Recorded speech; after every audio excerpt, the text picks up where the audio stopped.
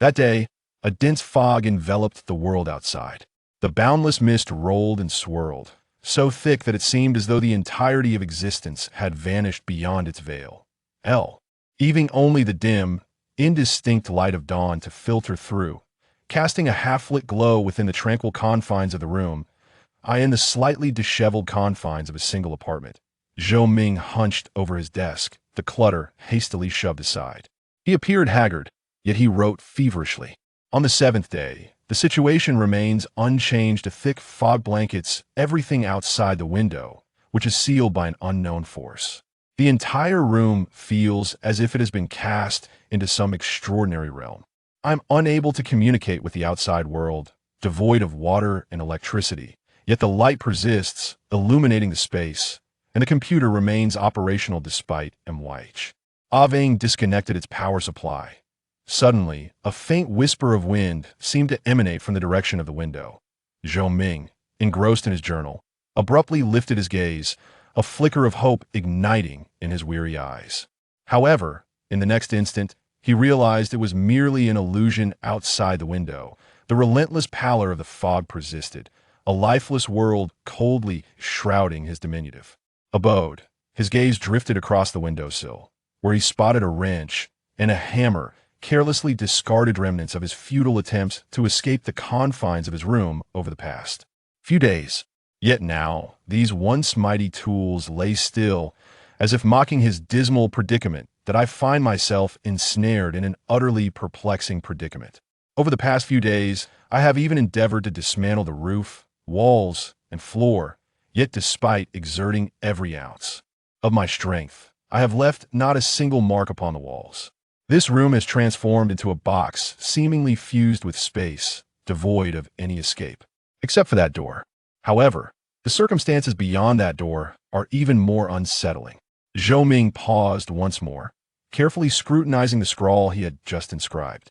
He absently leafed through his diary, observing the oppressive words he had penned over the preceding day's meaningless ramblings, anxious doodles, and the dry wit he had forced himself to express in moments of attempted levity.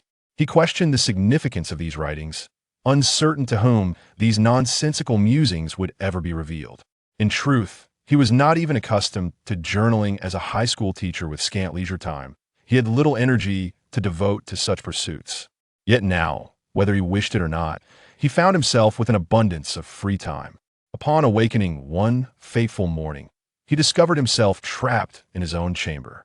Outside, an impenetrable fog lingered, so dense that nothing beyond it could be discerned.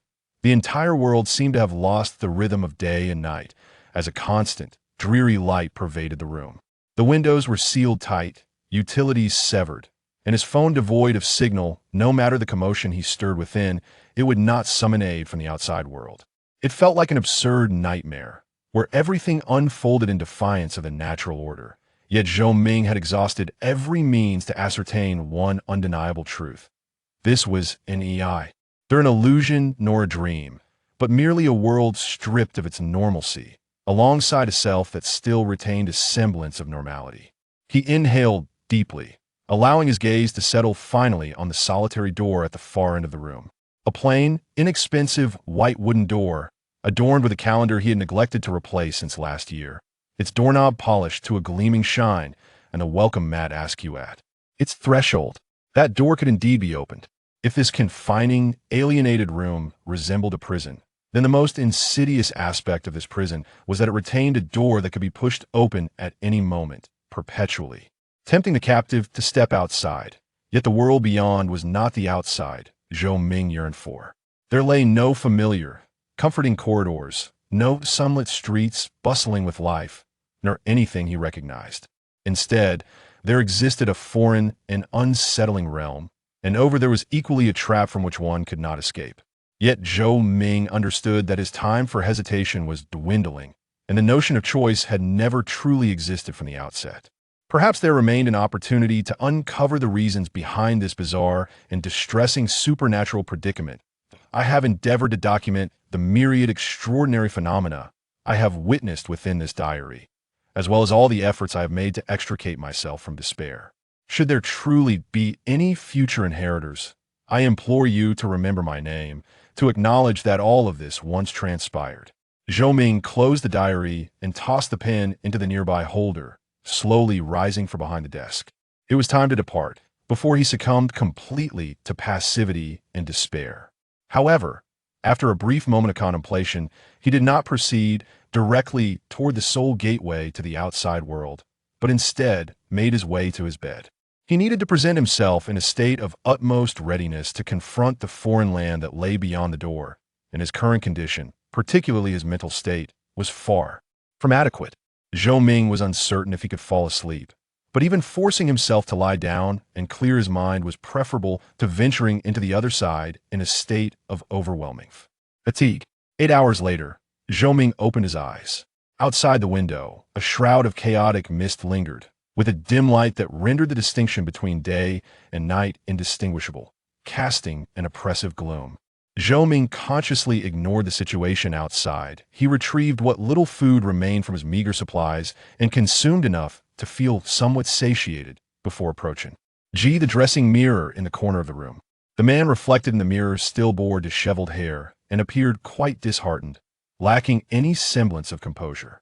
Yet, Zhou Ming continued to gaze intently at his reflection, as if he were intent on etching this visage indelibly in his memory. He gazed into the mirror for several minutes, then softly murmured to himself, as if addressing the figure reflected within. "Your name is Zhou Ming, at least on this side. You are Z.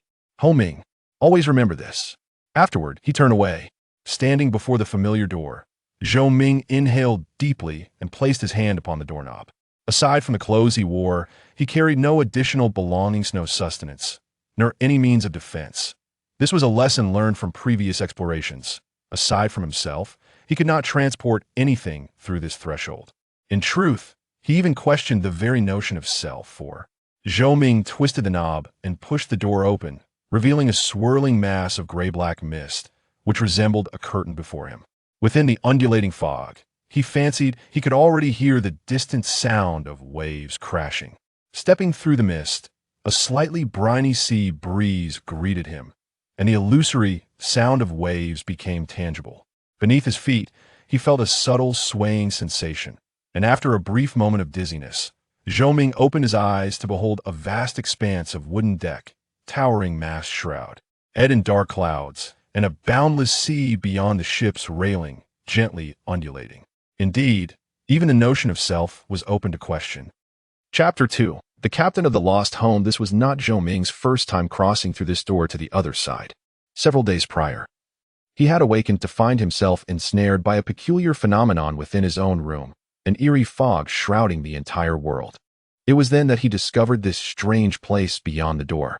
After all, that door had become the sole exit from his room. He vividly recalled the bewilderment and helplessness he felt upon first pushing open the door and finding himself confronted by the deck, as well as the astonishment and panic that washed over him when he looked down to see himself in a different body. Yet, in pursuit of an opportunity to break free from this predicament, he had bravely embarked on several successful explorations of this realm. Although he still had not unraveled the mystery of what had transpired within him, nor understood the nature of the enigmatic ship that loomed outside his door, he had at least acquired some experience and gained a preliminary understanding of the vessel. Regrettably, the items from the two worlds could not traverse the door, nor could he bring his camera along. However, his phone, which had been left in the apartment, had recorded the scene of him passing through the door, confirming that he had indeed traversed the black mist. So, had his body truly transformed into this state while crossing through the fog? Zhou Ming muttered to himself, aware that his solitary musings on the deck might appear somewhat comical to an outsider. Yet, he felt compelled to produce some sound in this desolate, eerie ghost ship. He needed some evidence to affirm that he was still alive. A gust of briny sea breeze swept across the deck, stirring the enigmatic fabric of the dark blue captain's coat worn by Zhou Ming. He let out a gentle sigh, yet instead of approaching the deck, he turned to gaze at the door behind him. Placing his hand upon the doorknob, he exerted force, pulling the heavy oak door outward with a creak. Within lay a dimly lit cabin, where the faint light revealed exquisite tapestries adorning the walls, shelves brimming with various ornaments, and a spacious nautical table at the center of the room. At the farthest end, another small door was framed by a wine-red carpet. Zhou Ming stepped into the captain's quarters, instinctively glancing to his left as he passed the doorway. There, affixed to the wall, was a full-length mirror reflecting his image with clarity. He appeared as a tall man with thick black hair and a dignified short beard. His deep-set eyes bore an intimidating presence, exuding authority even without fury. Though he seemed to have crossed the threshold of 40, his commanding demeanor and striking appearance obscured any sense of age. The finely crafted captain's uniform further accentuated the uniqueness of the figure mirrored before him. Zhou Ming stretched his neck and made a grimace at the mirror. He considered himself a personable and amiable individual. However, the reflection staring back at him seemed incongruent with his disposition. Soon, he abandoned this endeavor, as he realized that the image in the mirror not only failed to appear friendly, but rather transformed from a dignified captain into a psychopathic serial killer. While Zhou Ming engaged in these antics, a faint crackling sound emanated from the direction of the navigation table. Unperturbed, he turned his gaze towards the source of the noise and beheld a wooden goat head sculpture gradually pivoting its face towards him, as if it had come to life. The obsidian eyes embedded in the wooden visage gazed intently in his direction. Duncan, Zhou Ming spoke calmly, Duncan Abnomer. In an instant, the voice of the wooden goat head shifted from a raspy, somber tone to one of warmth and friendliness. Good morning, Captain. I am delighted to see that you remember your name. How do you fare today? How is your health? Did you sleep well last night? I hope you had a pleasant dream. Moreover, today is an opportune day for setting sail. The sea is tranquil, the winds are favorable, cool, and comfortable, and there are no bothersome naval officers or noisy crew members. Captain, you know a noisy crew member. You are already sufficiently noisy. Despite having dealt with this peculiar goat head on numerous occasions, Zhou Ming felt an involuntary shiver coursing through him. He shot a fierce glare at the figure, his voice emerging in a low hiss. Silence. Oh, indeed. Captain, you prefer tranquility, and your loyal first mate, second mate, bosun, sailor, and lookout is acutely aware of this. The merits of maintaining silence are manifold. Once, a figure from the medical realm, or perhaps the philosophical or architectural domain, once posited. Zhou Ming now felt a tremor not only in his mind, but even within his bronchial tubes. What I mean to say is, I command you to remain silent. As the words of command escaped his lips, the goat's head finally fell silent. Zhou Ming exhaled softly, taking a step towards the navigation table to sit down. He was now the captain of this ghostly vessel, devoid of crew. Duncan Abnomer, an unfamiliar name, a tongue-twisting surname. The moment he crossed through that shroud of blackish-gray mist and set foot on the ship, he instinctively comprehended these truths. He knew his corporeal form here bore the name Duncan, understood he was the master of this vessel, and recognized that it sailed on an unimaginably prolonged journey. He grasped these facts, yet nothing more. What lingered in Zhou Ming's mind resembled the faintest echoes of a spectral captain's impressions, remnants of an existence that had long since departed. Instinctively, Zhou Ming sensed that the identity of this Captain Duncan harbored grave implications, particularly in light of the supernatural phenomena aboard this ship, the talking wooden goat's head. The enigma surrounding Duncan might portend dangers beyond his wildest imaginings. Yet, he must bear this name to navigate safely within this vessel. Just like the wooden goat head on the table, certain elements aboard this vessel are perpetually attempting to ascertain the captain's identity. Even the ship itself seems intent on confirming who the captain is. Zhou Ming is uncertain of the ramifications stemming from Captain Duncan's forgotten name. Yet he is convinced that any misstep in stating his own name would yield dire consequences. After all, even that wooden goat head on the navigation table does not exude an air of benevolence. However, if he were to bear the name Duncan Abnomer, everything aboard the ship appears rather amiable, albeit seemingly lacking in intellect. Nevertheless, the nautical chart reveals no identifiable routes or landmarks, not even a solitary island. Its coarse, thick parchment surface is marred by vast, undulating patches of gray and white, resembling fog, which obscure the original navigational lines. The only discernible feature at the center of the chart is a faint silhouette of a vessel, partially veiled in mist. Duncan, or rather Zhou Ming, has not amassed any experience in setting sail over the past few decades. Yet, even someone unfamiliar with nautical charts would recognize that a proper chart does not resemble this.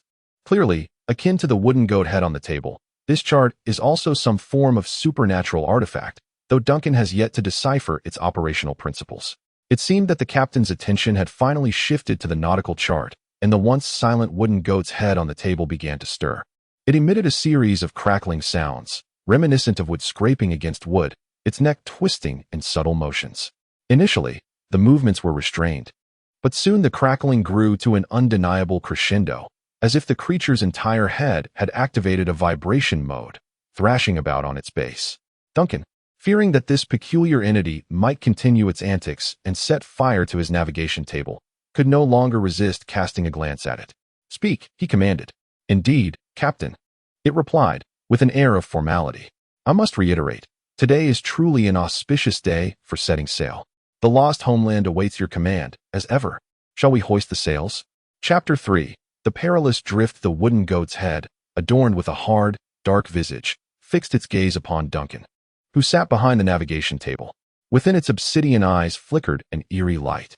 Although this peculiar object lacked the capacity for expression, Duncan distinctly sensed an air of anticipation emanating from its wooden face. In truth, this was not the first occasion the goat's head had urged him to embark on his journey. Each time he visited this place, it would prompt him to set sail anew. However, Duncan fell into silence, his naturally commanding visage now shrouded in clouds of contemplation. In his introspection, he became acutely aware of two pressing matters. Firstly, he was utterly alone aboard this vessel, which was astonishingly vast for a sailing ship. The craft, known as the Lost Homeland, was approximately 150 to 200 meters in length, and maneuvering such a colossal entity would require dozens, if not hundreds, of seasoned sailors. How could he possibly manage it alone?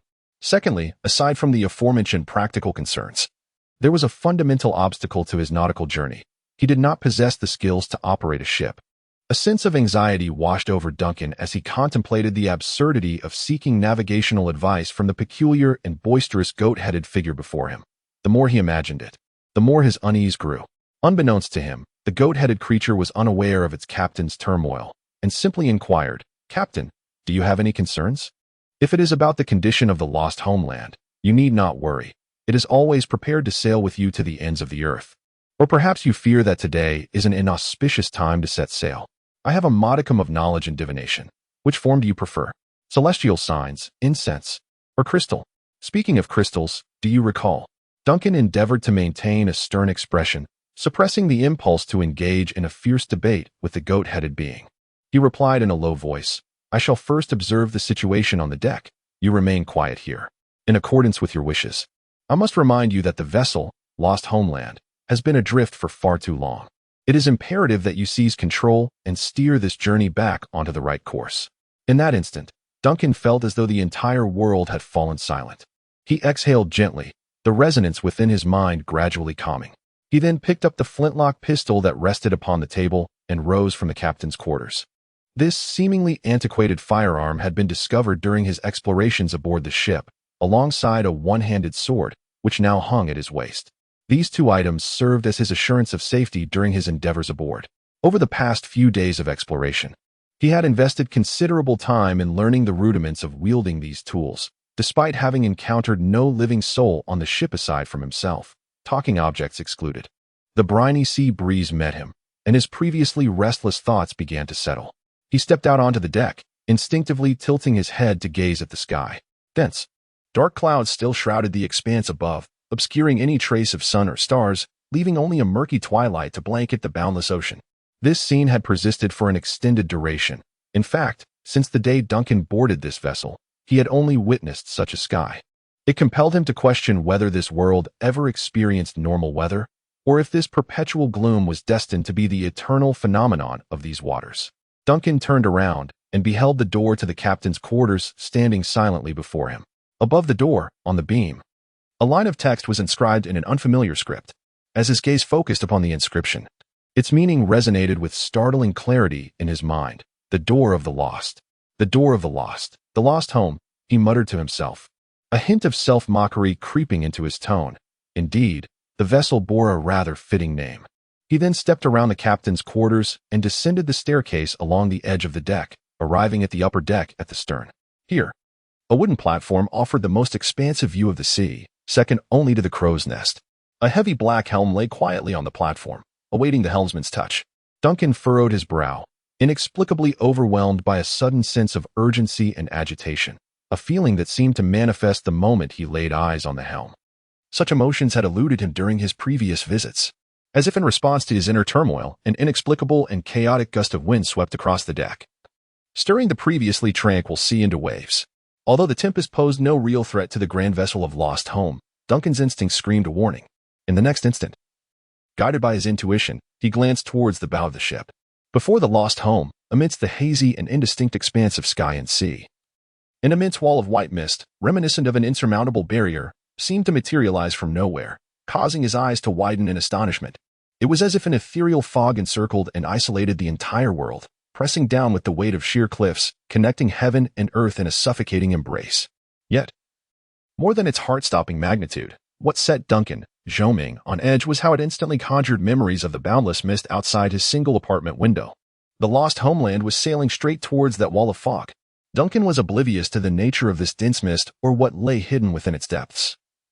But an instinctive sense of peril gripped him. His survival instincts warned that being engulfed by this fog would spell disaster. Without conscious thought, he dashed towards the platform where the helm was situated, yet an overwhelming sense of helplessness washed over him, even if he took the helm. How could he possibly navigate this colossal vessel away from that fog wall all by himself? Nevertheless, he instinctively approached the wheel, and almost simultaneously, a hoarse and ominous voice emerged from a copper pipe connecting to the captain's quarters beside the helm. It was the voice of the goat head, and this time, the eerie being sounded somewhat frantic. "Captain, a border collapse has occurred ahead. We are nearing the limits of reality. Please adjust our course immediately." Hearing the goat head's panicked tone, Duncan nearly erupted in expletives. Adjusting the course was easier said than done. Would that creature conjure up a dozen capable sailors right then to take command of this vessel? He then lifted his gaze towards the direction of the mast, only to find a few bare masts standing starkly on the deck, a wave of despondency washing over him. Not to mention raising the sails. The ship, in fact, possessed no sails at all. The masts were utterly devoid of cloth. In a fit of agitation, he scarcely took the time to ponder the peculiar words that had just erupted from the goat-headed figure's lips. Instinctively, he grasped the helm before him, which inexplicably seemed to quiver slightly. For several days, this marked the first occasion he had actively placed his hand upon the helm of the Lost Homeland.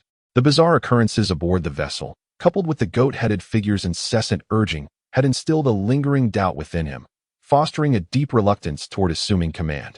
Yet now, he found himself devoid of the luxury of hesitation. He clutched the ship's wheel firmly, his mind a blank canvas, unprepared to navigate a ghostly ship bereft of crew. In the next instant, transformation ensued. A cacophony akin to a mountain's roar and the surging of the sea reverberated in Duncan's mind, as if 1,000 jubilant voices stood upon the shore, bidding farewell to a departing vessel. It felt as though countless sailors were bellowing the captain's name from the deck, interspersed with haunting sea shanties and the ominous crash of invisible waves. A vibrant green flame flickered at the periphery of his vision, compelling Duncan to glance at his palm. He beheld a burst of emerald fire erupting from the helm of the Lost Homeland, swiftly engulfing him in a fierce embrace, spreading across his body in the blink of an eye. Amidst the roaring flames, his corporeal form abruptly transformed into something insubstantial and ethereal. The captain's uniform, as if submerged in seawater for decades, became tattered and worn. Beneath this sudden ethereality of flesh, Duncan could vaguely perceive the gleaming bones of his skeleton, upon which flames danced, an unquenchable fire coursing through him like water. Yet he felt no pain or burning sensation. Amidst the blazing inferno, he sensed his awareness expanding in all directions. The fire cascaded down from the helm, sweeping across the deck, engulfing the gunwales, and ascending the mast. The flames intertwined like a net, rising from the deck with a rhythm akin to breathing, extending along the solitary mast until they coalesced into a vast sail. Ethereal and mist-like, amidst the confluence of sea and fog, the Lost Home set sail before the swiftly collapsing borders of reality. In the fourth chapter, the spirit world's gale, the ghostly green flames blazed upon him, transforming flesh and bone into a translucent spirit. Duncan, at the helm of the Lost Home, felt his perception spreading along with the flames, ultimately enveloping the entire vessel. It became evident that the ship required no crew. The Lost Home could set sail with the captain alone at the helm, ready to embark at any moment. As the ghostly green flames soared into the air, Duncan experienced a fleeting moment of panic. However, the supernatural occurrences he had witnessed over the past few days aboard this ship compelled him to regain his composure, ensuring he did not relinquish the wheel in those critical seconds. Now, he was convinced that this flame was a benign force, regardless of whether his body would ever fully recuperate. At the very least, It was evident that the power of the flames aided him in mastering this ghostly vessel beneath his feet. The cacophony of cheers in his mind gradually faded, and Duncan felt more lucid than ever before. The ship, the lost home, resonated with a plethora of indescribable sensations, as if it were an extension of his own being. Despite lacking the requisite knowledge and experience befitting a competent captain, he now possessed the ability to command this vessel single-handedly. The ethereal sails billowed on the mast, while various auxiliary sails adjusted their angles autonomously. At this moment, the air currents across the surface of the sea were tumultuous, yet those spectral sails seemed to draw a harmonious energy from the chaotic winds. The grand lost home ceased its aimless drifting and began to stabilize under the propulsion of the sails. Duncan attempted to turn the helm, and a tangible force reverberated in his mind. He could sense the massive ship beneath him gradually shifting its course, striving to steer away from the boundless fog ahead. However, the change of direction appeared insufficient, for the endless thick mist continued to encroach upon them. A sharp cry emanated from the copper tube beside the helm. Warning! Approaching the limits of reality. We are about to descend into the spirit realm. Captain, I am doing it, Duncan bellowed, interrupting the voice from the tube. Instead of making a racket down there, why don't you think of something useful to contribute? The voice fell silent. But just as Duncan believed it had finally quieted, a hoarse and chilling shout erupted from the copper tube. Push forward! Push forward! Push forward! Duncan suddenly found himself enveloped in an overwhelming sense of unreality, as if the world around him had slipped away from its moorings. He reluctantly accepted the bizarre phenomena he was experiencing, embraced the supernatural forces aboard the vessel, and even acknowledged the unsettling sensation of being simmered slowly in a cauldron of green fire. Yet, he could scarcely fathom that the goat-headed entity, which had emanated an aura of eerie danger from the very beginning, would now manifest such astonishing behavior. This sinister being had always been disconcerting, but at this moment, its presence was exceptionally uncanny. However, the encroaching fog offered Duncan little opportunity for further contemplation or sarcasm. The lost homeland had begun to pivot rapidly, its massive structure turning with an agility that could only be described as a drift. Yet, the distant mist seemed to pursue them with a sentient resolve, its edges dispersing vast swathes of thin vapor that spread at an alarming pace, enveloping the entire vicinity of the vessel in mere moments. As the mist ascended from the ocean's surface, Duncan distinctly sensed a peculiar shift in his surroundings. The light of day dimmed abruptly, and the once cerulean waters revealed an unfathomable web of inky black threads, resembling intricate strands of tangled hair, rising ominously from beneath the waves. In a blink, the entire expanse of the sea took on a pitch-black hue. Within the fog, countless indistinct shapes began to materialize. We have descended into the realm of the spirits. The cacophonous and eerie cries of the goat-headed figure finally subsided, its shouts echoing as if emanating from an exceedingly distant realm, interspersed with a multitude of hushed murmurs, as though a legion of malevolent voices encircled Duncan. Yet, the lost home had not fully succumbed to the depths. The captain held the helm firmly. Before descending into the profound abyss, the vessel still possessed the means to maintain its course. There was still a chance for escape. The only condition was that he needed to discern the direction to steer. Duncan growled softly, his voice intermingling with the crackling of green flames, reminiscent of a sound that might echo from the depths of hell. I have lost my sense of direction. Instinct, Captain, instinct. The goat-headed voice bellowed through the brass tubing. Your intuition surpasses the accuracy of the lines on the nautical chart. A wave of helplessness surged within Duncan, but he lacked the strength to engage in a verbal spar with the sinister goat-headed entity. Since the creature insisted on relying on instinct, he resolved to act with audacity, following the faint trace of the sensation that had lingered before the fog had risen. He gripped the helm with all his might and turned resolutely in the direction he believed to be right. The lost home emitted a series of spine-chilling howls from bow to stern, its massive hull carving an astonishing arc across the now pitch-black surface of the sea. The wind howled, the fog whirled, and amidst the dim light and mist, Duncan's peripheral vision suddenly caught sight of something gradually emerging within the haze. At the terminus of the enchanting arc delineated by the lost homeland, a vessel abruptly emerged from the mist, either colliding directly towards it or, conversely, the lost homeland was hurtling straight towards it. Duncan's mind was consumed by a singular exclamation. Good grief, the spirit realm's vessel has gone awry. After tirelessly navigating this bizarre world without encountering another living soul, why did a ship materialize at such a moment? What a serendipitous convergence of improbabilities. The howling winds roared, and monstrous waves surged as the boundless sea unleashed its terrifying might. before the natural forces potent enough to rend apart even the most extraordinary beings. The White Oak was extracting the last vestiges of power from its steam engine, battling against the specter of death. Captain Lawrence Creed, his hair ashen, stood in the cockpit. Yet the robust walls and windows offered him no solace. His hands gripped the helm tightly, while the vessel's agonized roars and convulsions resonated through the series of gears and rods connected to the wheel, flooding his mind with dread. Through the expansive windows, he beheld the astonishing waves rising outside the ship's rail, but even more terrifying was the eerie mist that spread across the distant sea, accompanied by flickers of black lightning that danced within the fog. The White Oak was the most advanced steamship in existence, yet no matter how sophisticated the machinery, it could only guarantee the ship's vigor in calm waters. Now, however, both it and its captain faced the crumbling borders of reality, a chilling dread emanating from the foul palaces of malevolent deities lurking at the world's depths. "Captain, the pastor is on the brink of collapse." A heavy weight settled in Lawrence's heart. He understood that the venerable pastor still stood on the side of humanity, valiantly wielding his last vestiges of devout faith and his pure, sacred soul to combat the cries emanating from the depths of the world. Yet, this steadfastness was but a fleeting flicker, and the purplish-black smoke rising from the censer bore testament to the overwhelming encroachment of corruption that had breached the sanctity of prayer.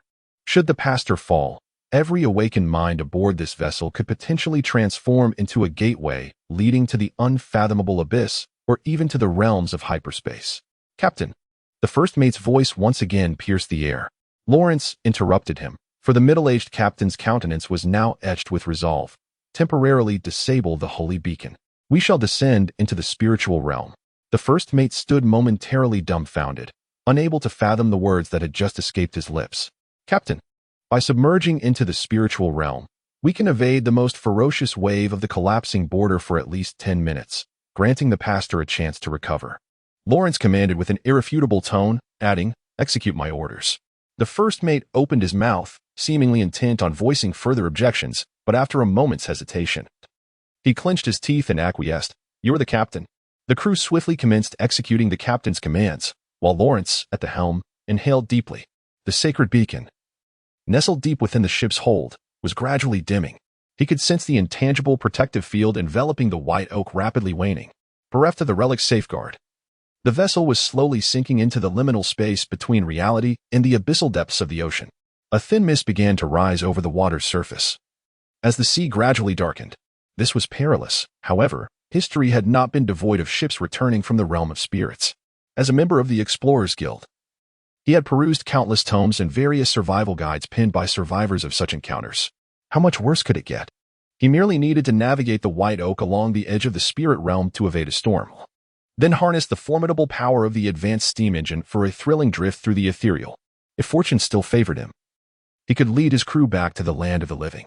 Then, he would promptly deliver the cursed Anomaly 099 to the ruling official of the Plander city-state, vowing never to wade through the authorities' murky waters again. It couldn't possibly deteriorate further, Lawrence reassured himself. Just then, he beheld a colossal three-masted sailing ship abruptly materializing on the now pitch-black sea, its imposing presence cutting through the water with an audacious momentum, hurtling towards them in a breathtaking arc. Captain Lawrence stared ahead in stunned silence. Chapter 5. Intertwined, a colossal shadow loomed ominously, and every individual aboard the White Oak bore witness to a moment that would be etched in their memories for eternity. It was a venerable and imposing three-masted warship, emerging from the mist in an era where steamships were no longer a novelty. This sailing vessel appeared as if it had stepped forth from a century-old oil painting, its masts towering, its hull steep, and the pitch-black wooden exterior aglow with a ghostly green flame. The enormous sails billowed in the void, weaving together visions of howling phantoms and layers of flame, scenes that would only manifest in the most terrifying maritime disaster tales, even on the boundless sea. Collision imminent. A crew member shouted in alarm. These seafaring souls, renowned for their bravery and ruggedness, faltered in the face of such a behemoth. They shouted and ran, some scurrying to find refuge on the deck, while others clutched anything nearby to secure themselves. A few even knelt amidst the tumultuous waves, with an unprecedented fervor, praying and invoking the names of the storm goddess, Gamona, or the Lord of Death, Bartok.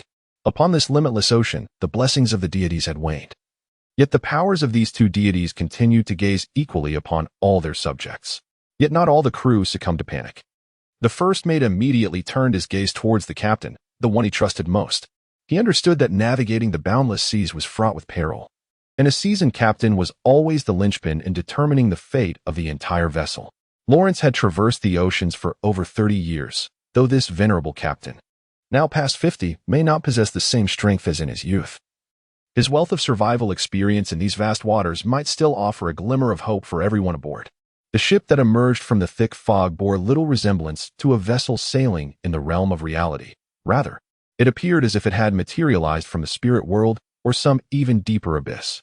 If this were some form of extraordinary phenomenon, perhaps it could indeed be confronted with an equally extraordinary power. The old captains sailing the limitless ocean had, to some extent, encountered such phenomena before. However, the first mate could only discern fear and shock etched across the captain's face. The old captain stood motionless at the helm, seemingly oblivious to the fact that the entire ship was engulfed in shadow. His gaze was fixed on the looming silhouette advancing towards them, his facial muscles rigid as if carved from stone. Finally, he managed to utter a few words through clenched teeth, words colder than the biting winds of the sea. "It is the Lost Homeland. Ship, Captain?" The first mate was jolted by the name that whispered into his ears. For like every sailor eking out a living on the vast ocean, he had heard this name spoken by many older, more seasoned, and superstitious crew members. "What did you say? That, the Lost Homeland?" Captain Lawrence seemed oblivious to the voice of the first mate. He gripped the helm of the White Oak with all his might, as if to bellow at some unseen entity, almost simultaneously with his utterance. The majestic hull of the Lost Homeland at last collided with the bow of the White Oak. A cacophony of screams erupted from nearly all the sailors. Yet, contrary to the anticipated earth-shattering impact, the colossal vessel engulfed in emerald flames appeared as a grand illusion, sweeping across the deck of the White Oak with a roaring blaze. The thick hull, the eerie cabins, the dimly lit corridors, and the fiery keel and supports were all consumed by this phantom.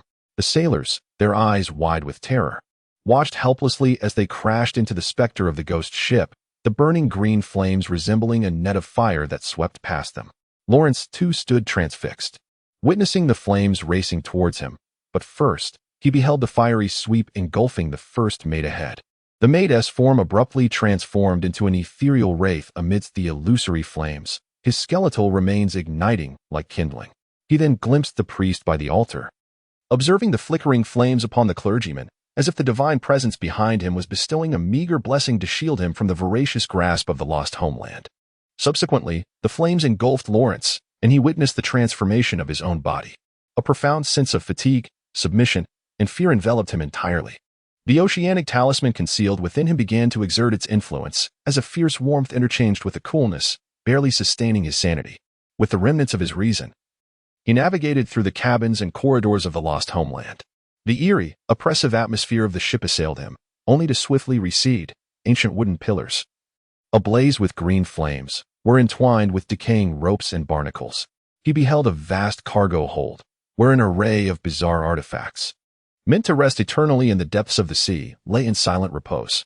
He also glimpsed an opulent chamber where a wooden goat's skull rested upon the central table.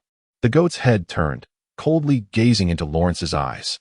At last, summoning every ounce of strength, Lawrence lifted his head and beheld the figure at the helm, a tall silhouette clad in a black mariner's uniform, exuding an air of dread and authority akin to a sovereign of nightmares. This figure commanded all spectral flames, and even the ocean, steeped in the realm of spirits, seemed to bow to his formidable presence as a rift tore open behind him. Resigned, Lawrence closed his eyes, understanding that he had become part of the Lost Homeland.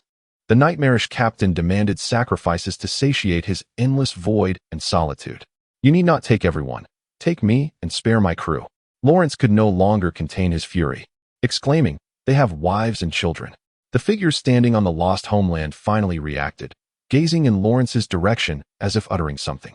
However, a piercing whistle suddenly erupted from the side, drowning out any coherent words. "What did you say? The wind is too strong for me to hear." In the next moment, a cacophony surged into Lawrence's ears, a tumult of wind, crashing waves, and the shouts of sailors outside. From the corner of his eye, he noticed the green flames swiftly extinguishing, while the last remnants of the Lost Homeland's illusion dissipated like mist into the air. Lawrence took a deep breath, then observed in astonishment that his hands, previously consumed by the green fire, had miraculously returned to their original state. Furthermore, the others in the cabin had also reverted to their flesh and blood forms. The devout priest was gasping for breath beside the altar, fervently invoking the name of the storm goddess, Gaemona, while the ominous purplish-black smoke from the incense burner gradually dissipated, giving way to pure white vapor ascending from the copper censer. After a considerable time, Lawrence managed to steady his breathing, casting bewildered glances around as if unable to comprehend that the nightmare had truly ended, until the first mate's voice broke through. "Captain, the ship, Lost Homeland, has departed." Lawrence, momentarily dazed, took a few seconds to respond, muttering to himself. "It actually spared us?" The first mate, momentarily confused, asked, "Captain? What did you say?" "Captain Duncan," Lawrence murmured instinctively, but immediately afterward, as if he had inadvertently uttered a forbidden word, he slapped himself. He then abruptly raised his head to gaze at the first mate, calling for an immediate roll call. "Quick, see who is missing from the ship." The first mate promptly nodded in acknowledgement, but just as he was about to depart, Lawrence called him back. "We must also ascertain if there are any uninvited guests aboard." The first mate hesitated for a moment, then comprehension dawned upon him, his expression shifting to one of apprehensive fear. He took a deep breath and quietly invoked the name of the storm goddess before hastily dashing onto the deck. As the White Oak continued its voyage in a liminal state, the sound of the assembly bell rang out like a death knell. Chapter 6. The missing cargo. The assembly bell tolled, its urgent chimes accompanied by the chaotic and frantic footsteps of the sailors. Lawrence remained in the helm with the second mate and the still breathless clergyman. The old captain gazed out at the sea at this moment. The White Oak was ensconced in a profound ethereal state. Outside the ship, a shroud of mist enveloped the dark waters, which appeared as black as ink. Yet, the storm had abated, and the dreadful lost land had vanished without a trace. This evoked a disconcerting illusion, as if the prior tempest and the collapsing boundaries of reality were conjured by that phantom vessel, and now, with its departure, all calamities had receded from the White Oak. Lawrence was reminded of the terrifying legends surrounding the lost home and Captain Duncan Abnomer, conjuring images of the fleet that was consumed by the boundaries of reality over a century ago, as well as the ships that sank into the unfathomable depths of the sea during their encounter with the lost home. Suddenly, he felt that such events were not beyond the realm of possibility. Nevertheless, the lost home had departed, and the surrounding waters had momentarily returned to a semblance of tranquility. Although still ensconced in the perilous depths of the spiritual realm, he and his crew were granted a fleeting opportunity to catch their breath. Henceforth, Lawrence needed to ascertain precisely what the lost home had taken from or left aboard the White Oak. It was imperative that this determination be made swiftly. With all potential hazards unaccounted for, he dared not allow the ship to surface into the realm of reality. For certain entities brought forth from the spiritual realm could unleash dreadful contamination upon the physical world. Yet, lingering too long in the depths of the spiritual domain would also render him and his crew vulnerable to irreversible consequences. As the clamor from the deck reached his ears, Lawrence abruptly lifted his gaze from his contemplations. He turned his attention to the priest seated before the incense burner, whose complexion had improved somewhat, yet wore an expression of grave seriousness. "Mr. Ron, what is our current stability?" he inquired. The priest cleared his throat twice, then retrieved a beautifully crafted compass from within his robes, its surface adorned with numerous marine symbols and sacred insignia. With a decisive motion, he opened the metallic lid, and the needle of the compass began to whirl rapidly before finally settling firmly in a specific direction. We linger at the surface of the spiritual realm, somewhat close to the tangible world, influenced by the faint echoes from the profound depths. The priest observed the compass needle's condition, his expression suddenly clouded with confusion. It was peculiar. "We are entirely stable here, and in the absence of the sacred artifact, there has been virtually no descent." Ahem. Perhaps the collision with the lost homeland actually propelled us onto a safer course. Lawrence chuckled wryly, attempting to lighten the mood with a dark jest. "I have heard whispers of subtle balance points within the spiritual realm, capable of shielding elements of the real world from deeper pulls. There were neither too many nor too few souls aboard. Upon our initial encounter, the first mate promptly reported without waiting for the captain's inquiry. I personally inspected the sailors assembled on the deck and even ventured into the boiler room to check on the engineers stationed there. Each of them accurately recited the names of their revered deities, undeniably alive. Not a single soul is missing." Lawrence's eyes widened in disbelief. This should have been good news. Yet he struggled to accept the first mate's report. What of the sacred beacon? The artifact remains intact. The first mate nodded affirmatively. The Navigator is preparing incense and essential oils, awaiting your command to reactivate the sacred object. Lawrence listened, rife with uncertainty, and once again found himself murmuring softly. Did he truly spare this vessel? Fortune seems to favor us. Captain, the first mate shrugged. We have suffered no losses. Perhaps that terrifying ghostly captain merely passed by, or might have inadvertently collided with us. Do you truly believe that? Lawrence immediately cast a sharp glance at his first mate. If fortune genuinely favored us, we would not have encountered. His words were abruptly interrupted by the sound of hurried footsteps approaching from outside. Suddenly, the door to the bridge swung open, revealing a panting bosun, his face awash with terror. Captain, Anomaly 099 has vanished. A profound silence enveloped the bridge as the crew exchanged bewildered glances. Yet, for reasons unknown, Lawrence, amidst his fleeting astonishment, felt an inexplicable sense of relief. Thank goodness. After the encounter with the lost land, it appears that something amiss has finally been uncovered aboard the ship. This is only to be expected. However, he swiftly composed his expression, striding toward the doorway while urgently instructing his first mate to take the helm and directing the bosun to lead the way. The sound of urgent footsteps echoed through the corridors of the White Oak. Before long, Lawrence, under the bosun's guidance, arrived at the depths of the steamer. A peculiar cabin came into view, its door adorned with a multitude of esoteric symbols. The heavy, obsidian door seemed forged from a single slab of black iron, and the arcane symbols extended from the edges of the doorframe into the corridor, vaguely suggesting the formation of a confining cage designed to imprison whatever was contained within the chamber. Lawrence cast a glance at the door, confirming that neither the door nor the surrounding symbols bore any signs of damage. He then looked up at the sanctum above where the sacred insignia was installed, a crucial element in safeguarding vessels from deep-seated influences, serving as a secondary safeguard for the sealed chamber. Even in a closed state, it ought to ensure the integrity of the chamber's barriers. Yet, under the protection of these two intact safeguards, the object housed within the sealed chamber, the most vital cargo escorted by the White Oak, the Anomaly 099 puppet casket, had vanished. Taking a deep breath, Lawrence stepped forward to open the heavy door of the sealed chamber, pushing it aside with considerable force. Inside, the room was brilliantly illuminated. Gas lamps hung from 4 pillars, casting their light almost without shadow upon the central area. However, the cargo that should have been there had mysteriously disappeared, leaving behind only a tangle of interwoven chains and a scattering of pale ashes strewn across the floor.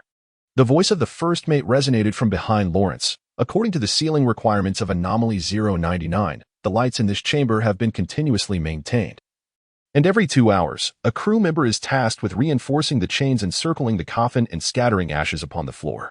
However, when that ghost ship appeared, chaos ensued, and the sailor on duty failed to enter the room in a timely manner, arriving nearly 7 minutes late, only to discover that Anomaly 099 had vanished. A mere 7-minute delay should not have precipitated a loss of control. At worst, it would merely weaken the seal and cause some disturbances. The most dire consequence would be a coffin wandering about this chamber, where layers of seals and sacred insignias are not mere decorations. Yet, Lawrence furrowed his brow and shook his head, for the current predicament is that it has indeed disappeared. The cargo has departed from this vessel, and this bears no relation to that sailor. The first mate's expression grew somewhat anxious. So, you mean to say, it must be the Lost Homeland? Lawrence replied solemnly. That captain has taken Anomaly 099. He paused momentarily, then let out a soft sigh. Perhaps we should consider ourselves fortunate. The Lost Homeland only takes what it desires, and that captain sought Anomaly 099, not our lives. The first mate glanced at his captain's countenance and then at the desolate sealing chamber, hesitating for a long while before finally asking, then, how shall we account for such a significant loss of cargo to the city authorities? Lawrence looked at the first mate and firmly patted his shoulder. The lost colony is a disaster caused by nature. We possess maritime insurance. Will the insurance company compensate for this? If they refuse to pay, we shall request the Explorers Association to issue a new bounty for the lost colony. Captain, are you feeling a bit anxious? Silence. Chapter 7. The puppet. The blazing green flames gradually dwindled, and the surrounding sea began to calm. After confirming with Goathead that the lost colony had departed from the perilous waters and could now navigate independently, Duncan withdrew his hand from the dark helm. He lowered his head, and before him lay the corporeal form of his body, along with the deck of the lost colony, restored to its original state after the extinguishing of the green fire. Yet, in the depths of his being, he sensed that many things had shifted. Duncan slowly closed his eyes, hearing faint whispers resonating from the dim, cavernous corridors within the lost colony. These murmurs bore an inexplicable familiarity. He noticed that the lantern in the captain's quarters had been lit at some point, casting a pale and flickering light through its glass shade. The sound of waves crashing against the hull reached his ears, seemingly concealing profound gazes beneath the surface. However, when he attempted to discern the source of those gazes, they eluded him as if deliberately concealing their presence. Duncan opened his eyes, exhaling softly. The gossamer-like spectral sail atop the mast of the lost colony billowed in response. He approached the staircase leading to the deck, as the ropes beside him slithered and withdrew to either side. He understood that only by taking the helm could he truly claim the title of captain of this vessel. In the realm of reality, the spiritual domain, the profound depths of the ocean, and what seems to lie even deeper within the subspace, Duncan's mind conjured these peculiar terms that appeared one after another before him. He understood that these words pointed to the true nature of this enigmatic world, yet he remained oblivious to their genuine meanings. However, as he listened to the tone in which the goat-headed figure addressed him as captain, Duncan sensed a subtle shift in the other's demeanor. He even harbored doubts that, even if he were to reveal his identity as Zhou Ming, the goat-headed being would continue to obey his commands. This transformation emerged after he had taken the helm and successfully emerged from the green flames. Nevertheless, after a moment's hesitation, he refrained from rashly pursuing this line of inquiry or questioning the goat-headed figure about the spiritual realm, the profound depths, and subspace. Just a few days prior, he had been engulfed in anxiety and unease, desperately seeking clarity regarding his predicament. Yet now, he found himself devoid of urgency. In this world, there existed other vessels, a society governed by order, and civilizations beyond his comprehension, which instilled within him a burgeoning sense of hope for the future, along with some rather nebulous plans yet to take shape. It was a vessel powered by machinery, yet the lost homeland appeared reminiscent of an era when sailing ships reigned supreme. Duncan mused to himself, though it was not entirely a mechanical ship. On board, there existed certain enigmatic cabins, arranged as though they were altars for some arcane ritual. The hull bore an array of peculiar patterns and symbols, resembling decorations, yet transcending mere ornamentation. The goat's head, Duncan suddenly interjected, aware that he did not know the true name of the goat's head, instinctively uttering the term that surfaced in his mind. Moments earlier, when he had encountered the vessel, the figure who appeared to be the captain had shouted at him. What did he say? The goat's head seemed indifferent to the captain's designation, readily accepting it and responding, "The storm was too fierce. I could not hear clearly." "You could not hear either?" Duncan furrowed his brow, feeling an unsettling impression that the captain's expression was tragically resolute, as if he were bracing for mutual destruction. Surely, his shouts must have been of significant import. The desire to perish alongside you is a natural human response, particularly among mariners, and it should not elicit undue astonishment. Their futile roars before an insurmountable challenge require no unnecessary attention from you. However, upon uttering these words, he felt a twinge of discomfort, as if he were inadvertently revealing a flaw in his identity as captain, exposing a lack of self-awareness. Perhaps it was the recent exertion from the green flames that had drained his energy, or maybe the sensation of merging with the lost homeland had dulled his vigilance. Regardless, this realization rendered Duncan momentarily anxious, though the goat head seemed entirely oblivious to his unease. Their fear of you is entirely reasonable. The tone of the goat head even carried a hint of pride. Anyone navigating the boundless sea should indeed fear you, akin to their apprehension towards ancient deities and the shadows lurking in hyperspace. Speaking of shadows, you are aware that a distinguished engineer, perhaps an agriculturalist or a gourmet, once uttered a profound statement. What is this? Duncan stood at the edge of the deck, astonished by the object at the entrance of the captain's quarters. It was a wooden box, measuring nearly the height of a person, crafted with remarkable precision. The obscure, dark timber was meticulously joined, reinforced with metallic fastenings that gleamed like gold. Intricate patterns were engraved along the edges of the box, resembling both text and deliberately distorted hieroglyphs. This box was certainly not a belonging of the lost homeland. Duncan had not seen it when he departed from the captain's quarters. The voice of the goat-headed figure fell silent for a moment before resuming. "I do not recognize it, but it appears to be a trophy." A trophy?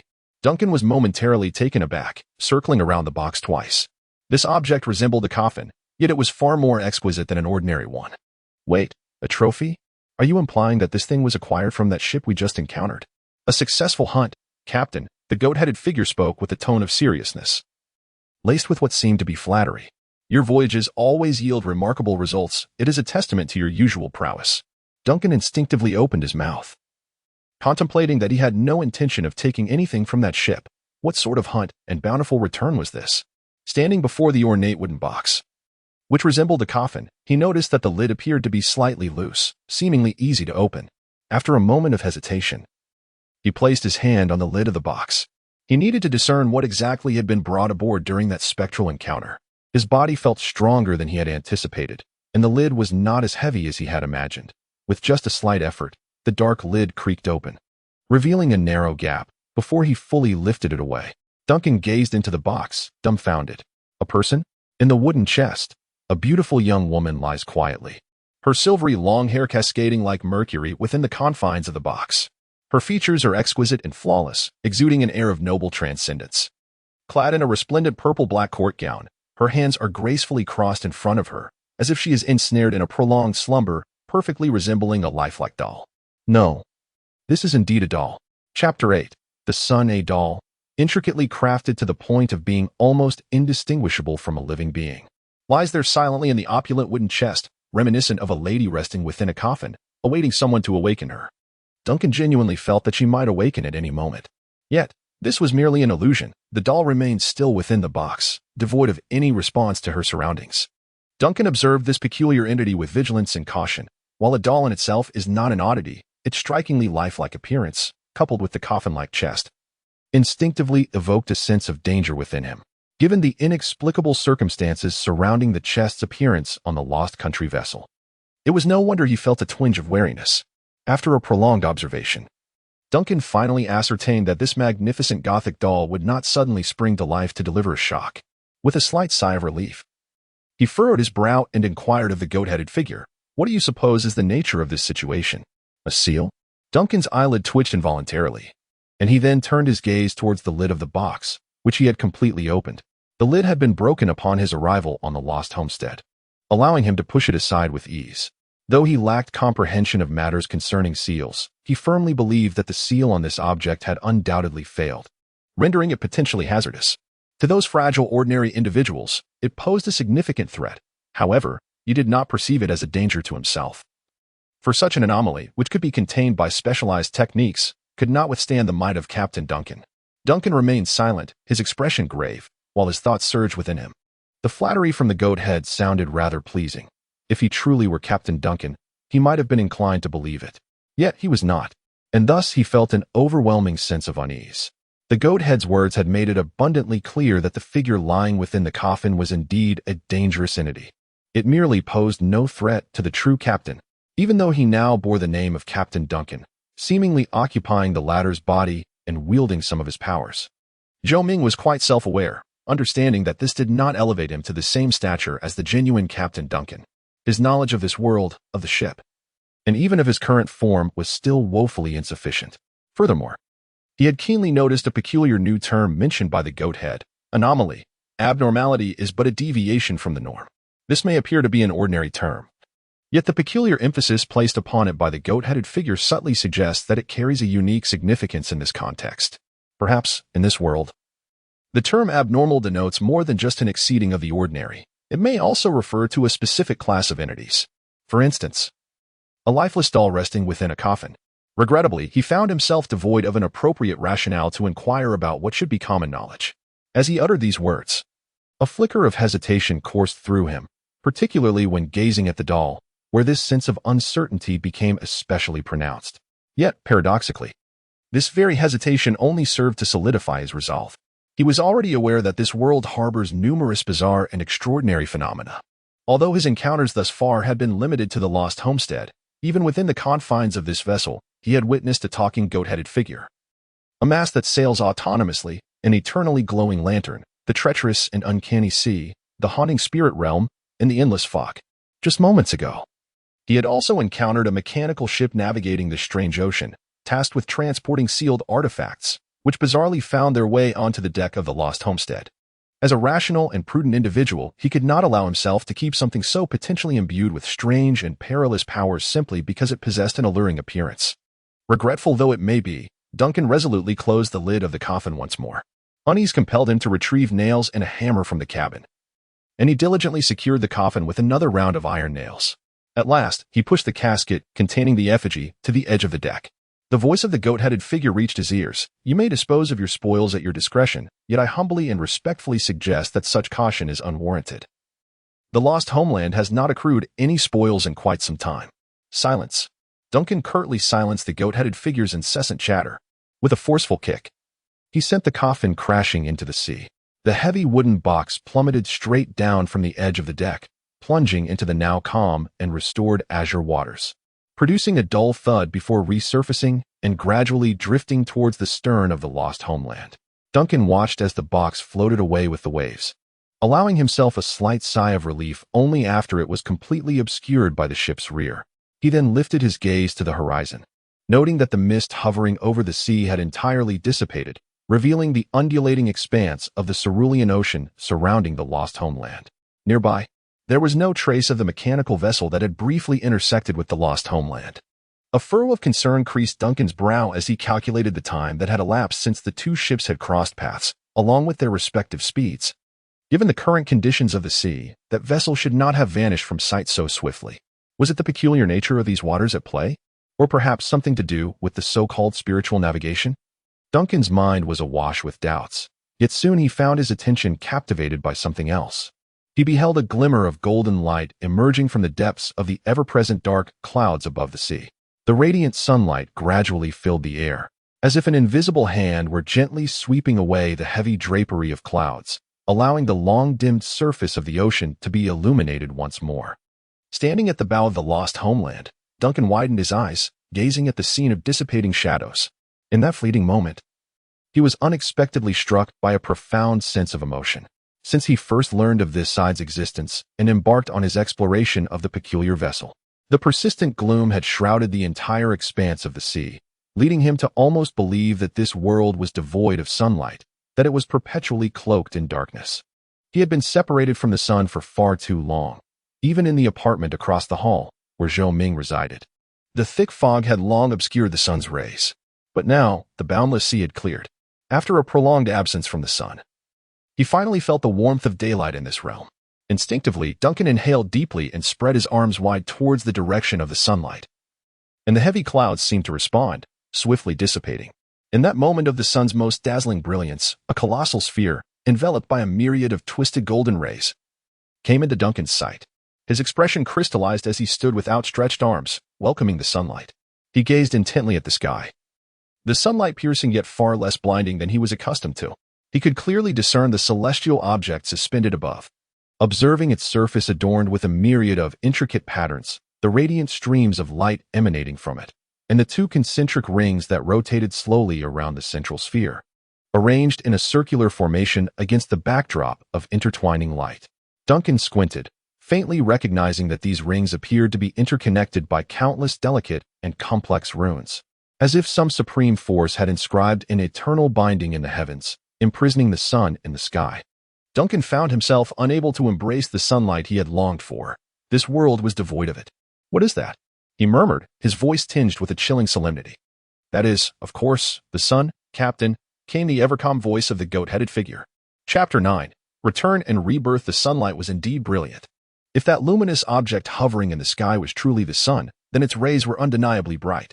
Yet the sun was not supposed to appear this way. It should not resemble this in the world he knew. Even beneath the alien sky, a star suspended aloft would not manifest in such a manner. Yet, he had to come to terms with the truth. He was in a foreign land, a far more distant land than he had ever imagined. Even the sun had transformed into something beyond his comprehension. Outside that room, a dense fog had long since veiled the entire world, in a sense. His familiar homeland had dwindled to a mere 30 square meters of that small dwelling. In the prolonged silence, the voice of the goat had suddenly reached Duncan's ears. "Captain, where shall we head next? Do you have any navigation plans?" Navigation plans? How could Duncan possibly possess such a thing? Although he yearned to immediately devise a comprehensive scheme to explore this world and finalize the forthcoming voyage, he lacked even a proper nautical chart. being entirely unaware of the lands or powers that existed in this realm, nor did he know if this boundless ocean had an end. Just a few hours prior, he had only just learned how to pilot the Lost Home. Yet, he fell into contemplation and spoke inwardly after several moments. Where did that ship, which collided with the Lost Home, originate? You wish to venture to those city-states? The goathead's voice held a note of surprise, quickly followed by counsel. I suggest you refrain from approaching the shipping lanes controlled by those city-states, at least for now. Despite your esteemed status as the great Captain Duncan, the condition of the Lost Home is, regrettably, not what it once was. And the naval guards of those city-states and the ecclesiastical forces will certainly exert their utmost to repel your advance. For a moment, Duncan found himself at a loss for words. He suddenly felt an overwhelming curiosity about the actions of the Duncan captain he had replaced. Actions that seemed to have stirred such ire among the people that merely showing his face could provoke a response of a 25-man party. Indeed, banishment could well be seen as a journey to the ends of the earth. However, it appeared that the civilized society of this world did not share such a perspective. In the eyes of the locals, Captain Duncan is akin to a formidable world boss lurking just beyond the city's borders. His mere presence necessitates the assembly of a 25-member raid. It is essential to recognize that the role of a captain demands a high level of erudition. Even the most brutish of pirates must possess a leader capable of deciphering nautical charts, understanding celestial navigation, and calculating course trajectories. Reading? Engaging in literature upon the high seas is fraught with peril, as the enigmatic depths and entities of the subspace lie in wait for any lapse in a mortal's intellect. The only safe texts are those classics issued by the Church. While they ensure safety, their tedium renders them less appealing than swabbing the deck. Have you not always shown disinterest in ecclesiastical matters? Duncan raised an eyebrow at this. How could reading a book on the ocean pose a threat to one's life? Why is it that only the Church's classics can be read without risk? What affliction plagues this boundless sea? Although he felt he had gleaned a fragment more about this world, it was accompanied by a cascade of new uncertainties. Consequently, Duncan forced these questions into the recesses of his mind as he approached the ship's railing, gazing out at the endless expanse of ocean and sky. The golden sun cast its resplendent rays, creating rippling reflections on the water akin to scattered gold leaf. If one could overlook the sun's eerily peculiar appearance, it was indeed a breathtaking sight. After careful consideration, Duncan cautiously addressed the goat-headed figure, expressing his weariness with the aimless voyage. Perhaps, he began. But before he could finish, an unusual sensation surged from the depths of his being, stemming from the connection he shared with the Lost Homeland. It felt as though some foreign entity had made contact with the vessel. Almost immediately, a thud resonated from the stern, akin to a heavy object colliding with the deck. Furrowing his brow, Duncan swiftly drew his primed flintlock pistol with one hand and unsheathed his long sword with the other, racing towards the source of the sound. Moments later, he arrived at the aft deck, where a sight left him utterly astounded. There lay a magnificent wooden box, resembling a coffin, accompanied by an eerie doll. A chilling wave washed over Duncan as he fixated on the still wet surface of the box, as if it might inexplicably open at any moment. His gaze then shifted to the nails surrounding the lid, which had mysteriously vanished. These were the very nails he had secured before casting the box into the sea, expected to be steadfast. Thus, after several tense minutes of vigilant standoff beside the box, Duncan finally resolved to act. Gripping the flintlock firmly in one hand, he inserted his long sword into the crevice of the wooden lid and forcefully pried it open. The ornate lid creaked open, revealing the lifeless Gothic doll, which lay quietly within, enveloped by red velvet lining, reminiscent of a slumbering princess. Duncan gazed at the doll for several seconds before speaking in a grave tone, believing he exuded an air of authority. If you are alive, rise and converse with me. After repeating this command twice, the doll remained utterly still. Concluding his attempts, he resolutely closed the lid once more and retrieved tools to drive a series of coffin nails into the box, securing it with an intricate pattern. After hammering in the last nail, he found a chain and, utilizing the hooks already present on the chest, firmly bound the lid. Satisfied with his handiwork, Duncan stood up and gently clapped his hands, nodding at the coffin he had so thoroughly secured. This time, you shall not rise from your grave. With that, he unhesitatingly kicked the box back into the sea. Watching it plunge into the water, he observed the chest bobbing with the waves, gradually drifting away, and felt a slight sense of relief before turning to leave the stern of the ship. The wooden box continued to float on the surface, having drifted far out to sea. Perhaps I should place a cannonball or something similar inside, so it would sink, Duncan muttered. finally turning to make his way towards the captain's quarters. "You were rather harsh towards that lady," a voice, reminiscent of a goat's head, echoed in his mind. "Shut up. Do you dare refer to a cursed doll as a lady? It indeed appears to be a cursed effigy. Yet, what curse upon the boundless seas could rival that of the lost homeland and the illustrious Captain Duncan? Captain, in truth, that lady seems rather gentle and innocuous. Duncan, why does this goat-headed figure take such pride in recounting the curse and infamy of the lost homeland and Captain Duncan?" Perhaps sensing Duncan's discontent in his silence, the goat-headed figure swiftly shifted the subject. "Captain, you previously expressed a desire for my counsel, specifically regarding. We shall discuss it later. I require a moment's respite, for navigating the lost homeland through the spirit realm has drained my energy. Please maintain your silence for now." "Yes, Captain." In the next instant, his gaze suddenly fixed. The nautical chart appeared to exhibit a subtle transformation. The once all-encompassing, seemingly animate grayish-white blotches began to dissipate slightly, revealing the waters surrounding the lost homeland with increasing clarity. Could it be that this object updates the information of the surrounding maritime expanse in real time? In tandem with the lost homeland's voyage, Duncan hurried to the navigation table, wholly engrossed in the delicate fluctuations of the chart. However, his intense focus was soon interrupted. From the depths of his consciousness, the lost homeland signaled contact with a foreign object, and immediately thereafter, Duncan heard a thud from the deck behind the captain's quarters. Chapter 10. Elegance has lost its grace. On the aft deck of the lost homeland, Duncan stood expressionless, gazing at the ornate wooden chest that lay quietly before him. Beads of water dripped from the edges of the chest, falling at his feet, affirming that his prior act of casting the chest into the sea was not a figment of his imagination, but rather a testament to its recent existence adrift upon the waves. Such an uncanny circumstance was enough to chill the heart, yet for reasons unbeknownst to him, Duncan felt a serenity that surpassed his own expectations. Perhaps it was due to his presence on this utterly bizarre ghost ship, or perhaps it stemmed from his recent harrowing experience with a spectral drift and a shipwreck. Even more likely, it was a result of his peculiar interactions over the past several days with a goat-headed entity.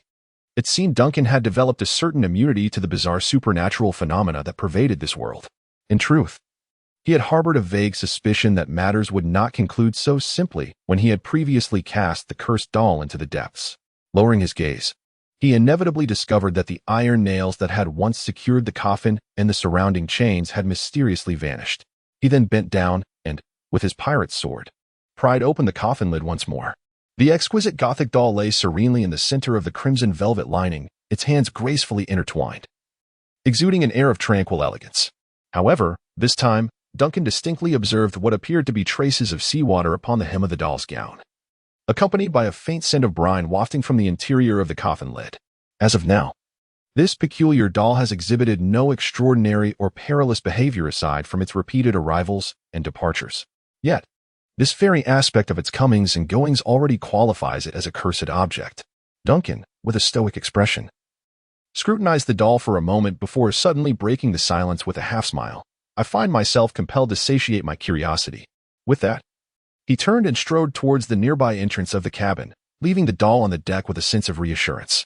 Although he personally regarded the doll with caution and preferred not to keep it close, his knowledge of the lost homeland and the goat-headed figure assured him that temporarily leaving the doll on the deck would pose little risk. Even if it were to suddenly turn violent, the myriad of creatures aboard the ship would be more than capable of handling the situation. Duncan traversed the aft deck, opened the wooden door leading to the lower deck, and descended the time-worn wooden stairs with familiarity, arriving in the upper hold of the ship. This space served as the armory, housing antiquated cannons that lay quietly on either side of the hold.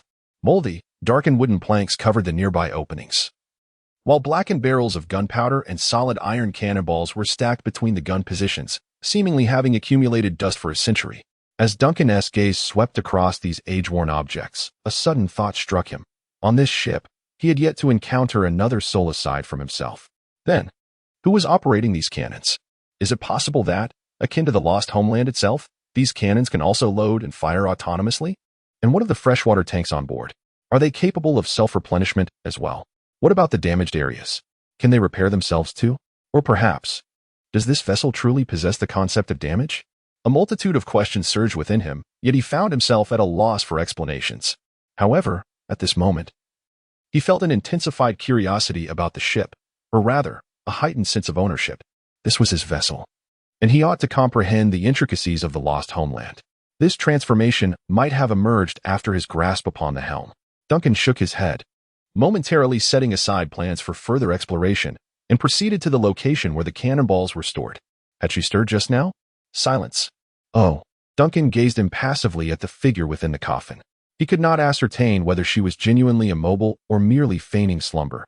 In any case, he remained indifferent. His curiosity beckoned for satisfaction.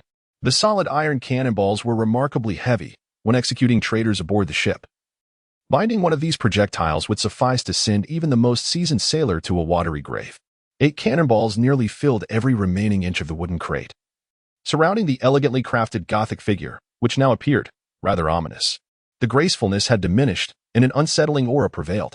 Duncan sealed the coffin's lid once more and, with considerable effort, pushed the crate to the edge of the deck. Even with his current physical strength, executing this task proved to be no small feat at last.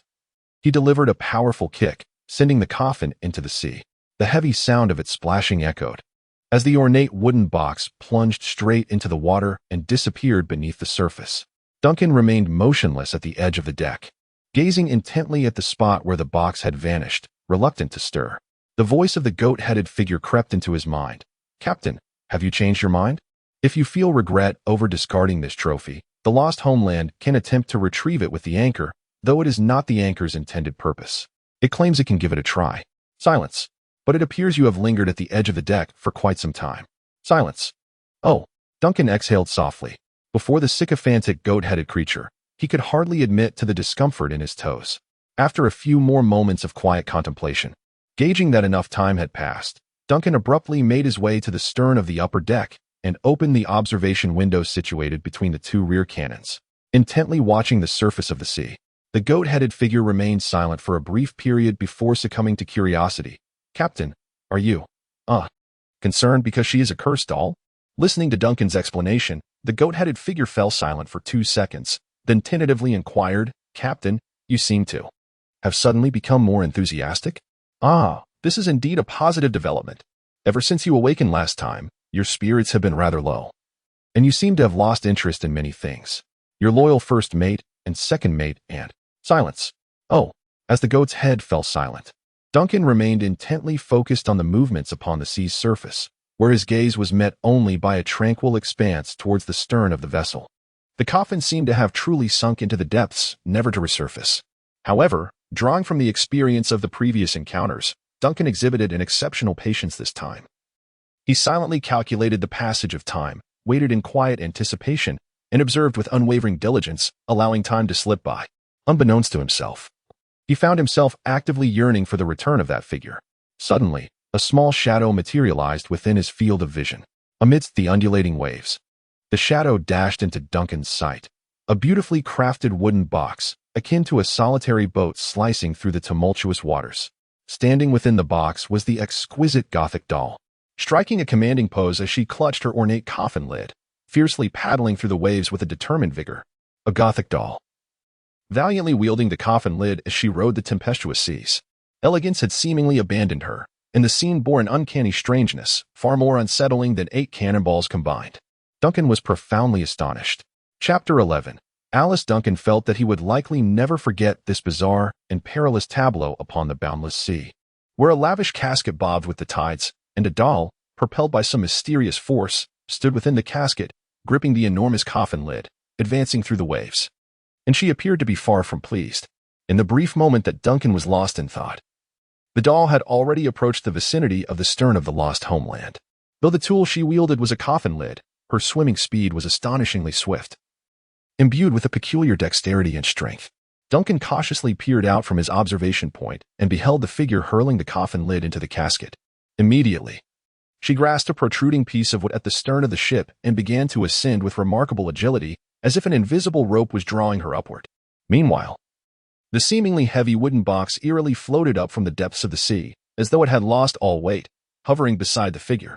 Unbeknownst to her, the captain of the ghost ship had been silently observing her. In the blink of an eye, she scaled the towering stern of the Lost Homeland. Leaping onto the deck with a graceful flip, with a flick of her finger, she directed the floating casket to settle steadily at her feet. She glanced around, seemingly assessing the surroundings, and upon confirming the area was clear, She hastily adjusted her slightly damp dress and began to crawl into the coffin. Halfway through her endeavor, she was suddenly obstructed by a pirate's sword that sprang forth from the side. Following that was the unmistakable sound of a flintlock pistol being cocked. The figure's movements froze instantly. She attempted to turn her head, only to find a ghostly captain, enshrouded in green flames, standing nearby, coldly regarding her. The voice that resonated as if from the depths of the spirit realm was chilling and profound. "Ah, I have caught you, puppet." Before Duncan, the figure visibly trembled, seemingly startled, instinctively attempting to recoil to the side. However, in her moment of panic, her movements became somewhat disjointed as her upper body swayed. Duncan distinctly heard a sharp crack emanating from her shoulder and neck region. Then her head fell off. Before Duncan's eyes, a beautiful visage detached from the puppet's form, its silvery locks cascading in the ocean breeze, entwining around the severed head as it rolled to rest at his feet. The puppet's body remained frozen in a pose of imminent flight beside the coffin, one hand reaching aimlessly into the air, while the head helplessly gazed at Duncan. Its lips moving in silent pleas. "Help! Help! Help!" It is no exaggeration to say that Duncan's heart ceased to beat at that moment.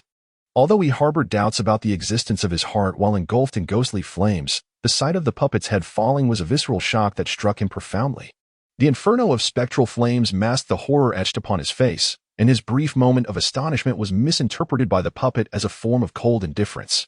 Thus, Miss Puppet remained oblivious to the fact that the fearsome Captain Duncan seemed even more anxious than she, incessantly murmuring, "Help!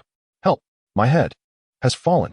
Finally, Duncan regained his composure, soothing the fragile heartbeat that now resided solely in his imagination. He exerted every effort to control his movements and voice. Observing the puppet with utmost calm and steadiness, he soon confirmed that, despite its myriad peculiarities, this cursed puppet appeared to fear him, the ghostly captain, even more than it embodied its own eerie nature. With this realization crystallized in his mind, Duncan understood the necessity of maintaining this composure.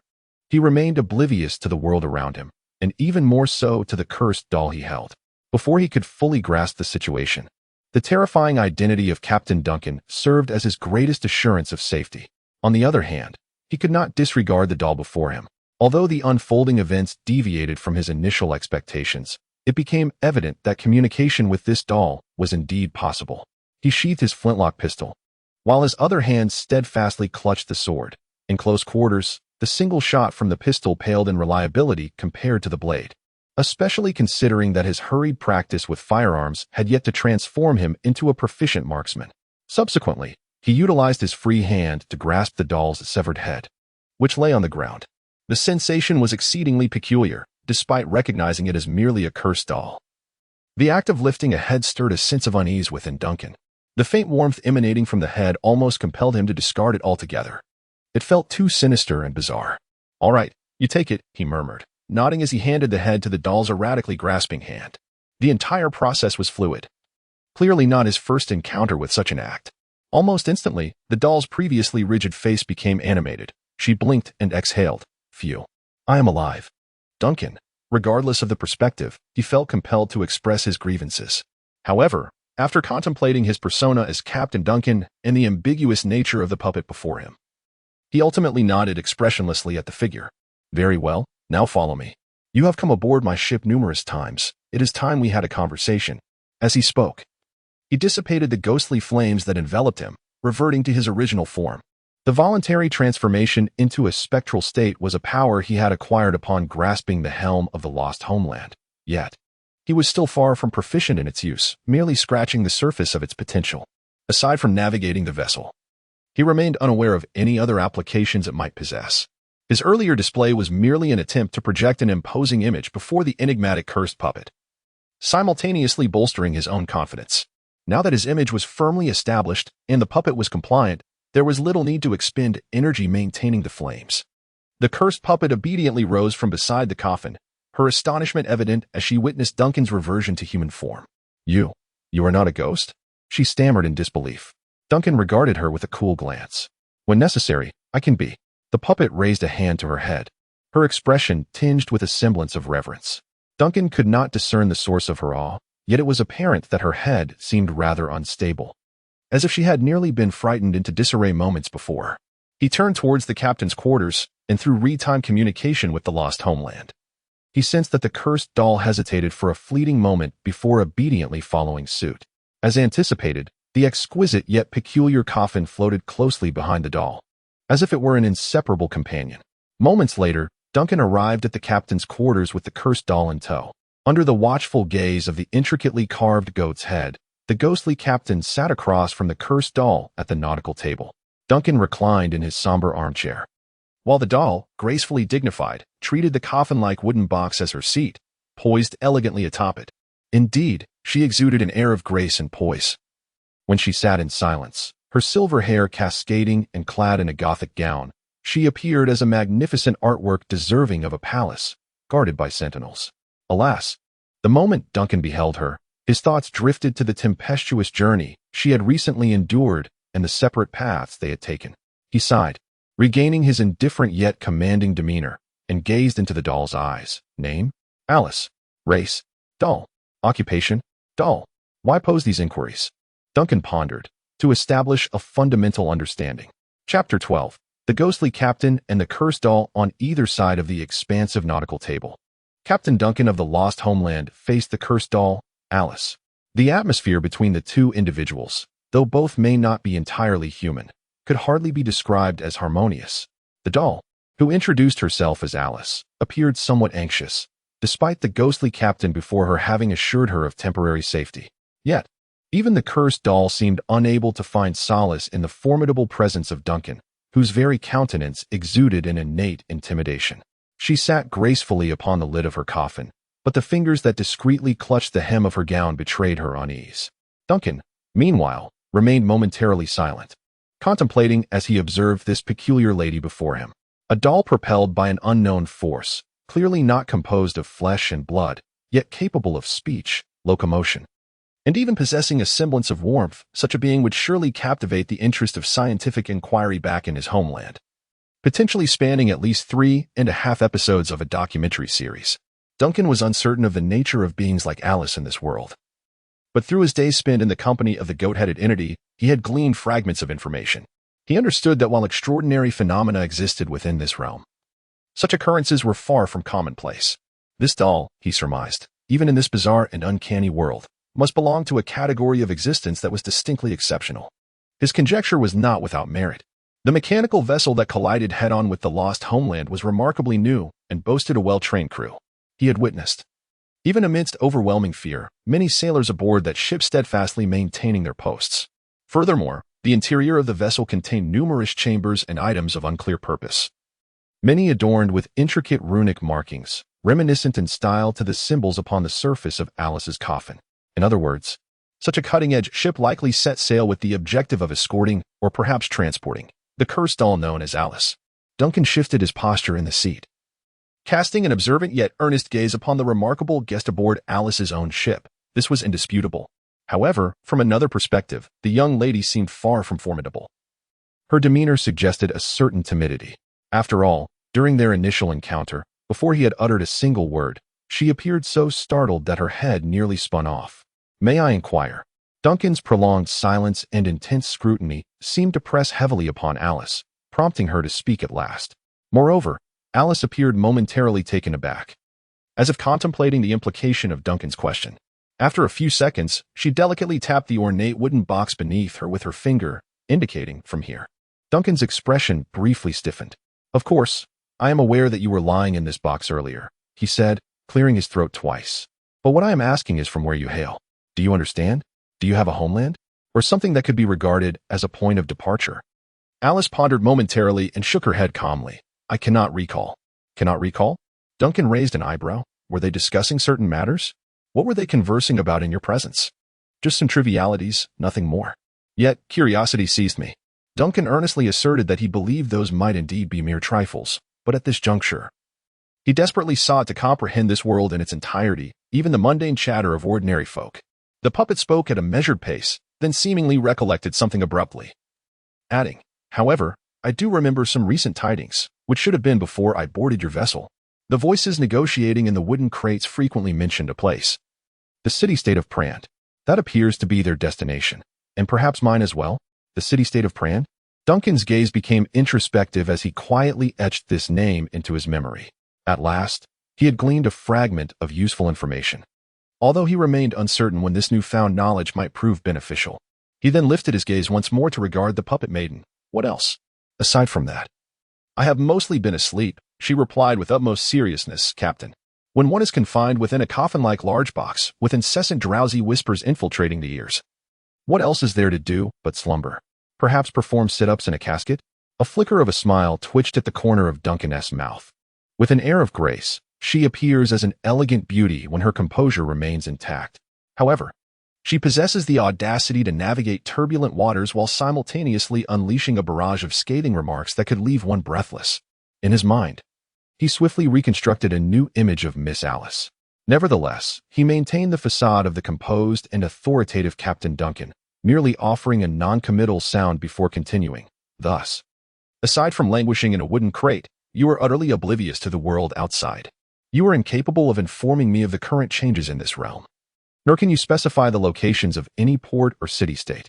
It seems that is indeed the case, Your Excellency, the automaton replied earnestly, nodding her head. Suddenly, as if a realization dawned upon her, her eyes widened slightly, and she regarded Duncan with a sense of trepidation. So, are you planning to cast me off the ship? Because I am of no further value? Before Duncan could respond, Alice continued, Well, I understand. This is your vessel after all. But could we refrain from stuffing cannonballs into the crate this time? Honestly, 8 cannonballs is rather excessive. It was evident that the automaton's spirits were not high, yet she seemed hesitant to express her discontent. Duncan found himself in a rather awkward predicament, primarily due to his failure to consider the implications of having to later engage in a calm discussion with the parties involved after hastily stuffing cannonballs into the box. At that moment, he perceived Alice, who lay within, merely as a standard horror film's cursed doll, with his mind conjuring images that adhered strictly to that genre. Little did he realize that this cursed figure had not emerged from the realm of Juan, but rather from the confines of a traditional courtyard. Consequently, the preparations he had undertaken to combat the terror of the curse had transformed into sheer embarrassment. Was this vessel truly named Lost Homeland? Well, I admit to harboring a modicum of trepidation regarding you and your ship. Yet, in comparison, isn't the abyss of the ocean far more perilous? The doll lady gazed quietly at the ghostly captain before her. In her line of sight, this tall man was shrouded by an infinite expanse of bleak void. This darkness intertwined with the tangible reality of the cabin, as if two worlds were forcefully superimposed upon one another. However, in contrast to this suffocatingly vast shadow, the entities lurking from the unfathomable depths of the sea instilled in her, as an anomaly 099, a far greater sense of danger. Is there anything in this world more terrifying than the depths of the ocean? Chapter 13. Prolonged bed rest is detrimental to cervical health. The deep sea is indeed a source of fear. Alice is but a puppet, yet she possesses a pair of expressive eyes and a countenance that defies conventional explanation, allowing Duncan to discern a palpable fear and aversion towards the abyss, or rather, certain entities lurking within it. This, combined with his previous encounters with the ethereal realm and the so-called border phenomena at sea, led him to the stark realization that the vast ocean in which he found himself was undoubtedly concealing tremendous horrors. Yet, the Lost Homeland continued to navigate these boundless waters. And the mechanical vessel he had previously encountered in the spirit world was also traversing these depths. This ignited within him a curiosity about the more distant realms of this world. What might the land be like? Does normal land even exist in this world? He recalled the moment he passed by that mechanical ship, observing through the expansive perception of the Lost Homeland the interior of its cabin, the enigmatic and arcane runes, the religious symbols richly embedded in its decor, and the inscriptions adorning Alice's casket. All pointed to one undeniable truth. This cursed puppet was undoubtedly regarded with deep apprehension within civilized society. Confirm once more, you have no recollection of your origins, nor can you clearly recall your past experiences. Is that correct? Duncan, this time, paid little heed to Alice's trivial remarks and instead inquired further. From whence does your name derive? Who bestowed it upon you? If you have indeed never left the box nor interacted with anyone else, how is it that you possess a name? Did you bestow it upon yourself? Alice suddenly found herself in a state of bewilderment. She appeared truly lost, remaining in this dazed condition for several seconds. Just as Duncan began to worry whether this doll might also have a glitch, the doll lady regained her composure. I cannot recall. I have known from the very beginning that my name is Alice. Yet this name was not bestowed upon me by my own choice. She murmured in confusion, instinctively cradling her head with her hands. This gesture caused Duncan's heart to skip a beat, prompting him to urgently interject. Enough, if you cannot remember. There is no need to pull your head apart. Alice. Following this exchange, Duncan posed numerous inquiries to the doll lady, yet, regrettably, most yielded little in the way of answers. As the doll lady herself articulated, she had spent the majority of her conscious existence in a state of semi-consciousness within that coffin, oscillating between slumber and wakefulness. Her knowledge of the outside world was scant, with the only fragments of information gleaned from the murmurs of conversations drifting in from beyond the coffin during her half-dreams. These trivial insights offered Duncan little more than a vague outline of this world. Nevertheless, he did glean some significant information from his dialogues with Alice. There exists a power structure referred to as city-states, a term that recurred frequently in the doll lady's narrative, almost encapsulating her entire journey. The original destination of her journey was a city-state known as Planned. It appears to be a flourishing place, as the sailors conversed about its significant position along many shipping routes. Moreover, Alice possesses an unusual designation, 099, which seemingly serves as an official title within the civilized world. As for the name Alice that she herself claims, thus far it seems that only she and Duncan are aware of it, with no third party in sight.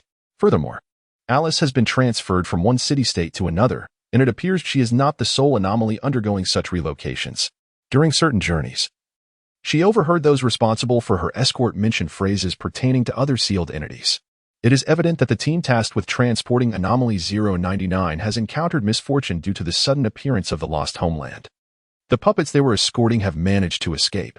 Yet, it remains uncertain what dreadful qualities this peculiar cursed puppet possesses and what havoc her liberation might wreak.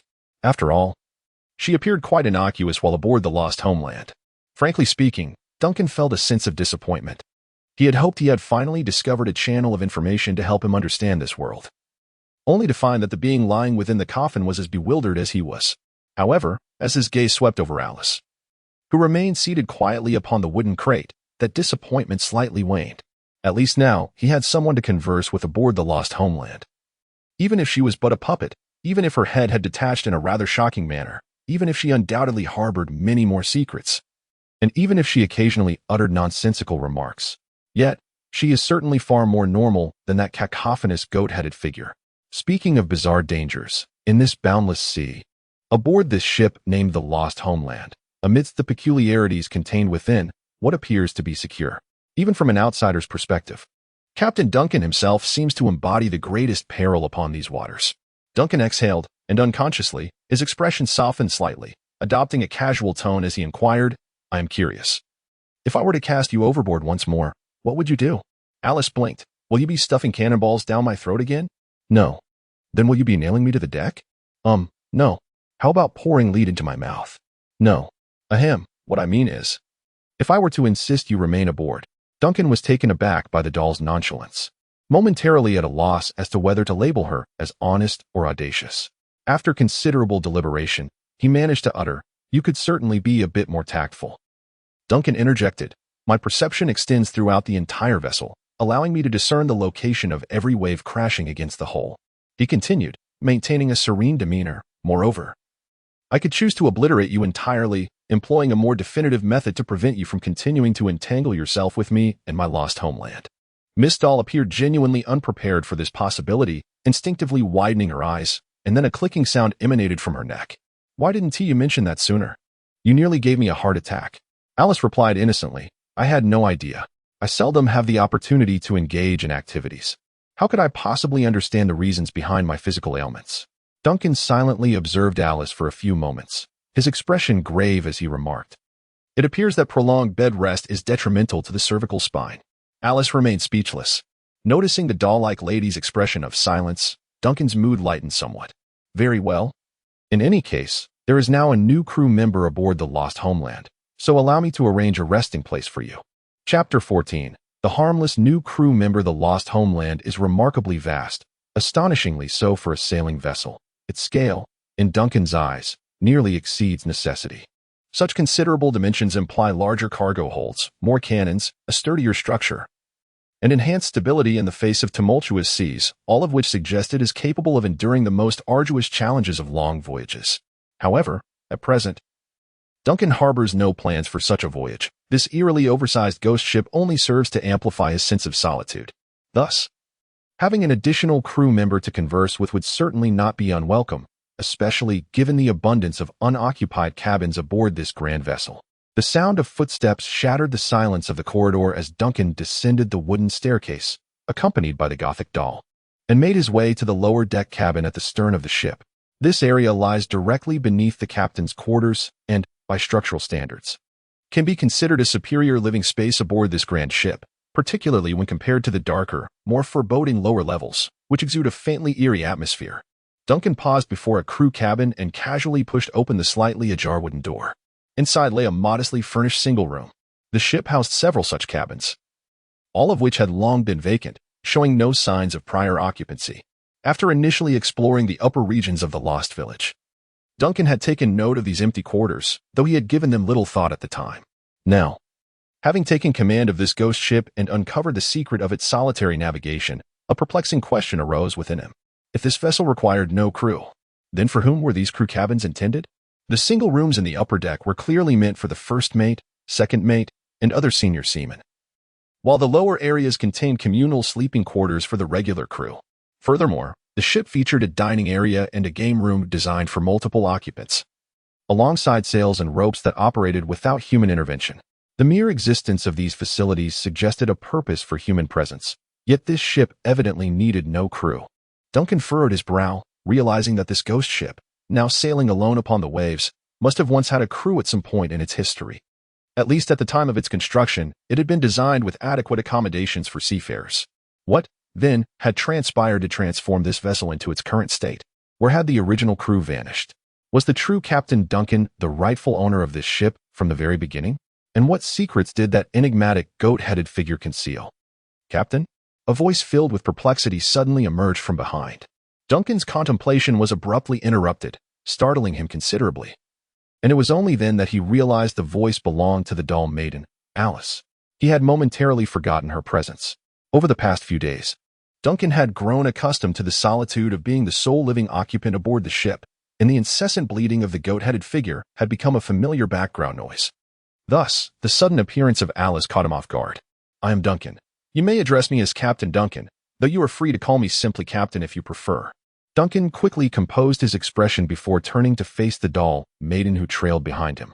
"This empty room shall henceforth be yours. Do step inside and take a look." "Ah, very well." Alice nodded, leaning forward to peer over Duncan's shoulder into the room. Then, she turned around, grasped the wooden box that had been floating persistently behind her, and carefully hoisted it onto her shoulder, gingerly making her way into the room. Observing the coffin that remained inseparable from Alice, Duncan felt an involuntary twitch at the corners of his mouth.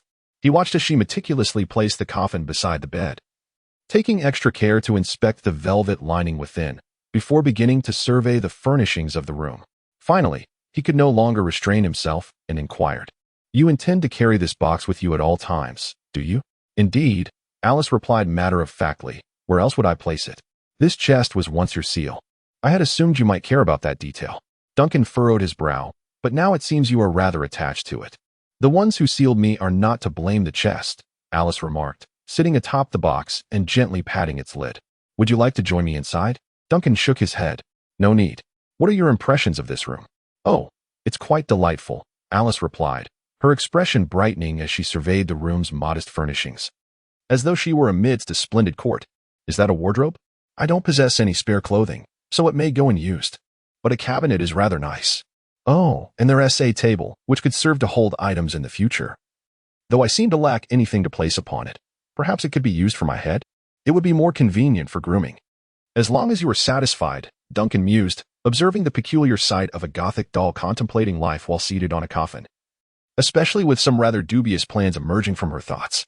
Yet, a faint smile gradually appeared on Duncan's face as he took a half-step back, his expression returning to normal. "You may rest here for a while and acclimate to your surroundings. Aside from the staircase leading downwards, you are free to roam this level and the deck.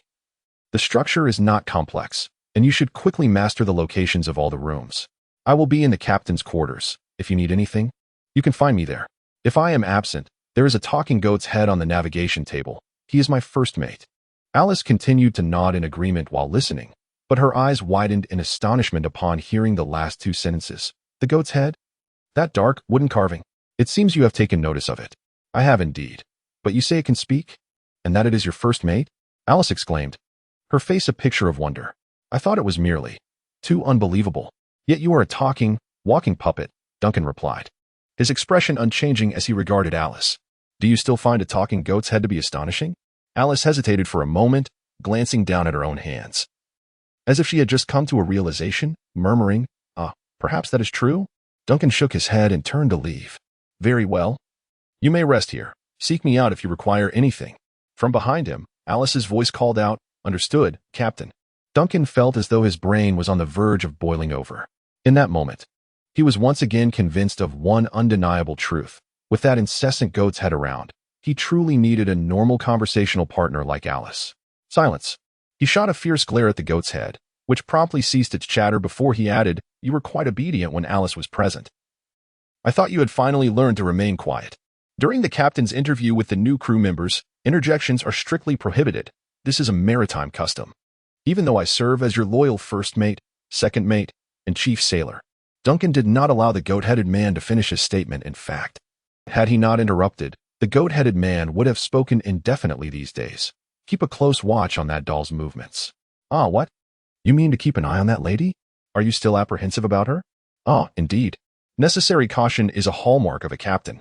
She harbors numerous secrets, many of which she has not fully disclosed, perhaps due to her own ignorance, or possibly for some ulterior motive she deliberately conceals. In any case, she is ultimately a cursed doll known by the moniker Anomaly 099, Duncan remarked coolly. The individuals aboard the previous vessel had employed formidable seals to prevent Alice from leaving that wooden box, yet now the sealed doll roams freely upon my ship. I require a moment to ascertain that Alice is indeed a harmless doll, even if it is merely within the confines of the Lost Homeland. Chapter 15. Touching the flame since taking the helm himself, Duncan has gained true dominion over the Lost Homeland, allowing him to sense any disturbance aboard the vessel.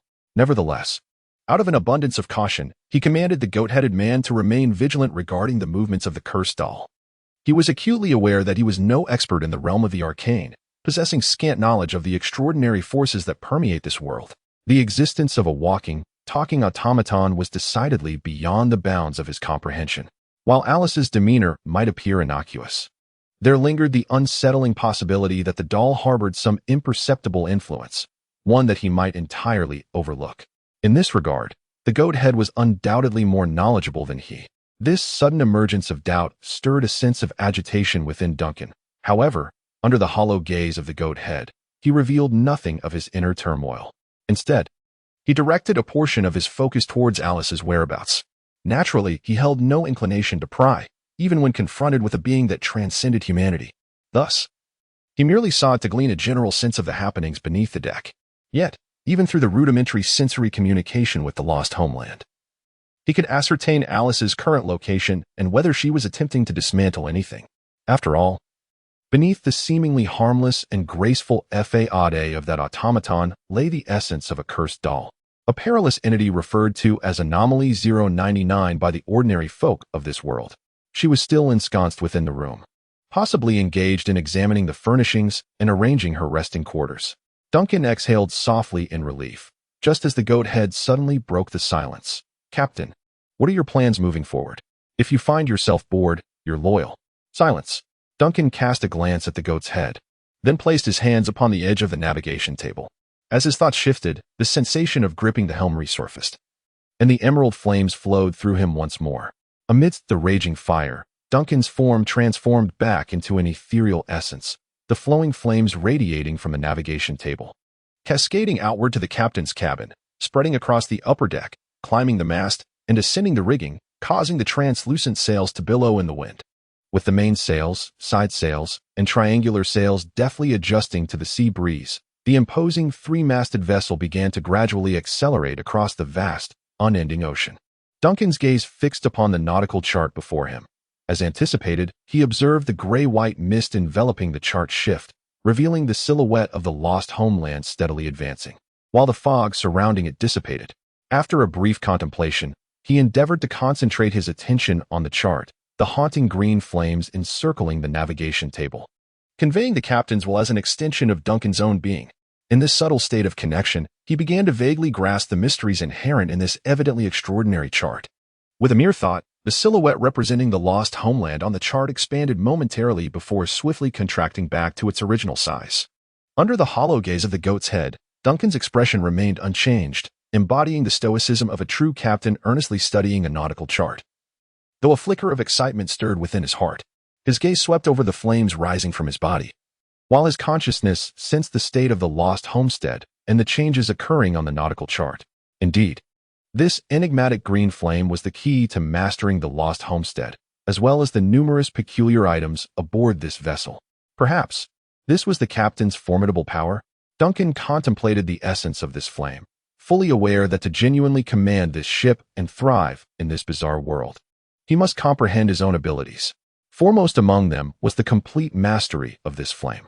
As for the arrangements mentioned by the goat-headed figure earlier, Duncan gazed at the nautical chart before him, observing the white mist gradually dissipating around the silhouette of the lost homestead.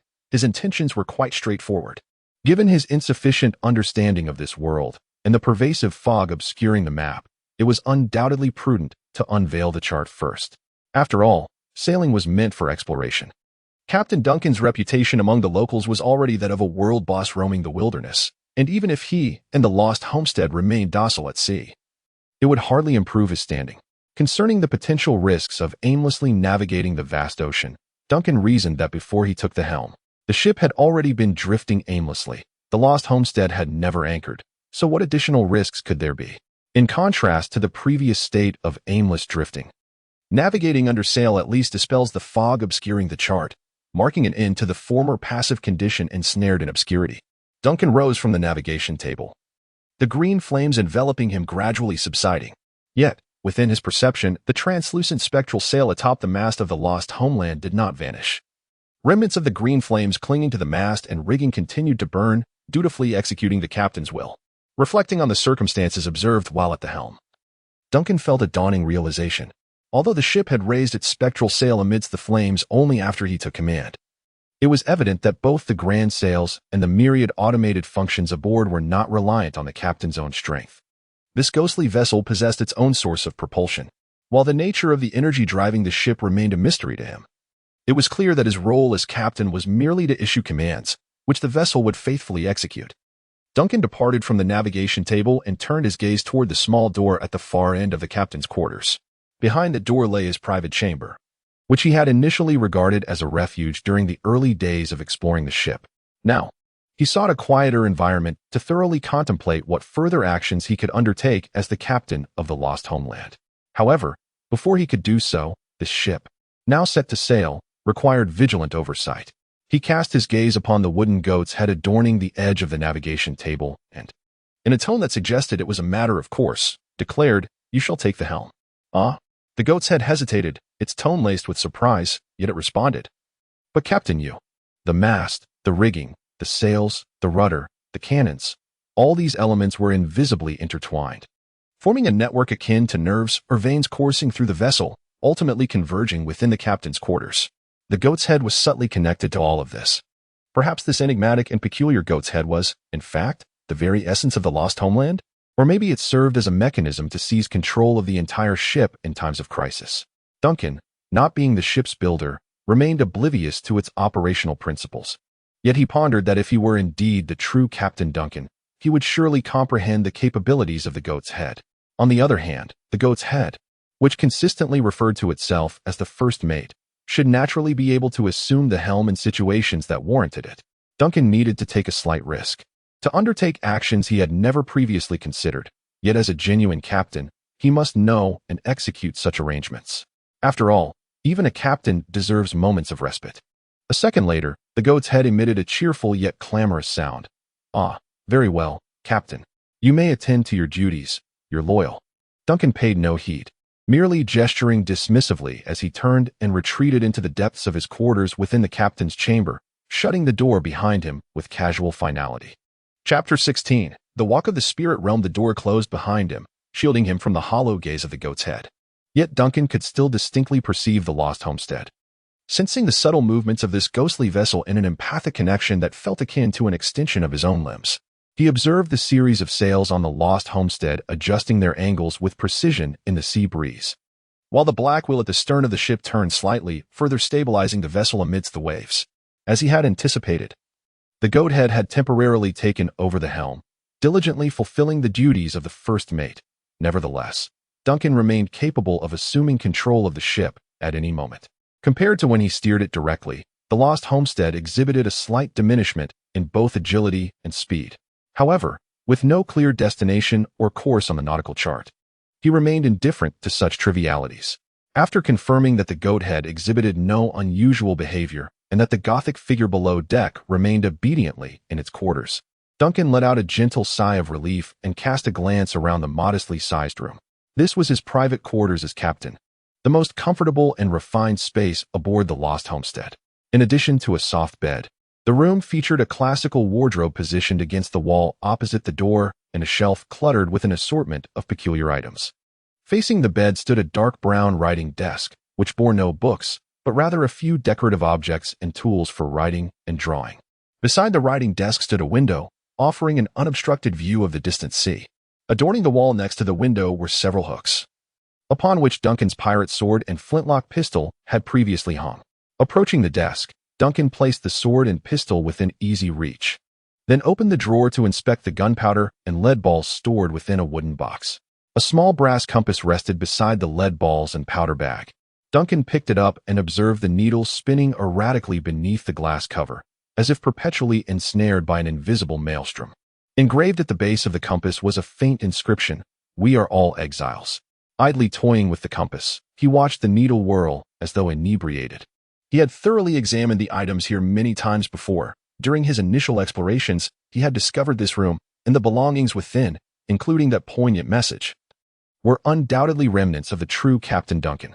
After mentally reviewing the information at his disposal, Duncan exhaled deeply, placing the compass back on the desk. He then raised his right hand, gently rubbing the tips of his fingers together. A small cluster of green flames ignited at his fingertips, casting an ethereal glow that rendered half of his palm transparent and ghostly. However, under his conscious control, the flames did not spread as before, but remained suspended above his fingertips like a solitary candle flame. Upon the stabilization of the flame, Duncan approached it with his other hand to gauge its essence. He then retrieved a quill from the side and delicately touched the flame with the quill's tip. He felt no warmth, and the quill remained unscathed. Only a faint, eerie green hue spread along the shaft, bestowing the quill with an ethereal glow. In his heart, Duncan silently registered a new insight. This spectral fire possessed no heat and did not ignite objects. Moreover, it likely only resonated with the anomalies aboard the Lost Homestead, showing no response to ordinary entities. What of anomalies from beyond the Lost Homestead? Would the flame react? Duncan pondered, and in a fleeting moment, the image of a certain Gothic doll, Alice, surfaced in his mind, seemingly an anomaly from outside the Lost Homestead.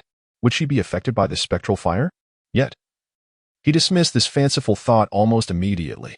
For despite Alice's non-human nature, her status as the cursed Anomaly 099, she remained a sentient being capable of speech and movement. An independent entity with her own thoughts, and presently, a crew member of the Lost Homestead. Duncan had unconsciously begun to regard her as a person. He could not entertain the notion of using a living being to test his flame, for he remained uncertain about the profound implications this fire might have on the affected anomalies, and whether it could indeed be harmful. Henceforth, Duncan conducted several more tests, scrutinizing the nature of the flame while determining whether the various objects in the room held any extraordinary properties. At last, his gaze rested upon the small brass compass adorned with inscriptions. The brass compass lay quietly on the table, its needle spinning erratically beneath the glass casing. Yet, whether it was mere illusion or not, as Duncan maintained the flickering flame while casting a sinister glance at the needle, it seemed to momentarily freeze in place. Then, as if nothing had transpired, it resumed its chaotic dance. Duncan mused. This contraption surely reacted to his gaze. Initially, he harbored a sense of trepidation towards the compass, given that it bore the authentic markings of Captain Duncan himself. He worried that the long-departed ghost captain might have imbued this personal artifact with some form of power or trap to deter thieves, which had prevented him from testing the compass with fire. However, after witnessing its response, he resolved with newfound determination. Duncan reached for the compass, the icy sensation coursing through his fingertips. After casting a glance at the still whirling needle, he placed the object into his right hand, which sustained the ethereal fire, and slowly tightened his grip. The ghostly green flames surged forth like burning oil, weaving through his fingers, and the surface of the compass ignited with an eerie glow. Within the flickering light, countless phantoms seemed to rise and dissipate. In the next instant, the needle that had been spiraling wildly came to a sudden halt, pointing straight towards an unfathomable direction across the vast sea. Duncan merely sensed a slight tremor within his body, and in the next moment, a dazzling light enveloped him. The furnishings of the captain's quarters had inexplicably dissolved into nothingness, along with the surrounding walls and ceiling, which crumbled and vanished like snowflakes. In the swirling cascade of light and shadow, an immense darkness filled his vision. Standing amidst this profound obscurity, Duncan felt an alarm ringing within his mind. Instinctively, he reached for the firearm and sword that lay beside him. Yet, in the blink of an eye, he discovered that only the brass compass remained in his grasp. Blinking in bewilderment, he noticed that an array of delicate, shimmering strands of light had suddenly emerged around the compass. These luminescent threads wove through the darkness, intertwining and infinitely expanding like a net. Amidst the interlacing illumination, countless twinkling points of light materialized, some drifting aimlessly while others converged like rivers, creating a dazzling spectacle reminiscent of a galaxy. Duncan gazed at the extraordinary phenomenon before him, feeling both vigilant and uneasy. However, for reasons unbeknownst to him, he did not sense any impending threat. Rather, amidst the dark web of light and starlight, he experienced an unexpected sense of comfort and tranquility. In the next heartbeat, an unusual sensation beckoned him as his gaze was irresistibly drawn to a cluster of starlight entwined within the luminous network. He beheld the cluster, sensing that the starlight was teetering on the brink of oblivion, as if it were about to plunge into darkness. Instinctively, he reached out his hand toward the shimmering light. A tremendous force surged forth at that moment, and Duncan felt as though his very soul had taken flight. He found himself irresistibly propelled toward the starry luminescence that was about to plunge into darkness, while the intricate web of light woven by the compass receded swiftly from his sight. The starry river, formed from the convergence of celestial lights, suddenly began to rotate and writhe. In his rapid descent, he instinctively glanced at his right hand, which clutched the compass, only to discover that it had vanished without a trace. Simultaneously, just as he was on the brink of touching the dim star, a shadow coalesced in his peripheral vision, emerging from the darkness as if it had always been by his side, hastening with him toward that faint point of light. The heavy sensations from the material world surged through his limbs, accompanied by the putrid stench of decaying flesh and the jarring sound of heavy chains scraping against the ground. Chapter 17. The cave cold, damp, and reeking of putrefaction, the clamor of chains scraping the floor filled the air. A multitude of strange sensations flooded Duncan's mind. Yet he could not manage to open his eyes at that moment. He felt as if his soul had been split into two parts. One remained aboard the lost home, while the other was thrust into an entirely alien vessel. This new form was as unwieldy as a dilapidated machine, with chaotic perceptions crashing through his nervous system, mingled with an unsettling sense of sluggishness and numbness. He endeavored to open his eyes and move his fingers, yet he could not feel the presence of these corresponding body parts at all. The disquieting sensation lingered for several seconds, as the ineffable numbness and lethargy within his nervous system gradually receded. Duncan felt as though his body was awakening from a protracted slumber, slowly regaining its capacity for movement. At last, he opened his eyes and beheld the circumstances surrounding him.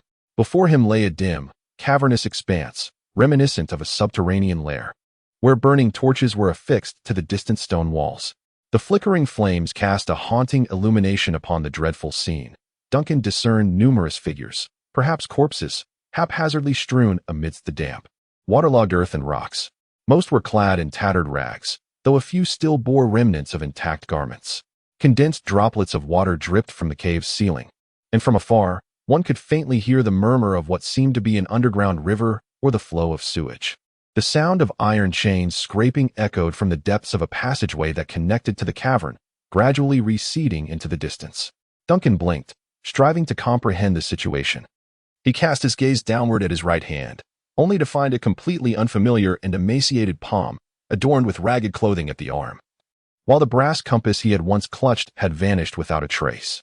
He then turned his attention to the space beside him, recalling a fleeting glimpse of a shadow that had trailed him during his traverse through the starlit web. The outline of that shadow had appeared bird-like, yet, as expected, he found nothing. That avian silhouette seemed not to have accompanied him into this realm of reality. Duncan gradually clenched his fist, forcibly suppressing the anxiety that churned within him. And then he attempted to rub his fingers together. A feeble flicker of green flame emerged from his fingertips. It must be said that this flame appeared significantly weaker than what Duncan was accustomed to, yet he still felt a modicum of reassurance. As the flame ignited, a sense of clarity began to penetrate his previously muddled thoughts, allowing him to perceive a peculiar tearing and connection on a mental level. He distinctly sensed that a part of his consciousness was not present here. He felt the existence of the lost homeland, and he could envision himself seated at a desk, clasping a brass compass. This sensation was remarkably surreal, yet Duncan soon grasped the nature of his predicament. His consciousness had undergone some form of projection or extension, with a fragment of his mind traversing an unknown distance and now residing within another unfamiliar body. Despite this state of projection, he retained a clear awareness of his original self. This must be linked to the brass compass. Could this be the extraordinary object's capability? Speculation surged in Duncan's mind, but he refrained from letting such thoughts consume him. After confirming that his original self remained unharmed and under control, and that he had merely entered a distant, nameless vessel temporarily, he felt a slight sense of calm wash over him. He resolved to ascertain the circumstances of this new body. The first point to confirm was that the surrounding environment was certainly not aboard a ship. Here lies the land that he had been adrift at sea for countless days, unable to discover. Furthermore, this eerie cave appears to be anything but a welcoming place. The scattered corpses surrounding him hardly resemble a proper burial scene. How unfortunate must one be to find oneself ensnared in such a hellish realm? Duncan took a deep breath and pushed himself upright. His body had been leaning against a large rock, a position far from comfortable. Yet, with this inhalation and the subsequent movement, Duncan was suddenly struck by a profound and unsettling sensation. He felt as though the air he had drawn into his body was instantly expelled, accompanied by a hollow and eerie feeling emanating from his chest, which distorted the very act of rising. Duncan glanced down in astonishment, discovering a large hole situated where his heart should be, its contents having mysteriously vanished. A chilling breeze wafted from within, mingling with the remnants of the breath he had just inhaled, ultimately dissipating into the damp atmosphere. From a certain angle, Duncan could even clearly discern the scene behind him. Good heavens! Despite his thick skin and the experiences gained aboard the Lost Homeland, he was nonetheless drenched in a cold sweat at that moment, his skin erupting in goosebumps, every hair standing on end. Following this sudden shock, he quickly realized that he was still standing here, even possessing the strength to curse. In a state where his heart had inexplicably vanished, leaving a gaping hole in his chest, he felt no semblance of pain emanating from this lifeless form. Was this a corpse?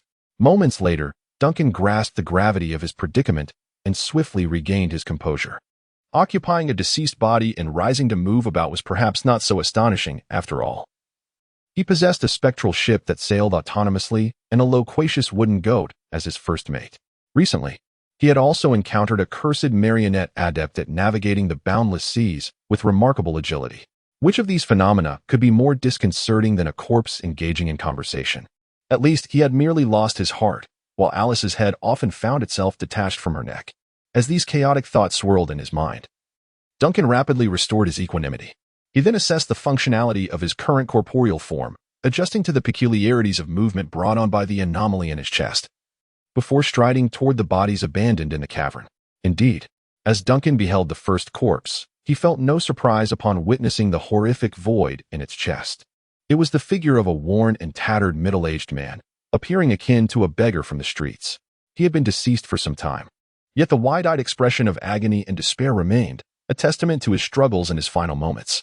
Duncan continued his forward march, encountering one lifeless body after another, each devoid of a heart. Their tragic forms sprawled upon the frigid stone. Two exceptions bore grotesque wounds upon their heads, as if they had violently collided with the rock and succumbed instantly. This led Duncan to ponder. Perhaps these were two souls who chose to end their own lives before enduring the agony of having their hearts ripped out. Truth be told, the horrors within this cavern were rather overwhelming for an ordinary person. Even someone as seasoned as Duncan found it somewhat taxing. After inspecting the remains, He was compelled to find a relatively clean stone at a distance to sit and collect himself, gradually regaining his composure while contemplating the grim truth behind these events. It was evident that these were heinous murders, yet the cold, systematic method of slaughter suggested something more sinister, a malevolent ritualistic aspect. He felt it imperative to unravel the mystery of what had transpired here, if only to glean some intelligence about the land. Taking a deep breath, feeling the unsettling sensation of emptiness in his chest, Duncan rose from the stone where he had momentarily rested, directing his gaze toward the passage deep within the cave. Recalling the sound of chains clashing that had emanated from that direction. This subterranean space harbored not only the dead, but also others who moved freely within this dreadful locale. Those capable of navigating this terrifying realm should possess answers. While recklessly advancing to investigate the situation might be deemed unsafe, Duncan was unperturbed, for he felt a newfound sense of freedom. Chapter 18. The sewers before departing from his temporary refuge in the cavern. Duncan tore some tattered cloth from a nearby corpse to drape around himself. This was not merely to shield himself from the cave's chilling dampness, but rather to partially obscure his open heart. Although the gaping wound in his chest posed no threat to his survival as a fundamentally normal individual, traversing the frigid environment was undeniably unsettling. Wrapping himself in something offered a modicum of psychological comfort and mitigated the strange sensations brought on by the draft. Furthermore, Duncan contemplated the possibility of unexpectedly encountering others in this subterranean space. Logically, a gaping hole in one's chest could be detrimental to engaging in conversation with strangers. Thus, after hastily tending to his wound, Duncan cautiously exited the eerie, damp cave and entered a passageway connected to it, slowly venturing deeper within. This makeshift body was far from convenient. Not only did the grievous injury impede his mobility, but he could also acutely sense the frailty of this form. His excessively slender limbs hindered his pace, rendering him incapable of matching the formidable strength of the ghostly captain, whose physique clearly surpassed that of any mortal. Duncan could not perceive the entirety of his current form, yet from the visible parts alone, he surmised that it was likely that of a youth, a boy weakened by prolonged and severe malnutrition. Although a powerful ghost captain's soul was currently animating this frail body, it appeared that the strength of the spirit could not transcend the physical limitations imposed by such weakness. On either side of the road, walls bore openings reminiscent of drainage pipes, from which foul waters gushed, flowing into the conduits below and receding into the encroaching darkness beyond. A sewer? It dawned on Duncan that he was in the presence of a substantial sewer system. While the previous location that concealed numerous corpses resembled a natural cavern intricately connected to the sewers, a vast sewer, a natural cave linked to it, and hidden remains. This intricate structure was monumental, its craftsmanship impeccable, primarily utilizing reinforced concrete for its main supports. In critical instances, it might even serve as a form of underground shelter. The ability to construct such a formidable entity implied that the city above the sewer was considerable in scale, with its technologies developed to a significant degree. Technology cannot exist in isolation. Behind every engineering marvel lies a myriad of interrelated industries and technologies in synchrony. Even a mere sewer could unveil to Duncan the underlying construction techniques, planning, materials, maintenance standards, and the corresponding philosophies of life held by its inhabitants. This was sufficient to provide Duncan, who currently faced a dire lack of intelligence, with invaluable information from the civilized world. The wall featured a light fixture encased in a glass shell, covered by what appeared to be a rather sturdy metal cage. Duncan approached to scrutinize it closely. For him, anything originating from beyond the lost homeland, particularly creations of modern civilization, held immense allure. After an extensive examination, Duncan finally discerned that the light source before him was a gas lamp. Yet, this gas lamp seemed to differ from those he had previously encountered in the records. Aside from stylistic variations, the most striking feature was the presence of several delicate symbols on the glass cover. These symbols appeared to have been inscribed when the lamp was initially crafted, curving in a manner reminiscent of hieroglyphics. Although Duncan could not decipher these symbols, they immediately evoked memories of the enigmatic runes he had observed aboard the mechanical vessel and on Alice's coffin.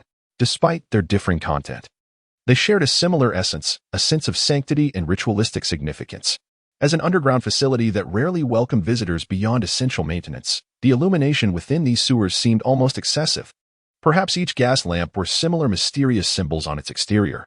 This instilled in Duncan a profound sensation, as if these densely distributed gas lamps were, in fact, standing vigil against something in the unvisited darkness below, representing a struggle against whatever lay behind them within the realm of human civilization. Duncan walked forward along the path illuminated by gas lamps, his gaze simultaneously scanning the surrounding walls, floor, and arching ceiling for any valuable clues. Suddenly, out of the corner of his eye, he detected something unusual. He paused between two gas lamps in a particularly dim section of the sewer and looked up at a steep angle. There, high on the wall near the arch of the sewer, he noticed something painted in dark crimson. Squinting, he strived to discern the image, and after a prolonged effort, he finally recognized the rough lines forming a scene, a pair of hands reaching towards the heavens. As if in reverent worship of some entity, above these hands, a radiant sphere hung, emanating a blinding light.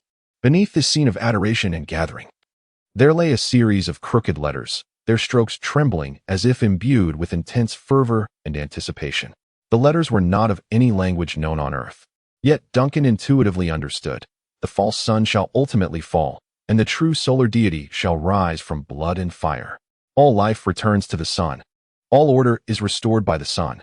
Duncan stood silently in the sewer, gazing up at the dimmest boundary of the gas lamp's glow, fixating on the dark crimson graffiti and the sun that seemed steeped in blood, radiant and fervently worshipped. It felt as though he was staring into another world for an eternity. He remained in this trance until a sudden noise erupted from the depths of the sewer, accompanied by the sound of footsteps approaching Duncan's ears. He abruptly raised his head towards the direction of the sound, only to behold several figures clad in dark robes approaching from ahead. Their faces were obscured by the shadows of their hoods, resembling ominous specters emerging from the depths of the murky sewer. In the next moment, the hooded figures, having emerged from the shadows, became aware of Duncan's presence. Chapter 19. The underground assembly. The robed figures naturally took notice of Duncan, who stood resolutely in the center of the path, unflinching. At that moment, he appeared as he had just departed from the cave, with his emaciated frame draped in tattered garments. A ragged piece of cloth haphazardly covered the gaping wound on his chest, and he stood brazenly in the middle of the road, seemingly startled by the sudden appearance of the hooded individuals. The figures, clearly taken aback, paused momentarily, before the one at the forefront suddenly exclaimed, "A sacrifice has escaped." Immediately, Duncan witnessed them charging towards him, as another cried out while running, "Quick! Stop him! Don't let him get away!" Duncan shrugged, maintaining an impassive expression as he regarded the approaching figures, who, by any measure, bore no resemblance to benevolent beings. After weighing the current situation, he had no intention of fleeing. Yet, the group continued to rush towards him, shouting, "Don't let him escape. A sacrifice has fled." As a result, Duncan's unyielding stance in the middle of the road inadvertently rendered the atmosphere quite awkward. The individuals who had hastily approached, shouting as they ran, clearly sensed something amiss halfway through their advance. Their vocalizations faltered involuntarily, yet they were compelled to continue their sprint towards him. Duncan could almost detect the mingled scent of embarrassment and irritation wafting from beneath their dark hoods.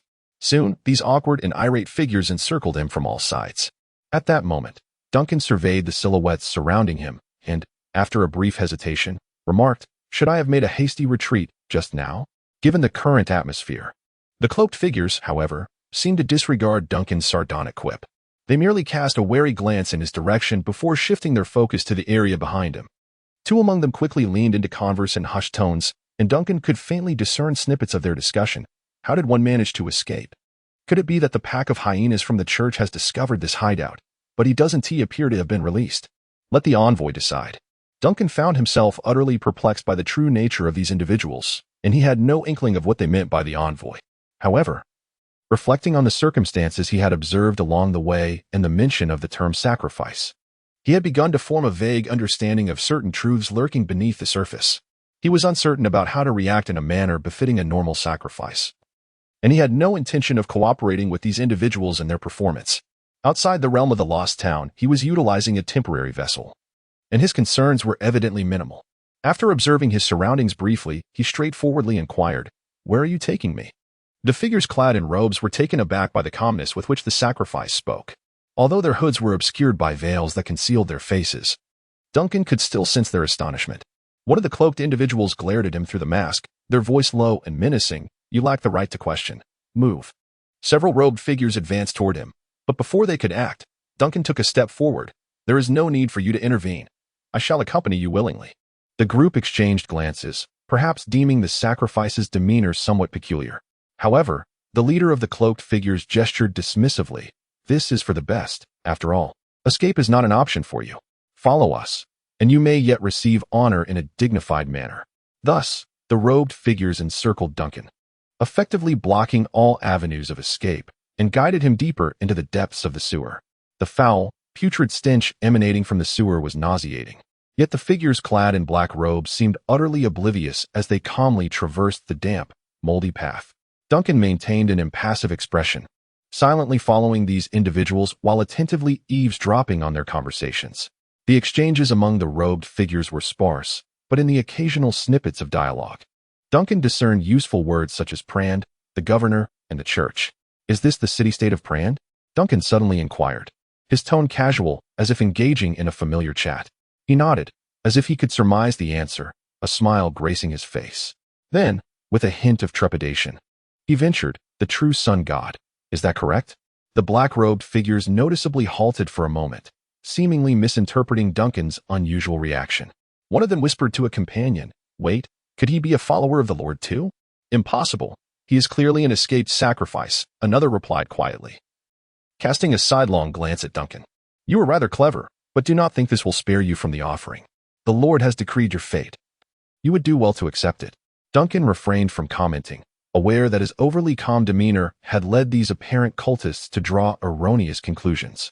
They likely believed he was feigning composure and masquerading as a follower in a bid for survival. Yet the true circumstances were known only to Duncan himself.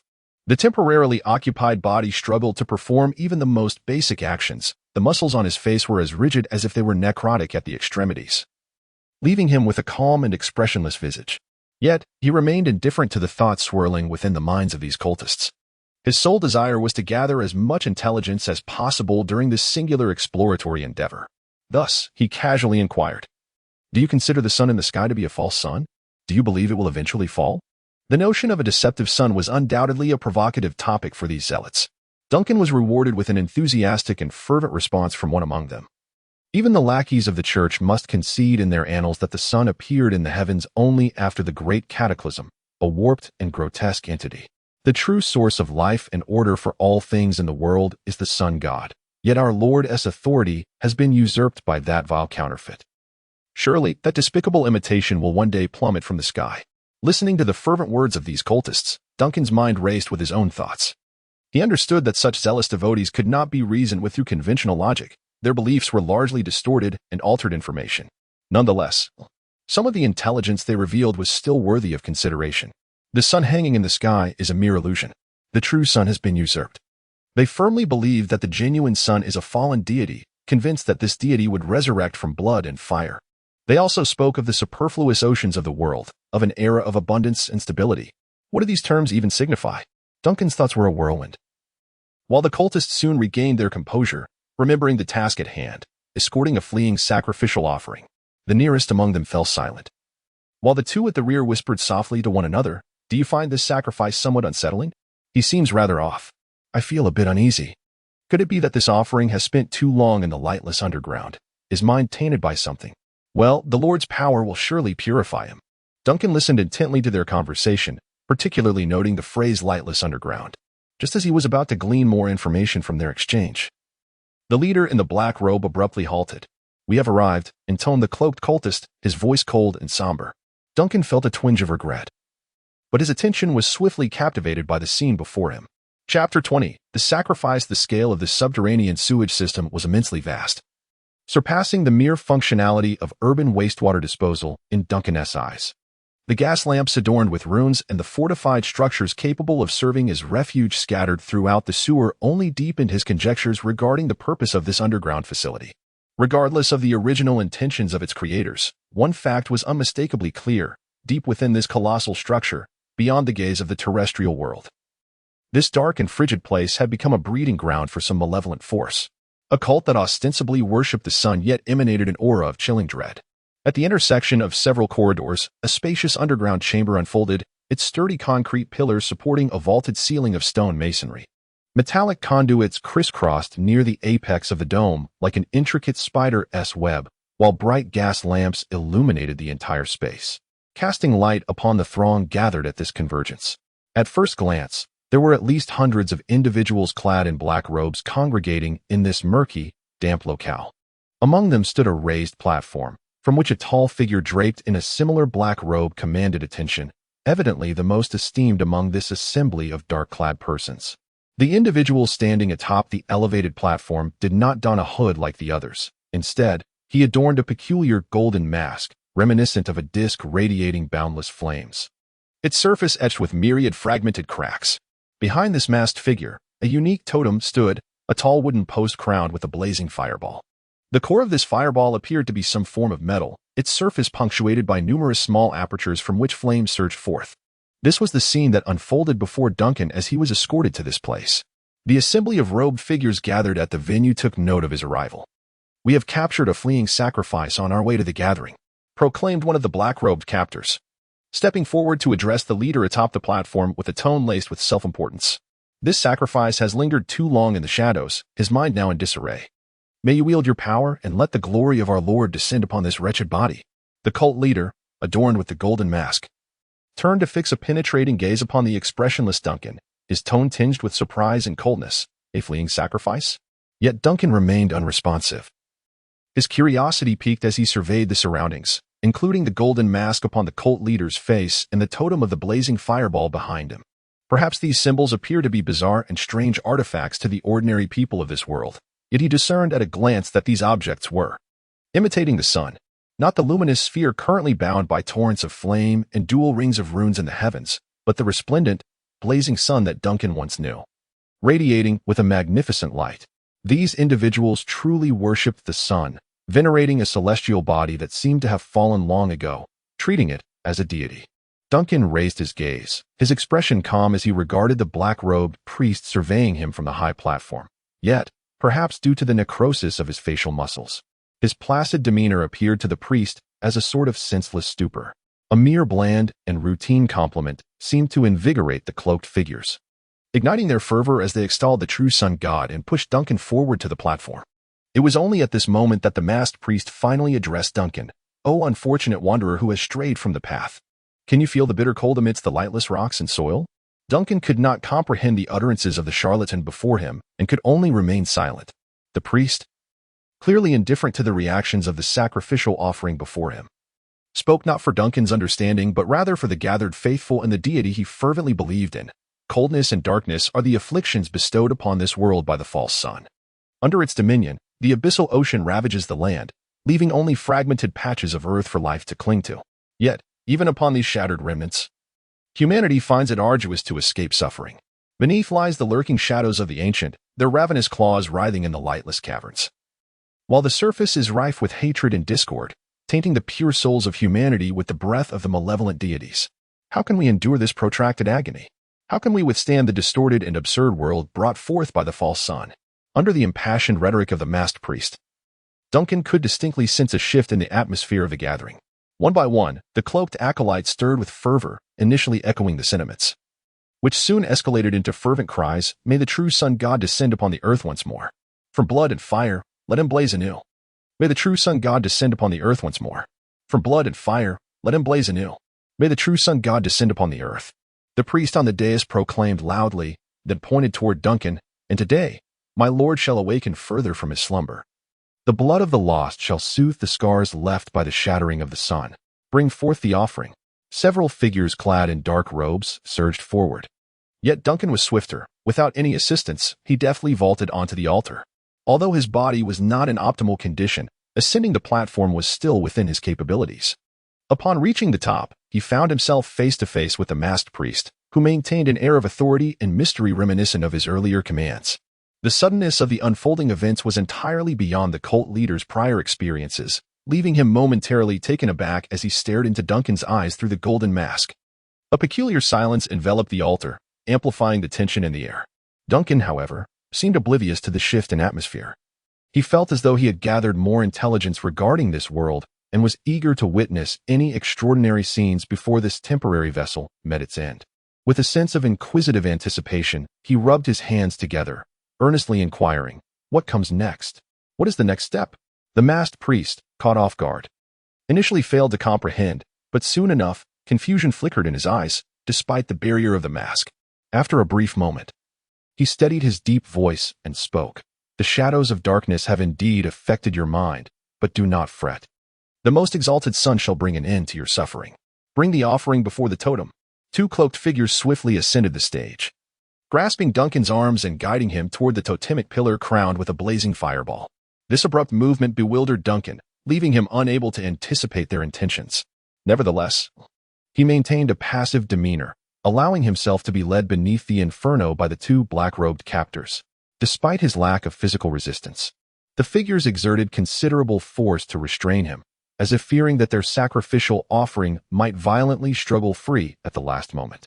Their grip was so intense that Duncan could feel the bones of this temporary vessel beginning to fracture, prompting him to cast a surprised glance at his captors. Shortly thereafter, the masked priest approached. Duncan silently prepared to sever his soul projection, aware that the information his ephemeral body could gather was nearing its limit.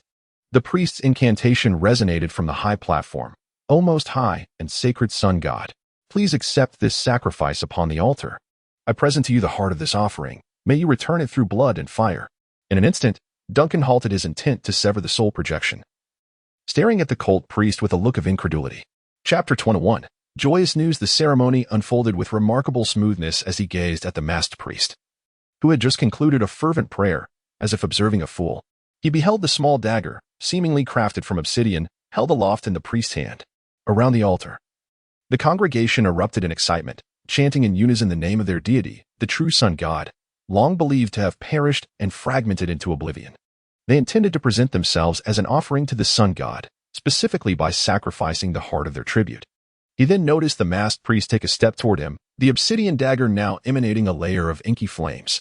This captivating supernatural phenomenon piqued Duncan's curiosity. He pondered whether this dagger was indeed an extraordinary artifact, speculating on whether the priest before him was a unique individual capable of wielding such otherworldly powers. He contemplated how many such exceptional beings might exist within the civilized society of this world, and what roles they might fulfill within it. Meanwhile, he maintained a stoic expression as the dagger, ablaze with black flames, plunged into his chest, producing a hollow, muffled sound as it pierced through layers of fabric. The flames danced within, yet, astonishingly, they consumed nothing. Behind him, upon the totemic pillar, a series of disconcerting crackles suddenly erupted from the blazing fireball, intermingled with the tearing, dizzying sound.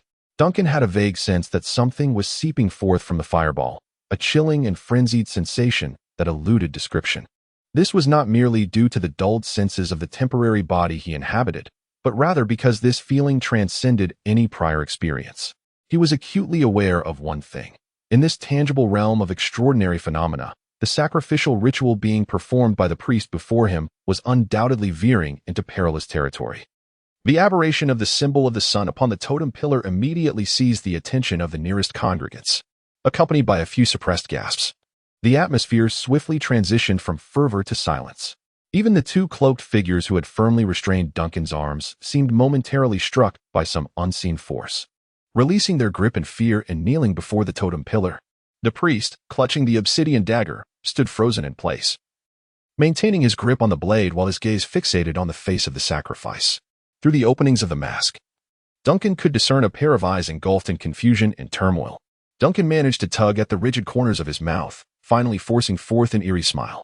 He slowly raised his right hand and placed it upon the priest's hand that clutched the obsidian dagger as strands of green flames began to flow like water, seeping and gradually entwining around the dagger itself. In an instant, Duncan felt the feedback from the small blade, yet peculiarly, the sensation was feeble and hollow, as if the knife were merely a shoddy imitation, harboring only a modicum of borrowed strength within its vacuous shell.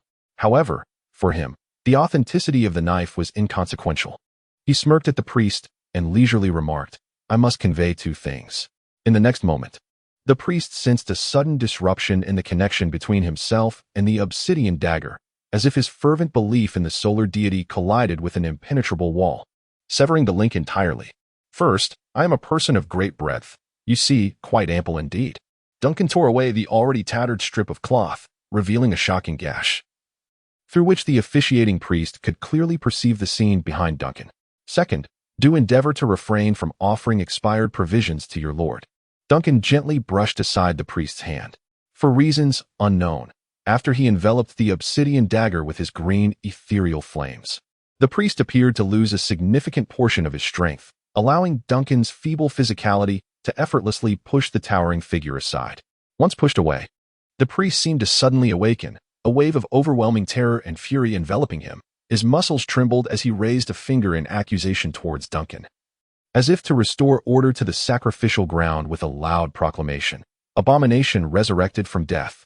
This is a resurrection of the departed souls.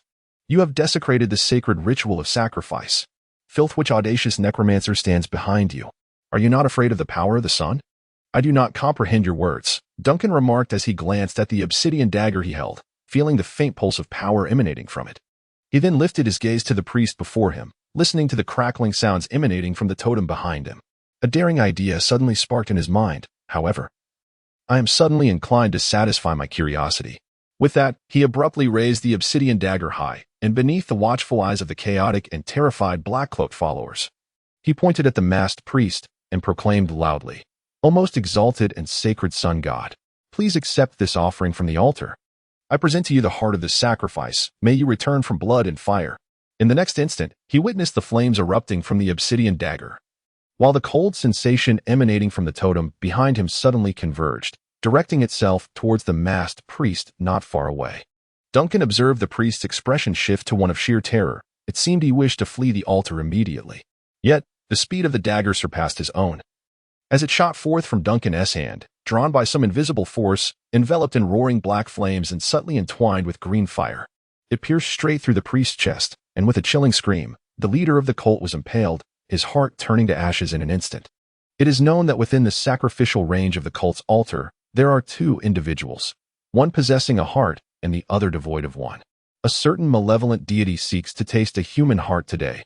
Thus, the question arises, who shall lose their heart? Naturally, it would be the one who has a heart.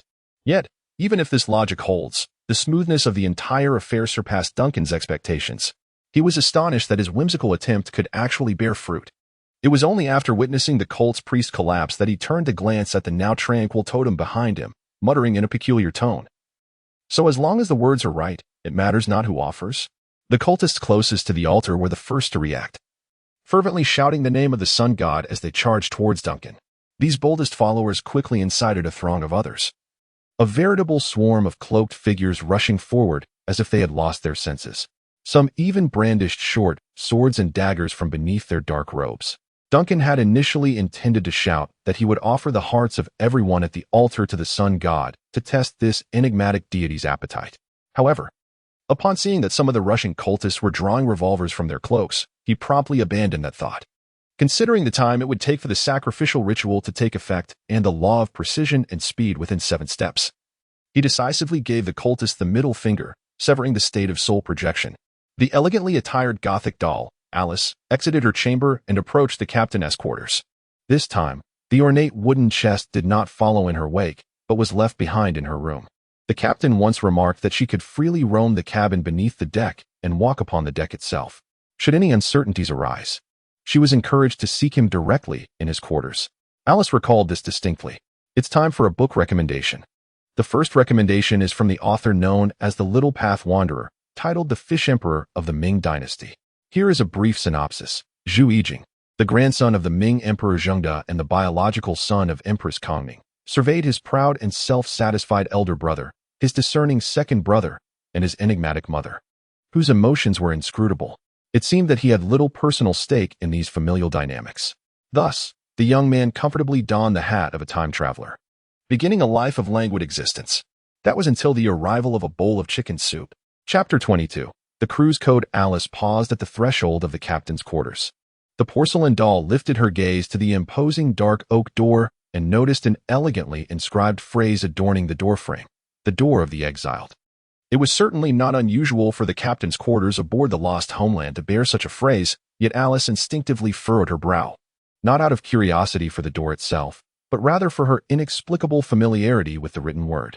She possessed no memories of learning to read. In truth, she had no recollection of any educational experiences at all, nor could she recall ever gathering the skills necessary for engaging with others in the outside world.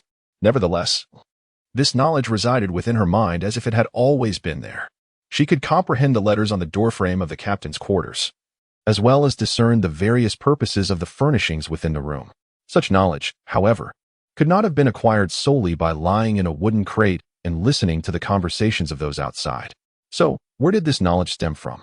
Until today, Alice had never contemplated this question, but for some reason, after conversing with Captain Duncan, a spark of curiosity suddenly emerged within her otherwise placid mind, which had always operated like a well-oiled machine. Alice was uncertain whether this stirring was a blessing or a curse, yet she found herself disliking the feeling of confusion.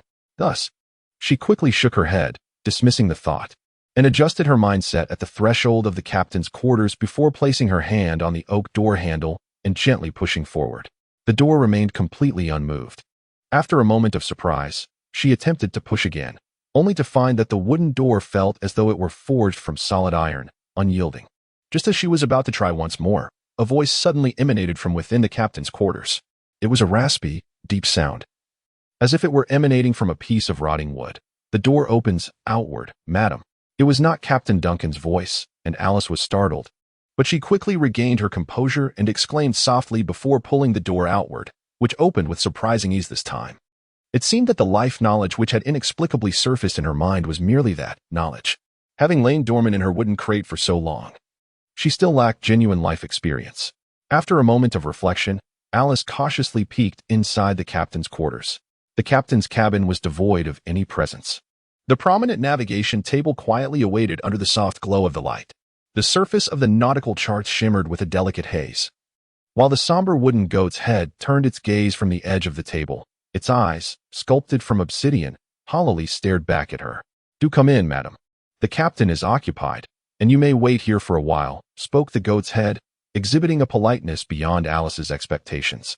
"Moreover, do refrain from such intrusive peering. It may cause some overly sensitive souls aboard the Lost Homeland to feel perturbed, and soothing them could prove troublesome. Besides, should your head happen to fall off, I am at a loss to assist you in retrieving it." It spoke. The wooden carving truly spoke. Alice, momentarily stunned, became aware of the implications of the goat's words.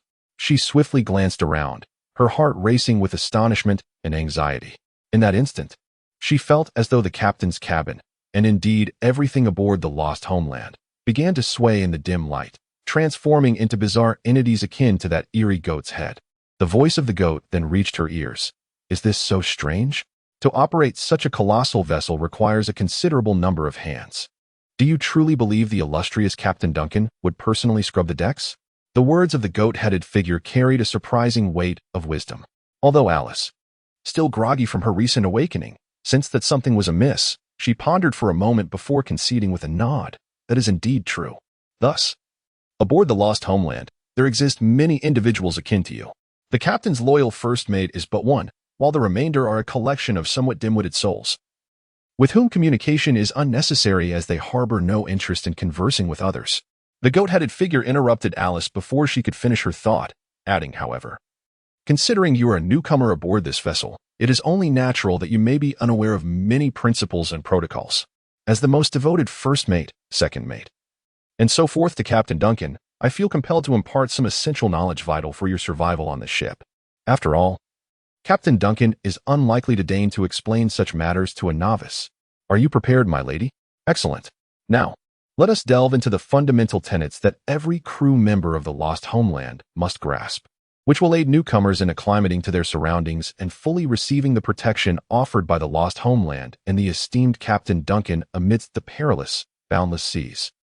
Firstly, Captain Duncan is the unequivocal sovereign of the Lost Homeland. He is always correct, even when reality contradicts his assertions. In such cases, his judgment must prevail. Secondly, no crew member is permitted to venture beyond the areas sanctioned by Captain Duncan. Any region not expressly opened by his command is strictly off limits, for such places do not exist. Fourth, the Lost Homeland shall perpetually navigate along the correct course. Do not question the captain's navigation plan. Should you perceive that the scenery surrounding the Lost Homeland diverges from your expectations, or if you discover that the vessel has descended into deeper waters, rest assured that this is merely a component of the standard navigation protocol. Sixth, there exist precisely 6 fundamental rules for the crew aboard the Lost Homeland. Seventh, the door to the captain's quarters opens outward. The goat-headed figure has seemingly imparted this knowledge to the new crew members on multiple occasions, articulating these rules with remarkable fluency and ease. However, upon hearing the last two rules, Alice immediately sensed a dissonance. Wait a moment, Mr. Goathead. You just mentioned the sixth rule. For a fleeting instant, Alice questioned whether the fault lay with her own comprehension or with the first mate before her, but you also referenced the seventh rule just now. Staring blankly at the dark, goat-headed wooden carving on the table, she first doubted her hearing, then began to question her own intellect. Yet, she soon came to the realization that her mind was devoid of clarity, prompting her to verify once more. These two, are they not contradictory? There is no contradiction. Chapter 23, The Bird. Alice is not particularly well versed in the affairs of this world. Nevertheless, she has, on countless occasions, overheard hushed conversations laced with fear and tension emanating from the crew members and guards tasked with escorting unusual cargo, thereby establishing a rudimentary understanding of certain extraordinary phenomena. If a phenomenon is evidently irrational yet undeniably exists, one must first adhere to established safety protocols and, while maintaining a safe distance, contemplate research and analysis. This is the essence of survival. Alice, in truth, felt no profound sense of her identity as Anomaly 099. She remained uncertain about her capabilities or past actions that might evoke such fear and wariness in humanity. At that moment, she pondered as a human would, oblivious to how an intelligent anomaly ought to think. Since the goat-headed figure asserted that there are precisely 6 crew regulations, then there are indeed 6. And since the goat-headed figure alluded to a 7th regulation, it is vital to remember this 7th rule. Yet, a twinge of curiosity compelled her to inquire. Earlier, I attempted to push open the captain's cabin door, and it naturally opened outward. Why emphasize this in the regulations? The wooden goat-headed figure silently gazed into Alice's eyes, and after a prolonged 2 seconds, he spoke with unprecedented brevity. Sometimes, it can open inward. Therefore, if you encounter a door that opens inward, never enter. Only the captain possesses the privilege to do so aboard the Lost Homeland. This marked the first instance since their earlier conversation that the goat-headed figure employed such a serious, even somewhat intimidating tone, a stark contrast to the gravity he had displayed while introducing the crew regulations. Alice was taken aback by the unusual solemnity of his demeanor. However, immediately thereafter, the tone of the goat-headed figure brightened, as if the earlier solemn discourse had never transpired. Cheerfully, he began, "Well, the essential introduction process for the new crew member has concluded. Now let us converse about something else. By the way, madam, do you have a reason for visiting the captain's quarters? If it is a matter concerning the ship's facilities that you find perplexing, there is no need to trouble the illustrious Captain Duncan. However, if you seek a conversation, you have come to the right place. I possess a knack for finding topics to discuss and am well versed in the countless great tales of this vessel. Not interested in glorious tales? Then allow me to introduce you to the most renowned dishes of the boundless sea. I possess a modicum of culinary knowledge." The goat-headed figure launched into a monologue, and Alice found herself unable to interject despite several attempts. By the time she realized the gravity of the situation, it was too late. Anomaly 099, the doll known as Miss Alice, faced the second greatest terror aboard the Lost Homeland, aside from Captain Duncan.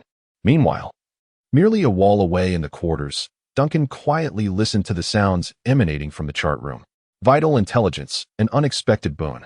Duncan had yet to fully process the information he had gathered from that group of cultists when he inadvertently overheard the conversation between the goat-headed figure and Alice.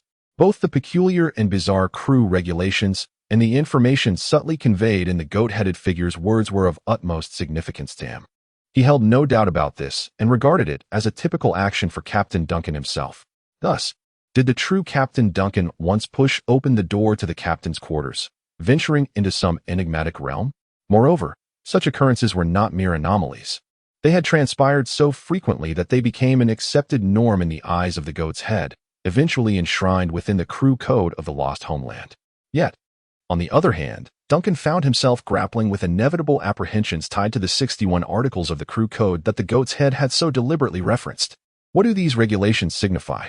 These seemingly bizarre, perilous, and even contradictory edicts. Upon what foundation were they established?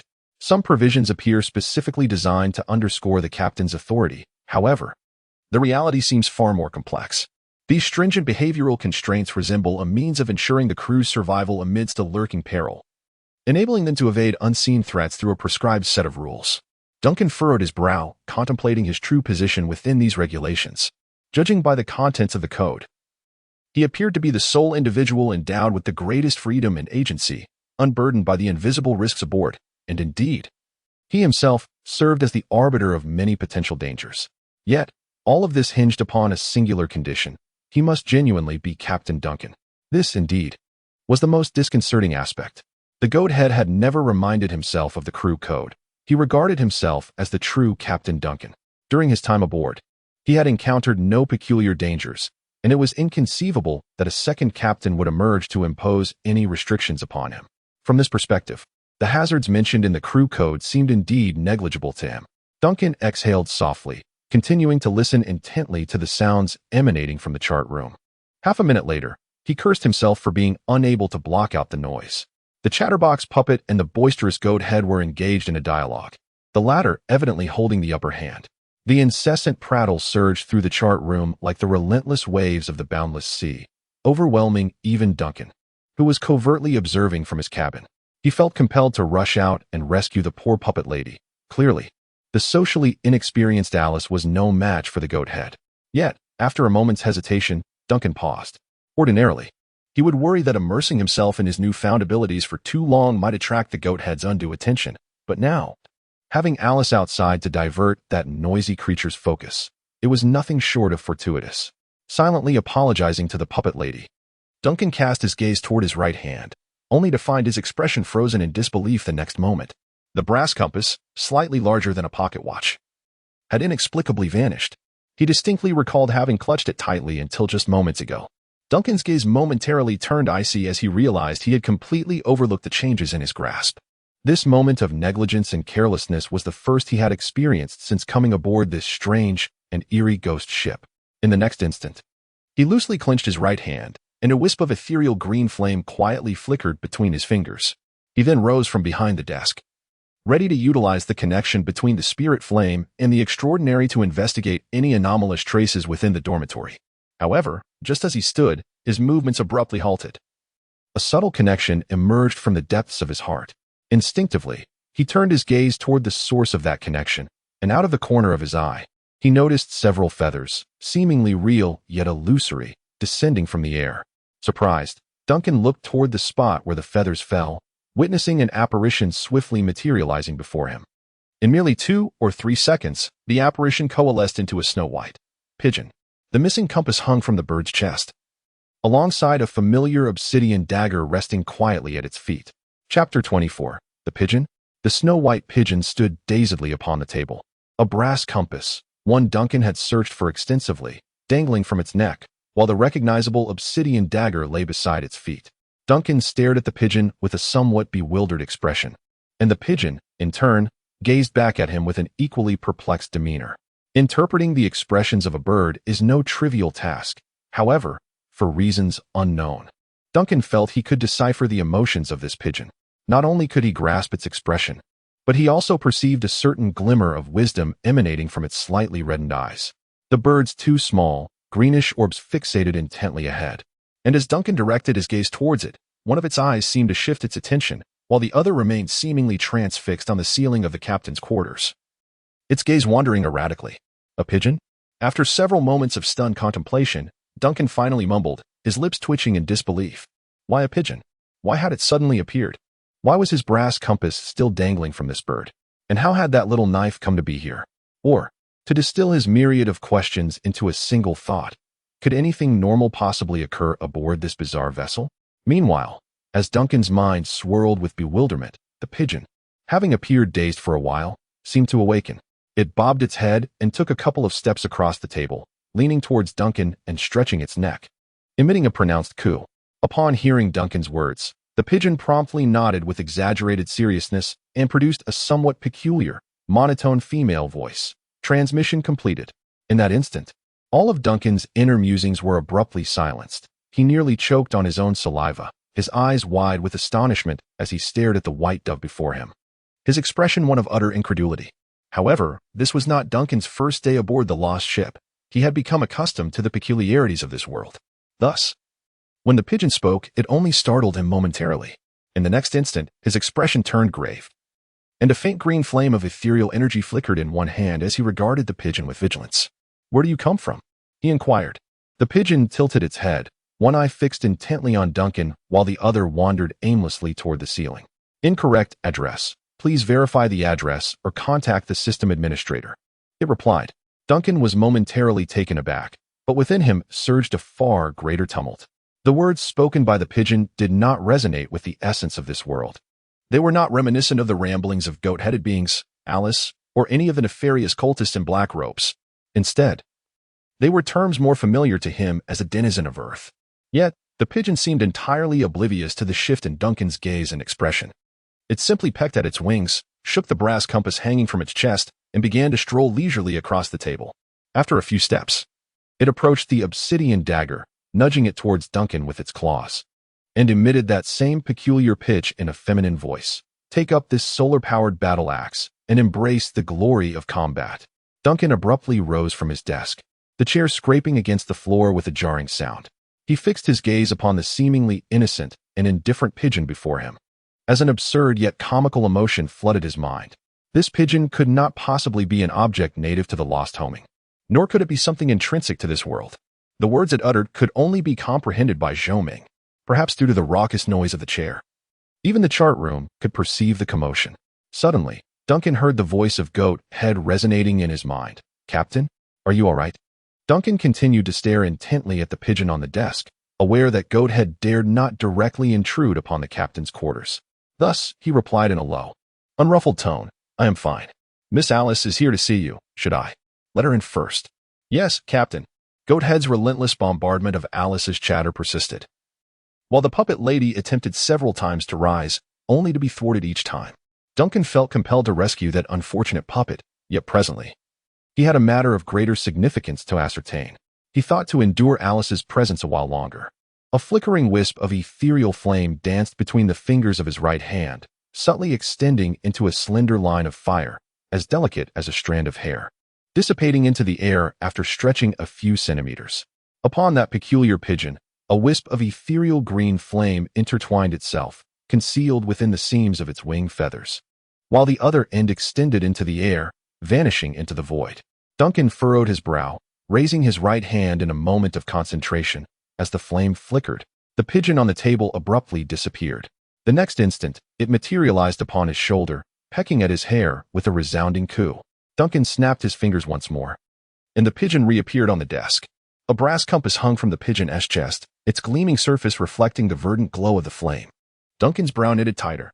Is this related to the brass compass? He had begun to ascertain that a certain connection existed between himself and this pigeon, a bond even more profound than that which he shared with the Lost Homeland. This might elucidate why the pigeon possessed knowledge that only he could know, knowledge from Earth, though he remained uncertain of the reasons for its appearance. After much contemplation, he could only direct his suspicions toward the enigmatic brass compass. Since he had tested the spirit fire, all peculiarities had originated from this compass, be it the previous experiences of soul traversing or the projection of consciousness into a corpse, culminating in the compass's inexplicable disappearance and subsequent reappearance upon the pigeon's chest. It seemed that all threads led back to this peculiar object. Duncan gazed intently at the pigeon for a moment before reaching out for the compass, eager to remove it and investigate further. The pigeon neither evaded nor obstructed. Yet Duncan's fingers failed to make contact with the surface of the brass compass. They passed through as if traversing an illusion. Brushing against the soft down on the pigeon's chest, the pigeon hopped twice in place, seemingly tickled by Duncan's touch. Opening its beak to squawk, "Today is KFC's Crazy Thursday. Give me 50. The corners of Duncan's eyes twitched, and with a sense of defiance, he tested the phenomenon twice more, ultimately confirming that he could not possibly remove the brass compass from the pigeon.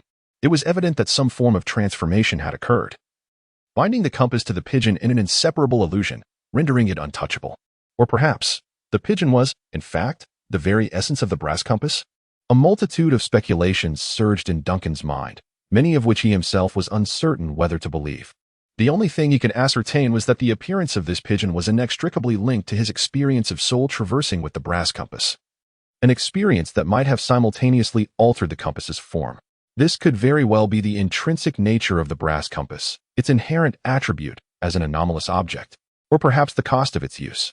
As for why the pigeon seemed so peculiar, It was not due to the compass, but rather because of Zhou Ming, a denizen of Earth. All of this remains unprovable or disprovable unless Duncan can find the manual for the various anomalies aboard the Lost Homeland. For now, he must contemplate how to accommodate this extraordinary pigeon. After a brief reflection, he resolved to bestow a name upon it. I must assign you a name. He gently tapped the table with his finger and earnestly addressed the pigeon before him.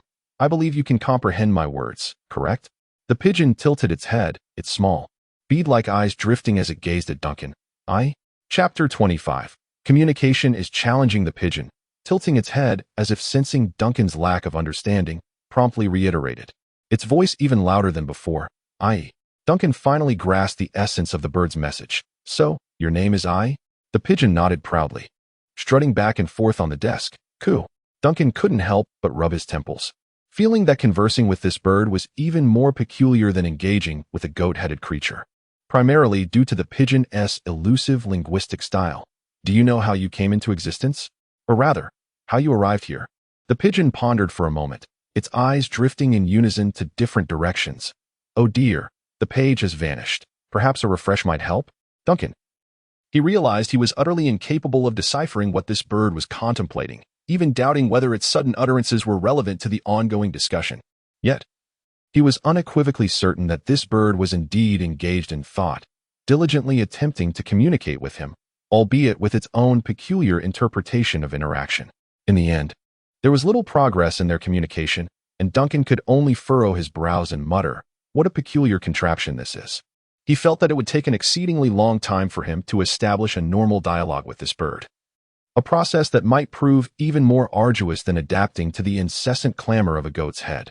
The pigeon sat innocently on the table opposite him, blinking its small eyes and occasionally murmuring a request for 50. Duncan paid little heed to the bird's ramblings. Instead, he curled his fingers and gently rubbed them together, watching as green flames danced at his fingertips. He could at least ascertain that, although the brass compass had become one with the pigeon before him, it remained, in essence, an extraordinary object that he could manipulate. The ethereal green flames surged, and almost simultaneously, green fire erupted from the gaps in Ai's feathers. The brass compass affixed to its chest sprang open with a click, and beneath the transparent glass casing, the somewhat illusory needle began to stabilize in accordance with Duncan's will, while the dial, adorned with myriad mysterious symbols, gradually filled with flame. Ai exhibited no reaction throughout, simply soaking in the ethereal fire with an air of naturalness, as if awaiting Duncan's command. Before the brass compass was fully activated, Duncan chose to dispel the flames. During the testing process, Duncan silently reflected, the compass remains functional, albeit with an unusual medium added. It is yet uncertain what role this pigeon may play. Perhaps it serves some beneficial purpose. The intricacies of this compass remain unclear, and it would be prudent to refrain from a second traverse until proper preparations are made. In the next test, vigilance is required to observe any changes in the compass and the pigeon. There exists a connection between the pigeon and myself, which becomes more pronounced when the spirit's flame is ignited, allowing for a degree of control over the pigeon's positioning. However, this control has its limits. I evidently possesses its own will, acting according to its own inclinations. Directives issued may not always be followed, a distinction that sets it apart from other objects aboard the Lost Homeland. It can speak, demonstrate a degree of cognitive ability, and make independent judgments. Compared to ordinary anomalies, this pigeon's nature seems to resonate more closely with that of a goat's head. Duncan compiled the known information in his mind, ultimately fixating on the obsidian dagger before him, with a blade resembling gnarled, desiccated fingers and a jet-black reflective edge. It was the very object wielded by the dark-robed priest donning a golden sun mask, who presided over malevolent sacrificial rites in the depths of the sewer gathering. Judging by its purpose, this appears to be a ceremonial blade. After a moment of contemplation, Duncan reached out to grasp the dagger. The chilling, unyielding sensation was unmistakably tangible. It was a genuine artifact. Duncan once again summoned forth a flicker of ethereal fire, allowing the flames to entwine around the blade. From the hollow and vacuous feedback, it became evident that the extraordinary power once contained within this ritual dagger had indeed dissipated entirely, just as he had surmised at the site of the sacrifice. This object was not a true anomaly, but rather a byproduct of some extraordinary force or a temporary item infused artificially.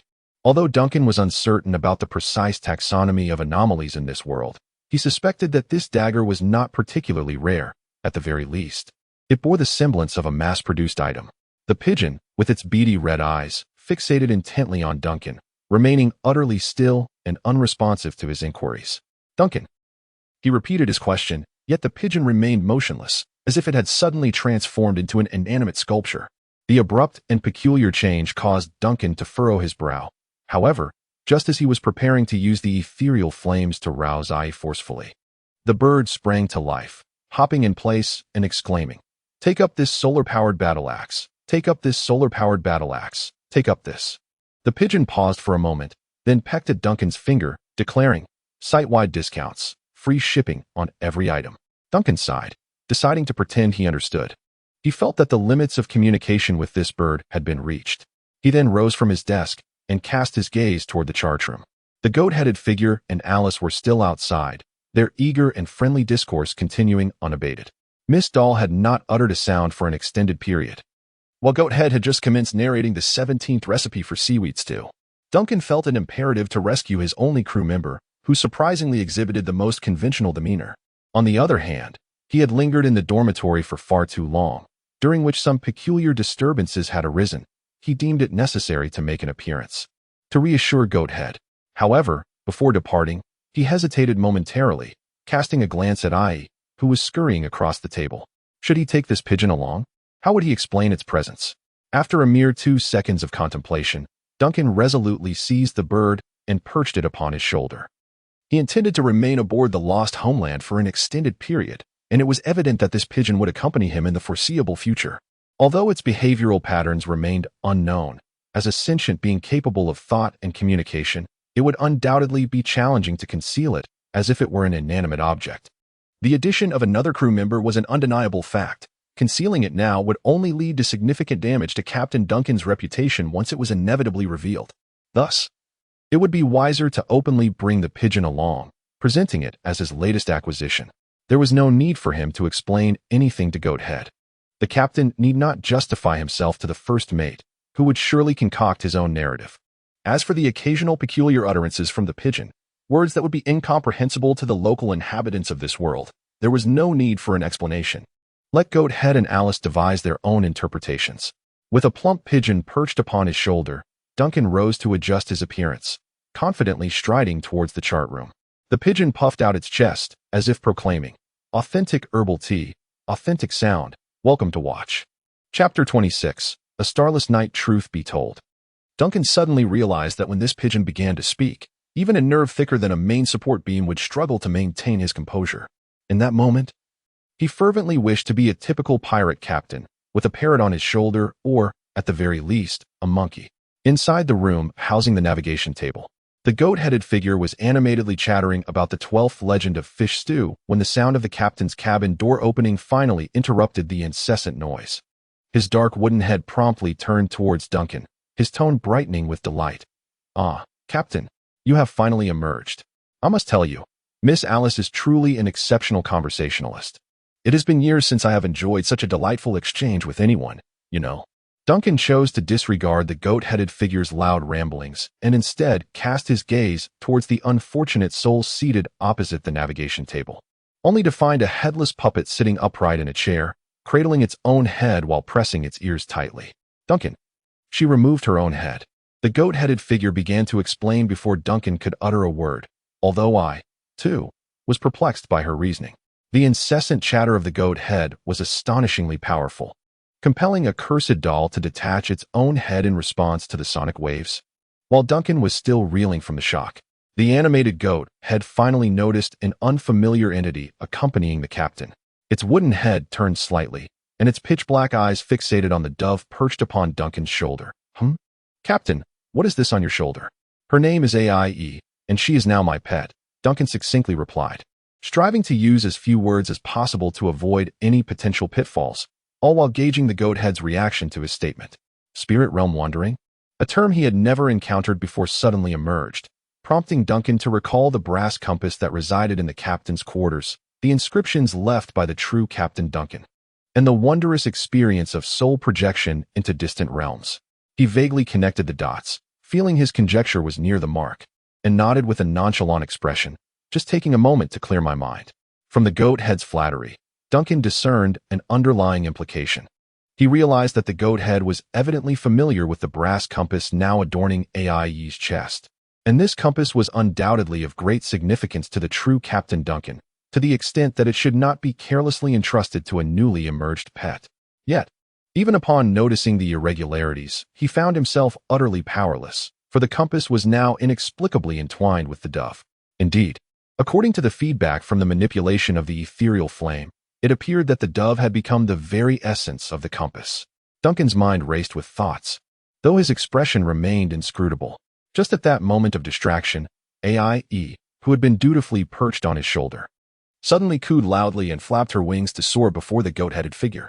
The goat-headed creature's dark eyes instantly fixated on the dove, which tilted its head with an air of importance and pecked at the goat's face, inquiring, "Would you like to recharge your Q coins?" Duncan was taken aback. A being of intelligence? The goat-headed figure seemed momentarily stunned, yet quickly regained composure, expressing profound astonishment at the revelation that this dove could indeed speak. Duncan gently interjected, "You can also converse." AIE took a few steps across the table, muttering to herself as she walked away, "Does this make sense? Does this make sense? Does this make sense?" Indeed, it was a being of intelligence, and it was under my direct control. Duncan nodded to the goat-headed figure. "Is there any further inquiry?" Duncan ceased to acknowledge the goat's head, swiftly concluding the topic before redirecting his attention to Alice, who remained lost in thought, cradling her head in her hands. Perhaps his previous experiences of open-mindedness had fortified his nerves, or perhaps he had simply grown accustomed to the sight. At that moment, he found Alice's dazed demeanor oddly endearing. He reached out and gently tapped the shoulder of the puppet maiden, urging her, "Awaken, awaken." Startled, Alice's body jolted as though she had emerged from a prolonged nightmare. The head she held in her hands began to open and close its mouth, uttering the words, "Ship, ship, ship." Duncan interjected, "First, reattach your head." The goat's head on the table immediately chimed in, "No, we were just discussing certain legends about fish stew. We can continue this topic next time." Duncan, succinct and to the point, commanded, "Silence." "Oh." At the instant the goat's head spoke, Alice visibly flinched, revealing an expression of fright on the face of a supposedly cursed puppet. Even though the goat's head obediently ceased its chatter at the captain's command, she cast a wary glance towards the navigation table, still shaken. With this in mind, Duncan finally asked with curiosity, "What brings you to seek me?" As she spoke, a hint of embarrassment flickered across the puppet maiden's visage, yet it was Duncan who bore the greater discomfort, for he had previously discarded her box overboard, not just once, but several times. A fleeting moment of embarrassment passed through Duncan's mind, yet he endeavored to maintain an expression of indifference, his tone flat. "Is this all for that?" Alice, seated uneasily in her chair, replied, "Yes, just for this." Instantly, she rose, unable to endure another moment in the presence of the goat's head. After concluding their exchange, he pushed open the door to the captain's cabin and led Alice onto the deck. At this moment, the night had descended. The vast sea lay beneath a clear starlit sky, a stark contrast to the persistent clouds of previous days. For the first time, Duncan stood beneath this world's serene night sky. Suddenly, he halted, tilting his head to gaze upwards, fixated upon the dark expanse above. The night sky was devoid of stars, with no celestial bodies in sight. The only visible feature was a faint, grayish-white fissure that seemed to tear through the heavens, stretching across the horizon. Its edges appeared as if flesh were torn, extending into intricate cracks, while a dim, grayish halo slowly radiated outward from the rift, resembling blood dispersing in a deep pool of water. This pale scar across the sky illuminated the boundless sea, shining brighter than the moonlight Duncan remembered, by more than twice the intensity. Chapter 27. Insufficient life knowledge in a certain sense, the impact of this starless, moonless sky, marred only by a single scar, struck Duncan far more profoundly than the sun ensnared by the runic circle. For no matter how peculiar the sun may be, it merely cast its light upon the world beneath Duncan's feet. In his perception as an inhabitant of Earth, the sun was but one of countless celestial bodies. All distorted phenomena are confined beneath the sun's illumination. Beyond its radiant reach, the heavens may still harbor an infinite array of stars, brimming with potential. For a being ensnared by gravity, this sunlight represents the entirety of existence.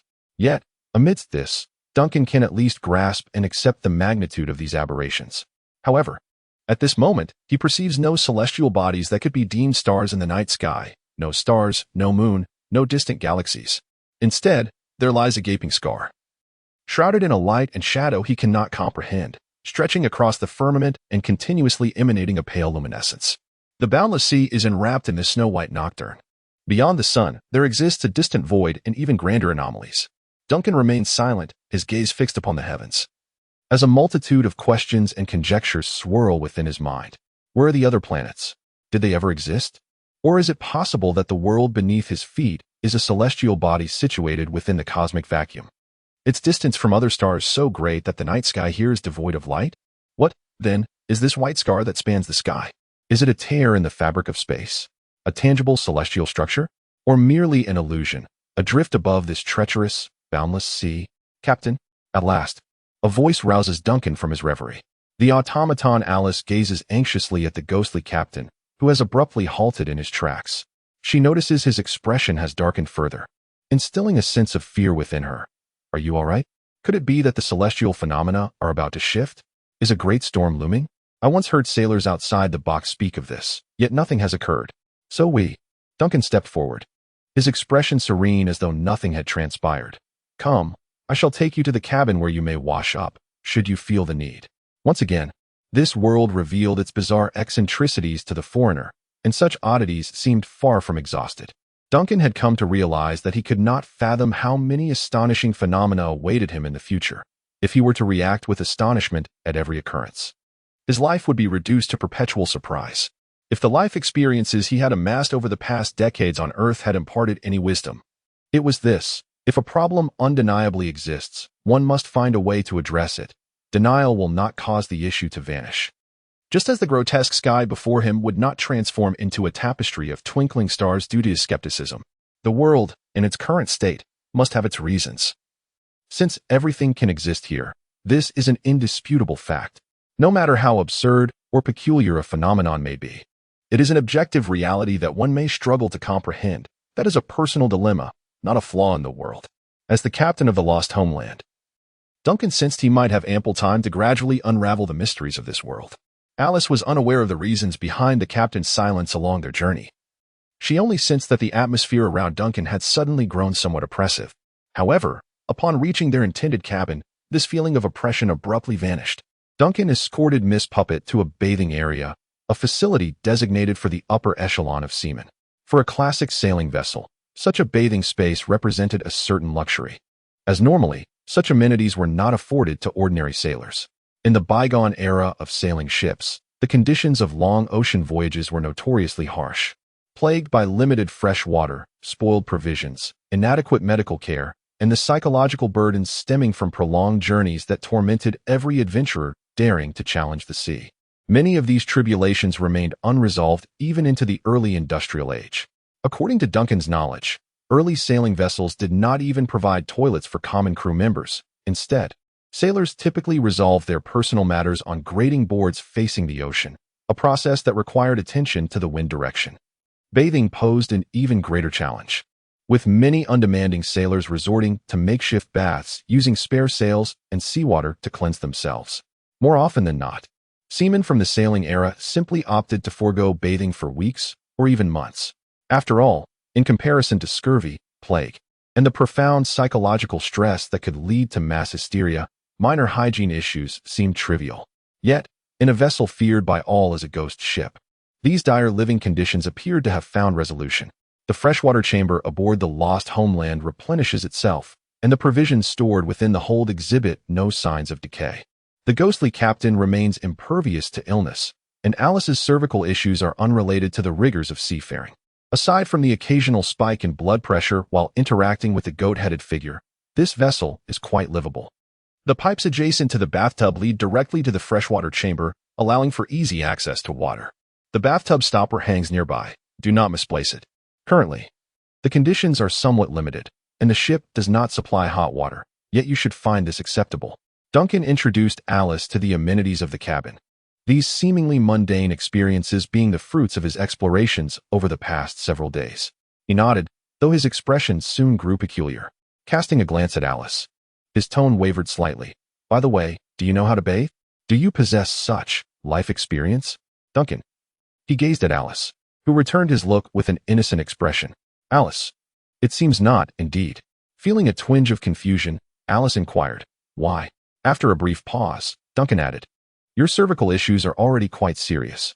Alice envisioned the scenario and instinctively recoiled. Ah, I see. I understand what I need to do.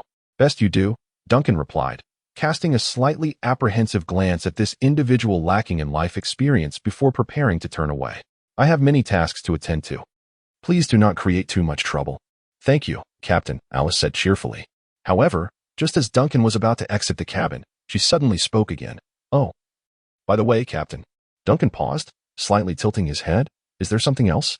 Captain, I suddenly feel as though you are not so fearsome after all, Alice remarked, contemplating her words as she gazed at Duncan's silhouette. That goat-headed figure claimed you are the most terrifying captain on the boundless seas, the most elusive calamity on all routes. But what? But I find you quite agreeable, almost like a caring parent. Alice hesitated momentarily, slowly shaking her head. It seems not. Then let us refrain from discussing parental matters. Remain on the ship quietly, and I shall ensure your life aboard is well arranged. Very well, Captain. Chapter 28. The Pale Night. Do superheroes who socialize by day and battle malevolent forces by night ever sleep? Do the villains, having faced off against these heroes, ever venture to the supermarket? The narrative never divulges such trivialities. The characters within the story are perpetually clad in pristine white, as fleeting as the wind. The cursed puppets in the tale merely need to emerge from their hidden corners to frighten others. Just as the ghostly captain has never fretted over the presence of century-old salted meat and hard cheese aboard his ship. Standing outside the cabin, Duncan sighed, acutely aware that enduring on this vessel required more than mere determination. He was compelled to contemplate a myriad of practical issues, especially in light of the increased crew. The ghost ship, he understood, was not endowed with an abundance of essential supplies, while it offered an inexhaustible supply of fresh water. That was the sole resource available in such quantity. The food stores, once depleted, would not replenish themselves, and the only provisions consisted of salted jerky and hard cheese. Despite their peculiar preservation, attributed to the unique nature of the lost home, Duncan reasonably suspected that these items had been stored for at least a century. Furthermore, there were no suitable replacement garments for Alice, despite the cursed doll's silence on such needs, nor were there any means of entertainment. Not even a chess set or a deck of cards. The vast, boundless ocean stretched endlessly. Yet the lost home found it arduous to procure genuine supplies from the depths of the sea. The ship appeared devoid of a reliable haven for rest and repair, much less any channels for trade with the civilized city-states on land. The goat-head seemed entirely indifferent to these concerns, however. Duncan now earnestly pondered how to ameliorate the dire lack of resources aboard the lost home. Moreover, he was contemplating ways to establish a connection with the city-states on the mainland, setting aside this matter for the sake of his own mental and physical well-being. He must endeavor to engage more with the cities on land, to immerse himself in the civilized societies of this world. Otherwise, he genuinely fears that after a prolonged drift, he may truly become a distorted, melancholic, and reclusive ghost captain. Contemplating this, Duncan slightly turned his head to gaze at the pigeon, AIE, who was diligently preening its feathers upon his shoulder. His attention was primarily drawn to the brass compass adorning AIE's chest. The pigeon tilted its head to regard its master and suddenly exclaimed, "Establish a base. Lay down the mycelium blanket. Hey, do you even know how to operate this?" Duncan fell momentarily silent. This pigeon often exhibited peculiar behavior, yet its occasional remarks were remarkably timely, leading one to ponder whether it was a case of profound wisdom disguised as folly. The pigeon contemplated for a moment, its tone becoming grave. "You require more crystal ore, Duncan." He resolved to temporarily forego further communication with the pigeon. Matters of this nature were better suited for personal exploration during the next execution of the spirit realm journey. Within the cabin, Alice finally managed to discern the workings of the water extraction system after some clumsiness and had a general idea of how to bathe. In the limited confines of the ghost ship, she could only take a cold shower, but for a doll-like entity, this posed no significant issue. However, before stepping into the tub, Alice decided to greet everything within the cabin. She gently tapped the enormous oak barrel, then wrapped her knuckles against the pillars supporting the cabin. With the tips of her toes, she kicked the floor beneath her and, on tiptoe, she playfully tugged at the ropes and hooks that dangled from the ceiling. "Greetings to you all, I am Alice." She cheerfully addressed these cold, inanimate objects, much like she had greeted the previously encountered gentleman with a goat's head. I shall be residing on this vessel from now on. The goat-headed figure had mentioned that the lost homestead was alive, and indeed, many things aboard this ship possessed a semblance of life, although they seemed devoid of true intellect, lacking even the ability to communicate. This did not deter Alice from perceiving the entire lost homestead as a neighbor worthy of her salutation. The lost homestead was a living entity, just as she was. Convinced that her greetings were both polite and appropriate, Alice's spirits lifted further, and only then did she shed her splendid gown, awkwardly climbing into the water-filled oak barrel. Miss Dahl believed her plans to be quite sensible. The city-state of Plan had finally witnessed the end of a bustling day. Under the pale luminescence of the night sky, this thriving maritime gem gradually succumbed to slumber. Yet, in the tranquil darkness, vigilant guardians kept watch over the sleeping city. Atop the grand clock tower, a young lady with long, silvery hair and an exceptionally tall stature stood at the window, gazing down upon the urban expanse. The lady possesses exquisite features, yet a striking scar traverses her left eye, invoking a sense of trepidation. Her stature exceeds that of the average man, clad in silver-gray light armor and a battle skirt. It is evident that she has undergone rigorous training. Her limbs are muscular, well-defined, and proportionate. Nearby, within arm's reach, rests a colossal sword that emits a faint silvery luminescence. The hilt of the sword is inscribed with runes symbolizing ocean waves, while the blade shimmers with undulating glimmers reminiscent of water ripples. Behind her, the mechanical whirring of the clock tower's workings reverberates, the intricate gears and linkages, driven by steam, seamlessly connecting the ceiling and floor, powering the 4 dials above and the concealed astrolabe deep within the structure. From the sound, it is apparent that this grand and intricate machine operates in excellent condition, untouched by any malevolent forces that might disrupt the sacred steam core. Nevertheless, Judge Vanna harbors an unsettling sense of foreboding, a nagging feeling that certain events are either imminent or have already transpired, leaving her with an overwhelming sense of powerlessness.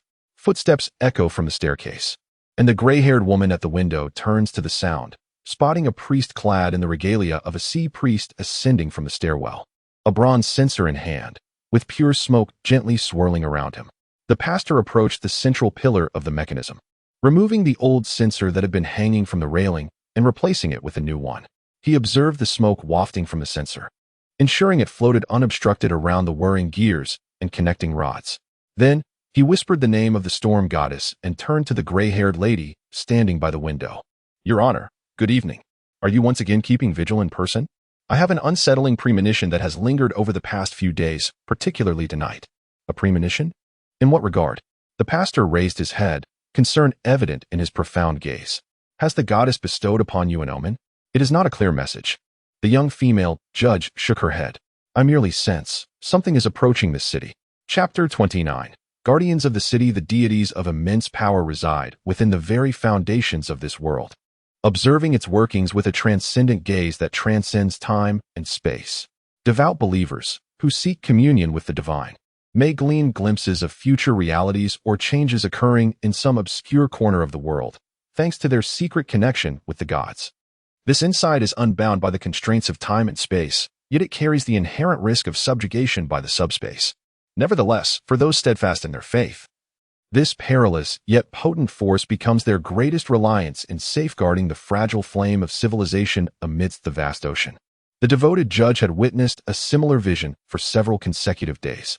In a state of half-dream, she beheld an endless expanse of ocean, tainted with a layer of inky darkness. Suddenly, a thunderous roar emanated from the depths of the sea, splitting the ocean asunder and revealing a terrifying trench that reached down to the seabed. From this abyss, a colossal ship, engulfed in flames, ascended like an airship, slowly rising through the air. Following closely behind was an invisible giant, cloaked in starlight, making its way towards the city-state of Prand. In the life of the adjudicator, Vanna, such ominous portents of immense scale had only manifested twice before. The first occurrence took place during her childhood, when she woke from a nightmare soaked in blood, only to lose her parents to a cult's assault, leaving her with a scar that would accompany her throughout her life. The second instance transpired 4 years ago, when she envisioned a dark sun rising from beneath the city, leading to the eradication of the most significant stronghold of the sun god, cult infiltrating Prand. To this day, the remnants of those cultists linger, hiding within the vast, intricate, an ancient tunnel system beneath the city, engaging in futile skirmishes with the guardians of the church. She lied to the priest before her, despite the clarity of the foreboding she had witnessed, so vivid that it had robbed her of sleep for days. The priest, gazing into her calm, gray-white eyes, hesitated before finally speaking. But you prayed to the deity, and it seems you received no ill tidings? The goddess does not necessarily reveal all dangers. Sometimes, tribulations are but tests, Vanna replied with composure. Let us not dwell on this. What news do we have from the Explorers Association? The pastor nodded immediately, acknowledging the contact from the association's liaison. The relic stationed at the headquarters has sensed the vessel appearing in the southwestern waters. However, it seems that the ship's telegraphic apparatus has encountered a malfunction, rendering it unreachable at present. It can only be confirmed that the vessel is approaching the coastal waters of Planned at a normal speed and course. At one point, it vanished from the relic's perception, only to reappear in a location significantly deviated from its intended route, currently unable to establish communication and heading directly towards the city-state.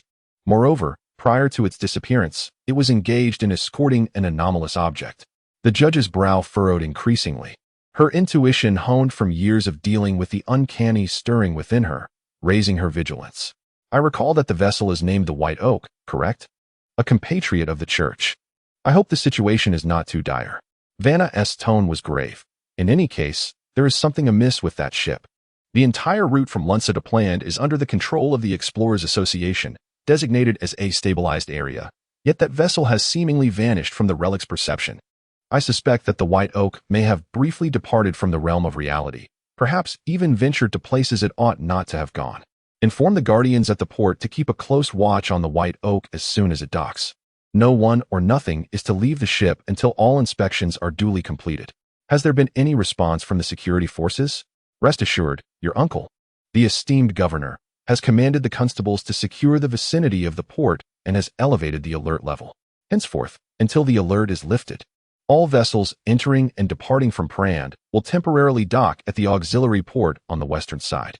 This reflects your uncle's prudent nature. The tension on Vanna's face finally eased a little. As long as he refrains from involving the ordinary members of the security forces in this matter, she would be content. The priest gazed into Vanna's pale gray eyes, carefully selecting his words before inquiring. Do you believe that vessel has been tainted? Alas, may that ship and its crew remain safe.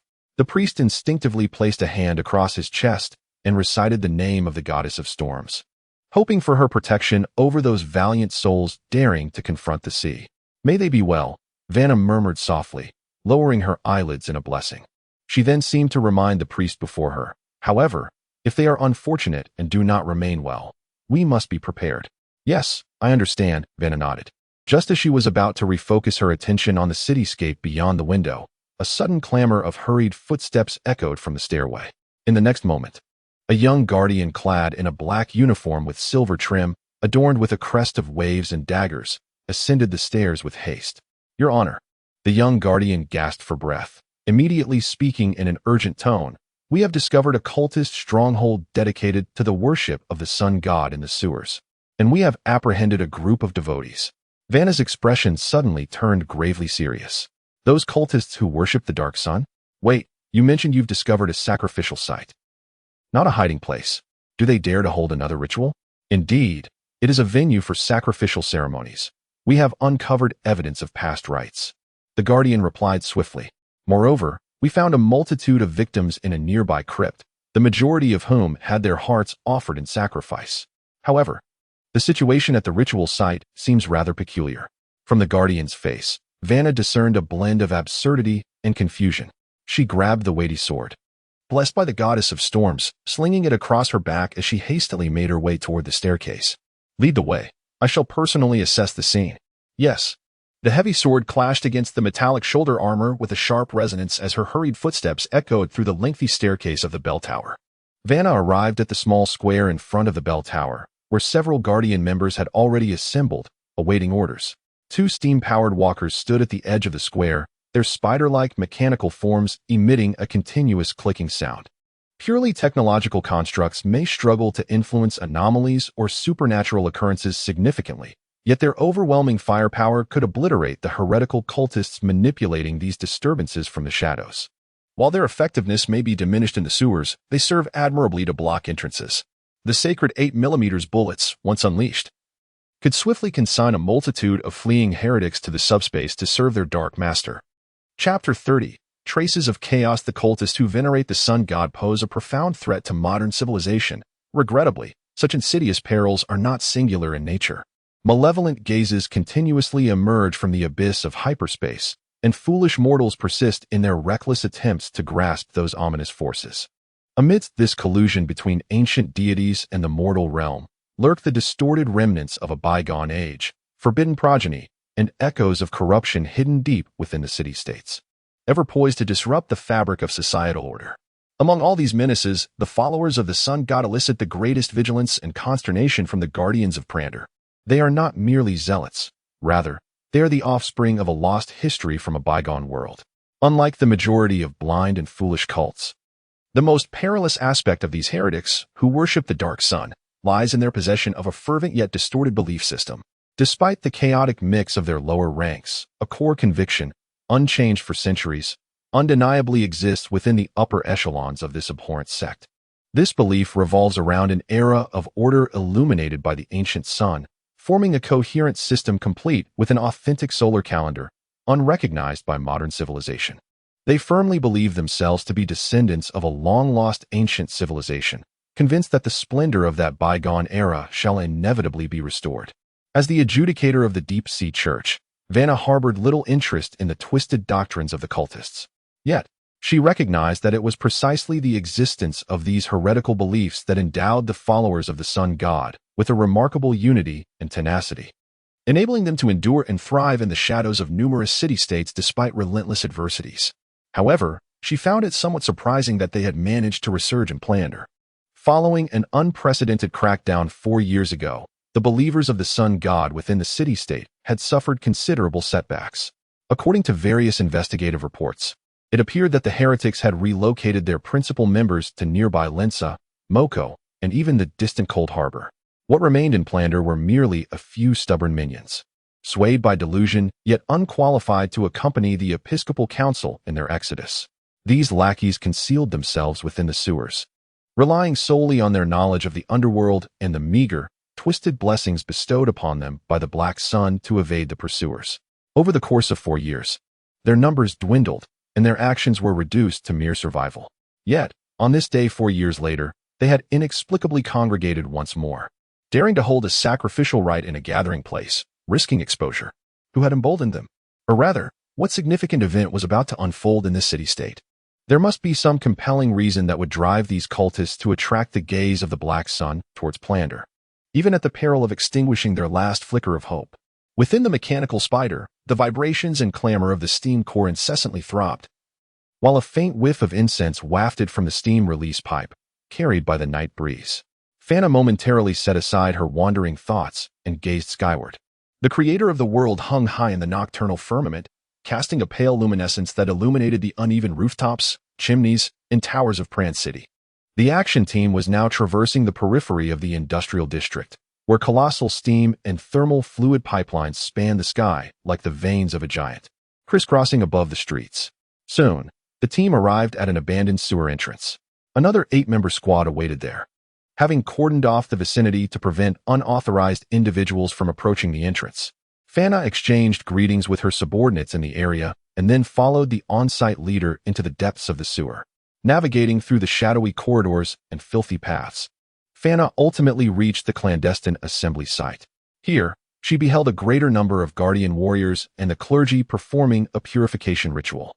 A makeshift altar stood at the center of the gathering, its wooden structure seemingly scorched by flames, while a desecrated totem erected by the sun goddess followers loomed above it, charred yet structurally intact. Surrounding the altar were dozens of cultists bound and crouched on the ground, most trembling uncontrollably, while a few murmured silently, their lips moving in a hushed recitation of their blasphemous prayers. However, in the wake of the ceremony's destruction, the attention of the storm goddess has been drawn to this place, rendering the prayers of these heretics utterly futile. Not far from the sacrificial altar lay the bodies of the victims discovered in the nearby caverns. These wretched souls were laid upon linen adorned with runes.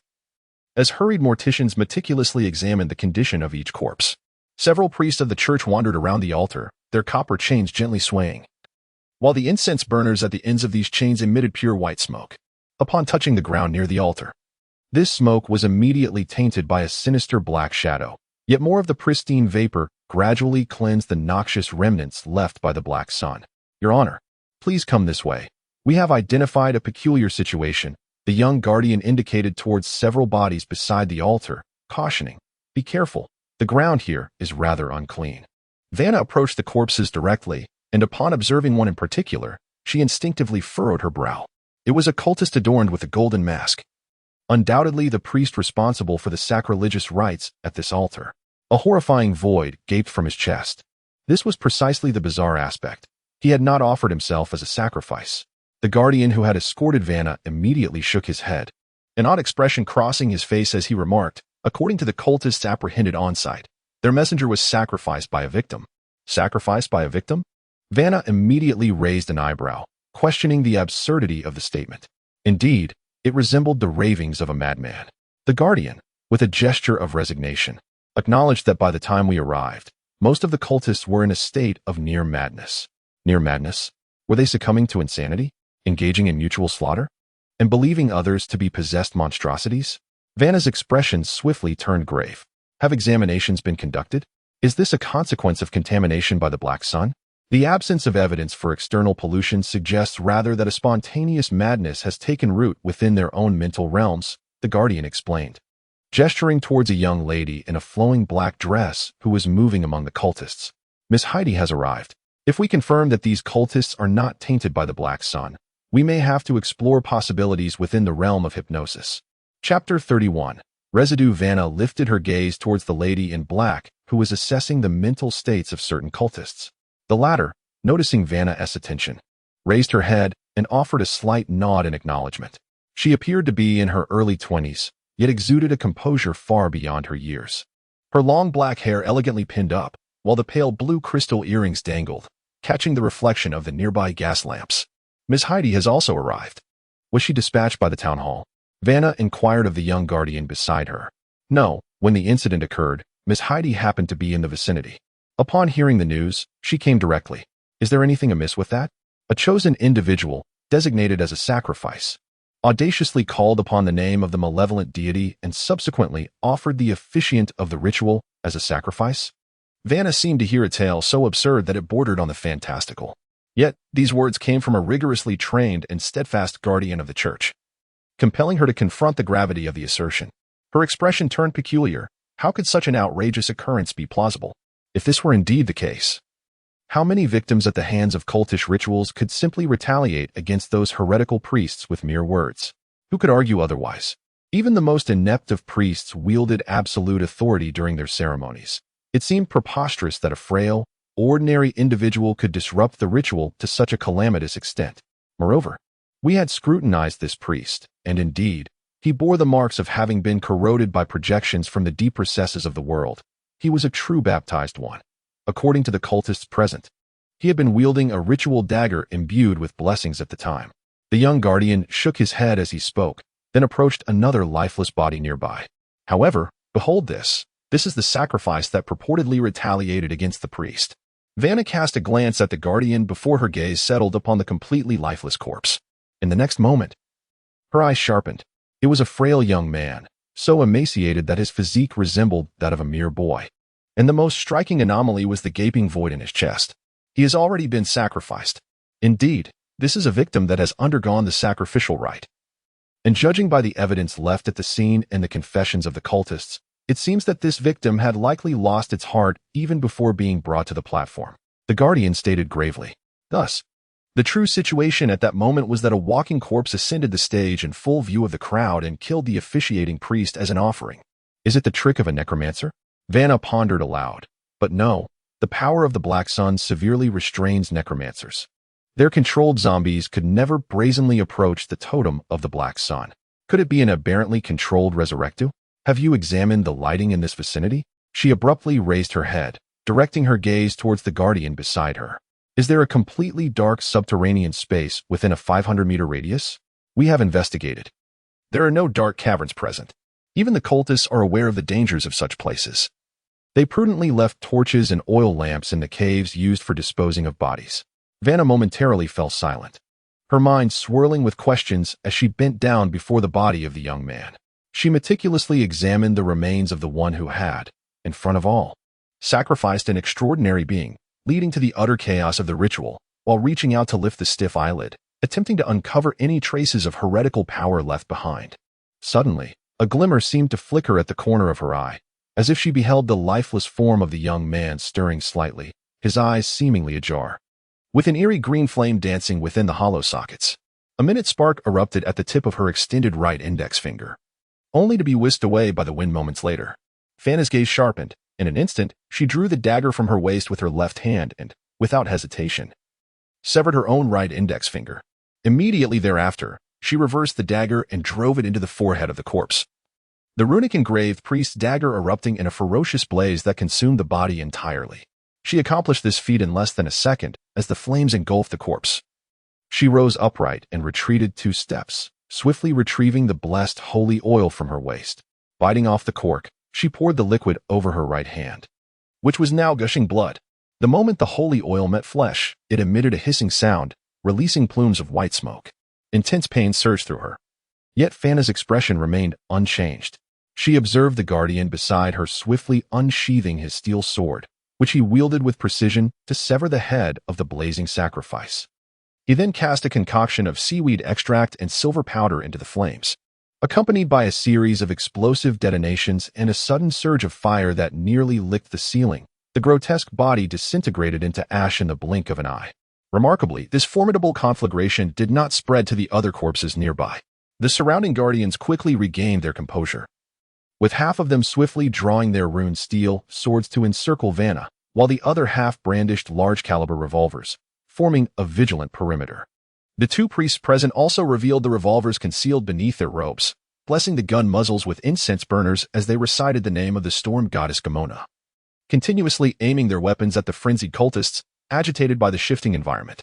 "Your Honor," called the young guardian, gripping his steel sword as he approached Vanna. "Are you all right?"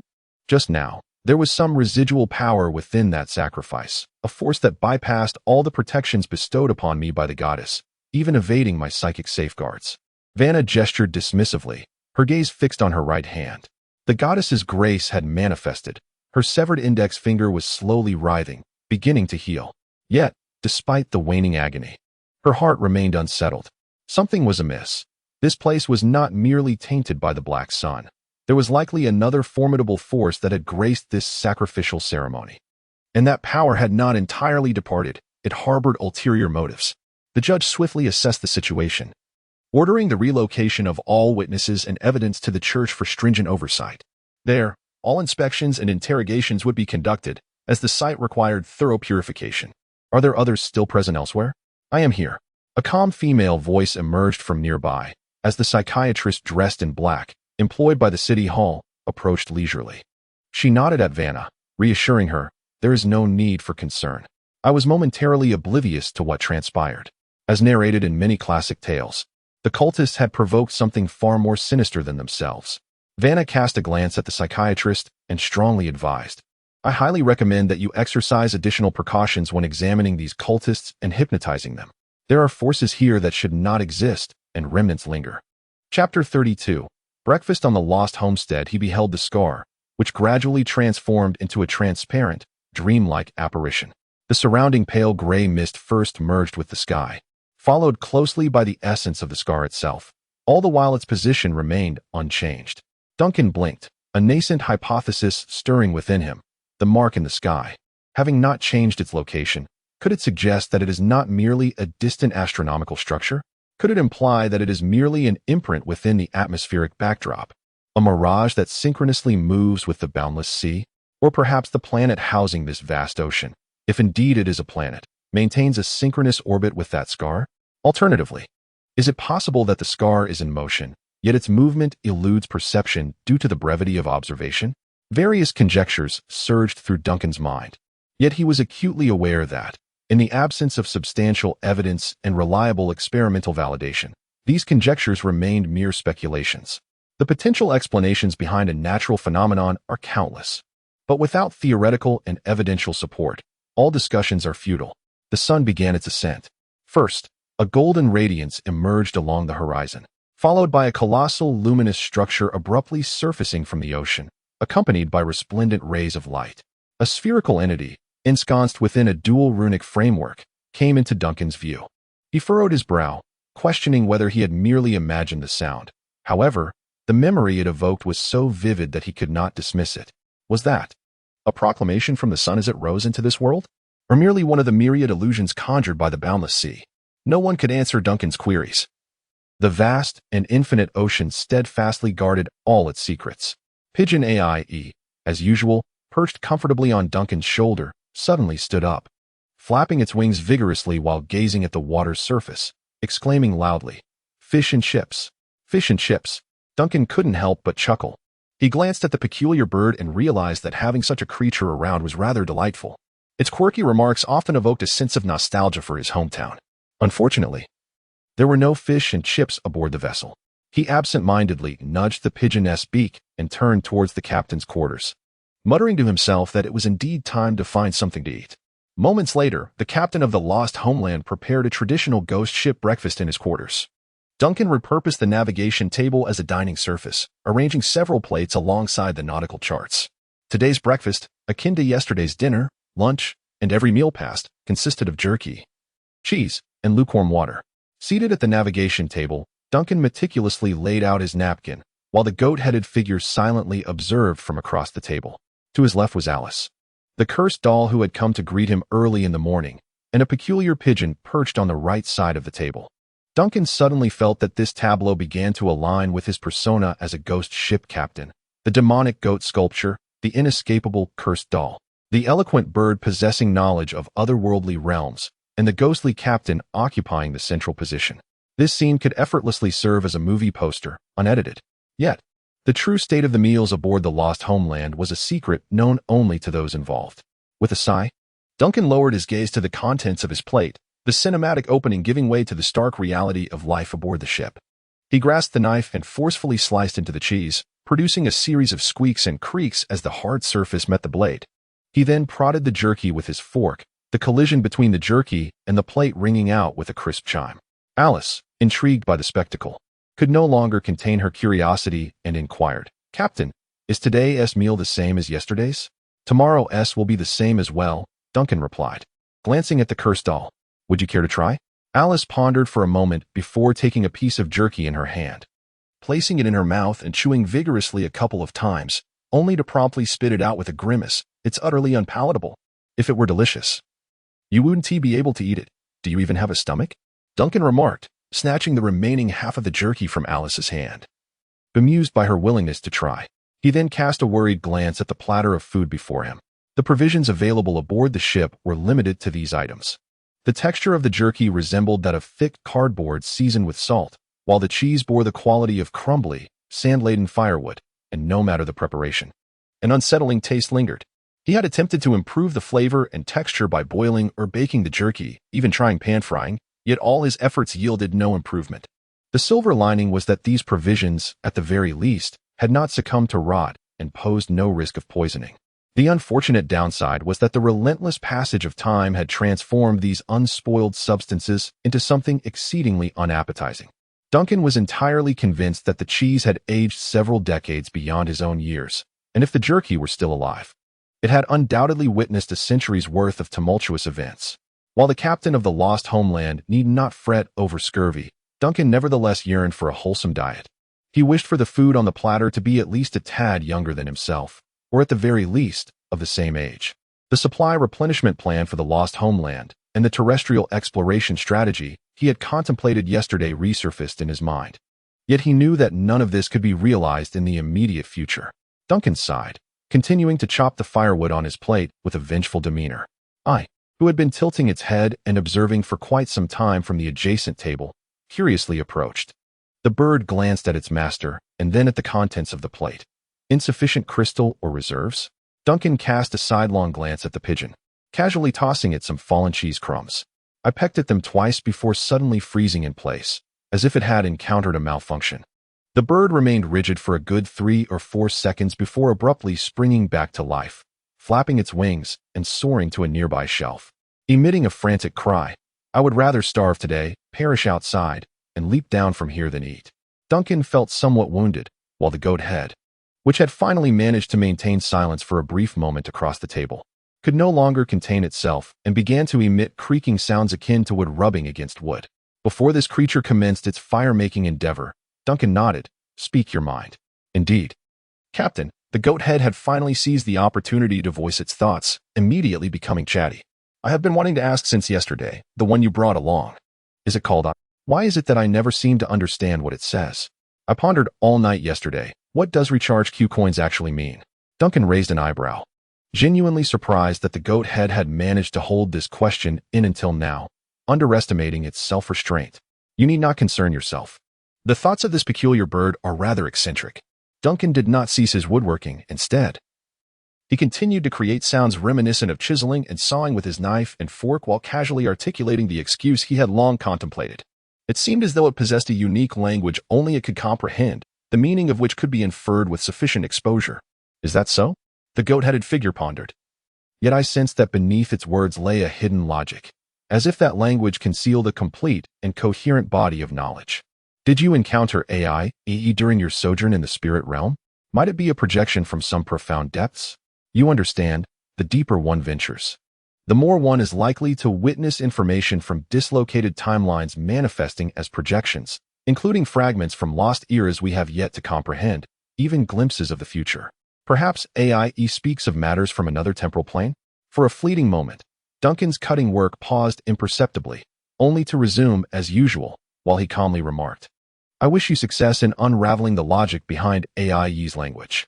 The goat-headed figure's musings may have been mere conjecture, yet the implications therein inevitably stirred tumult within Duncan's heart. During his journey through the spirit realm, had his soul drawn closer to the deeper layers of this world? In those profound depths, could one encounter projections from misaligned timelines? Might those projections reveal scenes from alternate timelines? As Duncan traversed the ethereal realm, he beheld no landscapes from divergent timelines.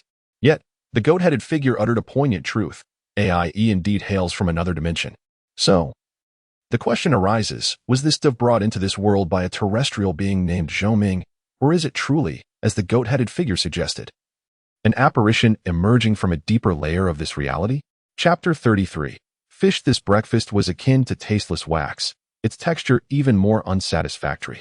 Following this rather disappointing meal, Duncan's spirits did not lift with his hunger sated. Rather, the cryptic information unintentionally mentioned by the goat-headed figure ignited a flurry of chaotic conjectures, leaving him somewhat agitated.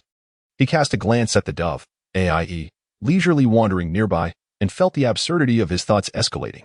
He had always believed that this loquacious dove, so fluent in earthly speech, was born from the essence of a human soul. He presumed that during his journey through the ethereal realm, the entity of Zhou Ming had interacted with the brass compass, thus giving rise to this peculiar avian creature. But what if the reality were otherwise? What if, as the goat-headed figure posited, this dove were merely a phantom that had emerged from a profound abyss, coincidentally coalescing in his vicinity? The weight of this possibility troubled Duncan's mind. Just then, Alice rose, her voice breaking through his reverie. "Would you like me to wash the dishes?" Duncan cast a surprised glance at Miss Puppet, who awkwardly scratched her head. "I believe that since I am already aboard, I should find something to occupy myself. Otherwise, I would merely be a freeloader, but you don't actually eat," Duncan reminded her. "However, your willingness is commendable. Why not take the plates to the water room? Consult with the basin. If it has no objections, you may wash them." At that moment, a pigeon that had been strolling on the shelf immediately took flight and landed on Duncan's shoulder, departing the room alongside him, leaving Alice behind to engage in a silent stare-off with the goat-headed figure at the navigation table. "Is the captain in a rather poor mood?" After a brief hesitation, Alice cautiously inquired of the goat-headed figure. The goat-headed figure replied in a grave tone, "The captain's mood is akin to the vastness of the sea. Do not speculate. Simply accept." Before the goat-headed figure could say more, Alice quickly interjected, "By the way, the captain just mentioned I should consult with the basin. How do I go about that?" "It's simple. You wash the dishes, and if you end up splashed with water, it signifies that the basin does not favor you. Speaking of which, can you wash dishes? If not, I possess some theoretical knowledge." Before the goat-headed figure could finish, Alice hastily gathered the tableware and, while rushing toward the door, exclaimed. "No need. I will learn. Thank you, Mr. Goathead. Goodbye." The captain's quarters fell silent, leaving only the dark, goat-headed figure at the table, staring vacantly in the direction of everyone's departure. After a considerable time, a sigh escaped from the maritime table. How wonderful it would be to have legs. The mist enveloping the lost homeland gradually dissipated at a leisurely pace, yet the captain's duty to steer the vessel remained imperative. The sails were raised. The sailors continued onward, separated from home. Amidst the chaos of wind and waves, we were but a plank away from death. Furl the jibs, unfurl the mainsail, release the mooring lines, and grasp the rail tightly. We had arrived in the heart of the ocean. Keep your distance from the fish. Keep your distance from the fish. For the sailors must navigate past the routes dominated by those offspring. Keep your distance from the fish. Keep your distance from the fish. We yearn to safely reach the shore where spirits and hearth await us. No matter how many times he searched, there was nothing aboard the ship more palatable than jerky and cheese. The good news was that he did not have to subsist on maggot-infested biscuits like the sailors of the bygone sailing era on Earth. The bad news was that there weren't even any of those rotten biscuits on this vessel. Casting aside his earlier fanciful thoughts, he brought the tranquil eye to the edge of the deck. Gazing out at the boundless sea, he pondered, in any case, I must find a way to replenish the essential supplies aboard the lost homeland. Although one cannot be overly particular about the quality of life on a ghost ship, I cannot truly live like a specter. Alice might require a change of clothing, yet there was not a single dress suitable for her on this ship. The ancient ghost ship may not appear as invincible in the face of a civilization that has evolved over a century. The lingering aura of the lost homeland still persists. Yet should it dwindle to mere remnants, the situation would become dire. Duncan cast a glance at AIE on his shoulder. Perhaps it would be prudent to conserve energy today and attempt another venture into the spirit realm next time. Coo. AIE tilted its head, finally producing a sound reminiscent of a normal pigeon. Duncan couldn't suppress a smile, but at that moment, his peripheral vision caught a glimmer on the nearby sea surface. Intrigued by the disturbance, he instinctively leaned over the ship's railing for a closer look, soon noticing what appeared to be something swimming beneath the water's surface. After a moment's hesitation, Duncan suddenly slapped his forehead. Ah, my reaction. We are at sea. Surely, there are fish in the ocean. The sudden possibility brightened Duncan's spirits. He realized that establishing a connection with the mainland and ensuring a stable supply of resources for the lost homeland would not be accomplished overnight. However, could the vast and boundless sea not lend a hand? There are fish in the water, and he had grown weary of the dried meat and cheese aboard the ghost ship. Duncan's enthusiasm surged.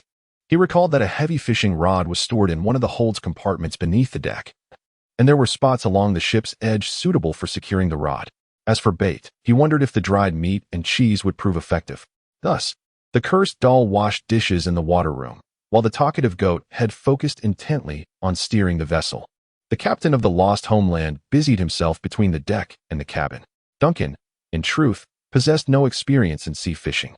His entire fishing knowledge was confined to a pond and a small river near his hometown. He remained uncertain whether this whimsical endeavor would yield any fish. But since he had nothing better to do, he thought, why not?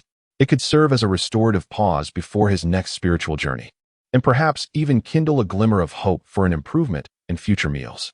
Duncan settled himself among several fishing rods, and as he endured the lengthy wait, his mood gradually returned to a state of tranquility. The sea conditions today were relatively calm. The sky bore a few clouds, yet offered no ominous signs of a storm. Perched on a wooden barrel, with his back against a winch used for securing ropes, he squinted slightly against the gentle swaying of the ship. At some point, he drifted into a half-dreaming state.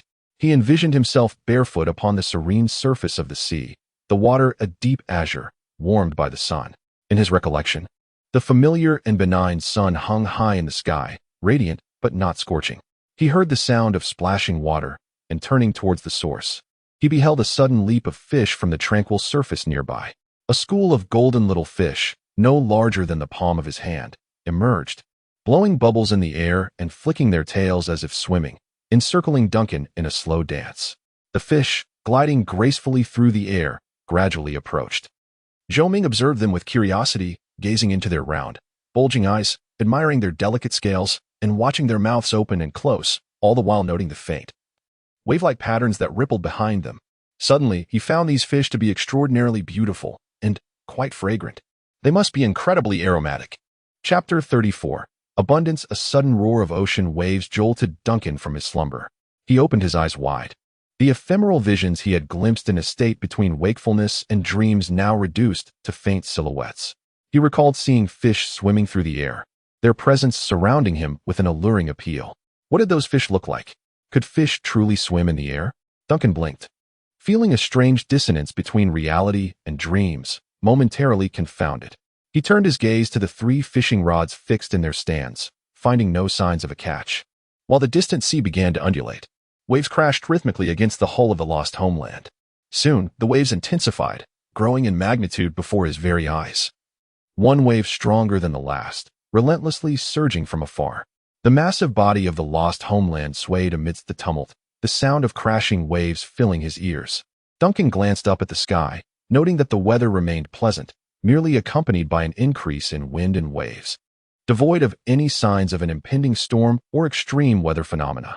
The weather may not be favorable for fishing, he murmured, contemplating whether to stow away his fishing rod.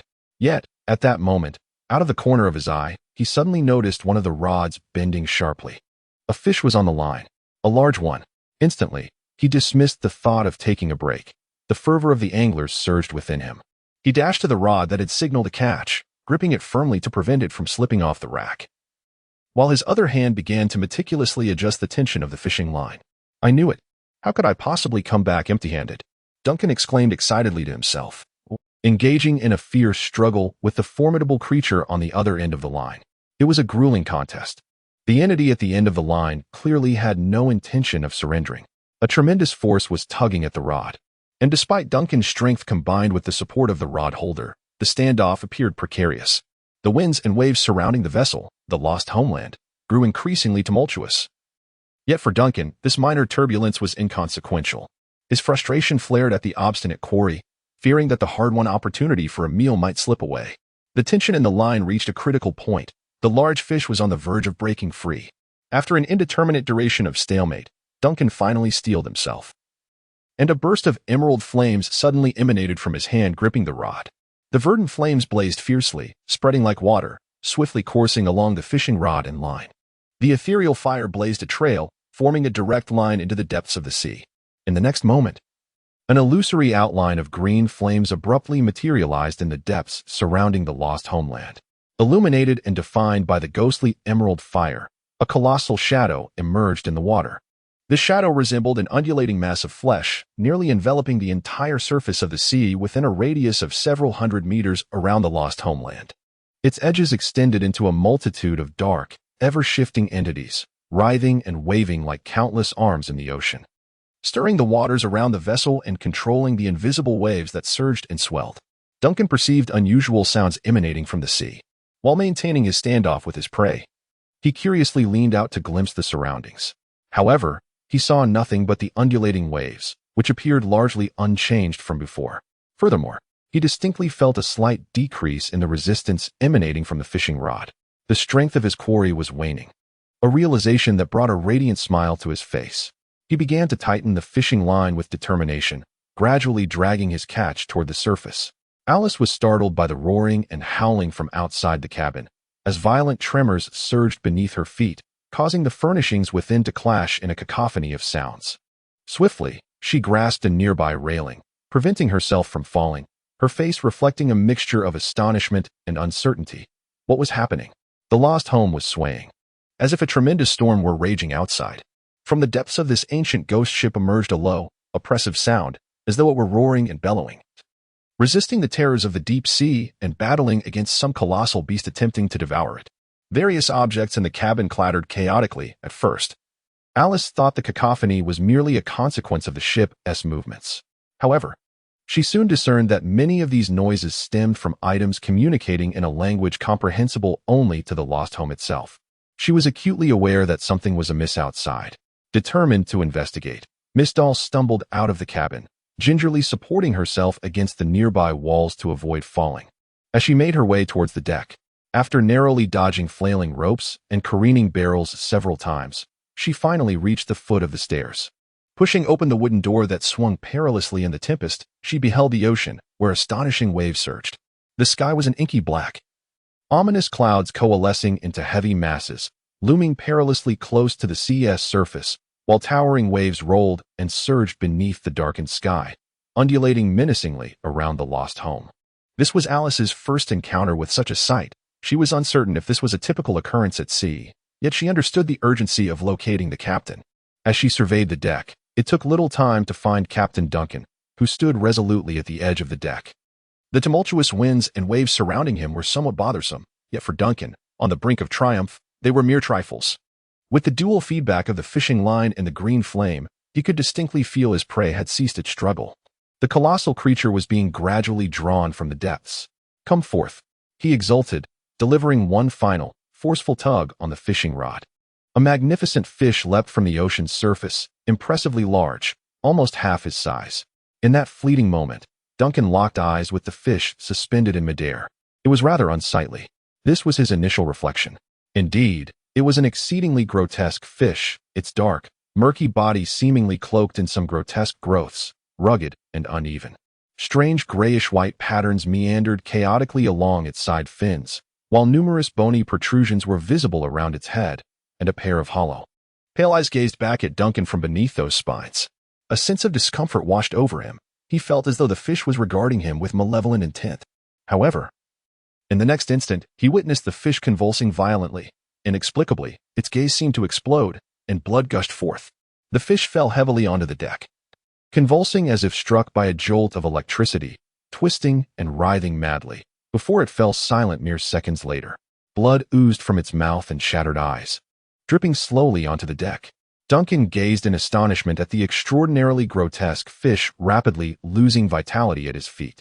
He vaguely recalled knowledge gleaned from books.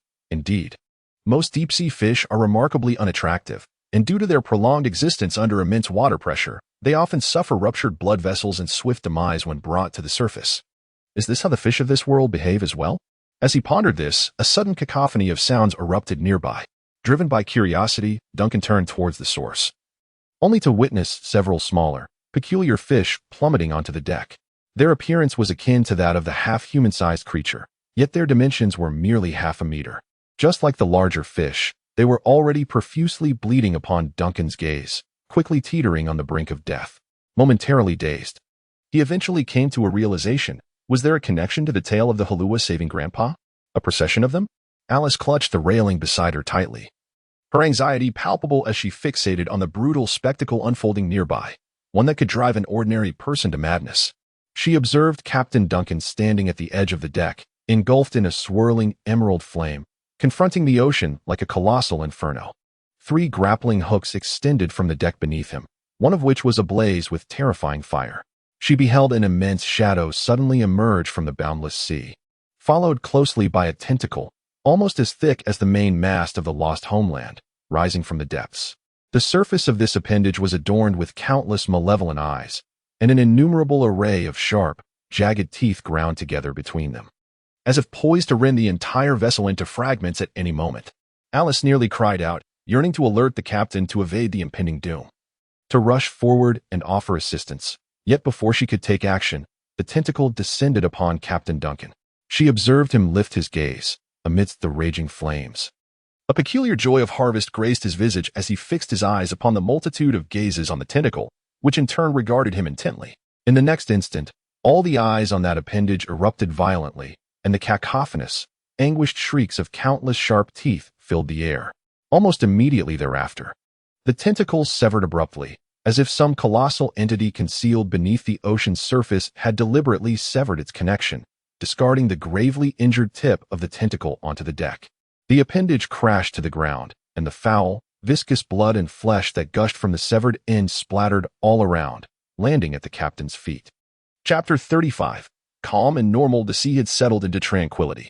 Alice beheld a tentacle that had fallen upon the deck, accompanied by a fragment of flesh imbued with formidable power, which tumbled to the captain's feet. Life swiftly ebbed from this sanguine remnant, and simultaneously, a colossal creature lurking beneath the waters surrounding the Lost Homeland began its rapid descent, relinquishing a tentacle as the price for its hasty departure from the vicinity of the vessel, reminiscent of a panicked escape. As this immense shadow plunged back into the abyss, the ocean astonishingly regained its tranquility, and the dark, Inky clouds overhead dissipated entirely. Perhaps those were not clouds at all.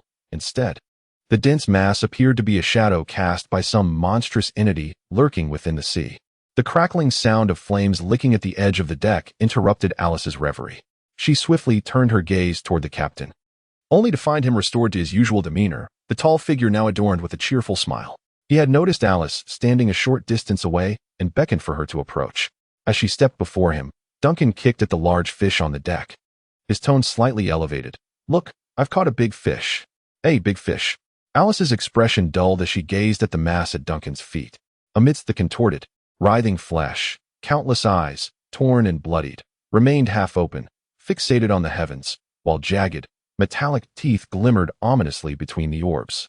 Accompanied by Duncan's kick, one of the fractured tentacles suddenly blinked its half-open eye, only to close it completely moments later. "Indeed, my dear fish," Duncan remarked cheerfully, "you see, it took me considerable effort to haul this contraption up." Although it was merely a puppet, Alice felt a peculiar twitch at the corner of her eye, and as she opened her mouth to speak, she found herself at a loss for where to begin in redirecting the conversation. Her gaze fell upon the fish at Duncan's feet. There lay an ugly, large fish, its blackened hue marred by a pockmarked exterior, with bizarre grayish-white patterns near its fins and bony spines protruding from its head, its lifeless eyes staring back at her. Scattered across the deck were numerous smaller fish. Alice suddenly found herself devoid of expression and words, her eyes wide as she absorbed the scene before her, staring at the fish lying on the deck, at those entities that had just moments ago not been fish at all. The inexperienced puppet maiden did not comprehend the concept of existential doubt, yet in that very instant, she was engulfed by skepticism towards everything. She even questioned whether she was dreaming. Where had that tentacle gone? Where were the remnants of flesh and blood? Perhaps her momentary stupor was too evident, for Duncan swiftly sensed Alice's disquiet. Raising an eyebrow, he regarded the puppet, inquiring, "What is it? Is something amiss?"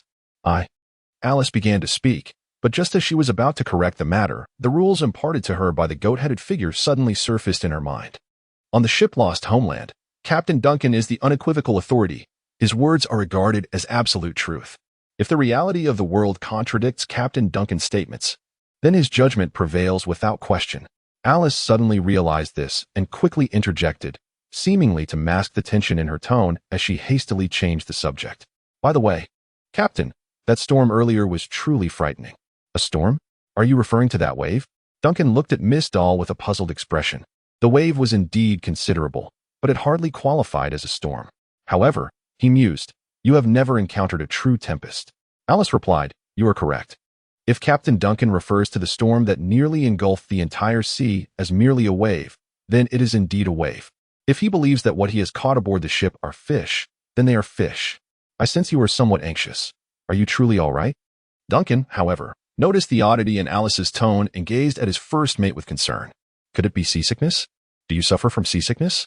"I'm fine. It's just that the ship swayed quite a bit earlier." Alice, meeting the captain's concerned gaze, found herself unsure whether to feel reassured or even more afraid. She awkwardly shifted the topic again. "By the way, what do you intend to do with these fish? Is that even a question?" Duncan chuckled heartily. "Of course. We shall eat." Alice's expression momentarily froze. "Eat? What else? Did you not notice the rather monotonous supply of ingredients aboard the Lost Homestead?" Duncan appeared to be in high spirits as he expressed his plans to dismantle the large catch, intending to stew part of it while roasting the other half. He contemplated curing the smaller fish with salt to create dried fish. Although he spoke with confidence, a nagging uncertainty lingered in his mind regarding his culinary skills, which could only be described as mediocre. He lacked experience in handling such a colossal sea fish and possessed merely theoretical knowledge about the process of making dried fish, with no practical experience to speak of. Yet, how would he know unless he tried? The only concern he harbored was the potential for an upset stomach. Despite his elation at the bountiful catch, Duncan retained a modicum of caution as he scrutinized the massive fish at his feet, pondering whether this gift from nature might harbor toxins. The most prudent course of action would be to find someone unfortunate enough to sample it first. His thoughts immediately turned to the goat's head in the captain's quarters, but he quickly dismissed that option. A glance at the cursed doll across the way confirmed that was also unfeasible. Alice possessed no appetite. Finally, his gaze rested upon the pigeon perched upon his shoulder, which tilted its head in curiosity. Though it scarcely resembled a typical creature, if he were to seek a living being aboard the ship. This pigeon was perhaps his only option. Moments later, Duncan departed the deck, his haul in tow, as lunchtime approached, brimming with anticipation to enhance the culinary offerings on the lost homestead. Meanwhile, Alice stood in place for a while, lost in thought, before making her way to the captain's cabin door. She had not intended to seek out the goathead. Ever since her last encounter with the first mate and his incessant prattle, she had developed a profound sense of reverence for the entire captain's quarters. Whenever possible, she wished to avoid stepping through the threshold of the captain's cabin. However, the peculiar events of the day compelled her to consult the seasoned Mr. Goathead to ascertain whether this was indeed a normal occurrence aboard the Lost Homeland. She did not believe she was violating any crew regulations. Merely inquiring about the situation should not be taboo.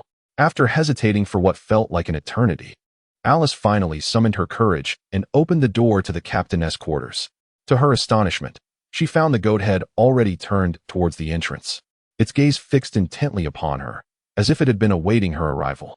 What had transpired outside? In an unusually succinct manner, the goathead inquired.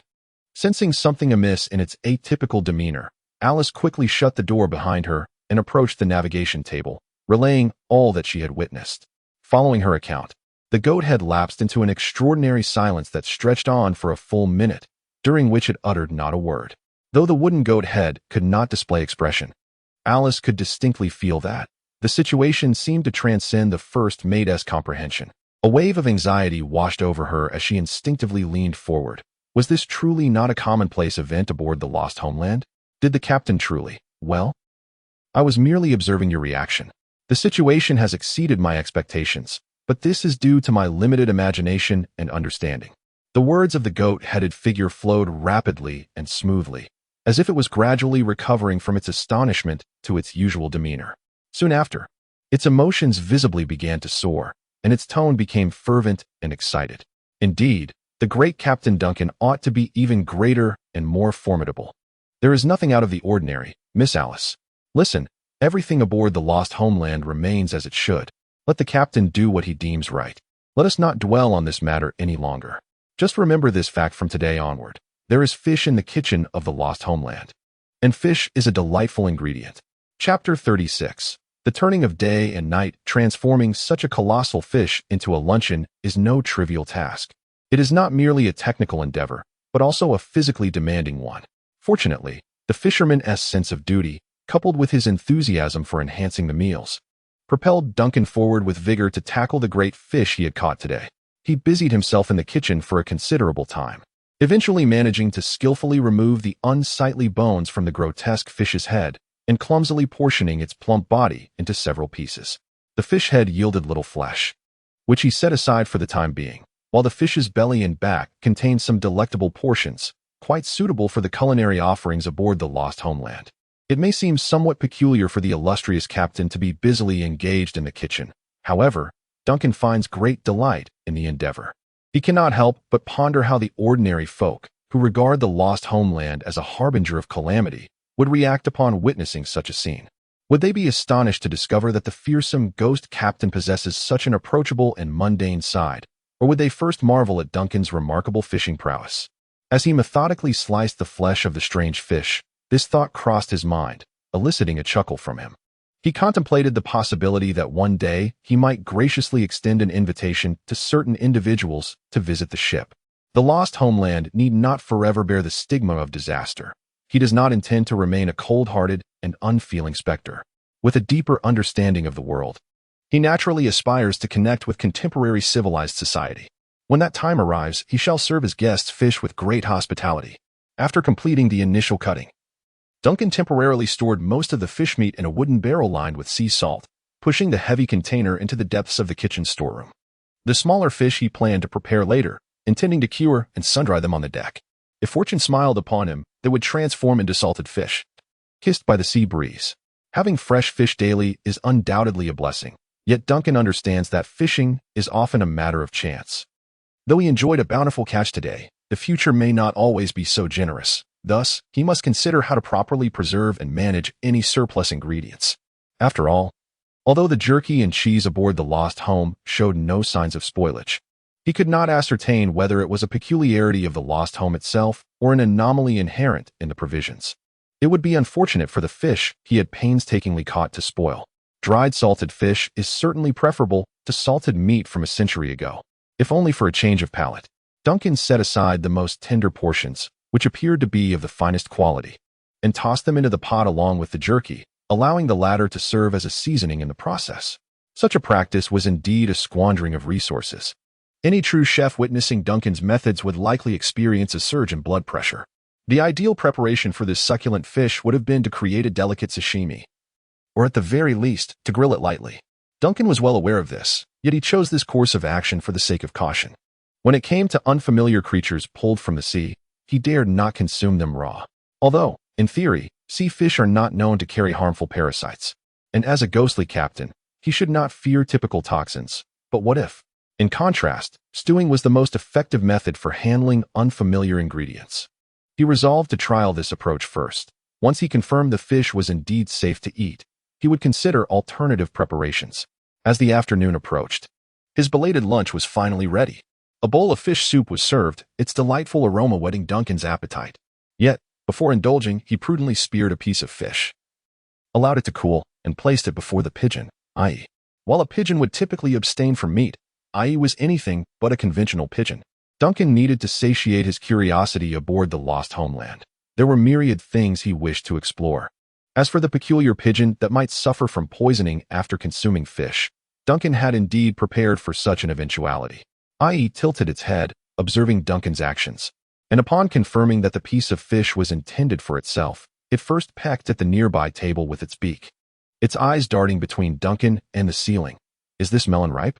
Duncan replied, "Just tell me if you will eat it," i.e. flapped its wings and mimicked Duncan's tone. "Just tell me if you will eat it." Then it lowered its head and swiftly pecked at the now-cold fish, astonishingly devouring it within moments, a meal that, by all appearances, was hardly fit for a pigeon. Duncan stared in disbelief at the bird, an unexpected thought arising in his mind. This creature now embodied the essence of both a pigeon and a parrot, with all three essential elements present. It was truly a beacon of humanity, Earth. Following the principles of a free-form 9-square grid, one might even consider this creature a denizen of Earth. After a while, Duncan confirmed that the pigeon exhibited no adverse reactions, allowing him to finally relax. The captain of the Lost Homeland and his pet were thus ensconced in the kitchen, indulging in their feast. The fish was indeed delectable, just as Duncan had envisioned in his dreams. The setting sun was gradually approaching the high walls at the edge of the city, casting a gentle golden glow upon the towering chimneys, pipes, and spires of the planned city-state. In the heart of the city, the resounding chime of bells echoed from the high ground where the cathedral of the storm stood, accompanied by the sharp whistle of steam escaping from the pressure relief valves. A dense mist surged forth from the tower's apex, enveloping the sky above the highlands like ethereal clouds, reflecting the golden sunlight emanating from the sea. This heralded the transition between day and night, a poignant reminder that the sun's vigor would soon wane rapidly, making way for the dominion of the world's creation in the heavens. The earthly order was poised to shift from stability to uncertainty, with the influences from the depths of the world set to intensify swiftly as darkness fell, a process that would persist until the sun's ascent the following day. In the shroud of night, the prudent would opt to remain indoors, while those compelled to venture out would strive to stay within well-lit areas where gas lamps, blessed by the clergy, could effectively dispel the malevolence lurking in the shadows. Nevertheless, this metropolis remained a bastion of prosperity and stability. Under the sacred protection of the Cathedral of the Storm, even the most profound influences of the world would be restrained within a safe threshold. The occasional anomalies that surfaced within the city were mere trifles, and the ordinary citizens knew how to safeguard their homes. Moreover, the church's vigilant guardians patrolled the night, assuming the role of the constabulary to ensure the city's order after dusk. Yet, just as there are shadows that elude even the brightest street lamp, there exist foolish souls who yearn for darkness and upheaval, even beneath the watchful eyes of the church's guardians. They harbor both fear and loathing for the existing order of the world, fervently anticipating a glorious era that even they have never witnessed. Fortunately, within the city-states where the forces of order prevail, these subversives often find themselves coiled in the shadows. At the periphery of the city, deep within the entrance of an abandoned sewer, a few figures clad in black robes huddle in the corners of a room. This space once served as a temporary refuge for the sewer maintenance workers, but has since been forgotten amidst the city's changing plans, transforming into a sanctuary for cultists fleeing in panic. A dim oil lamp hangs upon the wall, its flickering light illuminating faces etched with gloom, fear, and mingled resentment. One black-robed figure, appearing to be in his 30s, lies upon a makeshift bed of rags, teeth clenched, pallid complexion betraying a weak and chaotic breath. Others sit nearby, some murmuring curses, "Those damned church hyenas. We have lost countless brethren, and the messenger perished during the ritual." Another, voice hoarse, interjects, "How could the sacred ceremony spiral out of control so suddenly? That offering, it was clearly the pawn of heresy." Suddenly, one of the figures in black leans in, straining to listen, and raises a hand to indicate above. The sound of the evening bell and a steam whistle echo through the air. As night approached, the first to utter a curse was the man in the black robe, his voice deep and laden with unease as he cast a furtive glance at his compatriot lying on the ground, clearly in a dire state. "Damn it, I hope he can endure through this night." Chapter 37. The cycle of life and death. One among them had fallen gravely ill, afflicted by an inexplicable ailment. And now he was on the brink of death in this dimly lit underground realm. He still clung to life. A cultist hesitated before speaking. Casting a glance at the comrade sprawled on the floor, observing the half-closed eyelids and the slow, restless movement of the eyeballs within their sockets. This unfortunate soul could still hear the sounds around him, yet lacked the strength to open his eyes. He was merely alive for the moment. Another cultist remarked in a low tone. The evening bell had already tolled. He could not perish under the protection of this room's master, who offered him solace in the darkness. The man on the floor twitched his fingers slightly, having evidently grasped the gravity of his situation. He did not wish to succumb in such a manner, yet death had firmly gripped his shadow, and it appeared that his dear brethren had begun contemplating the removal of this threat from their sanctuary before the true demise befell him. An oppressive silence enveloped the room, so profound that even the faintest breath of the dying man became a distinct sound. After an interminable hush, the black-robed figure who had earlier cursed the storm cult finally broke the silence. "Let us wait a little longer, at the very least. The transformation does not occur immediately upon one's last breath." "Then let's wait a little longer," murmured the low-voiced black-robed cultist, glancing at the man who was struggling to breathe. He could not help but ponder, but why did he suddenly fall ill? "Can you assure me that this is merely a normal ailment? I am familiar with him. He runs a nearly defunct antique shop in the lower district, filled with nothing but counterfeit goods," interjected a cultist who had remained largely silent until now. "He has always been unwell, his health never robust. Perhaps it is a result of spending too much time in the sewers, compounded by the fright he experienced, that has exacerbated his condition." As he listened to the explanation from the individual beside him, the deep-voiced black-robed cultist finally relaxed somewhat. Although he was not a high-ranking priest, having dedicated many years to the sun's teachings, he could be considered a knowledgeable expert in various esoteric disciplines. He was acutely aware of the long-lasting and insidious dangers that could linger following a failed sacrificial ritual, and every participant in that ceremony could potentially become a vessel for these hidden threats. Now, this suddenly weakened individual could very well be one such vessel. Had it not been for the bonds of brotherhood among the sun's followers, coupled with the presence of several empathetic cultists nearby, he would have cast this unfortunate soul into the engulfing darkness long ago. After a prolonged silence, the black-robed cultist suddenly made a move. He withdrew a pale golden talisman from his robe and pressed it against the chest of the ailing compatriot. "What are you doing?" inquired a curious cultist standing nearby. This sacred talisman was acquired at great cost from the emissary, who spoke in a somber tone infused with sincerity, wishing for the Lord's grace to safeguard our brethren. The brilliance of the sun might shield him from further erosion amidst darkness. The two nearby devotees, without hesitation, gazed at the elder of the church with admiration, their fists pressed to their foreheads as they fervently murmured, "All sons of the sun are brethren."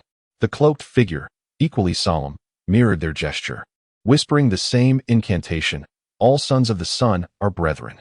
As the sun dipped below the horizon, the starless and moonless sky re-emerged before Duncan, a pale fissure stretching across the heavens, casting a cold glow over the boundless sea and the vessel, the Lost Homeland, sailing upon it. No matter how many times he beheld that frigid, pale light, he could never glimpse the non-existent stars. Yet, compared to the last time he faced this starless night, his spirits were considerably lifted. On one hand, he had come to accept the peculiarities of this world, and was actively adapting to his current life.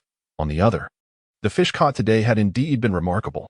He was an inherently optimistic individual, finding joy in any minor improvement in life, especially when nature's bounty exceeded his expectations. Lost in contemplation, he turned to the dove perched on his shoulder and jestingly remarked, "Do you think it would be simpler if I engaged in the endeavors befitting a pirate captain? For instance, to embark on a daring act of piracy in a bustling shipping lane?" The pigeon tilted its head, its two eyes seemingly gazing in different directions. "Is this reasonable? Is this reasonable? Is this reasonable? Indeed. This does not align with my character," Duncan chuckled, adding that to contemplate such a venture, one must at least locate a route frequented by merchant vessels. This vast, desolate sea, the lost homeland, has drifted far from the realm of civilized society. Since the last encounter with the vessel transporting the anomalous 099, he had not glimpsed another ship on the horizon. He truly had no idea where to find victims for his imagined heist. Just then, a voice suddenly interrupted Duncan's musings. "Captain, are we to engage in piracy?" Following the sound, Duncan beheld Alice perched atop a lofty plank, gazing curiously in his direction. Bathed in the ethereal glow of the pale scar in the sky, the Gothic doll, adorned in a courtly gown, sat elegantly upon the ghost ship, her mercury-like hair shimmering coolly in the night. With an air of grace, she observed, her eyes sparkling with curiosity, a scene that resembled a classical and enigmatic painting. For a moment, Duncan was taken aback. After navigating through a series of chaotic trivialities, he had nearly forgotten the elegance and mystery that the doll had initially evoked when she lay in the wooden box. Seeing Alice in her tranquil state now left him momentarily speechless. Yet, Alice remained oblivious to the captain's thoughts, simply reiterating her inquiry with curiosity. "Captain, are we to engage in piracy?" This statement somewhat tarnishes her image. Duncan glanced at the puppet, bemused, and inquired, "Do you enjoy robbing?" "Not really," Alice replied, shaking her head. "It sounds rather dull." "Yet you were indeed robbed aboard my ship," Duncan reminded her with a smile. "True." Alice pondered for a moment, nodding, and then asked, "So are we going to rob now?" "No." Duncan waved his hand dismissively, sauntering towards his captain's quarters. "I too find robbery rather uninteresting. A leisurely stroll seems far more fitting as a post-meal activity." He had resolved to embark on a second spiritual walk that very night.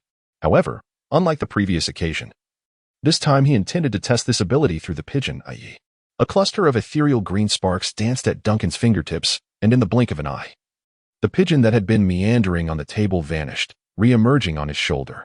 The invisible green flames transformed into a slender thread, entwining Ai's wings.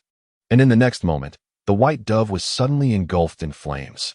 As the fire blazed, the dove's feathers morphed into an ethereal form, the ascending green flames seemingly reconstructing its flesh and bones. Ai spread its wings amidst the fire, and the brass compass hanging from its chest snapped open, revealing a dial adorned with myriad mystical runes that shimmered faintly. The central needle, after spinning wildly, pointed straight toward the distance. The surrounding scene disintegrated and scattered, as a familiar dark space materialized before Duncan's eyes. Shortly thereafter, those recognizable streams of light appeared, alongside countless twinkling stars. Guided by an instinct deep within, Duncan gazed at the starlight, seeking the next target for contact. Suddenly, he was captivated by a cluster of starlight.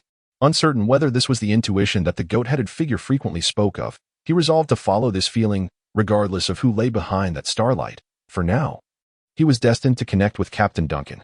In the abandoned sewers at the edge of the city-state of Plander, a few sun-worshipping cultists, fortunate enough to escape the grasp of the church's guardians, sat in silent despair.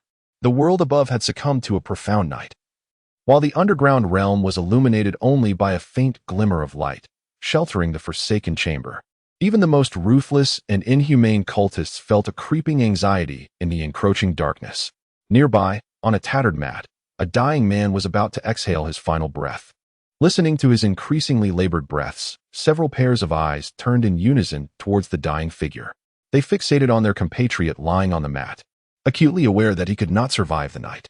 Thus, under the watchful gaze of those eyes, the man on the mat took one last heaving breath and exhaled the final remnants of his life. "May the sun continue to shine upon your soul in the darkness," murmured a somber-voiced cloaked cultist, who then gestured with a hand, causing him. Before Duncan's eyes, the corpse, with its eyelids firmly shut, began to breathe once more. Chapter 38. Offline, the corpse seemed to breathe, as if it had wandered the edges of the realm of death before returning to the realm of the living. The cloaked figures in the room stared in astonishment at this scene. Some were oblivious to the fact that the man before them had, in truth, already succumbed to death once. The fleeting moment of life and death was so brief that, without careful observation, it was nearly indistinguishable. They merely sensed that the breath of their dying compatriot had inexplicably steadied and strengthened, leaving them utterly bewildered. In the next moment, the man lying on the ground opened his eyes. It seemed he had lingered in darkness for far too long. For even the dim light of the oil lamp in the room pierced his vision painfully.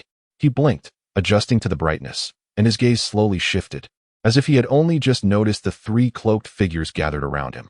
"Thank the Lord for his protection," exclaimed a younger cloaked figure, finally regaining his composure. Unable to contain his excitement as he proclaimed, "You made it. I thought you would. Wait. No. Step back." The deeper-voiced figure suddenly realized something. He swiftly halted the movements of the others, fixing a wary gaze upon the newly awakened man, retreating while speaking in a tone laden with menace. His breathing had completely ceased. "I did not misjudge. Something is amiss." Duncan finally acclimated to his surroundings, the ringing in his ears gradually fading away. He discerned the shadows of those encircling him, and his immediate thought was, "Why are these people still here? Am I still in the sewer?" The act of traversing the spiritual realm seemed to be entirely random, as he chose his targets purely based on instinctive whims. To his astonishment, both times he opened his eyes, he found himself amidst a congregation of cultists. What a peculiar twist of fate! However, he soon perceived an unsettling dissonance from the reactions of those around him. In the following moment, he became acutely aware of the dark robe enveloping him. Duncan fell into a contemplative silence for a brief pause, his mind racing with realization. In the previous cycle, he had been the sacrificial victim of these cultists, and now, with a blink of his eyes, he found himself one of them. It appeared that he was indeed entwined with this group, but the situation felt decidedly amiss. Just then, a voice laden with hostility pierced through Duncan's foggy consciousness.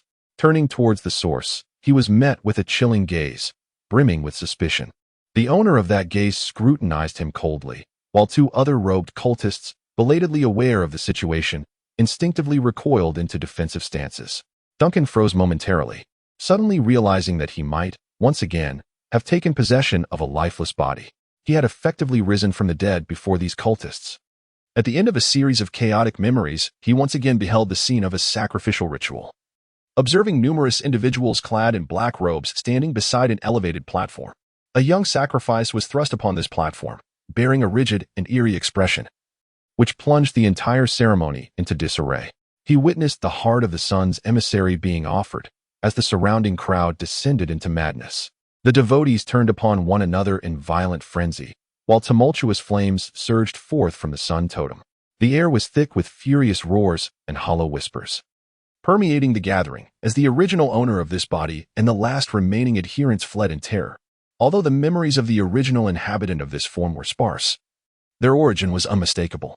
Duncan blinked, noting that this was a change not encountered during his previous journey through the spirit realm. On that occasion, he had been unable to extract any memories from the possessed corpse, as the mind of that sacrifice was a mere void. Why this alteration now? Was it due to the freshness of the vessel he now inhabited, or perhaps because the dove, AIE, had enhanced the power of the brass compass? Slowly, Duncan rose from the ground, aware that regardless of the reason behind the shift, now was not the time for contemplation. For the tense cultists had evidently realized something was amiss with his resurrection. As Duncan stood, three cultists instinctively took a half-step back. And then the deep-voiced figure in black robes broke the silence, placing a hand on his waist. "Do not move. Tell me your name." His name was Ron. A young cultist clad in a black robe immediately lowered his voice and spoke to the deep-voiced figure who had subtly emerged as the leader of the three. Hearing the sudden commotion from the opposite side, Duncan momentarily froze, only to feel a searing heat surge from his chest. Instinctively, he reached beneath his clothing to retrieve the source of the warmth, discovering a golden sun amulet emanating waves of eerie heat. In the next instant, the amulet ignited into a fierce blaze, the flames seemingly brimming with malice, rushing towards his heart. The glory of the Lord was turning against him. Witnessing this scene, the cultist who had just been reciting prayers quickly grasped the situation, drawing a short sword from his waist and shouting that his soul had been replaced. "Slay this heretical filth." The other two cultists reacted slightly slower, but soon followed suit, drawing their own short swords and daggers without hesitation. Their voices ringing out with murderous intent as they charged, "Kill him." Clutching the now blazing sun amulet, Duncan watched as three figures lunged towards him. In the next moment, another shadow suddenly appeared at the edge of his vision. A ghostly bird, engulfed in ethereal green flames, tore through the air, swirling with a chilling stream of fire as it swept across the rooftop. It emitted a strange, high-pitched wail, its wings scattering invisible ashes and fragments of feathers. The three cultists were instinctively drawn to the spectral bird, their gazes inadvertently rising to meet the ethereal form of AIE. In the next moment, their movements became sluggish, as if the connection to the tangible world had suddenly grown distant and lethargic. The figures of the three cloaked individuals appeared to flicker, akin to a stuttering animation, leaving overlapping afterimages suspended in the air. They descended in a manner so slow it was almost absurd, ultimately coming to a complete standstill just under 2 meters from Duncan. Their eyes were wide with profound terror as they observed the spectral bird circle the ceiling before landing upon their fellow cloaked companion. They noted that the sun emblem in the man's hand still blazed fiercely, yet in the next instant, the flames transformed into a ghostly green, mirroring the fiery aura of the spectral bird. Duncan tightened his grip on the sun emblem as tendrils of green ethereal fire entwined around its surface. The flames that surged forth from the emblem encircled him before settling like a docile pet, gracefully spiraling around his arm in a manner almost endearing.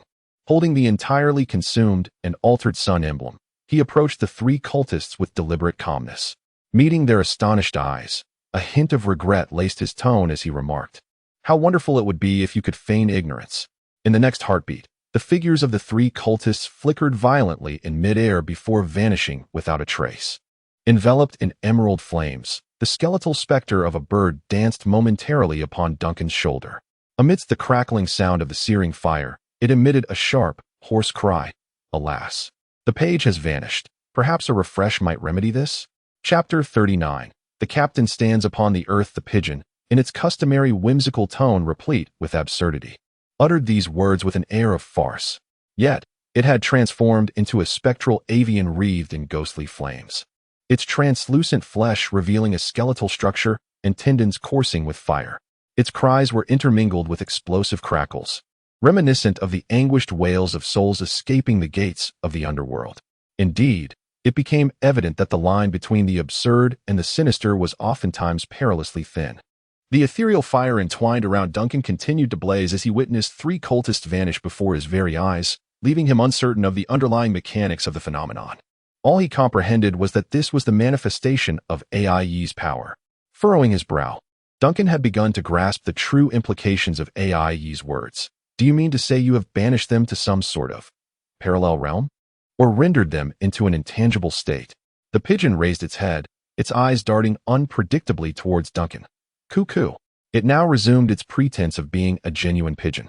Nevertheless, Duncan was convinced he had uncovered the truth. He gently pressed his finger against AIE's head and once more surveyed the dimly lit sanctuary. In the flickering light of the oil lamp, everything within the small room became crystal clear. The once hiding devotees of the sun god had utterly vanished from this world. Now, standing here was merely a ghostly captain occupying the corpse of a cultist, accompanied by his dove. He could even sense the futile cries and struggles of those cultists, feeling their desperate yearning to reconnect with the realm of reality, yet permanently shrouded by an invisible barrier, trapped in despair beyond the tangible world.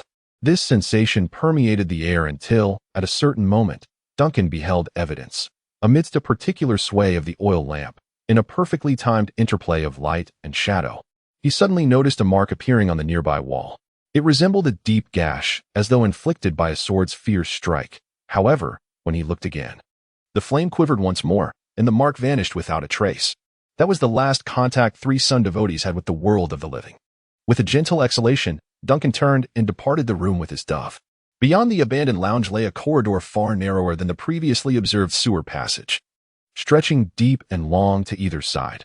One end led to a junction, while the other connected to an upward-sloping ramp. Even in this forsaken area, the city's overseers evidently upheld the most basic maintenance of these subterranean facilities, as the gas lamps along the corridor still glimmered. Duncan briefly assessed the orientation of the corridor and, drawing upon the fragmented memories lingering in his mind, quickly formulated a route towards the surface. He soon found himself striding purposefully up the inclined pathway, his pace quickening with each step. A refreshing breeze enveloped him, the cool wind tousling his hair as he caught faint, distant sounds, echoes of machinery from surface factories operating through the night, mingled with the more remote crashing of waves. The gentle lapping of evening tides against the coastal rocks. Duncan almost broke into a jog. The dove, AIE, having shed the ethereal flames that once enveloped him, resumed his normal self, flapping his wings with delight, exclaiming, "The Aracles! The Aracles!" Suddenly, Duncan halted, fixing his gaze upon the dove's eyes. Do not speak freely outside. A normal dove does not talk. AIE pondered for a moment before vigorously flapping his wings, responding, "Aye, Captain." He needed to prepare himself for this world. The black robe he wore was certainly unsuitable for the outside, within the engulfing memories. He recalled that such a suspicious garment was reserved for the secret rituals of sun god devotees. In the streets of surface cities, donning this attire would likely result in being bound to a tree and punished by several law enforcement officers. The city-state of Pran has imposed a rather stringent curfew, making nocturnal wanderings perilous. Ordinary citizens wishing to venture out at night must possess proper identification and report their activities in advance. This cultist, clearly devoid of such legal documentation, would need to navigate the city while evading the patrolling guards. Those who are tasked with maintaining order in the city during the night are referred to as the Guardians. They appear to be the armed forces under the deep-sea church, within the engulfing memories. The original owner of this body harbored profound apprehension and animosity towards those armed priests. Duncan swiftly organized the fragmented memories swirling in his mind. As these recollections were inherited from a deceased body, they were predominantly chaotic and indistinct, preventing him from reconstructing a complete life trajectory of a member of modern civilization. Nor could he assemble comprehensive information regarding the city-state of Plant. However, even the most rudimentary fragments were sufficient to provide him with a general understanding for his forthcoming actions. He first removed his black robe at the ramp leading to the surface, revealing ordinary clothing underneath that would not arouse suspicion outside. He contemplated whether to incinerate the robe, but the flames and smoke might inadvertently draw the attention of the night watchers. Ultimately, he merely rolled the robe up and concealed it in a nearby corner of the ramp. He could safely examine it aboard the Lost Homeland. After ensuring that the evidence of the hidden robe was well concealed, he tidied his appearance, striving to resemble an ordinary citizen rather than a disheveled cultist hiding in the sewers. Only after completing these preparations did he step onto the ramp. The path ahead was not overly distant. Duncan hurried along the ramp, the increasingly fresh air filling his lungs. He could distinctly hear the sounds of factories mingling with the waves in the distance, and moments later, he even beheld a cool luminescence appearing on the steps not far ahead. He took a few brisk steps forward, and at last, the cool, ethereal glow enveloped him entirely. He had arrived at the surface, solid, stable, bathed in a pale luminescence. Duncan widened his eyes as he beheld a city, a bastion of mortal civilization standing upon an infinite sea. A tremendous scar marred the heavens above the city, illuminating the myriad rooftops, towering spires, and distant edifices. Not far ahead lay the slightly dilapidated outskirts, while further afield, on elevated ground, stood numerous majestic structures, including the cathedral and town hall of the upper district. Suddenly, Duncan erupted in silent laughter, breathless and unrestrained. Yet, after a brief moment, he forcibly stifled his mirth, inhaling deeply in the brisk night breeze before striding purposefully towards a direction etched in his memory. Cultists, too, lead their mundane lives. Apart from a few priests devoted entirely to the malevolent plight of humanity, the Sun Church, like most other cults, relies on a vast multitude of ordinary individuals to sustain its operations. These deluded grassroots followers are often impoverished citizens from the urban lower strata, neglected elders, Navi youths, or, like Duncan and his current guise, an overlooked, ailing individual struggling to survive through a deceptive antique shop in the lower district, battling the trials of existence and taxation. The wretched existence of Ron, the antique shop proprietor, had reached its terminus. His debt to a malevolent deity was expunged with his final exhalation. However, he left behind a void in this world, a void that Duncan coveted. Chapter 40. Disembarkation. Vanna was jolted awake from a bizarre and disquieting dream, discovering that the night outside remained profound. The frigid, pallid radiance of the world scar fell upon the window sill, which was adorned with deep-sea runes, exuding an aura of tranquility and serenity. Nevertheless, The images from that grotesque dream remained vividly etched in her mind. A ship, a colossal vessel ablaze with spectral green flames, emerged from the confluence of the sea and sky, obliterating the city-state of planned in its wake, as if it were an insurmountable mountain. Within the ghostly conflagration, a cacophony of cries and melancholic ballads resounded in unison, clamoring as if to overturn the very fabric of the world. Simultaneously, as this behemoth descended, she witnessed the rise of a blazing sun from the depths of the city-state, not the familiar sun constrained by ancient runes, but a celestial body ablaze like the primordial sun described by the solar devotees. It ascended from the city's core, its flames liquefying the earth, causing all inhabitants to melt and flow through the streets like waxen effigies. The grand cathedral of the deep-sea church stands solemnly at the heart of this infernal city of molten fire. In her dreams, she prays to the cathedral, yearning for the guidance of the storm goddess. Yet, all that resonates from the cathedral is a cacophony of meaningless bell tolls, devoid of any divine direction. Vanna rises from her bed, clad in her nightwear, and approaches the window. She casts a glance at the tranquil city and the celestial expanse beyond. Yet her inner turmoil swells with increasing intensity. Within the vanity's drawer lies a dagger, a sinuous ceremonial blade, its edge adorned with runes of the deep-sea church, shimmering faintly as if responding to some inexplicable force. Vanna's gaze lingers on the glimmering symbols for several moments before she drags the blade across her palm, creating a shallow wound.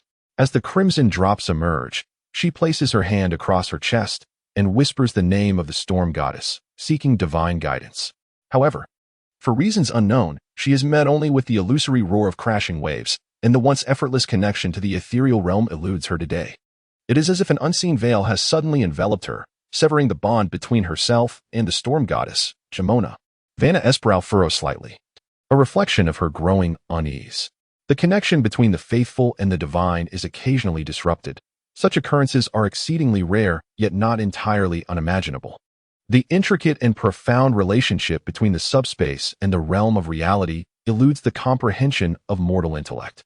Even the might of the deities may, at times, be subjected to the layered influences of subspace, the unfathomable depths of the ocean, and the spirit realm, resulting in transient fluctuations in their power.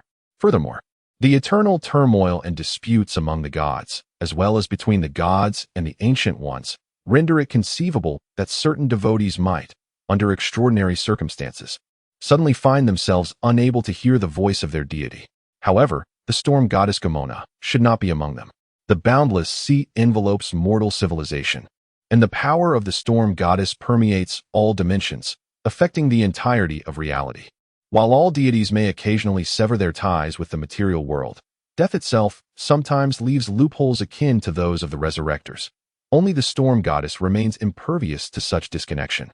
This steadfastness is one of the reasons the deep-sea church has emerged as the most formidable faith upon the endless ocean. Is the issue rooted within herself? Vanna naturally began to question her own state.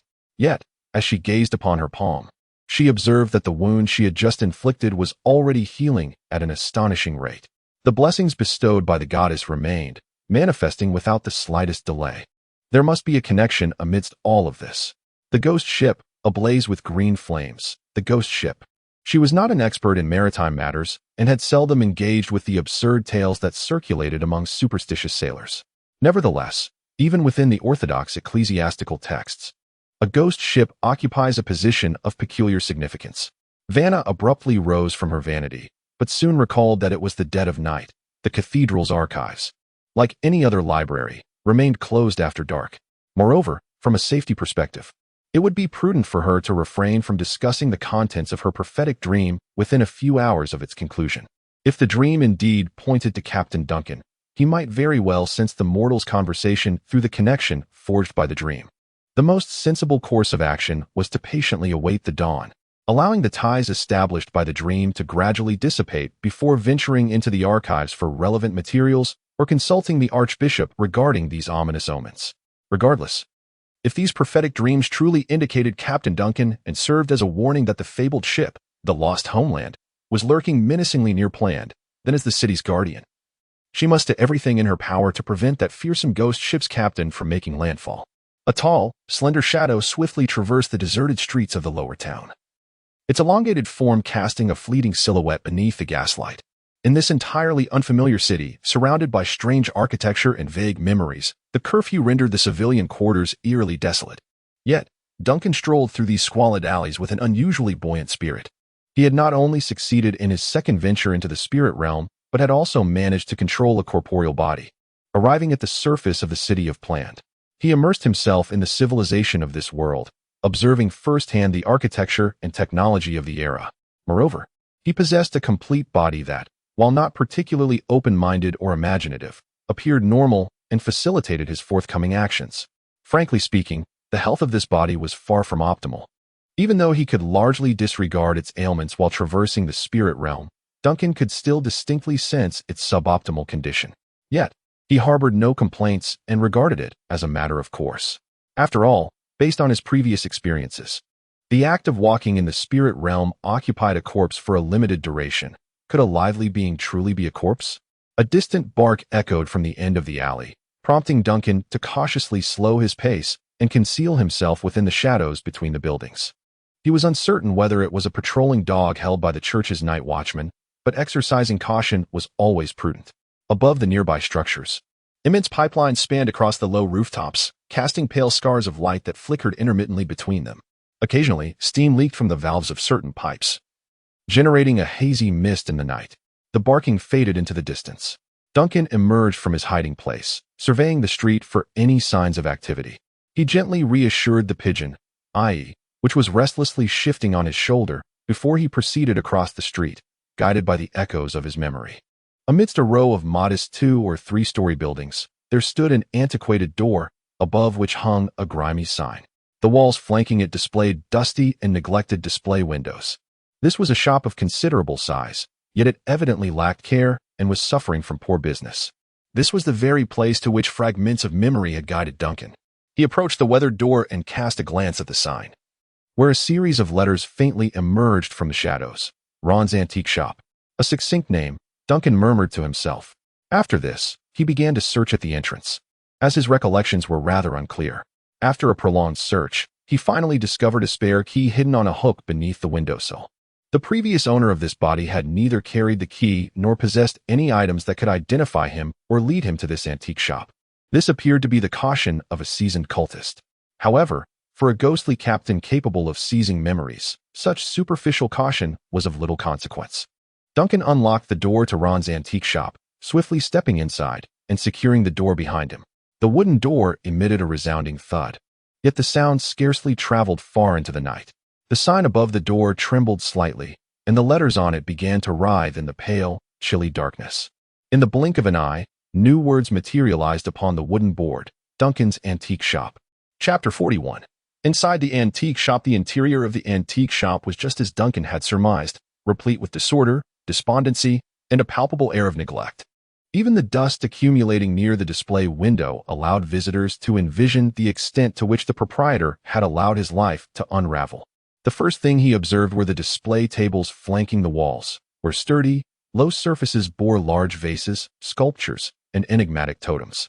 Behind these tables, the wall was checkered, housing smaller items for sale. The counter, positioned directly opposite the entrance, resembled an elongated bar, its back shelves similarly shrouded in dust, filled with dark-hued frames and diminutive ornaments. Beyond the counter, a staircase led to the second floor, shrouded in gloom, obscuring its structure from view. Below the staircase, a small door beckoned, in his recollection. It should lead to a rear storage area, half of which was cluttered with miscellaneous items. It was difficult to fathom that the cultist inhabiting this space managed to sustain himself within such an uninviting establishment, and even had the means to offer tributes to the priest of the sun god. As Duncan approached the deeper recesses of the counter, the aged wooden floor creaked beneath him. Passing the staircase, he took note of a lamp affixed to the wall. It was an electric light. Immediately, a slight furrow creased Duncan's brow.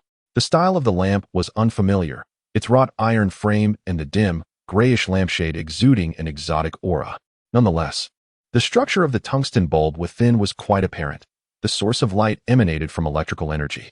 In this world, had electricity truly become such a ubiquitous commodity? Did the humble homes of the lower district also rely on electric lights? Then why, in the sewers, were the sources of illumination gas lamps and oil lamps? Or even torches? Why were the streetlights outside also fueled by gas? A profound sense of confusion welled up within Duncan. This seemed utterly illogical, particularly given the presence of open flames and the dank environment of the sewers. The evident disadvantages of using flammable gas lamps over clean and safe electric lights were glaringly obvious. He had initially assumed that technological limitations compelled the city's administrators to resort to gas lamps for illumination in the sewers. Yet now it appeared, at least in the city-state of Prand, technology had long since evolved to the point where electricity had become accessible to the common populace. A tremendous sense of dissonance enveloped Duncan's mind as he endeavored to extract relevant knowledge from the fragmented memories within him, only to arrive at the conclusion that this was common knowledge and a consequence of urban planning. It seemed that either this knowledge had not been disclosed to the public, leaving the cultist he inhabited utterly ignorant, or it was so rudimentary that it failed to leave a significant impression in the cultist's mind, resulting in a rapid fading of related memories after death, leaving only an impression of what was taken for granted, harboring a perplexing confusion that remains unresolved. Duncan reached out to switch on the light. With a soft click, the bright illumination instantly filled the area near the staircase and counter. Opposite the wall, there was another switch to control the lighting in the other sections of the shop on the first floor. But Duncan had no intention of activating it for the time being. In the stillness of the night, the glow of a small lamp in the already closed antique store could be attributed to the owner's nocturnal movements. However, an abrupt burst of light might attract unwarranted attention. Under the limited light near the staircase, Duncan's gaze first swept across the nearest items. His eyes were immediately drawn to a wooden totem, less than half a meter tall, intricately carved and adorned with peculiar face patterns painted in red and blue. Beside it stood what appeared to be a ceramic antique vase, both items flaunting price tags that bore ludicrous figures, originally priced at $420,000, now marked down to $360,000. The prices exuded an air of utter resignation. Duncan quickly diverted his gaze, scanning the entire shop. Every item that could possibly be genuine would be rammed headfirst into the walls of Prand's fortress. The fakes were so utterly counterfeit that even a layperson would doubt the legitimacy of this downtown antique shop. Truly knowledgeable collectors would never venture into such a destitute area to conduct their business. The longest-standing relic of this establishment is likely the sign at its entrance. Duncan harbored no interest in the proprietor's unfortunate past. His sole focus was on one aspect. This place should serve as the inaugural foothold for him. The captain of the lost land, on terra firma. It was to be a bastion for comprehending the terrestrial realm and grasping the essence of modern civilization. He had silently resolved, conditions permitting in the spirit realm, to preserve his current corporeal form as much as possible, using this antique shop as a facade for his operations within the city-state of Prand. Furthermore, should his training of AI proceed favorably, and if she could indeed facilitate a stable and controlled transfer of objects between the lost land and Prand, this antique shop would also transform into a clandestine depot for supplies. Duncan settled behind the counter, taking a seat as he meticulously sifted through the fragments of memory swirling in his mind, scrutinizing every potential source of risk. The original owner of this body was a devotee of the sun god, yet merely a member of the lowest tier within the ecclesiastical hierarchy, due to the relentless crackdown by the city-state authorities on cult activities. The living space for the sun goddess followers in Prander City has been reduced to its utmost limits. Their communications are exceedingly cautious. Aside from donning full hoods and masks during gatherings, many grassroots members maintain contact with the upper echelons of the church through only one or two designated intermediaries. For Duncan, this situation undoubtedly presents an advantage. It means that even within the cult, only that singular individual is privy to his true identity and means of communication. Should that person vanish, no one would remain to uncover his clandestine heretical identity. He can stride confidently before the city's administrators, presenting himself as an upstanding citizen of unimpeachable character. Moreover, upon meticulously sifting through his memories, Duncan has confirmed that this greatest liability has indeed dissipated. His intermediary is none other than one of the three cloaked figures he encountered upon awakening. Those unfortunate souls have been rendered mute. A sense of relief washed over him, prompting him to settle into a more comfortable posture in his chair. With the most significant threat now eliminated, should there be anything left to fret about, it would pertain to the other followers of the sun god who participated in the sacrificial rites at the underground gathering, as well as the vast, enigmatic, and perilous sun god church that lurks behind them. If my memories serve me correctly, for years ago, The city-state of Pran conducted a severe crackdown on the sun god cult that had entrenched itself within the city. Since then, this heretical faith has languished, barely able to conceal its existence from the watchful eyes of the church's guardians, let alone hold any rituals. Yet now, these previously inconspicuous cultists have undertaken an audacious act. The purpose of their sacrificial ceremony was not only to appease their deity, but also to amass power or amplify their god's influence upon the tangible world. The cultists gathered at the assembly, including the officiating priest, could only be deemed as mere grassroots members of the sun god cult. Could such foundational members spontaneously orchestrate an event of this magnitude? Duncan's fragmented memories offer limited insight. A grassroots cultist would hardly have access to the core secrets of the church. However, from the available information, he surmised that these suddenly active cultists were likely acting under higher directives. This heretical sect that venerates the true sun god. They intend to execute a significant endeavor in Pran, and the chaotic sacrificial ceremony that inadvertently ensued may merely be a trivial ripple before the onset of something far grander. Duncan harbored no particular affection for the city-state of Pran, but if he aimed to use it as a launching point for his own ambitions, he must consider the ramifications of a group like the sun god cult wreaking havoc within the city. Chapter 42, as seen in the book In a City Under Curfew. The conditions were hardly conducive to exploration. Duncan remained ensconced within the antique shop throughout the night, driven by an exhilarating urge to traverse the entire structure without fatigue. The original owner of this body may have indeed been a cultist, yet simultaneously, he was an ordinary individual who required the trappings of a normal societal existence. He relied on the conveniences of modern civilization to sustain his life, necessitating communication with others and access to various everyday commodities, engaging with the entirety of the city.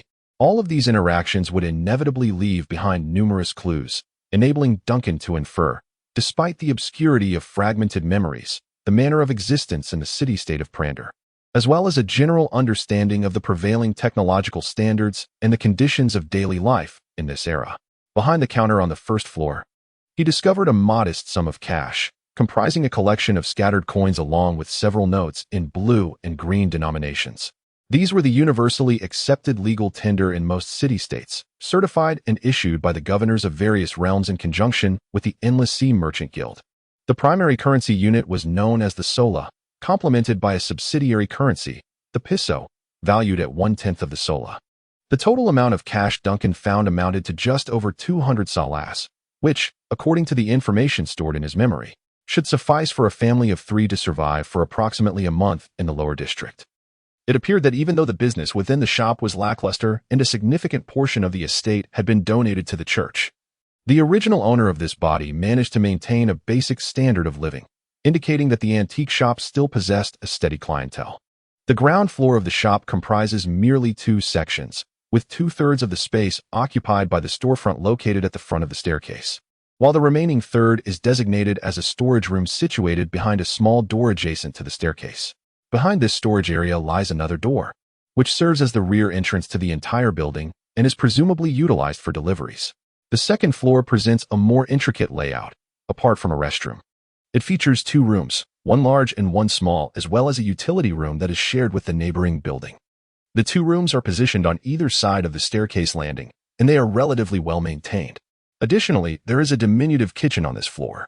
Yet it appears that the last time it was used was at least a fortnight ago, as a layer of dust blankets all the items within. In that kitchen, there is a picture frame containing a black and white photograph. The image depicts a family of 3, a modestly dressed young couple accompanied by a little girl who seems to be around 4 or 5 years old. They stand before an obviously artificial courtyard backdrop, their faces adorned with faint smiles as they gaze toward the camera. Duncan approaches the frame, lifting it to examine it closely, continuously correlating it with the fragmented and indistinct clues in his memory. The original owner of this body is conspicuously absent from the photograph. The individuals captured within the image appear to be close relatives of this body, someone very dear. As Duncan gazes at the young couple, he senses a subtle wave of nostalgia rising from the depths of his memory. Yet, the further information regarding this photograph remains elusive, as if the memories connected to them have vanished from this world along with the last breath of the original owner of this body. Meanwhile, his gaze fell upon the meticulously arranged bed, a flicker of perplexity stirring within him. Could a devotee who had wholly succumbed to the worship of the sun truly find the time to maintain such immaculate quarters? The storefronts on the ground floor bore the marks of neglect. So how was it that this bedroom's bedding was tended to with such precision? He stepped outside, crossing over to the smaller room opposite the staircase, where he beheld another neatly made bed and a tidy desk. This suggested there must be another occupant, perhaps a relative sharing this space with the cultist. Duncan furrowed his brow, seeking the relevant clues in his mind as he approached the desk in the small room. His eyes scanned the orderly array of paper and writing instruments before settling on a book. It rested prominently on the desk, its deep blue cover adorned with illustrations of gears and linkages, the title elegantly inscribed in ornate script, The Universal Textbook of Steam and Gears 3. Duncan's brow furrowed further. He had begun to grasp that this room likely belonged to another individual, yet he instinctively reached for the book. The delicate, graceful lettering appeared to belong to a young woman. It seemed to embody the sole figure that the cultist, named Ron, clung to as he drew his last breath. Duncan's attention lingered on the pages, bypassing the intricate technical details and blueprints, focusing instead on sections akin to the editor's preface and conceptual explorations. A line of text suddenly caught his eye. Flames, or more precisely, the specific flames released through the combustion of deep-sea fats and nearshore mineral crystallization, serve as the cornerstone upon which modern society operates and safeguards our civilization. The prosperity and order of modern civilization are built upon the foundations of fire and steam. The clean and convenient power of electricity cannot supplant the exorcising effects of fire, nor can it sustain the long-term, stable operation of large machinery. Experiments have shown that steam is the most stable form of power when influenced by deep space conditions. Duncan's gaze momentarily froze. He recalled the gas lamps, torches, and oil lamps that were ubiquitous in the sewers, as well as the gas streetlights illuminating the city streets. He remembered the perplexity that arose within him upon seeing that electric light in the shop. Could it be that behind these seemingly peculiar circumstances lay such a rationale? Even at the risk of certain dangers, open flames were employed within the sewers, and gas lamps were used for illumination on the outdoor streets, despite the advancements in electricity. The reason was that fire could, to some extent, fend off the spread of certain ominous anomalies.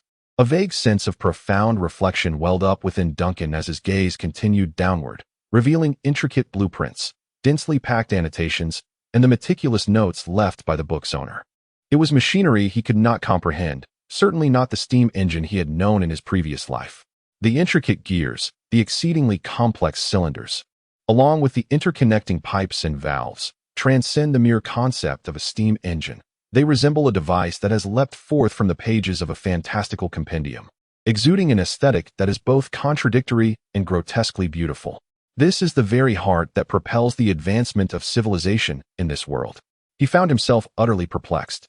As an inhabitant of Earth, despite having once been a teacher, he could not comprehend the nature of these steam-driven mechanisms that had reached such an extreme state of development. Yet, amidst this confusion, an ephemeral enlightenment began to surface within him. The trajectory of civilization in this world seemed to diverge sharply from his own understanding. In a realm beset by crises, the mortal kingdoms have manifested in a dazzling array of forms. Nevertheless, no matter how peculiar this world may be, as long as it can still be deemed civilized, it must possess its own rationale and logic that have guided its evolution thus far. The gas lamps flickering in the sewers, the electric lights illuminating the shops, and the steam mechanisms illustrated in the books. Each whispers of a certain resilience. Chapter 43. Good morning, Mr. Duncan. The notebook was filled with notes pertaining to steam mechanisms and engineering principles, occasionally interspersed with grievances about certain teachers or classmates. This readily led to the conclusion that the occupant of this space was a young individual still of school age. After pondering for a moment while seated on the edge of his bed, he rose and approached the nearby wardrobe, almost instinctively recalling the muscle memory that guided him to open the cabinet door and pull out one of the drawers. Several bottles of potent spirits lay quietly concealed in the depths of a drawer, alongside half a box of analgesics designed to soothe the nerves. These remnants belonged to a cultist named Ron, who suffered from a grave affliction that had deteriorated beyond remedy. The low-quality liquor and the momentarily effective painkillers were staples within the drawer. Yet it was evident that such items offered no solace in prolonging the life of a disease-ridden soul. Consequently, this man, stripped of hope, turned to the sun cult, whose missionaries professed that the healing powers of the sun god could remedy all ailments of the world, purifying the bodies and minds of the faithful. To a certain extent, those devotees indeed fulfilled their promises. They conducted bloody and bizarre rituals, channeling the vitality of innocent lives into the afflicted followers through the medium of blood. Duncan remained oblivious to the principles underlying these ceremonies or whether they truly held the potential to cure incurable maladies. However, fragments of memory suggested that Ron, the cultist, had indeed found relief after the ritual and subsequently devoted himself wholeheartedly to the worship of the sun, even donating a substantial portion of his wealth to the emissaries. Yet, Duncan held no interest in the events that transpired among the deceased cultists. He reached deeper into the drawer, successfully locating a hidden compartment, and after a few moments of rummaging, he unearthed a revolver, along with a box of well-preserved ammunition. The city-state of Prand is not averse to its citizens bearing arms, provided they adhere to the legal procedures. However, a purveyor of counterfeit antiques residing in the lower district evidently lacks the financial means and identity to procure a firearm license, rendering his possession of such a weapon unequivocally unlawful. Out of caution, the original owner of this firearm left it in the room instead of bringing it to the gathering. He presumably used it to safeguard his shop, but now it belongs to the captain. Duncan was acutely aware that this was merely an ordinary weapon. In comparison to the anomalous items aboard the Lost Homeland, even his seemingly outdated flintlock pistol possessed a peculiar potency that might surpass that of this revolver. Nevertheless, he was a pragmatic individual, cognizant that his actions within the city-state of Prand were far more perilous than aboard the ship. The corporeal form he currently inhabited was vulnerable, and many areas of this city could hardly be deemed safe. After all, it would be imprudent for him to summon the attention of the city's ecclesiastical powers with every incident by having Pigeon intervene. At that moment, a faint sound abruptly captured Duncan's attention. He discerned the scraping of keys emanating from the direction of the storefront on the first floor, followed by the noise of a door creaking open and hurried footsteps.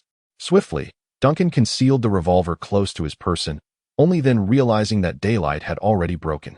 He had been preoccupied in the antique shop throughout the night. Suddenly, Pigeon AI perched on his shoulder began to chatter. "You have a new short message." In silence, Duncan cast a swift glance at the dove as he approached the doorway, promptly instructing, "Remain in the room until I command otherwise. Furthermore, if there are outsiders present, refrain from speaking." The dove immediately flapped its wings and flew towards a nearby cabinet, responding, "Aye, Captain." In the next moment, a girl clad in a brown long skirt and a white blouse, with deep brown hair cascading down her shoulders, entered Duncan's line of sight. She appeared to be merely 17 or 18 years old, petite in stature, with traces of morning dew still clinging to her hair. Her features were not particularly striking, yet she embodied the youthful beauty typical of her age. Her wide eyes fixed on Duncan, who stood at the top of the staircase, reflected surprise and astonishment. Her expression and voice resonated in Duncan's perception. It was evident that she was either oblivious to or had not contemplated the concealment of her emotional response. Drawing from the memories that he had assimilated, he discerned that this girl was the niece of the original inhabitant of this body, his sole remaining kin. Duncan felt a vague certainty that the girl did not perceive anything amiss in her words, failing to recognize that her reference to him as Uncle Duncan was fundamentally erroneous from the very outset. What had gone awry? How could it be that this girl, who theoretically should have been ignorant of his secrets, so effortlessly uttered his name? In the tumult of swirling conjectures within his mind, Duncan unearthed fragments of memories that corresponded with the girl before him. The child with deep brown hair was a remnant of the original owner of this body, lingering in the world with a hint of nostalgia. Nina, Duncan's expression remained unchanged, his tone devoid of emotion, as the tempest of thoughts in his mind remained concealed. "Did you stay at the school yesterday?" he inquired. "I'm fine, just a bit dazed earlier." As he brushed past Nina, the young girl on the staircase turned to glance curiously into Duncan's eyes. Just as he was about to descend to the first floor, she suddenly asked, "Uncle Duncan, will you be going out later? Will you be staying at home for a few more days?" The girl spoke rapidly, her footsteps echoing as she bounded up the stairs, her tone imbued with a certain buoyancy. Meanwhile, Duncan had reached the threshold of the shop. Inhaling gently before pushing the door open, he turned, raising his gaze to the sign that hung above the entrance. The weathered and grimy sign revealed a line of letters that stood out clearly: Duncan's Antique Shop. The initial letters, like the subsequent ones, bore the patina of age, showing no signs of recent alteration, as if they had always been thus. Duncan furrowed his brow and gradually approached the adjacent display window. Leaning forward, He peered through the grimy glass, scrutinizing the reflection of his own visage. Indeed, it was a visage unfamiliar, not belonging to that formidable and brooding ghostly captain, but rather to a bearded, haggard man in the throes of middle age, whose face bore the weariness of a cultist named Ron, who had already breathed his last in the sewers. Duncan gradually straightened his posture, perceiving the city around him awakening slowly, as the melodious chimes of bells from shops opening for the day filled the air, accompanied by the sounds of bicycle bells and the chatter of passers-by gradually permeating the streets. Someone passed by the antique shop. It appeared to be a neighbor from next door, with a greeting reaching Duncan's ears. "Good morning, Mr. Duncan. Have you seen today's newspaper? It seems the Deep Sea Church has dismantled a significant cultist hideout. What a momentous event." Chapter 44. The breakfast of ordinary folk. The price of a planned news was 12 pesos, equivalent to a meager breakfast. Or one could procure the cheapest dessert newspaper from the newsboy at the crossroads. Alternatively, one could stroll a few more steps to the newsstand at the end of another street to purchase a copy. Duncan, with several coins in his pocket, approached the newsstand, where the proprietor, a middle-aged man deeply engrossed in reading, gestured for Duncan to help himself to the newspaper upon hearing the clink of coins dropping into the box. Never lifting his gaze throughout the interaction, he lowered his gaze to the freshly acquired newspaper, where the headline showcased the news that piqued his utmost interest. The esteemed church guardians, under the leadership of Judge Vanna Wayne, had successfully dismantled a cult gathering dedicated to the sun god, apprehending a multitude of followers and rescuing several citizens in the process. To Duncan's surprise, the photograph of the esteemed judge prominently featured alongside the article depicted a remarkably young woman, her left eye marred by a conspicuous scar, yet she remained undeniably beautiful. Standing alongside her subordinates, she towered over every man in the vicinity by a notable margin. The judge was clad in fitted, lightweight armor and a war skirt, wielding a two-handed sword that seemed to have emerged from the era of cold steel, reminiscent of a valiant female knight from medieval artistry. However, behind this formidable woman and her contingent of church guardians loomed a massive steam apparatus, its structure unmistakably resembling that of a cannon. The scene was both wondrous and eerie, a juxtaposition of contradictions harmoniously intertwined. Duncan's gaze lingered on this striking image. The news of the cult's eradication was, for him, a welcome development. Free from the anxiety of revealing his identity, he felt no qualms witnessing the capture of those malevolent individuals engaged in live sacrifices. Yet, on another front, he found himself more captivated by the myriad of insights conveyed through this photograph. A female judge adept at combating cultists, a fully armored steam-powered robot, and a church militia equipped with both melee and ranged weaponry. Intelligence that is exceedingly difficult to obtain aboard the Lost Haven can be readily gleaned within civilized society from a mere 12-peso newspaper, just as Duncan had previously contemplated. While the Lost Haven aimlessly drifted for a century, the times had indeed changed. Compared to wandering aimlessly through the city alone, a local endowed with an innate trustworthiness serves as a far superior source of information. After all, the ship's code of conduct for the Lost Haven does state that the captain may occasionally leave the vessel. A 2-day stroll through the spirit realm by the captain is hardly a matter of grave concern. Moreover, as Duncan continued his exploration of the spirit realm, he sensed that his control over this unique mental projection was becoming increasingly adept. Perhaps soon he would be able to manage the movements of both bodies simultaneously, alleviating any worries regarding the ship's affairs during his ethereal excursions. At that moment, a delightful aroma wafted through the air, prompting Duncan to instinctively halt and glance to the side. There, he beheld a street-facing bakery, freshly baked pastries artfully displayed outside. This was the lower district of the planned city-state, where no upscale patisseries existed. Yet, even the most inexpensive, rudimentary confections managed to capture Duncan's attention. With a few coins jingling in his pocket, totaling less than 20 pesos, he found that purchasing a slice of cake was more than within his means. After a moment's hesitation, he approached the cake shop and purchased a modest piece of honey cake. The packaging material used by the shop was made of some coarse, inferior thick paper, which felt rough to the touch.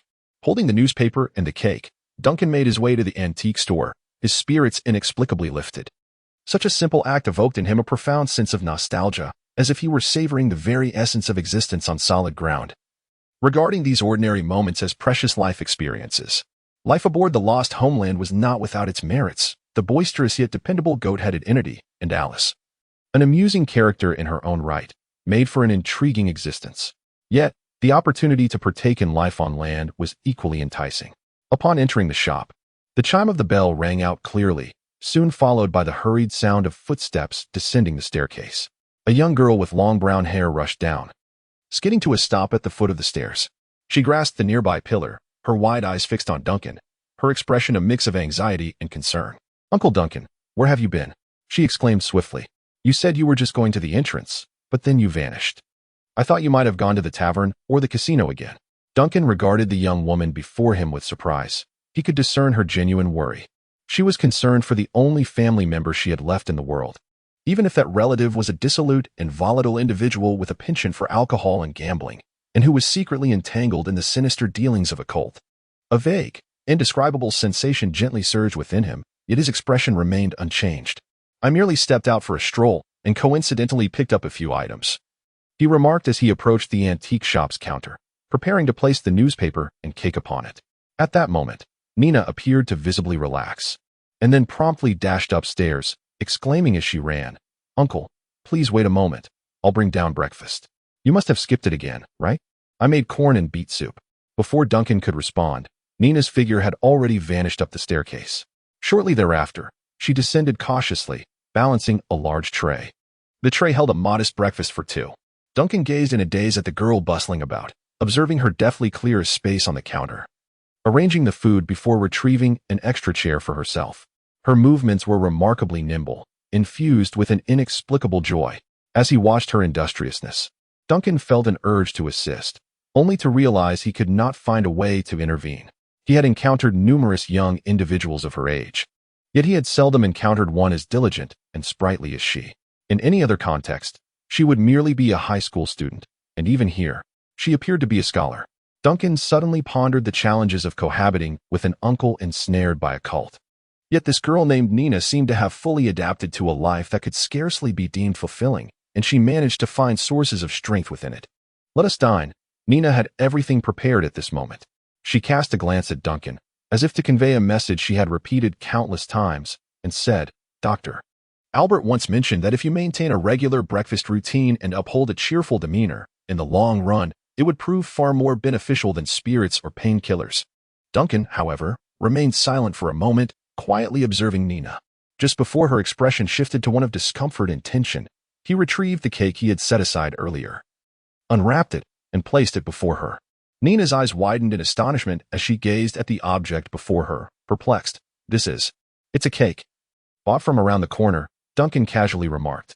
"You are still growing. It's important to have something nutritious for breakfast." Nina was momentarily taken aback, staring blankly at the inexpensive pastry. After a prolonged silence, she seemed to come to her senses and murmured almost to herself, "Are you truly all right?" "Of course. I am well," Duncan replied with an air of nonchalance. "I simply realized that it has been quite a while since I last bought you a dessert." "Indeed, it has been over a year," Nina muttered, but then suddenly broke into laughter as she picked up a knife. "Then let us share it, Doctor. Albert also mentioned that you require nutritious sustenance." Duncan felt a peculiar sensation, yet after a brief moment of contemplation, he nodded in agreement. "Very well." Chapter 45. History. This feeling is quite extraordinary. Duncan could distinctly sense the distant events. He felt the lost homeland drifting across the vast, boundless sea. That spectral vessel, alive with haunting energy, was charting new courses under the dominion of a goat-headed figure. Within the cabin, a rather unsteady cursed doll rotated about, seemingly familiarizing itself with the ship's surroundings as if embarking on an adventure. The profound, dark ocean surged gently around them, concealing countless bizarre entities. Yet, in another aspect of his perception, he found himself seated within an antique shop in the lower district of the city-state of Prander. The sounds of the bustling street, voices and vehicles, filtered into his ears, serving to accentuate the tranquility within the shop. Opposite him sat a human girl named Nina, delicately savoring the cheapest cake available in the lower district. He was Captain Duncan, the sovereign of the lost homeland, a moving calamity upon the endless sea. Yet here he sat like an ordinary man, enjoying his breakfast amidst the peaceful depths of urban life. Whether it was an illusion or not, he sensed a part of his heart that had long been suspended in unease gradually settling down. It could be the tension of nerves strained for too long aboard the ghost ship, or perhaps something else entirely, yet he perceived it as ultimately a positive development. As if sensing the gaze directed towards her, Nina, still indulging in her cake, abruptly lifted her head, her curiosity piqued. "Uncle Duncan, aren't you going to eat?" Duncan glanced at the food on her plate. "Is that enough for you?" "Yes, but too much sweetness isn't good for you." "Indeed." Duncan nodded thoughtfully, lifting the cake and taking a bite. He savored the rich flavor, a taste he had not experienced in quite some time. The coarse sweetness gradually unfolded in his mouth, and he became acutely aware of his body beginning to process the food he had consumed. A faint sense of reassurance washed over him, confirming his earlier assumptions. This body was far more functional than the temporary vessel he had once occupied. Its components were intact, and the time since death had been brief. His soul's takeover had seamlessly rejuvenated the vitality within this form, a stark contrast to the expansive yet lifeless corpse he had previously inhabited. He could breathe. Blood coursed through his veins, and his heart beat steadily, albeit at a slightly slower pace, yet still within the realm of normalcy. Concerns regarding decay seemed unwarranted now, alleviating the need for any preservation measures, thereby reducing the likelihood of exposure in front of ordinary individuals. However, there remained one lingering uncertainty for Duncan. He was aware that this body bore some illness. The negative impressions regarding chronic ailments were far more vivid than any other memories he had absorbed. The discovery of strong liquor and painkillers in the cabinet served as further evidence of this affliction. He could not recall the specifics of the illness that had plagued this body, as the details surrounding its onset and triggers had faded into obscurity over time.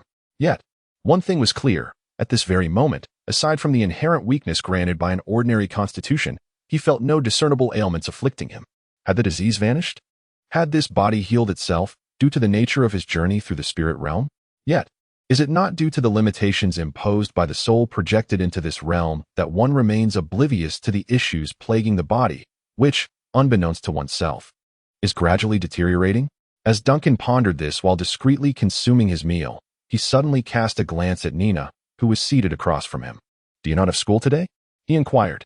Nina resided in the lower district, where economic conditions were far from favorable. However, it was evident that the city-state of Prand had progressed to a stage where basic education was relatively widespread. She currently attended a school jointly established by the church and the municipal hall, specializing in the field of steam machinery. This institution could be likened to a vocational high school, primarily designed to cultivate skilled steam artisans for factories and churches. Half of Nina's tuition was covered by her uncle, while the other half was subsidized by the municipal hall. For a city-state that had entered the industrial era, it was undeniably worthwhile to train artisans with official support. And one could not overlook the fact that such purpose-driven schools had at least addressed the issue of literacy among the common folk. Nina was a diligent student, and in her uncle's recollection, she consistently achieved commendable results across all subjects. Suddenly, Duncan paused his actions and regarded Nina with earnestness. "Do you not think that remaining here to care for someone like me would hinder many of your pursuits? You could reside at the school long-term. That might prove more beneficial for your studies." Nina was taken aback, staring blankly at her Uncle Duncan before a surge of anger welled within her. "You should not speak like that," she retorted. "You are merely unwell. Simply adhere to the physician's recommendations regarding your medication. Your parents entrusted you to my care. It was indeed your parents who placed you in my charge," Duncan earnestly corrected, as he organized his thoughts from memory. "You were merely 6 years old then. But now I am 17, Nina pouted, forcefully stabbing the last morsel of cake with her fork. "Your ability to care for yourself is even inferior to mine. If I were to truly move out, within 3 days, you would have your room in utter disarray. In fact, you could allow me to assist with the upkeep of the shop. At the very least, I could handle some cleaning, as the display windows are so filthy they are nearly indistinguishable."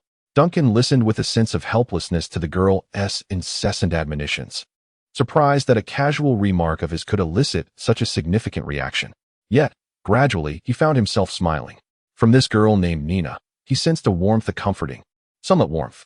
"Well, I merely spoke in jest." He shook his head, stirring the last remnants of soup in his bowl. "This afternoon, we have history class. How have you been faring in history lately?" "Uncle Duncan, are you truly all right?"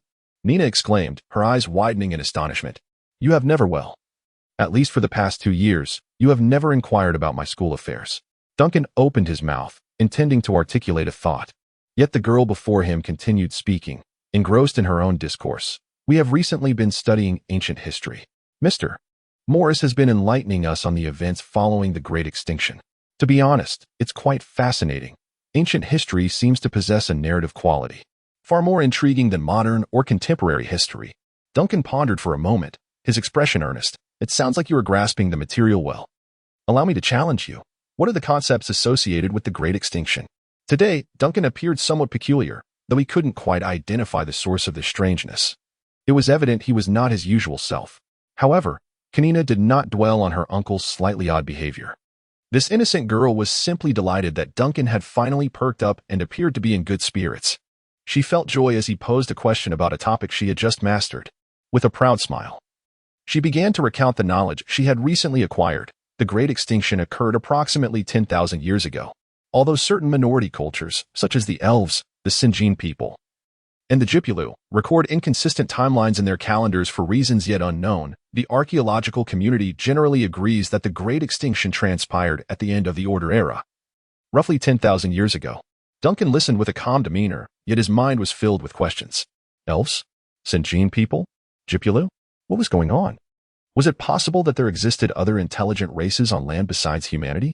Moreover, were these elves the same as those he had envisioned in his understanding? In the boundless seas, do there still exist elven city-states reminiscent of the steam industrial era? Images of peculiar scenes involuntarily surfaced in his mind. While Nina's voice continued to resonate from across the expanse, different city-states possessed varying accounts of the Great Annihilation. Yet a common thread among them is that the age of order preceding the cataclysm was a time of prosperity, stability, and safety far superior to the present. During that era, vast continents thrived, and the oceans did not stretch infinitely as they do today. Neither the seas nor the lands had what could be termed real borders. In the early epoch of the Deep Sea era, the remnants of the Old World suffered devastating blows, with ancient civilizations nearly obliterated. The ancient kingdom of Crete, which emerged from the ruins, stands as the earliest known progenitor of civilization in the Deep Sea era, despite its existence lasting less than a century.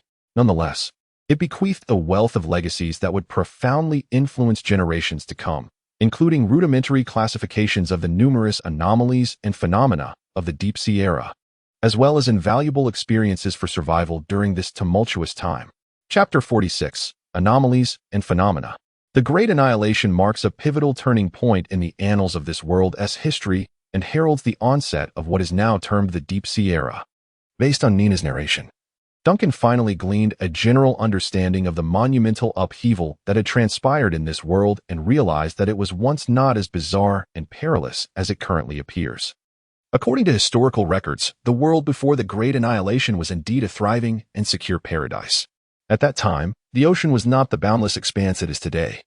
The limited seawater did not yet encompass over 95% of the Earth's surface as it does now.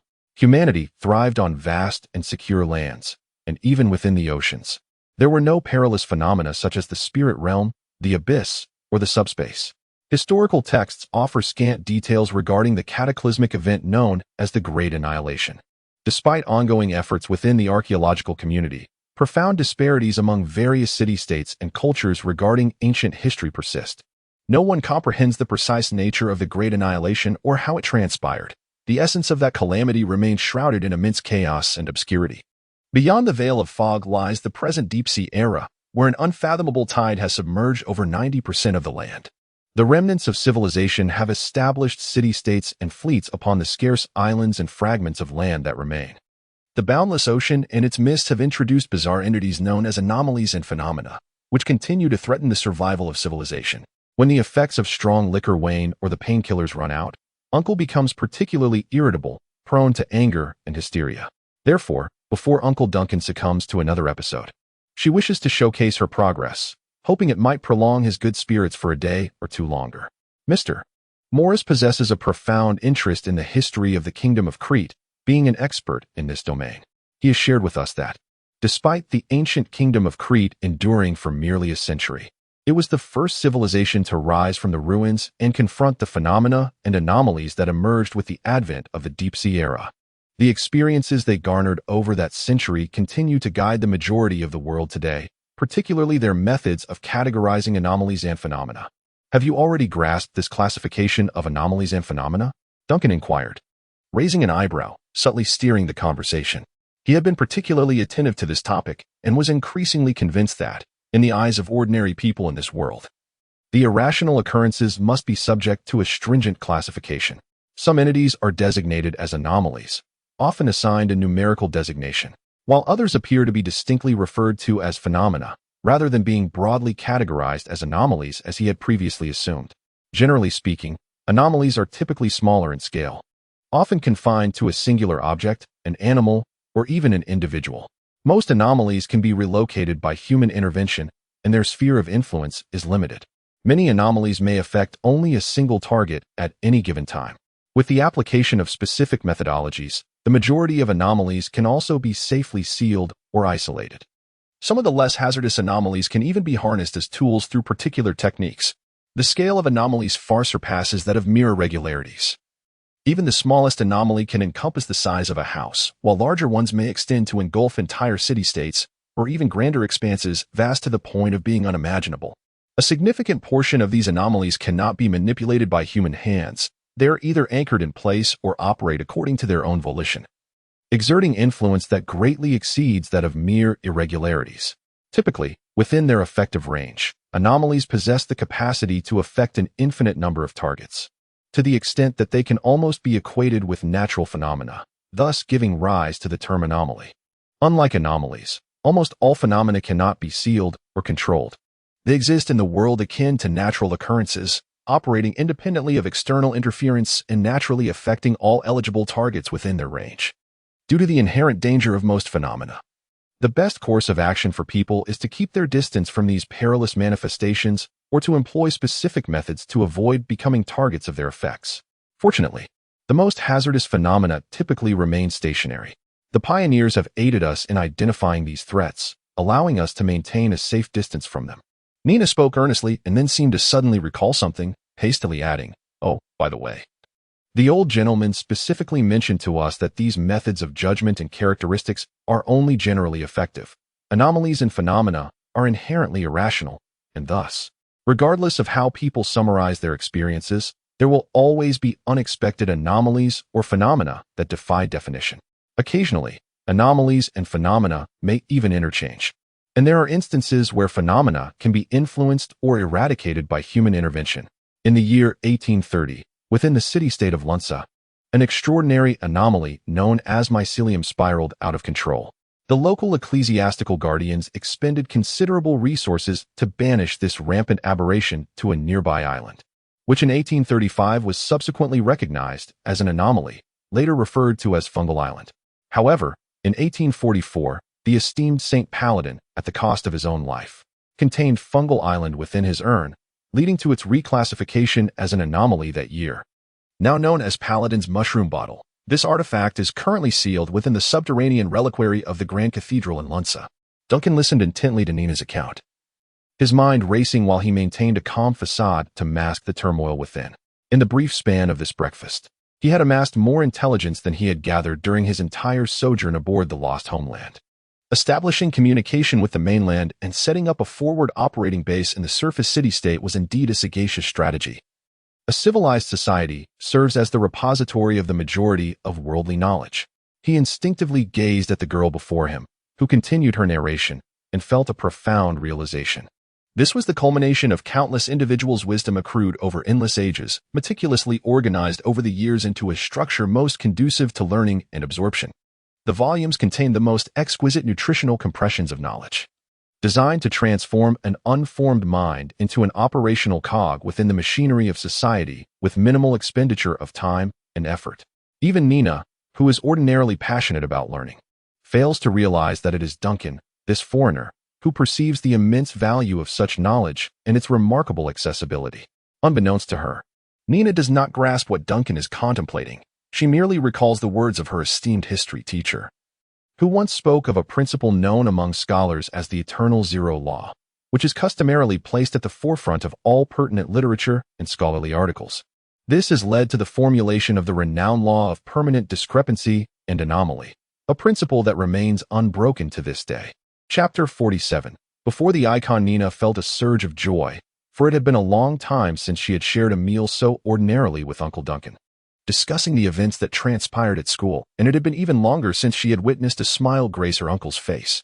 Though he continued to support her education and sustain his most basic living needs, Nina sensed that the vibrancy of all future possibilities had gradually faded from the familiar and beloved little shop, dissipating amidst the harsh spirits, pills, and the ominous gatherings with her uncle's dubious acquaintances. Duncan, too, experienced a sense of elation as he finally accessed a broader spectrum of information about this world, touching upon the historical threads of existence, even if only a fragment, which brought him a delightful clarity akin to parting the mists. The utterly lost epic of prehistoric order. The cataclysmic event that reshaped the very fabric of existence, the enduring age of the deep sea, and the pervasive anomalies and phenomena across the globe. These were matters he had once been entirely oblivious to, or at best, only vaguely understood. Yet, at this moment, they finally began to take on a clearer outline. As breakfast came to an end, Nina rose to tidy up the dishes. Her movements were swift and deft, clearly indicative of someone who frequently engaged in such household chores. It was evident that the upstairs bedroom was also under her care. A man, burdened by severe illness and resigned to a life of despair, who devoted most of his energy and enthusiasm to a cult-like endeavor, was evidently incapable of performing such tasks. However, witnessing the diligent girl before him, Duncan could no longer restrain himself. He stood up and took the large tray from Nina's hands. "Allow me to assist you. It seems burdensome for you to carry it upstairs." Nina looked at Duncan in surprise, and just as she was about to say something more, he had already taken long strides toward the staircase. The girl hurriedly followed, reminding him, "Uncle, please be cautious. The doctor said your condition is still unstable." One should heed the doctor's advice. Nina continued as she ascended to the second floor, making her way toward the kitchen while murmuring to herself. At least she knew how to maintain a semblance of health. Just as Nina was speaking, a sudden flurry of wings interrupted her train of thought. Both she and Duncan turned toward the source of the sound, only to see a shadow dart past the slightly ajar door of the master bedroom. "Uncle Duncan, something just flashed past in your room," Nina exclaimed in astonishment, then stepped forward to grasp the doorknob. "Could it be the cat from next door?" "Oh, don't." Duncan barely had time to utter a warning before he saw Nina push open the ajar door. Instantly, a pigeon hidden within the room appeared before them. I.E. stood atop the cabinet, one claw grasping a French fry, poised to feed itself. The sudden opening of the door rendered the bird motionless, frozen mid-action, as its two beady green eyes stared vacantly at Nina and the opposite wall. Then it spotted Duncan, flapping its wings a couple of times, producing a loud sound. "Ah. Coo." Duncan felt a twitch in his eye as he noticed the window nearby wide open, clearly the escape route for I.E. In the distance, through the window, a sunlit dock could be faintly seen. A pigeon? Nina finally registered the situation, gazing in surprise at I.E. on the cabinet. "Uncle Duncan, there's a pigeon in your room." "I see it," Duncan replied, his expression impassive. "I don't recognize it." I promptly discarded the French fry and flapped over to perch on Duncan's shoulder, shaking its head. "Well, it must have flown in this morning," Duncan sighed. "Perhaps it's a domesticated pigeon, not particularly bright. I fed it a bit, and now it won tea leave." I.E. listened intently, emitting a loud, cooing sound. Had it not been for the presence of outsiders and Duncan's prior command, it would have certainly begun to coo loudly at this moment. Yet, Nina harbored no doubt regarding her uncle's words. Instead, her eyes sparkled as she gazed at the dove. She cautiously approached, observing the bird's reactions while inquiring of Duncan. "So will you keep it? May I take care of it?" The girl's thoughts were vividly etched upon her countenance and in her eyes. I.E. was merely a beautiful and charming white dove. I.E. tilted its head to glance at Duncan, emitting a curious coo from its throat. Duncan suddenly found the bird to be more comprehensible in its silence than when it spoke. After a brief moment, he feigned hesitation before nodding. "Yes. But only if the dove wishes to stay. It might fly away at any time, so do not complain when that happens." Nina's face instantly lit up with joy. "That's wonderful. I knew, Uncle Duncan. You are truly a reasonable person." In the central prayer chamber of the Cathedral of the Deep Sea, Bishop Valentine, clad in a black robe adorned with golden patterns, stood solemnly before the statue of the storm goddess. Tall and slender, with sparse white hair and eyes as tranquil as deep waters, he maintained a grave expression. The grand candelabrum within the prayer room burned steadily, its sacred flames illuminating the space. The statue of Gamona, devoid of a visage and shrouded in a veil of black, stands majestically upon the pedestal. Her long gown, adorned with myriad undulating waves, cascades gracefully to the edge of the platform. Though merely a stone effigy, the divine essence it embodies is palpably present, exuding an overwhelming aura that envelopes the vicinity. Anyone who stands near the statue can sense an almost ethereal gaze, a feeling of protection that is both genuine and profound. It is within this aura of observation and guardianship that Vanna, who had come to consult the bishop, finds the courage to openly share the visions she experienced in her dreams. If what you beheld in your dream is indeed true, then it certainly pertains to the Lost Homeland. Bishop Valentine turned to regard the young judge who had sought him out early in the morning. Although the judge, responsible for matters of justice, and the bishop, who presides over rituals, are considered equals within the hierarchy of the church, it is not uncommon for the judge to seek counsel or guidance from the bishop when deliberating extraordinary occurrences. Is it truly the Lost Homeland? Despite having formed a conclusion in her mind, Vanna could not help but widen her eyes upon hearing the bishop's assessment. I had thought you thought that vessel was merely a legend, akin to the myriad tales of ghost ships spun by anxious sailors in taverns. Valentine understood what Vanna wished to express. The elderly man, with his sparse white hair, shook his head solemnly. The existence of the Lost Homeland was an acknowledged truth among all the city-states in the church. It was not a mere legend, but rather a matter easily verifiable in the ecclesiastical archives.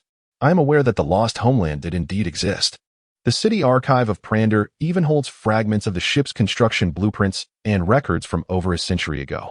However, all this verifiable information is confined to the time when the Lost Homeland was still a vessel sailing in the physical realm, limited to when Captain Duncan was still a man.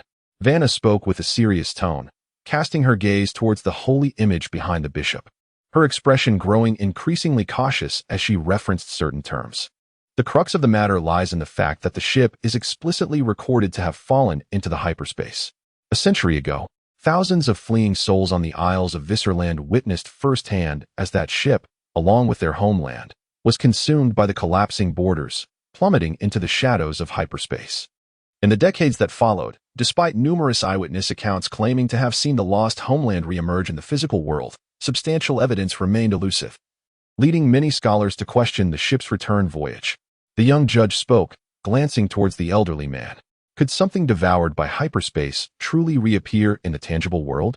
As for future updates, it is worth mentioning that bi-weekly updates will remain the norm, with 1 or 2 days each week designated for single updates to facilitate restoration and adjustment, tentatively scheduled for Mondays and Tuesdays.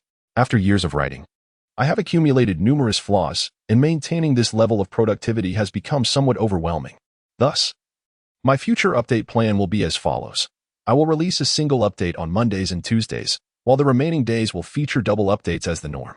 I will persist for as long as I can. Speaking of which, upon seeing this title, did you assume that I would revert to single updates again? Regarding future updates. Chapter 48, Vigilance.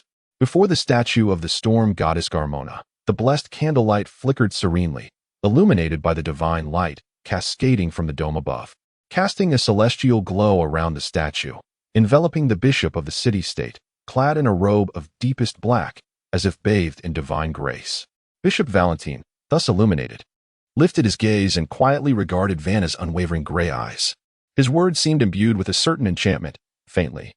Vanna perceived the gentle sound of ocean waves rising in her mind, followed by a thunderous resonance.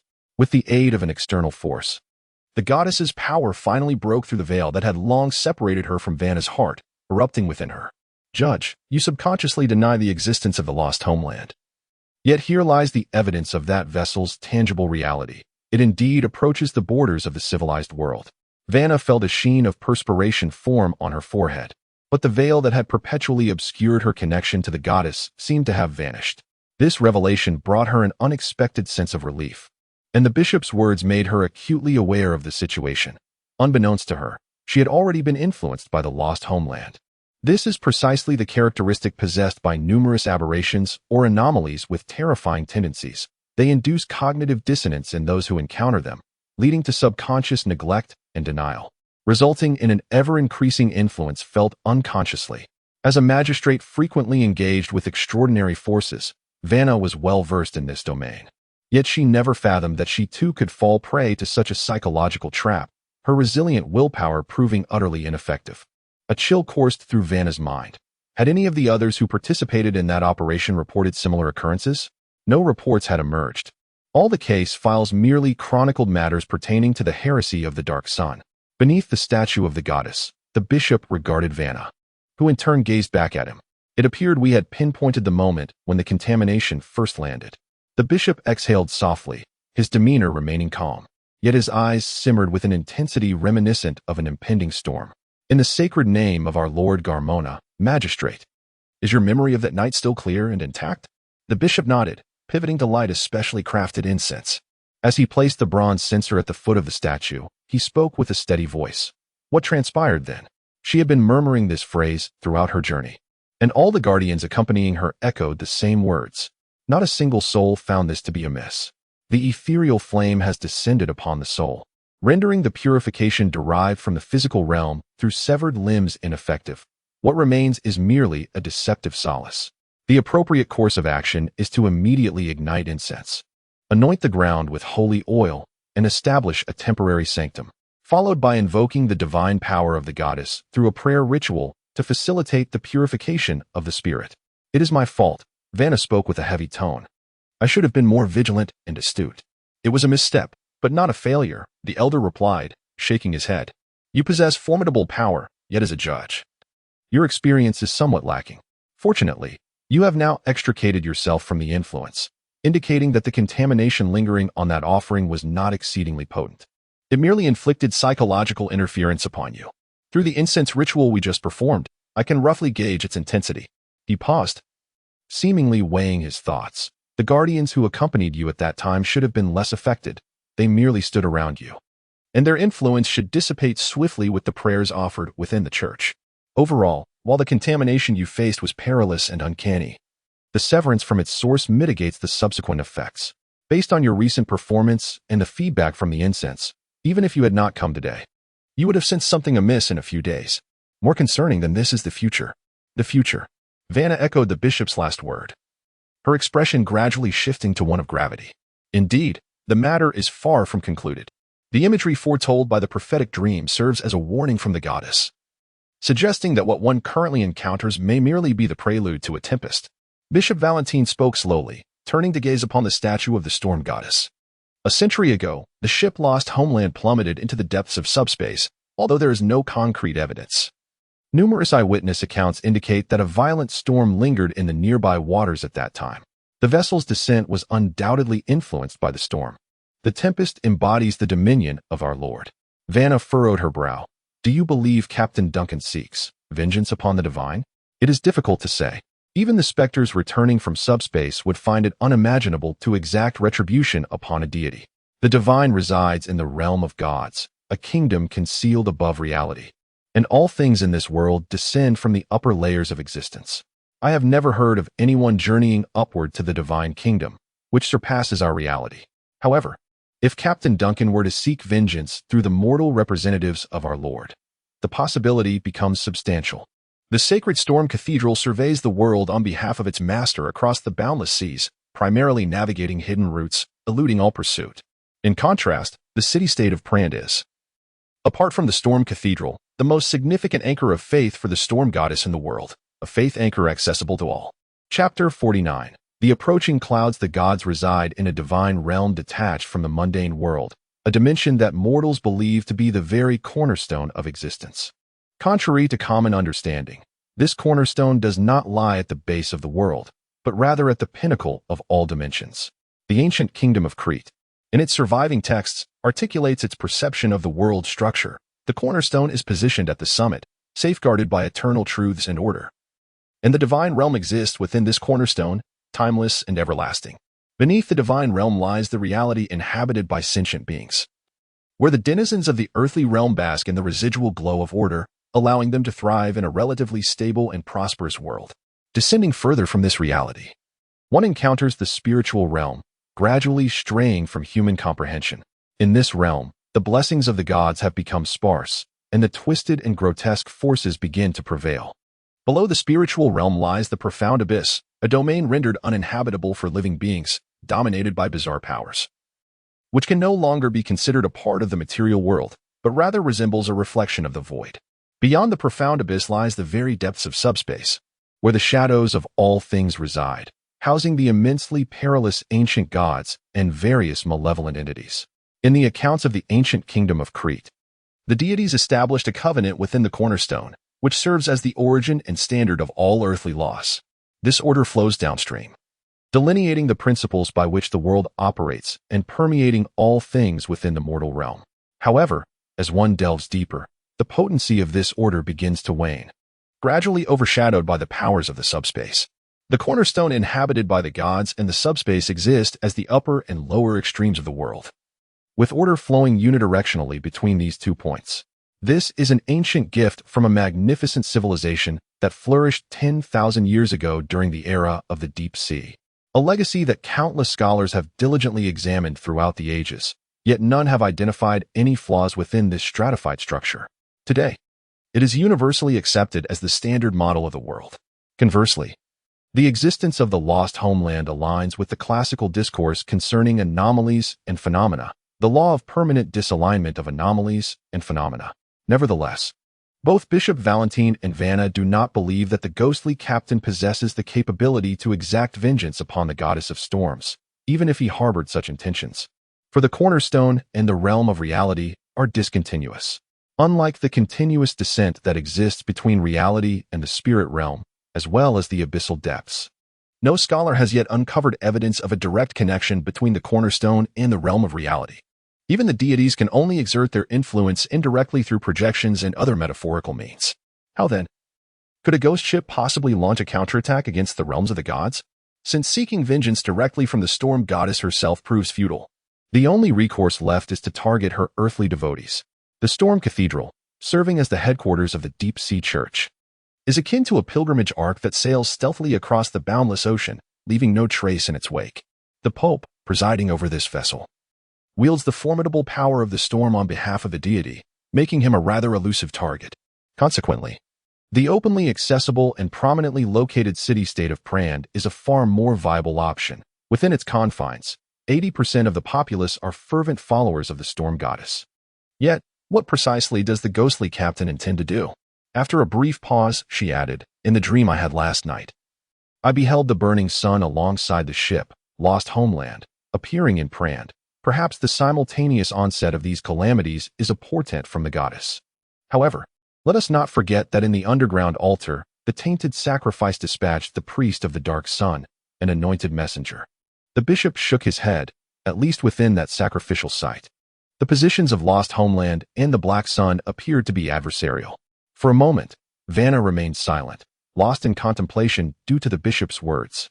The elderly man opposite her, after a brief silence, continued, "Regarding those who venerate the dark sun, I received some intelligence this morning from the city-state of Lunsa."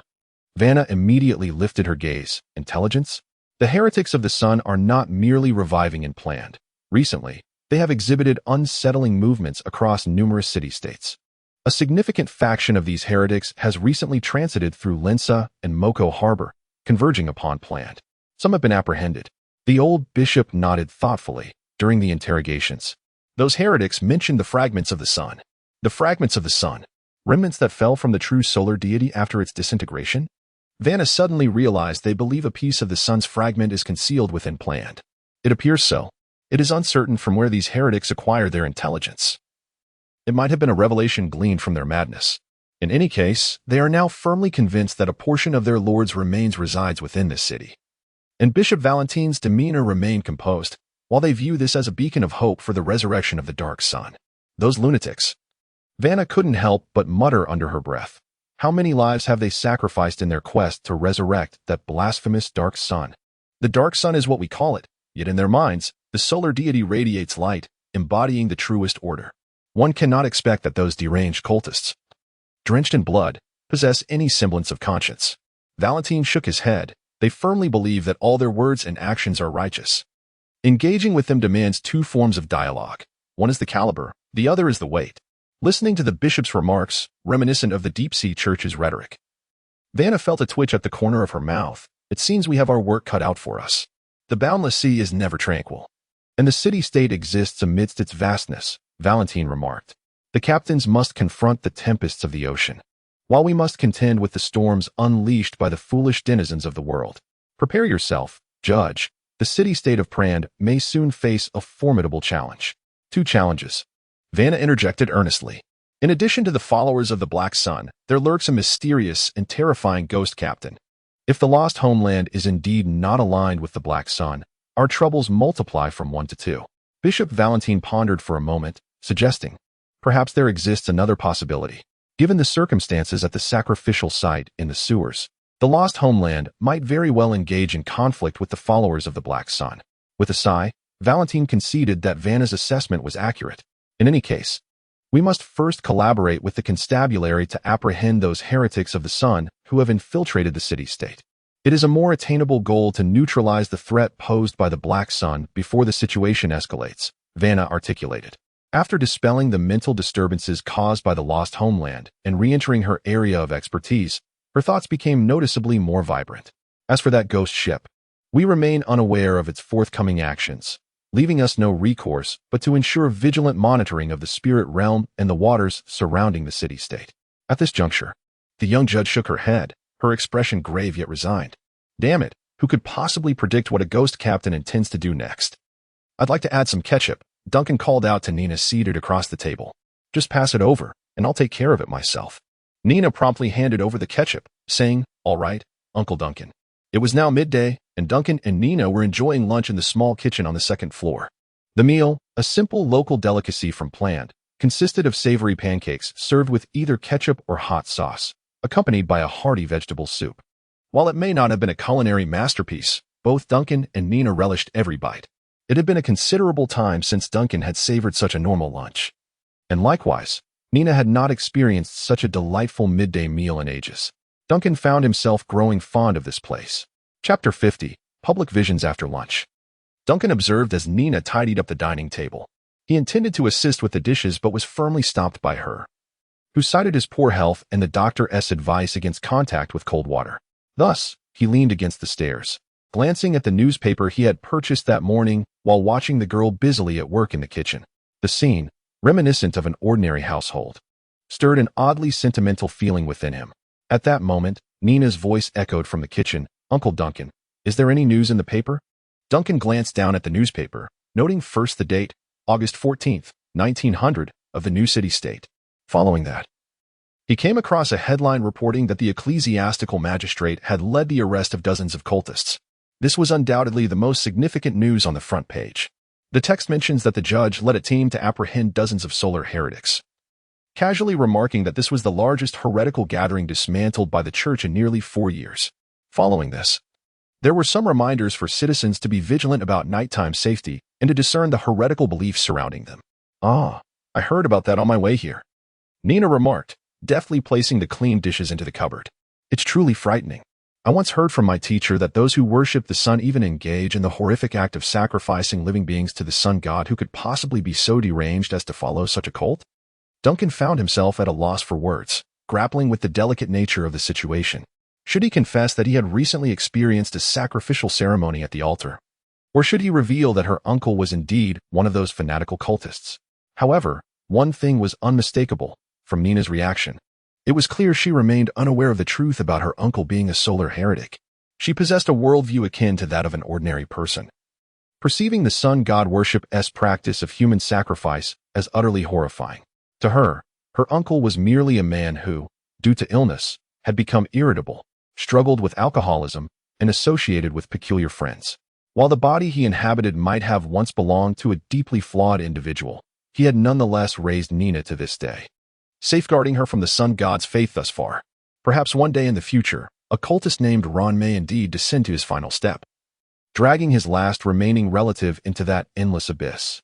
However, at least until today, such an occurrence has yet to transpire, nor will it in the future. No, it is merely a momentary distraction, Duncan realized, shaking his head. You are not mistaken. That is indeed a chillingly insane notion.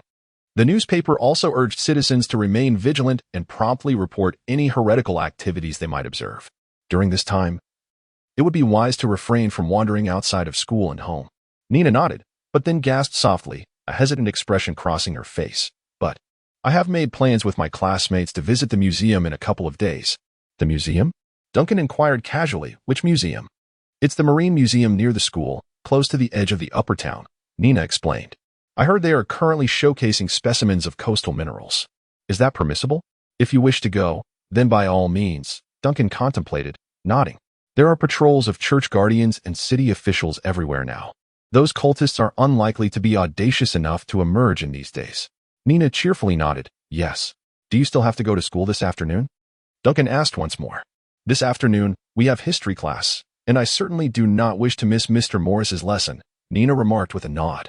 He is a highly renowned expert in the field of history. However, it is rather peculiar that someone as distinguished as he chooses to teach at a public school in the lower district instead of a university in the upper district. A significant portion of our classmates harbor a disdain for history, often dozing off during his lectures. Duncan shook his head nonchalantly. How would I know? It is amusing.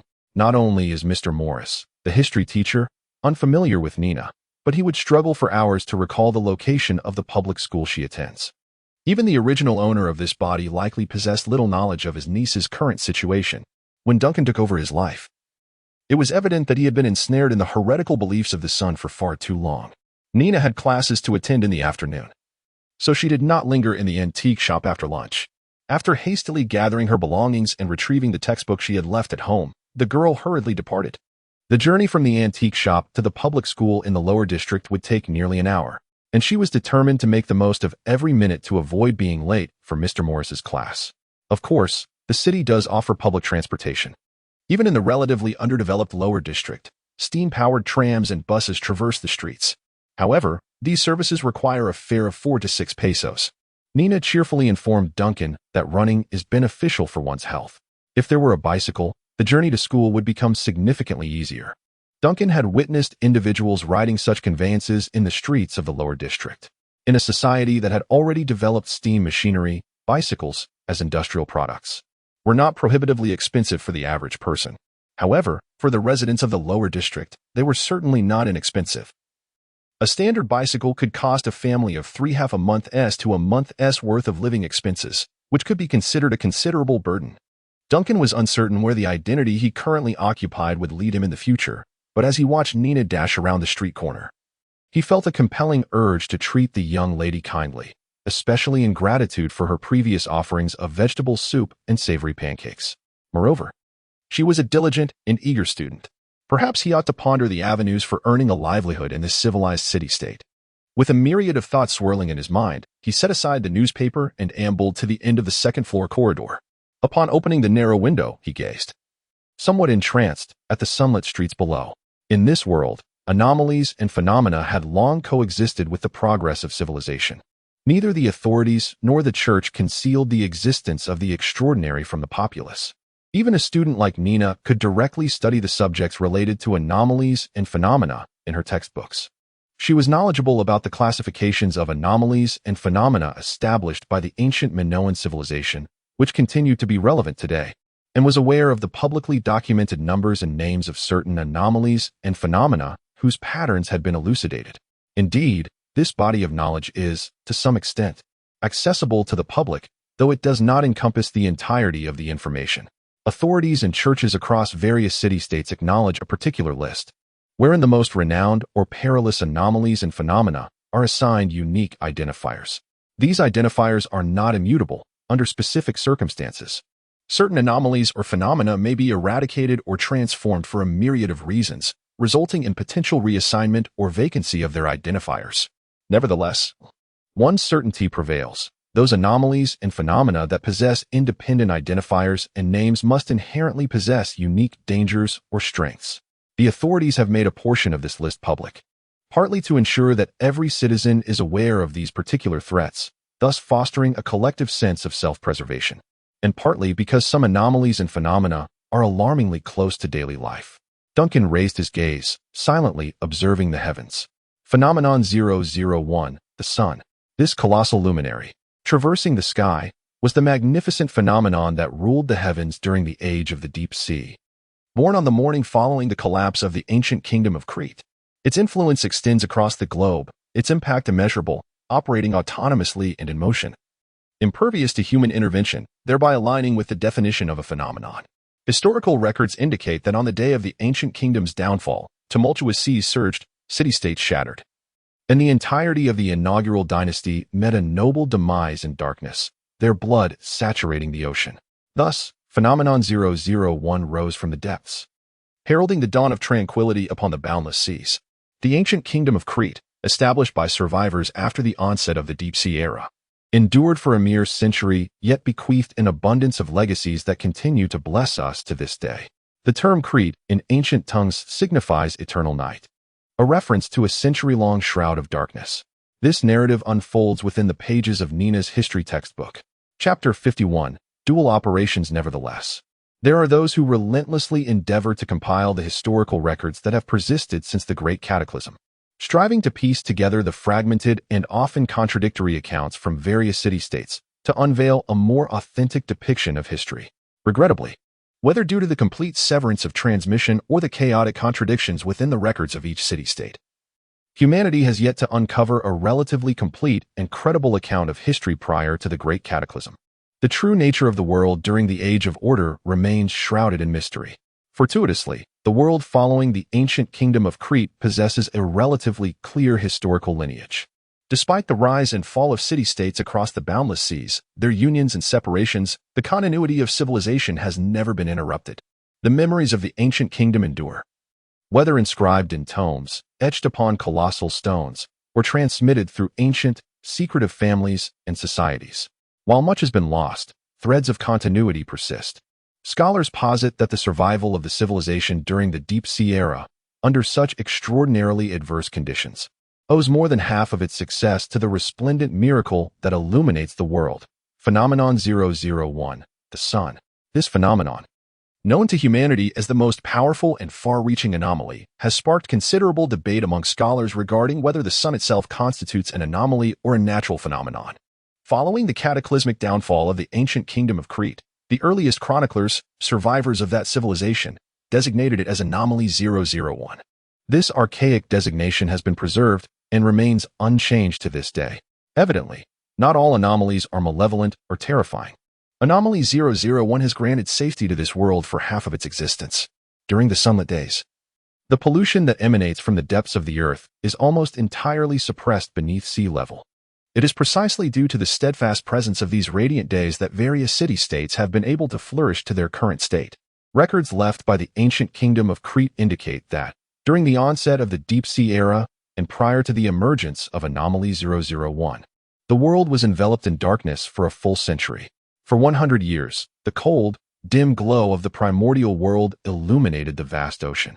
Thus, the people of the ancient kingdom referred to their realm as the Eternal Night, even designating their era with this moniker. Duncan stood pensively before the narrow window, gazing at the sun-drenched world outside. What was the world like before the Great Annihilation? Had there truly been a time when the sun illuminated all, prior to the dreadful century of eternal night? It is likely true, for regardless of the myriad discrepancies and omissions in the ancient records of various city-states, one element remains universally acknowledged. The Age of Order was a time of illumination, safety, and prosperity. Nevertheless, that era of abundance and radiance has long since faded. Today, the boundless seas are illuminated by Phenomenon 001, a fact well known to all who express gratitude for the daylight bestowed by this anomaly. In such a context, the zealots who venerate the ancient, authentic sun, even going so far as to denounce the current celestial sun as a false one, appear particularly fanatical and distorted, rejected by society at large. Their ire is directed not solely at the sun above, but also at the very foundation upon which human civilization has endured and thrived since the depths of the oceanic era. However, Duncan is acutely aware that the sun venerated by these cultists may indeed resemble the true form of the sun that existed prior to the Great Annihilation. From a certain perspective, these zealots possess fragments of genuine history. Regrettably, this authenticity has become the source of their distortion in this age. Duncan harbors no belief that the grand aspirations of these cultists can be realized, nor does he think they could conjure a blazing fusion star through the sacrifice of living beings. The distortions of this world far exceed any conceivable limits. The state of the oceanic era cannot merely be explained by the absence of a star. The night sky here is devoid of even a single star. A pigeon alighted upon his shoulder, tilting its head. Who was calling the fleet? Duncan paid no heed to the bird. Instead, he approached the bedside and retrieved the sun insignia he had previously concealed in the corner of the bed. After a moment's contemplation, he moved to the cabinet, opened its door, and discovered a drawer containing spirits, from which he extracted 2 bottles of liquor. Curiously, he noticed something affixed to the bottles. As he rotated them, He discerned a small note in Nina's handwriting, "Drink less." The note appeared to have been affixed long ago. Each bottle bore a similar note, all of which had gone unheeded. If possible, he should attempt to bring them aboard the lost homestead. The dove immediately flapped its wings, emitting a proud sound. "Dear, express delivery is available." Duncan nodded, allowing himself to recline comfortably as he began to prepare for the transit. He had been away from the lost homestead for far too long, although the vessel would remain unscathed in his absence. A captain could not confine himself to his quarters indefinitely. Based on his perceptions of the lost homestead during his time here, this undertaking seemed feasible. As he occupied this fresh vessel, the connection between himself and the essence of the lost homestead intensified and stabilized, instilling him with confidence and inspiration. With his thoughts settling into clarity, Duncan exhaled gently, and a flicker of emerald flame ignited upon his shoulder. Amidst the crackling sounds, the dove, AIE, instantaneously transformed into the form of a spectral bird, the brass compass upon its chest springing open with a resounding click. Duncan's consciousness swiftly traversed along this route, and in the blink of an eye, he felt his primary awareness awaken within the captain's quarters of the lost home. Yet, before completely extricating himself from that dark realm, he forcefully applied a break through his mastery of the ethereal flame and his own soul, attempting to preserve the connection between himself and the antique shop. In the captain's quarters of the lost home, Duncan slowly opened his eyes. He glanced down at his hands and then surveyed his surroundings, where he was greeted by familiar furnishings and the soothing sounds of the waves. Rising slowly from his chair, he sensed distinctly within the depths of his consciousness the touch of another body. A faint smile gradually emerged on Duncan's face as he endeavored to perceive and control his other body located within the antique shop through that distant connection. He made several attempts. In the city of Prand, on the second floor of the antique shop, the shopkeeper, lying quietly on the bed, suddenly opened his eyes. In the next moment, this body, still on the bed, began to turn its head with a stiff expression, observing the room like a zombie, before gradually moving its limbs as if forcibly operating a rusted machine to initiate movement. Should this scene be witnessed by others, they would likely be terrified enough to seek out the nearest constable, claiming that someone here was possessed by an evil spirit. Viewed from another perspective, such a report might not be entirely unfounded. In the captain's cabin of the lost homeland, Duncan found himself navigating a whirlwind of peculiar thoughts while awkwardly controlling a distant body to initiate its gradual movements. After numerous attempts, he successfully managed to make the body, located within the city-state of Prand, sit up from the bed. However, the next moment, his mental connection to the remote body was abruptly jolted, and it collapsed onto the floor. Chapter 52. The captain is a way to simultaneously focus on two perspectives and control two bodies engaged in entirely different activities was an extraordinarily novel experience for Duncan, presenting an immense challenge. Nevertheless, based on the feedback resonating from the depths of his consciousness, he believed that, with time and practice, he would eventually master the art of multitasking. After securely positioning the body in the antique shop and maintaining a modicum of attention there, Duncan finally exhaled with relief. Ensuring a solid connection with the remote body following his ethereal journey was of paramount importance, as it directly impacted the stability of the foothold he had painstakingly established in the civilized world. With this matter resolved, his spirits lifted, allowing him to direct his attention to other concerns. At that moment, a flurry of wing beats resonated nearby as the pigeon, i.e., hastily approached Duncan. This bird, puffing out its chest, exuded an air of pride in both its gaze and demeanor. The delivery was a success. Duncan's eyes drifted past the pigeon to the table behind it, where a delicate golden sun emblem and two bottles of strong liquor rested quietly. A smile gradually appeared on Duncan's face, blossoming into a radiant grin. It was indeed feasible. The notion of having this pigeon transport goods through the spirit realm proved to be viable. Moreover, it was not limited to extraordinary items. Even ordinary objects could be conveyed. With a satisfied smile, he rose and retrieved several items from the table, first inspecting the sun emblem, confirming that a faint flow of power still coursed through this extraordinary artifact, having been entirely claimed and transformed by his ethereal fire. He then picked up one of the bottles of liquor, removed the cap, and was immediately greeted by a robust aroma. Duncan glanced down at IE, who had begun to strut proudly on the table. Efficient, high quality, and with free shipping, he was beginning to take a liking to this quirky pigeon. The pigeon, noticing its master's gaze, promptly trotted over to Duncan's side, pecking at the table and loudly demanding, "More fries." More fries. There are currently no fries aboard the vessel, but I believe this will soon cease to be an issue. Duncan joyfully cradled the pigeon in his hands, locking eyes with its green orbs. However, he remained uncertain about the limitations of material transmission, whether it was confined to inanimate objects, and if there might be occurrences of packet loss. This necessitated further experimentation. The pigeon pondered for a moment, tilting its head. Packet loss? Oh dear, the page has vanished. Indeed, that was precisely his concern. The name alone instilled a sense of unreliability.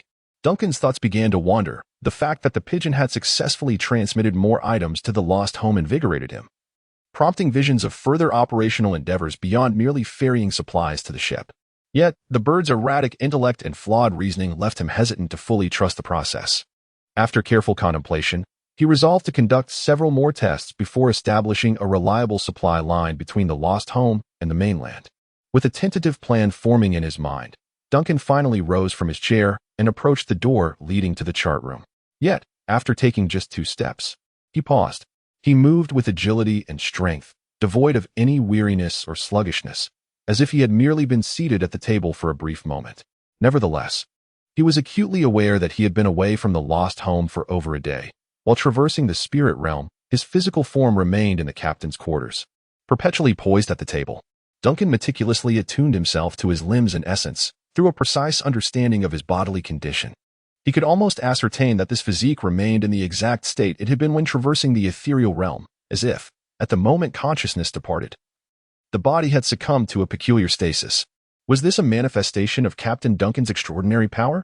Or perhaps, given that his essence now resembled that of a specter, he was rendered tireless, akin to a ghost? He pondered curiously, yet found himself utterly perplexed. While he had begun to grasp the historical tapestry of this world and the rise and fall of its civilized city-states, the enigma of his own existence eluded him. Nonetheless, this lack of understanding did not seem to portend ill. The body required little maintenance, allowing him to allocate a portion of his focus to other pursuits with greater ease. Duncan was a man of remarkable equanimity, adept at setting aside enigmas that remained unsolved for the time being. Having reconciled his thoughts, he approached the door and pushed it open, revealing the chart room. The oak door creaked softly, shattering the tranquility within, and in the next moment, the wooden goat head adorning the edge of the navigation table emitted a series of cracking sounds. The wooden figure swiftly turned its head towards the source of the noise and, under its hollow gaze, began to speak. Name? Ah, Captain Duncan. Your blend of sternness and humor remains ever constant. You have been informed that all is well aboard the vessel, and your loyal subordinates have flawlessly executed the helming task you entrusted to them. Moreover, Miss Alice has visited twice, yet neither occasion was of great significance. Once, she grappled with the ropes, and the other time, she contended with the anchor chain. Duncan was on the verge of crossing the chart room to inspect the deck when he halted abruptly upon hearing the words of the goat-headed figure. His expression rife with confusion. Why would she engage in a struggle with ropes and an anchor chain? During his sojourn in the spirit realm, he could sense the happenings aboard the Lost Homeland, yet he had not devoted much attention to it. He could only faintly perceive Alice wandering about the ship in exploration. How was it that while I was absent, she found such lively amusement on board? Duncan pondered, just as the goat-headed figure was halfway through his statement. A sudden flurry of footsteps echoed on the deck outside, followed by the door to the captain's cabin being flung open.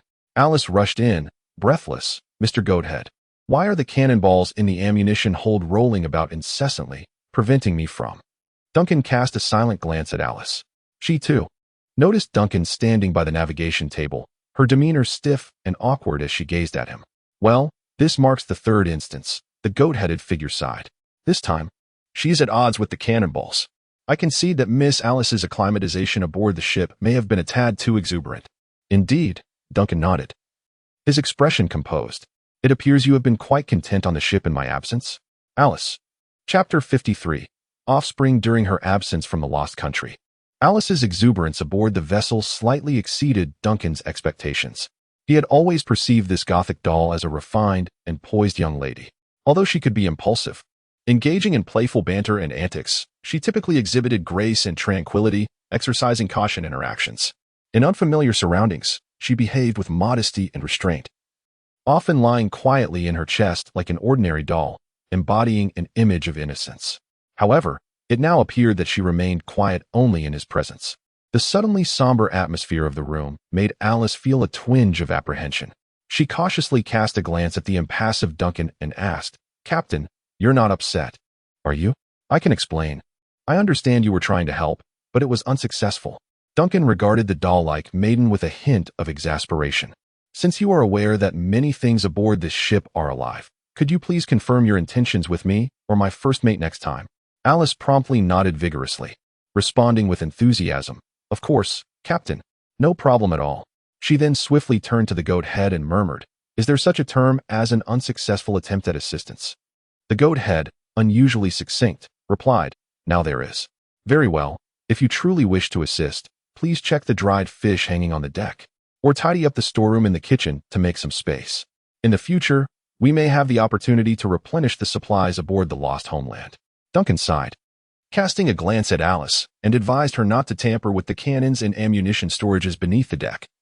They do not possess the complete wisdom of a goat's head. Those perilous objects merely respond instinctively to external stimuli. Should the ammunition store perceive itself as compromised or invaded, I would have no choice but to rescue you with a broom and dustpan. Upon hearing this, Alice instinctively recoiled, readily agreeing and turning to exit the captain's cabin. Yet, observing the departure of this puppet, a faint smile crept upon Duncan's face. Indeed, she is quite an amusing character. The minor chaos is trivial. This dreary ghost ship has indeed been enlivened by her antics. "It appears you're in good spirits, Captain," came the voice of Goat's head from the side. "Ah, you are holding something. What is it? Is it a trophy from your recent excursion into the spirit realm, akin to that little knife from before?" Duncan glanced at the sun emblem in his hand. He had left the strong liquor in his quarters and had casually taken the emblem to study during idle moments. "It is a prize," he nodded, "much like the ceremonial knife from the last ritual." "Oh, you truly are the illustrious Captain Duncan.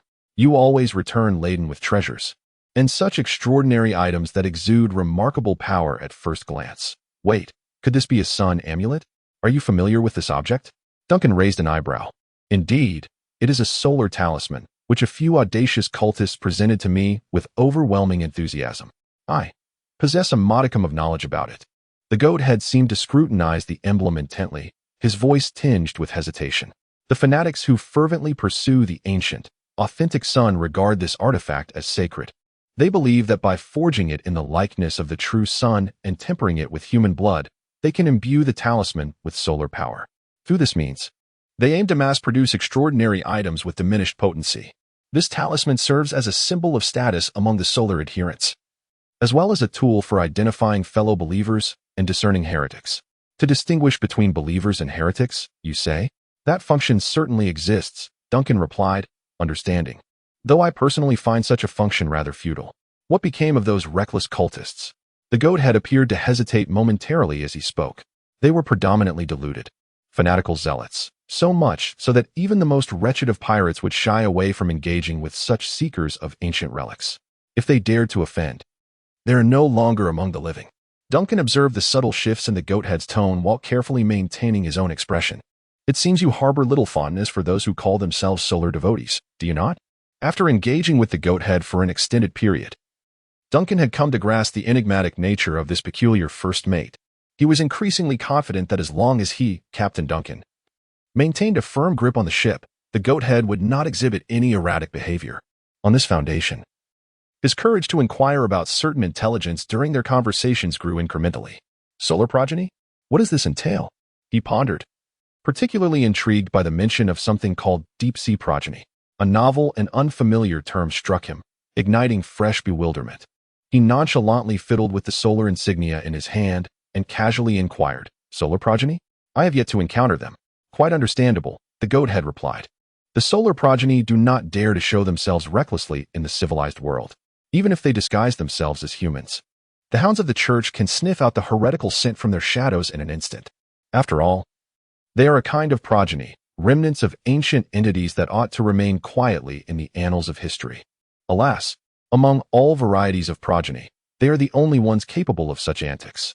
Duncan suddenly realized that the goat head's propensity for incessant chatter, often laden with trivialities, could indeed be advantageous. Despite the fact that 9,000 out of 10,000 of its utterances were mere drivel, fortune favored him at times, allowing it to divulge useful information. Due to his incomplete understanding of the intricacies surrounding the goat head, Duncan could only inquire indirectly, refraining from overly explicit questions. Yet, even through such subtle inquiries, he swiftly acquired numerous clues that had eluded him in the city-state of Prand. The term progeny emerged as a seemingly significant piece of intelligence. It referred to certain beings known as progeny, all of whom were invariably rejected by the civilized world. The goat head referred to them as remnants of ancient entities. Although the number of devotees worshipping the true sun god was vast, it appeared that the majority were inconsequential pawns, ignorant, blind zealots, brainwashed by their beliefs. Within their ecclesiastical hierarchy, there existed a ruling elite, the true power brokers, known as the solar progeny. These solar progeny seldom ventured into the civilized realm. They seemed to possess a hidden refuge, unknown to the world, from which they exerted influence over the sects devoted to the sun god, clandestinely gathering offerings and energy.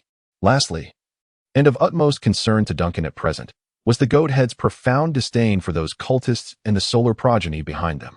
This indicated that the Lost Homeland, or, more accurately, the true Captain Duncan, was not aligned with these beings known as progeny. In fact, they could be regarded as adversaries. It appears that sharing the experience of interacting with the solar cultists during this journey through the spiritual realm with the goat's head was indeed a prudent decision. Otherwise, such valuable intelligence might have remained unknown to him for an indeterminate period. This esoteric knowledge certainly would not be found within Nina's textbooks. Duncan departed from the captain's quarters, holding the solar amulet, and wandered contemplatively along the deck of the Lost Homeland. There are myriad forms of progeny, and according to the information divulged by the goat's head, these progeny are mere remnants of ancient artifacts, coupled with the fact that the solar devotees adhere to the ancient, true sun that existed prior to the Great Annihilation. He had reasonable grounds for suspicion that these so-called progeny could very well be products of the Great Annihilation, their genesis perhaps traceable to the epoch of order that preceded the cataclysm. Progeny of the sun dwell upon the ocean's surface, while those of the deep reside in the abyss. Unbeknownst to him, Duncan found himself beside the ship's railing, peering into the profound azure expanse of the sea. Curiosity stirring within him. Is it possible that the ocean holds more than just fish? Chapter 54, The Underground Sanctuary. In the end, Duncan remained perplexed regarding the true nature of these progeny. The goat's head remains obscure on this matter, seemingly unaware of the true nature of these ancient entities that linger on the fringes of civilization. As for Duncan, he can only glean a faint understanding from the limited clues available. The offspring are products of a bygone era, harboring a profound disdain for the modern world. They possess a bizarre and perilous power, lurking discreetly in the shadows. Apart from the offspring of the sun, the others seldom reveal themselves in the civilized realm, instead threatening the safety of explorers in the borderlands. Among all this intelligence, one detail stands out. The offspring of the sun seem capable of masquerading as humans, discernible only by the extraordinary members of the church. Duncan reflects on the recent changes in the city-state of Prand, recalling the sudden resurgence of the previously low-key adherents of the sun after years of obscurity. Is the ostentatious activity of these cultists a directive from the offspring? What do these ancient and enigmatic beings seek within the city-state of Prand? Standing at the edge of the deck of the ship Lost Homeland, Duncan gazes intently at the undulating surface of the sea below. In the depths of the ocean also lie offspring, distinct ancient entities, threatening the safety of the fleet sailing between city-states. Duncan feels both wary and curious about these deep-sea creatures. He opines that, despite never having encountered them, as long as the Lost Homeland roams the seas, an eventual meeting with these bizarre entities is inevitable. Thus, it would be prudent to prepare as much as possible beforehand. Whether it is gathering intelligence, further mastering his own powers, or uncovering the potential of the Lost Homeland, all actions serve to prepare for the future. Certainly, he does not harbor fear of the lurking dangers of the deep sea. After all, he has traversed the ocean aboard this vessel for quite some time, and he can surmise the myriad of strange entities that dwell beneath the waves. The progeny are merely one of the countless bizarre threats, and as the saying goes, a multitude of lice does not itch, and a plethora of debts does not cause worry. As the captain of the Lost Homeland, he has a multitude of concerns to remain vigilant about. He pondered on the deck for an extended period, realizing that his foremost worry was whether the hard-won supply routes would be affected. Would those deep-sea progeny interfere with his fishing endeavors? Although Pigeon AI possesses the capability to transport goods, its carrying capacity and reliability remain uncertain. Moreover, the city-state of Prander is a place of order, and the supplies delivered to the ship must be purchased with coin. Thus, The viability of this supply line remains in question. Adding to his concerns is the memory of the bountiful catch from his last fishing expedition.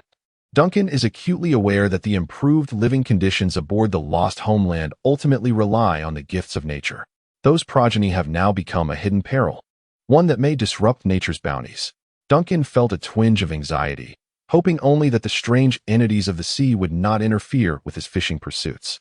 The bright gas lamps cast a radiant glow, dispelling the shadows within the underground chambers of the church.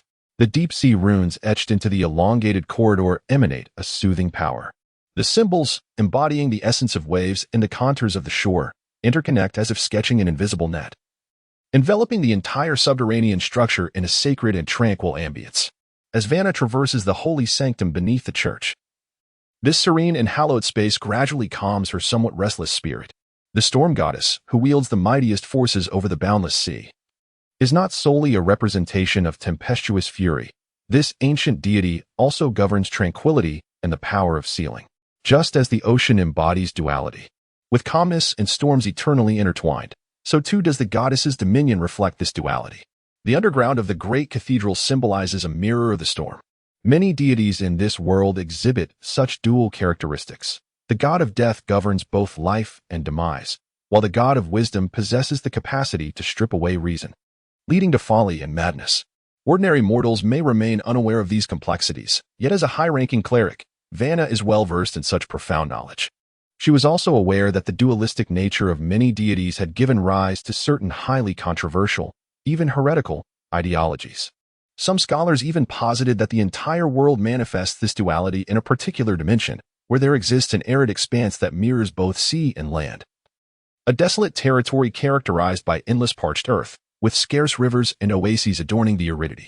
This wasteland purportedly harbors a civilization possessing a semblance of wisdom that closely resembles that of the real world, existing as reflections of all that is tangible in reality. Such absurd conjectures, entirely rooted in fanciful imagination, were, of course, dismissed by many, including the renownedly enlightened Bishop Valentine of the city-state of Prand. Upon hearing such claims, he scoffed, asserting in the old man's own words that the existence of a subspace beneath this world was already quite perplexing enough, and that certain folk theologians should refrain from further complicating matters by positing additional layers beneath it. Suddenly, Vanna shook her head, attempting to rein in her uncontrollable thoughts. In the tranquil depths of the grand cathedral, the mind could easily spiral into unfettered diffusion, a phenomenon exacerbated by the serene psychological suggestions brought forth by the mirrored storm. The comfort bestowed by the goddess's sanctuary could significantly weaken the mental barriers of mortals. This effect, though intangible, was powerful enough to render even a rigorously trained adjudicator like her vulnerable. However, on the other hand, this unique environment possessed its own distinct utility, such as coaxing forth the voices of certain fervent and deranged cultists. Vanna halted at the end of the corridor within the subterranean sanctuary, where several doors led to various interrogation chambers. Between these doors stood a statue of the storm goddess, silently poised in the anteroom. Unlike the statue of the goddess above, which held its arms wide open as if receiving the worship of multitudes, radiating an aura of infinite majesty, the subterranean representation featured the goddess with her hands gently clasped before her chest, exuding a serene tenderness, akin to a maiden listening intently. Regardless of the statue's form, both were veiled in delicate gauze, symbolizing the ineffability of the divine. This particular statue, with its hands in prayer, embodied another aspect of the storm goddess, the maiden of the tranquil sea. She subdued the waters beneath the surface, safeguarding the peace of the underground realm of the city-state. Vanna bowed before the statue of the maiden of the tranquil sea before turning to push open the door to a nearby interrogation chamber. The creaking of the door's hinges shattered the tranquility of the subterranean facility, revealing a spacious yet dimly lit room before Vanna. In the center stood a large table, beside which Madame Heidi, clad in a flowing black gown, was rising. Opposite her, a chair fitted with restraining chains accommodated a son heretic, who sat quietly, eyes vacant, slumped against the armrest, as if both reason and strength had been siphoned from his form, leaving only a residue of chaos. The air was thick with the lingering scent of incense, and atop the table lay Madame Heidi's medical kit, revealing an empty large syringe, writhing thorn vines, and a golden spike that appeared to still bear traces of blood. "Ah, Lady Vanna, your arrival is most timely." Upon hearing the sound of the door, Lady Heidi turned to greet her, stating that she had just completed a session. Vanna's gaze swept over Heidi's medical kit, her expression as inscrutable as ever. Frankly, I still find it difficult to associate your paraphernalia with a session. These are the standard tools of a psychiatrist. Well, I concede that I may employ them more frequently than an ordinary doctor, Heidi remarked with a shrug, but what can I say? I am employed by the municipal hall and often assist the church as a hypnotist. The patients I encounter are far from typical, especially those cultists like these. A swaying crystal and a low-frequency pendulum are nowhere near as effective as a triple dose of midnight elixir. I suspect the reason you administer a triple dose to the cultists is that your large syringe can only accommodate that amount. Vanna quipped, then shook her head. Regardless, what truly matters is your ability to pry open their lips. Now, tell me, what revelations have you gleaned? You haven't gone mad after the ritual spiraled out of control, have you? Vanna immediately furrowed her brow, aware that after her conversation with Bishop Valentine, the complexities of the situation would exceed her expectations, but Heidi's words surpassed even that. What could they possibly signify? I delved into their memories and discovered that the cognitive logic of these individuals had encountered a disruption even before the ill-fated sacrificial ceremony commenced. To be more precise, it appeared that these cultists had been subjected to some form of cognitive distortion prior to the initiation of the ritual, resulting in an alteration in their recollections. Lady Vanna, you seem rather unsurprised? Chapter 55. The soup for dinner. The expression of utter nonchalance on Vanna's face did not escape Heidi's notice. The spiritual healer, who frequently collaborated with the church, immediately inferred something from the magistrate's demeanor. After a moment's hesitation, she cautiously inquired, "It seems the issues behind this incident are quite significant?" Vanna nodded affirmatively. "Indeed, the problems are considerable." Heidi pondered briefly, hastily organizing her medical kit as she remarked, "I am on leave tomorrow. It seems I might be."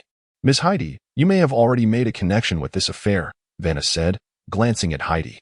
"I regret to inform you that, including myself, everyone present at the scene was exposed to a form of cognitive contamination. The psychological issues you observed in these cultists were, in fact, experienced by each of us. Fortunately, thanks to the grace of the divine, our exposure was not profound, and thus, we have merely awakened at this juncture. Damn it. I knew that working in this field would eventually lead to such encounters." Heidi finally paused her efforts to organize the medical kit, pressing her fingers against her forehead. She should have heeded her father's advice and followed in his footsteps as an antique appraiser, or at the very least, taken her mother's suggestion to become a history teacher at the public school on Cross Street. That would certainly be far safer than dealing with cultists. Look on the bright side. At least your current job allows you to maintain a respectable life in the upper town, Vanna remarked, shaking her head. In the presence of Heidi, who was of a similar age and a long-time acquaintance, her demeanor was far more approachable than it was before her subordinates. "Now, why don't you share your findings? It might assist the church and the city hall in grasping the situation."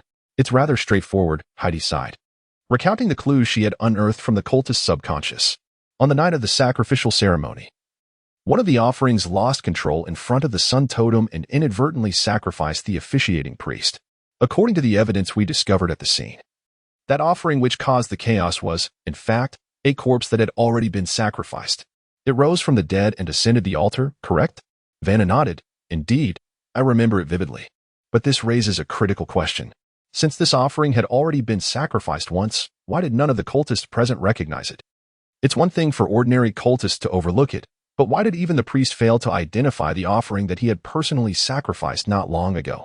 Vanna slowly furrowed her brow as she observed the cultists at the scene, who gazed wide-eyed at the sacrificial offering that had recently been presented to them once more. Yet none seemed to sense the anomaly. Their memories had been manipulated, their perceptions distorted. Even we, at that moment, failed to notice this obvious incongruity. Did we not? Heidi offered a wry smile and spread her hands, admitting that, in truth, even until an hour ago, she had remained oblivious to the fact that she had overlooked this seemingly self-evident truth. It was only now, through your words, that I have come to realize the extent to which my own mind has been affected. Momentarily speechless, Vanna turned to face the cultist still ensnared in a stupor. Under the dual hypnosis of potent neuroactive substances and powerful incense, the cultist merely swayed slightly, gazing vacantly at the tall woman before him. This was likely an instinctive warning from their souls. After all, these cultists were indeed followers, blessed by a dark sun that loomed over them. When immense and bizarre dangers arise, it is highly probable that those who have received such blessings are capable of sensing something amiss. Vanna analyzed, based on her experience, that their frenzied hallucinations hinted at a deeper truth. Unfortunately, these untrained, ordinary individuals could hardly discern the significance of these warnings and instead succumbed to a collective frenzy. Heidi, observing Vanna's serious demeanor, hesitated several times before finally speaking cautiously. So, what exactly lies behind this matter? Is it even more sinister than that ancient sun? Vanna pondered for a moment, gently shaking her head. It is perhaps best not to inquire further, Heidi. Your connection to this matter remains tenuous, but should you delve deeper, certain inextricable ties may indeed form. Well, since even you, the adjudicator, advise caution, I shall prioritize the preservation of my own life, Heidi replied, lifting the neatly packed medical kit. I truly need a respite. Rest assured, I am not fleeing. In a couple of days, the Ocean Museum will host an exhibition that piques my interest. Vanna nodded in agreement. Visiting the Ocean Museum is an excellent way to refresh one's spirit. The blessings of the goddess permeate those exhibits. Fear not, it has certainly faded, Vanna said with a resigned gesture. We merely encountered a residual trace. After your prolonged stay in this serene underground sanctuary, the goddess's blessings have thoroughly cleansed you of any lingering effects. Then I can rest easy, Heidi sighed in relief, pushing open the grand door. Until we meet again, Vanna, the adjudicator. Vanna watched as Ms. Heidi departed the room. Beside her, the sun-worshipping cultist, ensnared by potent incense and narcotic agents, blinked groggily, gazing vacantly at Vanna. The concoction of modern civilization's drugs, the ancient heritage of incense, the tranquil atmosphere of the sanctuary, and the deeply rooted solar blessings intertwined, creating a subtle yet profound influence within the cultist. In the depths of the cultist's eyes, the hazy image of Vanna was reflected. He beheld the judge standing before him, tall and resolute. Behind Vanna, he discerned a hazy apparition, an almost translucent specter enveloped in flickering emerald flames. This towering figure loomed silently behind Vanna, its expression inscrutable. Duncan, with a stoic demeanor, sat in the chart room, observing the automaton Alice bustling about before him. She approached with a large tray, adorned with gleaming tableware, and a steaming bowl of soup, which, upon closer inspection, appeared to be fish soup. Evidently, after becoming more acquainted with the environment aboard the Lost Homeland, this automaton had conceived a new idea to contribute to the captain in her own unique fashion. Dinner? Duncan regarded the automaton with curiosity as she arranged the tableware and soup before him. What prompted you to undertake this? He inquired. I tidied up the kitchen pantry and then discovered. Fish, Alice replied, her face aglow with pride. Many tasks aboard the ship elude my assistance, but cooking should be within my capabilities. Henceforth, I shall prepare meals for you. Such earnest intent is commendable, Duncan mused, uncertain how to assess this peculiar automaton. Yet, faced with Alice's sincere smile, one could hardly decline. His curiosity lingered. But as an automaton, are you truly capable of cooking? I can learn. It seems quite simple, Alice remarked with an air of nonchalance. For the most fundamental aspects, one merely needs to inquire with Mr. Goathead. He has previously shared an abundance of culinary wisdom with me. Duncan cast a stoic glance at the goathead beside him, then turned his gaze towards Alice. One was a wooden carving, the other an enigmatic puppet. Together, they were incapable of forming a coherent digestive system, yet here they were, embarking on a culinary exploration, one audacious enough to teach, the other audacious enough to listen. He found himself at a loss for emotions, merely stirring the fish soup in his bowl with a spoon, thinking that at the very least, it did emit an aroma that was quite appealing. However, in the next moment, his actions froze. After a brief silence, he retrieved a long, silvery strand of hair from the spoon. Your hair has fallen in, Duncan stated, his expression unchanged. Oh, I didn't drop my hair in, Alice quickly waved her hands. My head fell in. But fret not, I pulled it out immediately. Without any assistance. Duncan. Chapter 56. The lower levels. This situation was undeniably bizarre, and in the end, Duncan could not bring himself to consume the bowl of fish soup. After all, the mere thought of Miss Doll's head bobbing in the pot made him feel as though this dinner was careening towards the realms of horror reminiscent of a cursed tale or a grim reaper's arrival. Even though Alice's true essence was rather whimsical, the incident of her head falling into the pot was undeniably too chilling. Miss Doll appeared somewhat wounded, gazing at the food Duncan had set aside, her hands clutching the lace trim of her attire. Captain, are you angry? Duncan, weary in both body and spirit, cast a glance at the doll. If there is something troubling you aboard the ship, you can speak to me directly. Huh? I'm not, she replied. Then please try not to enter the kitchen in the future. Duncan remarked casually, but soon noticed Alice's increasingly despondent expression. Ultimately, he sighed and altered his tone. Well, your intentions are good, and I must admit I am rather pleased. However, cooking is a skill that requires practice. Accidents may occur if one is inexperienced. But with time, you'll improve. Alice instantly perked up. So I can try again in the future? After a moment of contemplation, Duncan finally nodded. Just be careful. He had considered this thoroughly. It was evident that this cursed doll could not endure the monotony of life aboard the Lost Homeland. Perhaps she possessed an inherent nature that compelled her to engage in activities on this vessel to find peace.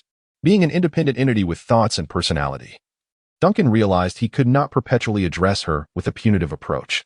In contrast, having Alice assist in the kitchen is certainly preferable to allowing her to continue grappling with ropes, anchors, and cannonballs. At least the temperament of the pots and pans aboard the Lost Home is somewhat more manageable. He glanced down at the fish soup placed beside him. To be fair, the flavor of the soup was rather ordinary. Although the ship's seasonings were limited, the cooking technique was impeccable. As a marionette devoid of taste and digestive faculties, Alice's ability to achieve such a result based solely on a few theoretical concepts, derived from a goat-headed entity that similarly does not consume human fare, was indeed quite remarkable. Two beings that neither partake in human food managed to concoct a meal fit for human consumption. What more could one ask for? Duncan mused that as long as this marionette exercised a modicum of caution, she might indeed prove competent in the kitchen, thus sparing him the necessity of cooking in the future. Captain, would you like me to prepare something else for you? Alice's voice interjected, disrupting Duncan's contemplation. I have also learned the methods for roasting fish and frying fish fillets from Mr. Goathead. We have the ingredients in the kitchen. Not for now. I am not hungry, Duncan replied, shaking his head. His corporeal form did not possess a strong desire for food. Maintaining 3 meals a day was merely a habit to uphold his humanity. At that moment, Alice's exquisite soup had already quelled his appetite for half the day, prompting him to rise from the table. I shall take a stroll in the cabin. Are you going to the cabin? Alice paused for a moment, then appeared to recall something, her expression growing somewhat tense. Could you perhaps investigate? Below? Below? Duncan furrowed his brow. Yes. The deeper chambers that I am not permitted to enter, Alice explained. I often hear creaking noises from down there, and sometimes it seems as though someone is murmuring beneath the floor. Would you consider checking if there is something amiss below? Observing the slight anxiety etched on the doll-like woman's face, Duncan felt his heart begin to race. The depths of the Lost Homeland were uncharted territory for him. The eerie and perilous aura of that place had always deterred him. At that time, he had yet to take the helm or harness the power of the spiritual flame. Thus, during his previous explorations, he had only ventured as far as the threshold leading to the deeper chambers. He certainly had intentions of further exploration in the future, but circumstances now rendered those plans obsolete. At that moment, a voice resembling that of a goat's head broke the silence. Ah, it seems the cabin's bottom is somewhat restless. Captain, do you wish to descend and take a look? Duncan cast a silent glance at the goat-headed figure, which promptly fell silent. Frankly, after hearing certain murmurs from the goat head, he felt an increased aversion to the enigmatic cabin floor. It was evident that it had been influenced by the unfathomable depths of the sea, transforming into a structure that felt distinctly out of place, even aboard the Lost Homeland. Yet, this sense of repulsion lingered in his mind for no more than a fleeting second. He must inevitably delve deeper into the other structures of the Lost Home. And it is better to embark on this journey sooner rather than later. Reason dictates that the sooner he undertakes this task, the better it will be. The Lost Home is vast, not only remarkable for its astonishing length, but also for the many layers within its depths. At present, Duncan's understanding is limited to the upper structures of the vessel, including the deck area, the upper hold beneath the deck, the armory, the artillery zone, and the next level down, which comprises the warehouses, freshwater tanks, and part of the crew quarters. Based on previous explorations, he can only imagine the enormous structures concealed in the darkness beneath these areas. These structures lie below the waterline, fully submerged in the boundless sea.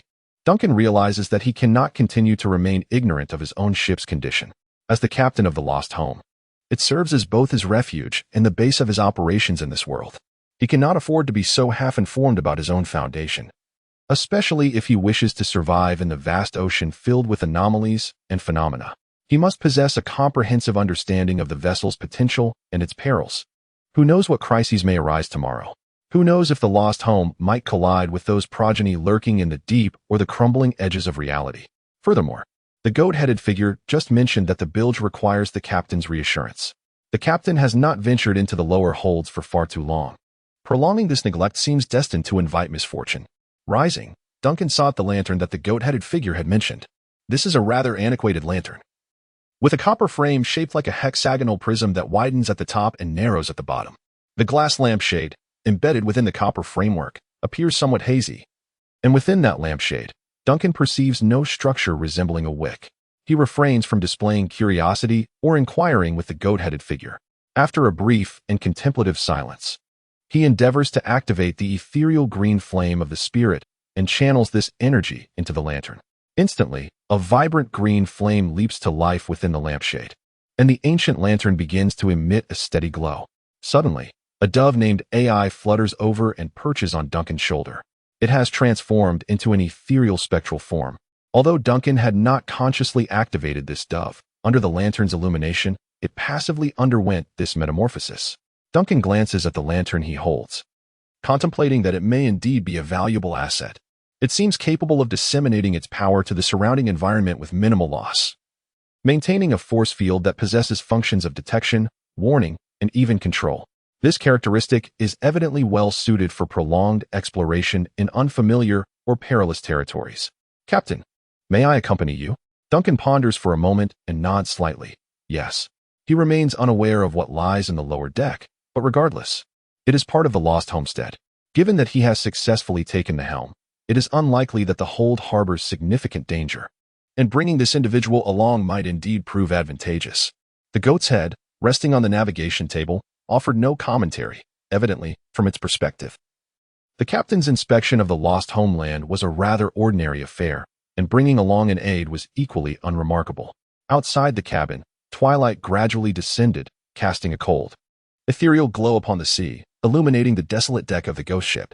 The translucent sails, like phantoms, billowed in the air, adjusting their angles without human guidance. Duncan, lantern in hand, accompanied by Alice, traversed the vacant deck, passing through the uppermost 2 tiers of the cabin and descended the wooden staircase into the ship's depths. At the end of the sailors' quarters, the staircase marked the limit of Duncan's previous explorations. An unusual dimness enveloped the sloping staircase, where only the outlines of supporting pillars and some wall structures were faintly discernible. "It's so dark down here," Alice remarked, standing at the staircase entrance, her gaze apprehensive towards the shadowy depths below. "Aren't there any lights?" "Other areas clearly have perpetual oil lamps." "No, there is light below," Duncan replied, his voice steady as he held the lantern aloft. As the light radiated from the lantern, he finally discerned the conditions below with greater clarity than before, only to realize that the illumination was of an inky blackness. "Wait, what?" Alice paused, momentarily bewildered, struggling to comprehend the notion of black light. Chapter 57. The timorous Alice. The captain's words drifted through the increasingly dim staircase like a chilling night breeze. Instinctively, Alice wrapped her arms around herself, trailing closer behind Duncan. As they descended further, she finally comprehended the captain's cryptic reference to the black light. Indeed, the lower cabin was illuminated, at least in terms of structure and layout. The compartments she observed bore the same supporting columns as those above, adorned with ever-burning oil lamps. Yet, astonishingly, the flames cast shadows that rendered the area surrounding the lamps even darker than the distance beyond. It was true, the nearer one approached the oil lamps, the dimmer the light became. The lamps themselves were shrouded in a veil of shadow, their outlines barely discernible, while areas further away basked in a gradually increasing brightness, with the corners of the cabin nearly rivaling the illumination of the upper deck. Previously, Alice had perceived the lower level as exceptionally dark, a result of 2 lamps flanking the staircase, which, from a visual standpoint, seemed to actively exude darkness, neutralizing and obliterating the light that naturally existed within the cabin. Staring intently at the overall dimness enveloping the space, Alice murmured for a considerable time, Is this reasonable? You, an unreasonable puppet. Dare to speak of reason to me?" Duncan cast a glance at the visibly agitated Alice, remarking that beneath the boundless sea, the very notion of reason was the most unreasonable aspect of all. When he spoke, his expression was notably indifferent. as if this bizarre situation was merely a trifling occurrence he had long since grown accustomed to. Yet, in truth, his internal reaction mirrored Alice's precisely. Even the spectral pigeon perched upon his shoulder suddenly flapped its wings and voiced its thoughts. Is this even reasonable? Is this even reasonable? Is this even reasonable? Duncan chose to disregard the incessant clamor of the pigeon and instead scrutinized the chamber of the ship he had never before set foot in.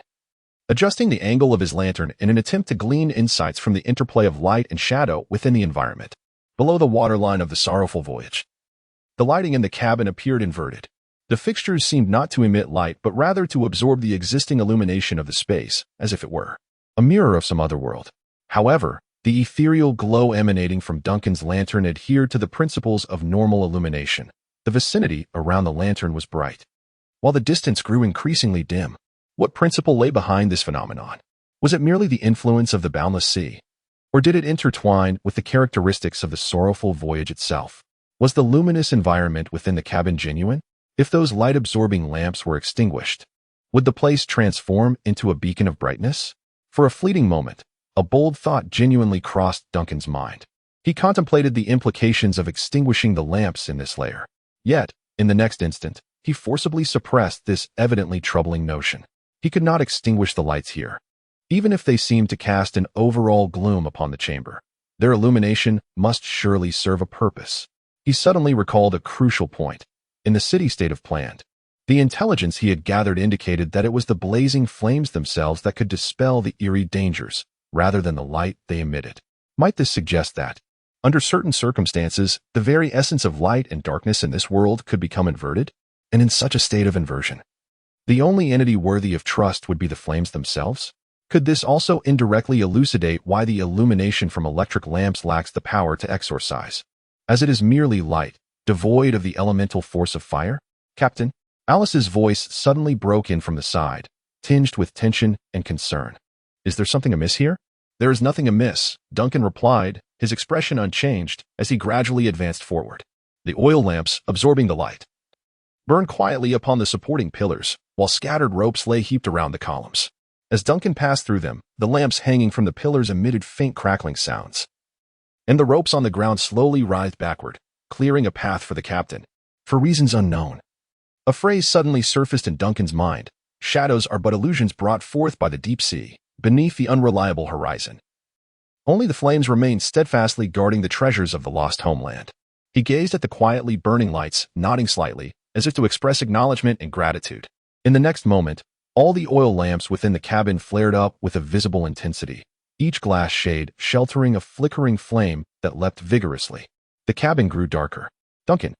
Alice followed closely behind, the doll cautiously surveying her surroundings.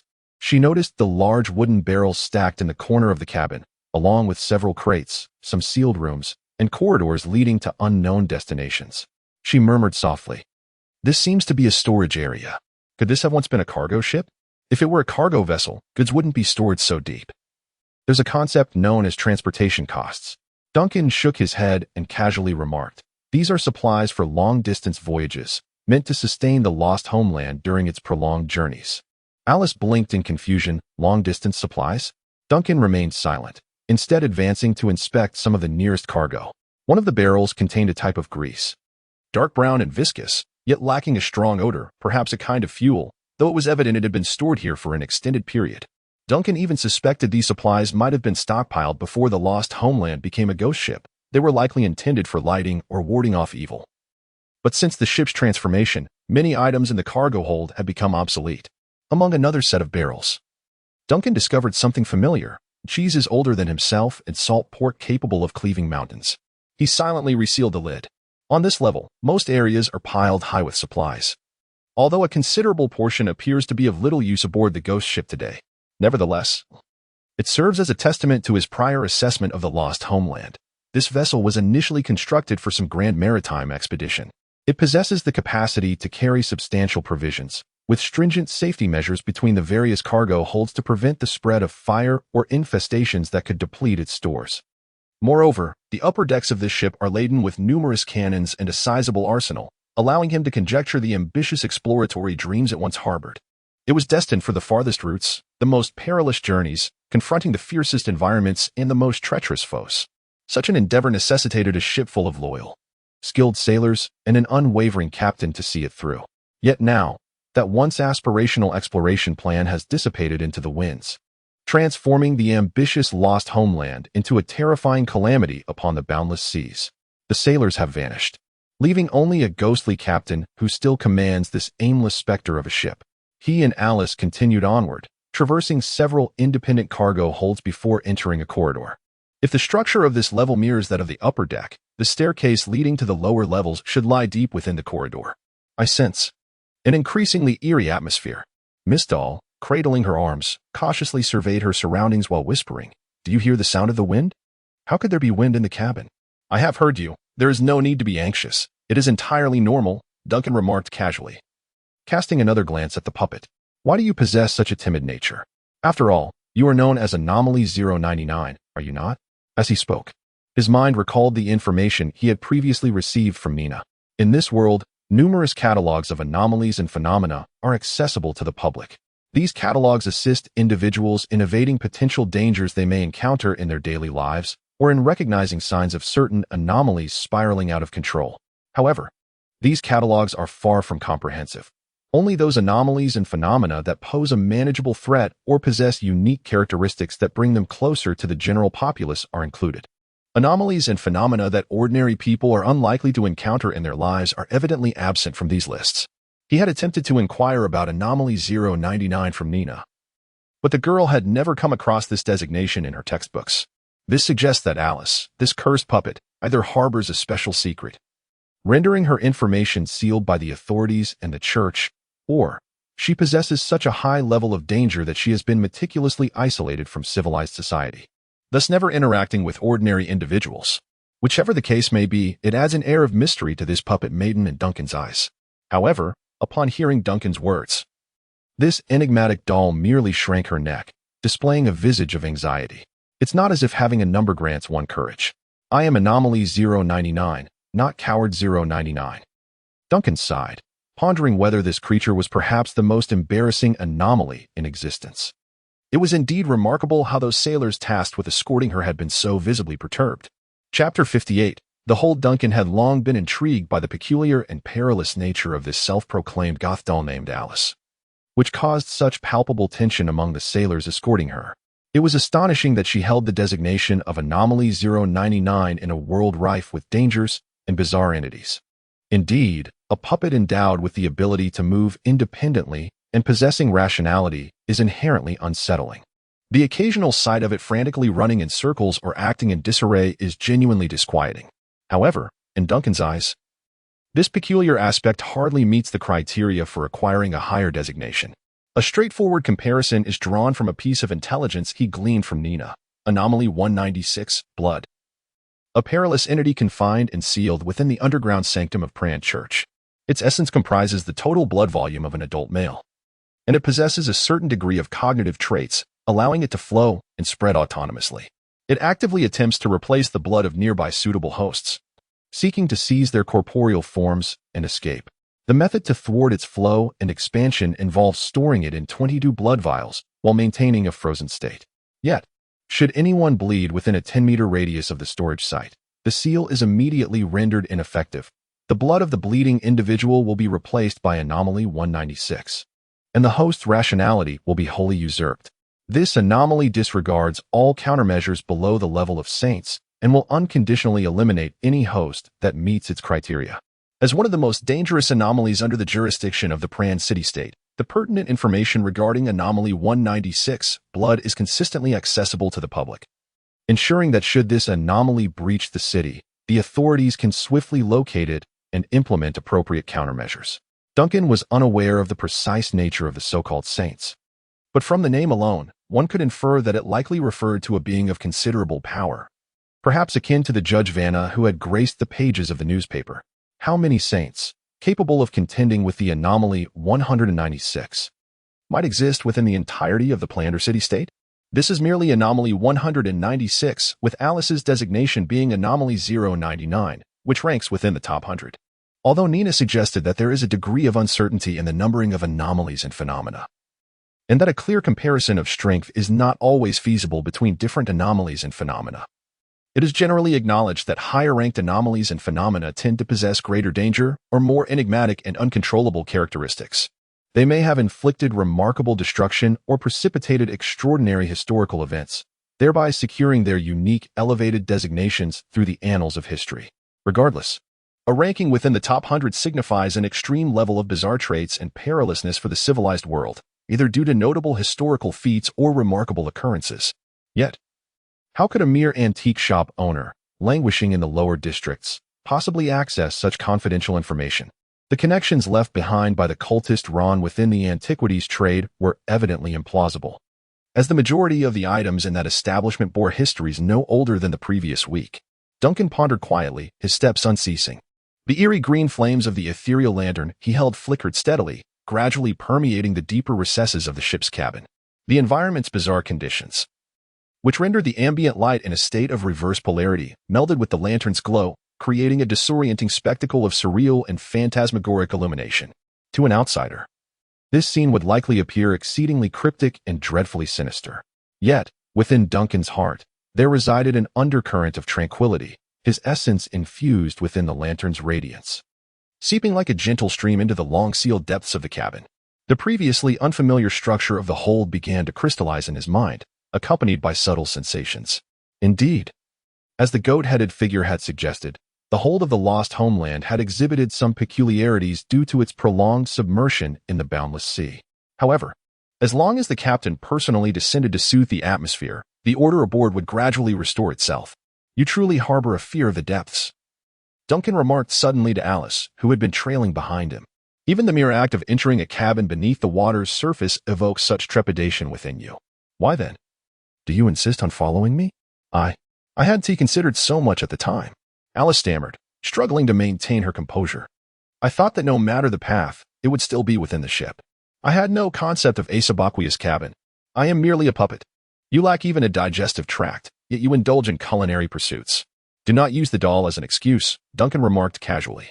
"You will need to thoroughly enrich your knowledge of the ship henceforth." Alice let out a dejected sound, and after a moment of contemplation, Duncan curiously inquired, "What instills such fear of the deep sea within you?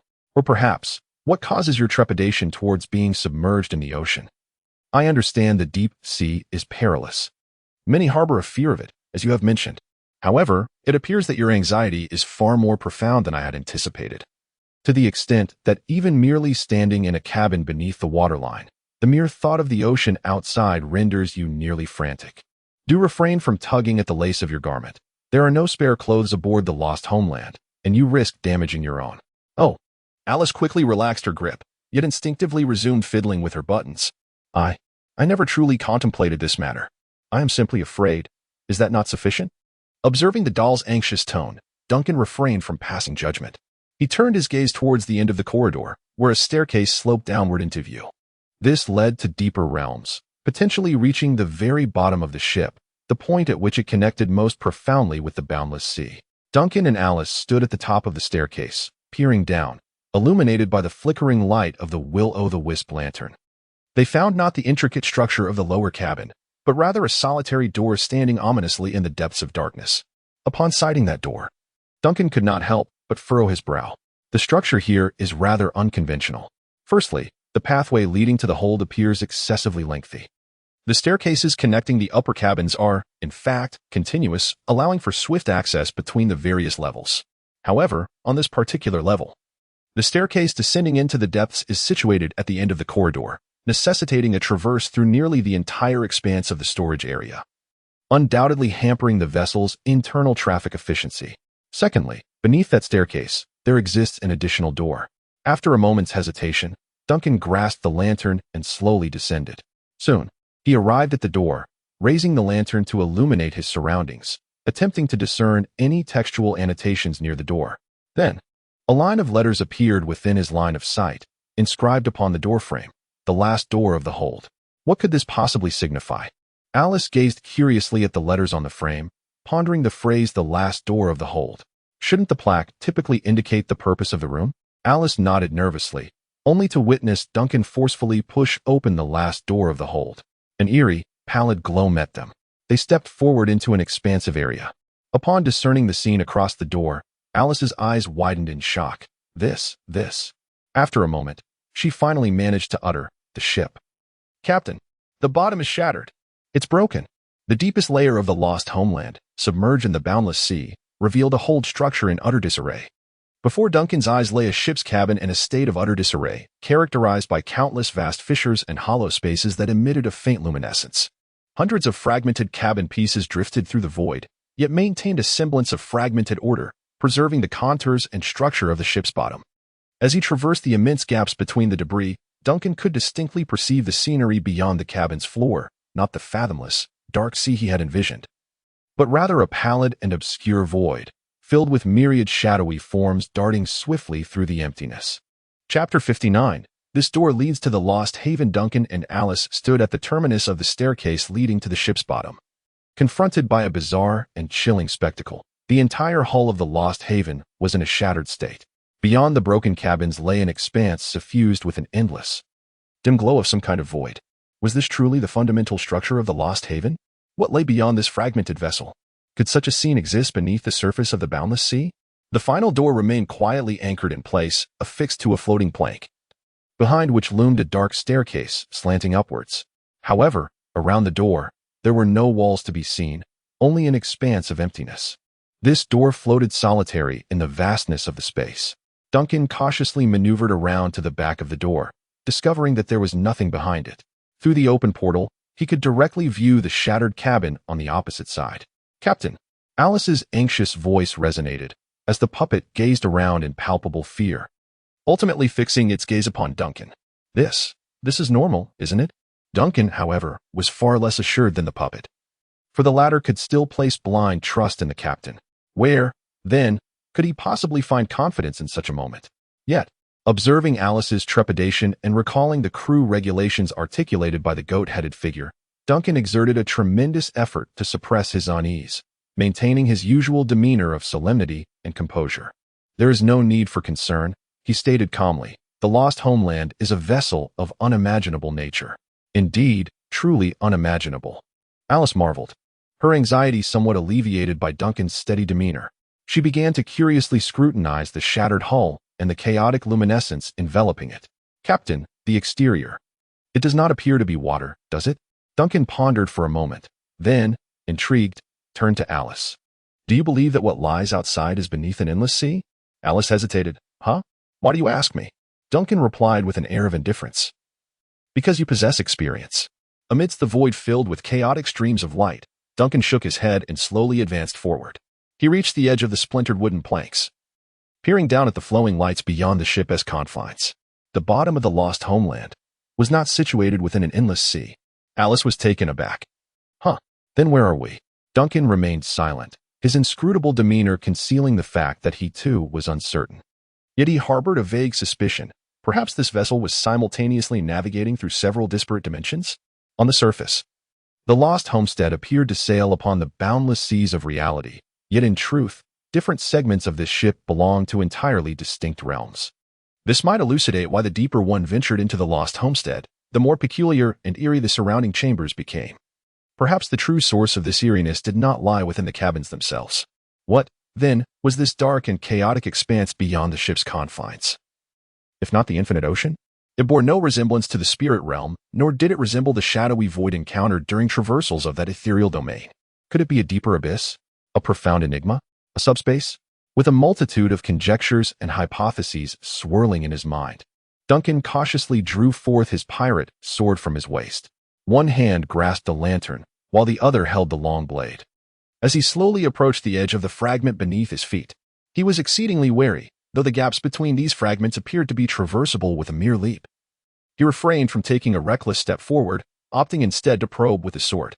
Heaven knew what might suddenly emerge from those crevices, ready to devour any foolhardy enough to leap across. In the next moment, his eyes widened in astonishment. He observed the tip of his sword vanish, while a blade's point abruptly materialized at the edge of the fragment opposite the fissure. Duncan furrowed his brow and tested in various directions, only to witness a similar phenomenon recur. Gradually, comprehension dawned upon him. These seemingly fractured regions were, in fact, spatially continuous. The ostensibly disjointed structure of the cabin floor remained intact. He straightened up, surveying the fissures around him and the flowing light and shadows beyond. A revelation dawning in his mind. These fractured manifestations were merely optical phenomena, yet they did not disrupt the continuity of space. The hull of the Lost Homeland remained unbroken here. However, for reasons unknown, the images outside the ship had manifested within its interior. What could have caused this? Was it an overlap of space, or an erroneous projection from higher dimensions to lower ones?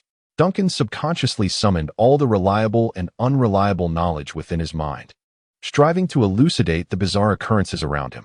Meanwhile, Alice gazed at the captain with a look of bewilderment as he engaged in peculiar actions at the edge of the fissure, at times illuminating the area with his lantern, at others prodding with his sword.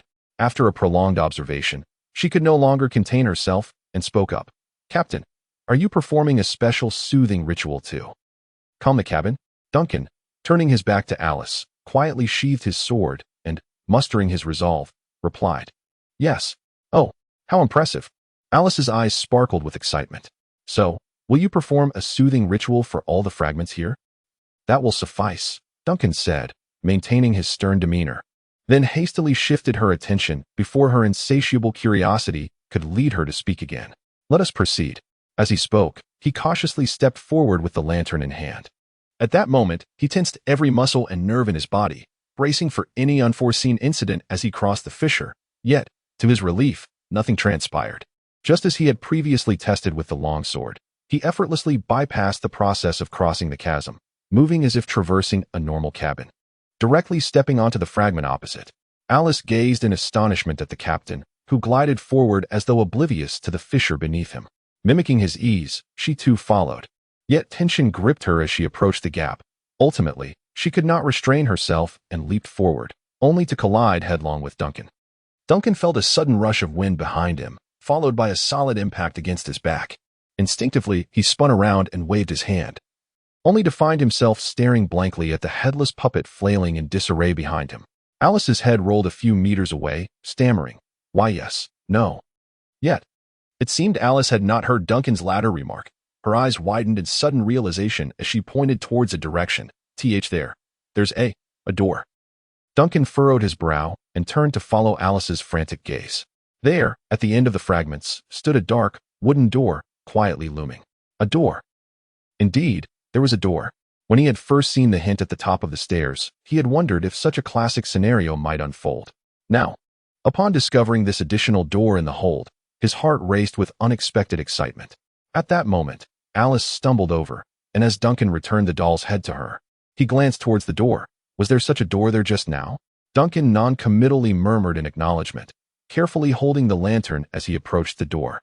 In truth, within this eerie cabin, the lantern's light was no longer necessary. The chaotic dim glow seeping through the cracks, though murky, was sufficient to maintain a basic illumination throughout the space. Nevertheless, he chose to keep the lantern in hand out of an abundance of caution. Although the goat-headed figure had not advised him on this matter, Duncan resolved that as long as he remained in the submerged chamber, he would never extinguish the light. The newly appeared door appeared unremarkable, the dark door panel scarcely distinguishable from the last door at the end of the staircase, resembling the style and material of most doors within the Lost Homeland vessel. As Duncan raised his gaze, he noticed an inscription above the doorframe, seemingly cast in a copper alloy. "This door leads to the Lost Homeland." Chapter 60.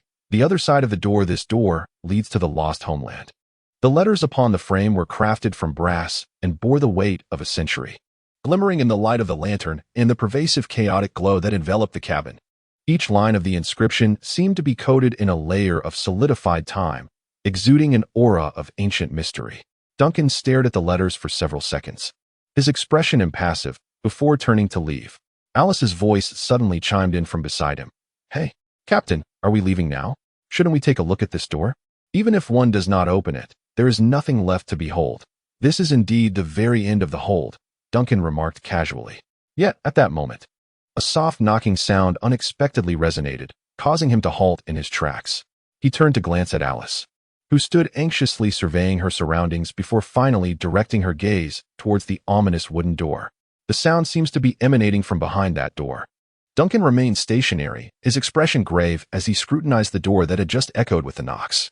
He patiently awaited several seconds, only to hear two more faint and indistinct taps, as if muffled by an exceedingly heavy curtain. suggesting that the door was enveloped by some invisible force. Yet it was undoubtedly not a figment of imagination. With one hand gripping the lantern and the other firmly clutching his sword, Duncan scrutinized the dark wooden door. In that moment, he suddenly realized that the door was not entirely shut.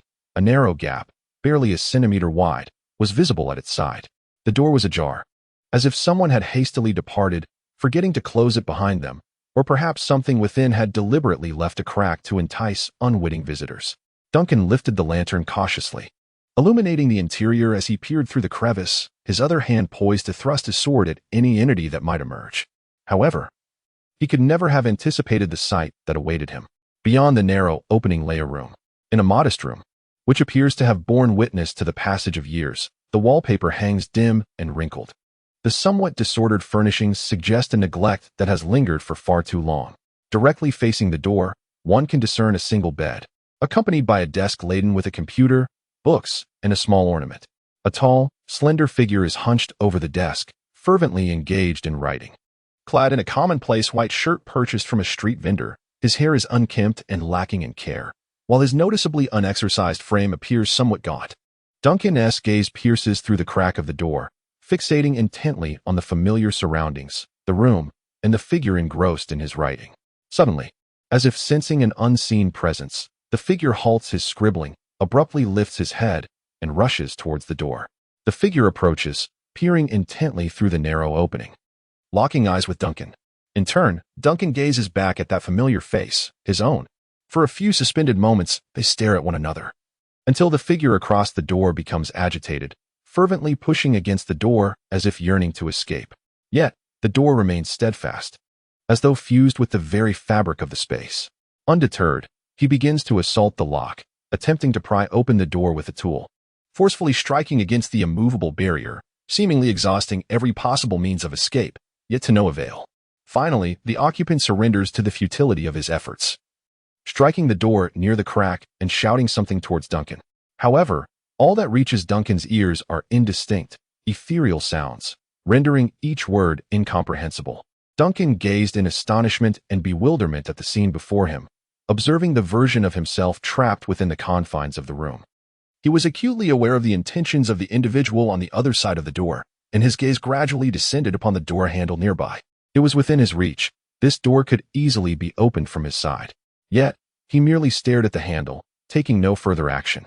Through the narrow crack, Duncan discerned a hastily scrawled message on a piece of paper. "Help me. I am trapped in this room. The windows and doors won't open." Suddenly, Duncan erupted into laughter. His mirth streamed through the crevice into the eyes of the imprisoned Zhou Ming, who slowly widened his gaze in disbelief. A mix of astonishment and growing irritation as if he were being mocked. In the next moment, Duncan thrust the pirate sword forward, piercing through the narrow opening of the door, directly embedding it into Zhou Ming's body on the opposite side. The latter gasped in apparent agony, his mouth agape as if to scream, and amidst the haze, a cacophony of hoarse, discordant noises reached Duncan's ears. Yet he remained unfazed, gripping the hilt of the sword with greater force as he pressed it forward, leaning closer to the door and softly murmuring, "If you cannot write in Chinese, then do not write." At that moment, the previously silent dove, AIE, suddenly flapped its wings, emitting a raspy sound. "This is an illusion. What are you concealing?"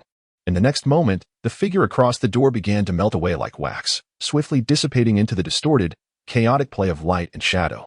The room, which had appeared strikingly real and intimately familiar, rapidly shed its guise, revealing its true nature to Duncan, a dim, antiquated cabin, desolate and ensconced in the decay of time. The sword in his hand felt hollow, as though it had merely pierced the air from the very beginning. Was the space beyond this additional door merely a cabin? Duncan observed the situation through the crack with unexpected curiosity, yet no matter how he scrutinized it, it seemed to be just an ordinary cabin. But was that cabin truly real? The bizarre occurrences he had just experienced were deeply etched in his mind. He could not discern whether they were mere illusions or something else entirely. One thing was certain. This door harbored an enigma and danger beyond his imagination. If the illusion reflected beyond the door was crafted from his own memories and distorted perceptions, it indicated that the peril beyond surpassed the capabilities of Captain Duncan himself. Conversely, if the illusion was fabricated by some external force, the situation would be even graver. for this world should not harbor knowledge of the appearance of that room. Nor should anyone be aware of the existence of Zhou Ming as an individual. Yet, whatever lay beyond that door seemed to possess such knowledge. He took a deep breath. His earlier caution had proven wise. Under no circumstances should he open this door. Simultaneously, a trace of trepidation crept into him. For there had indeed been a fleeting moment when he gazed at the doorknob, and an unsettling thought had crossed his mind, to open the door and liberate himself. "Captain." Alice's voice suddenly pierced the silence, jolting Duncan from his reverie. He lifted his gaze to the doll, noticing the concern and fear etched upon her features. "Captain, are you all right? What lies beyond that door?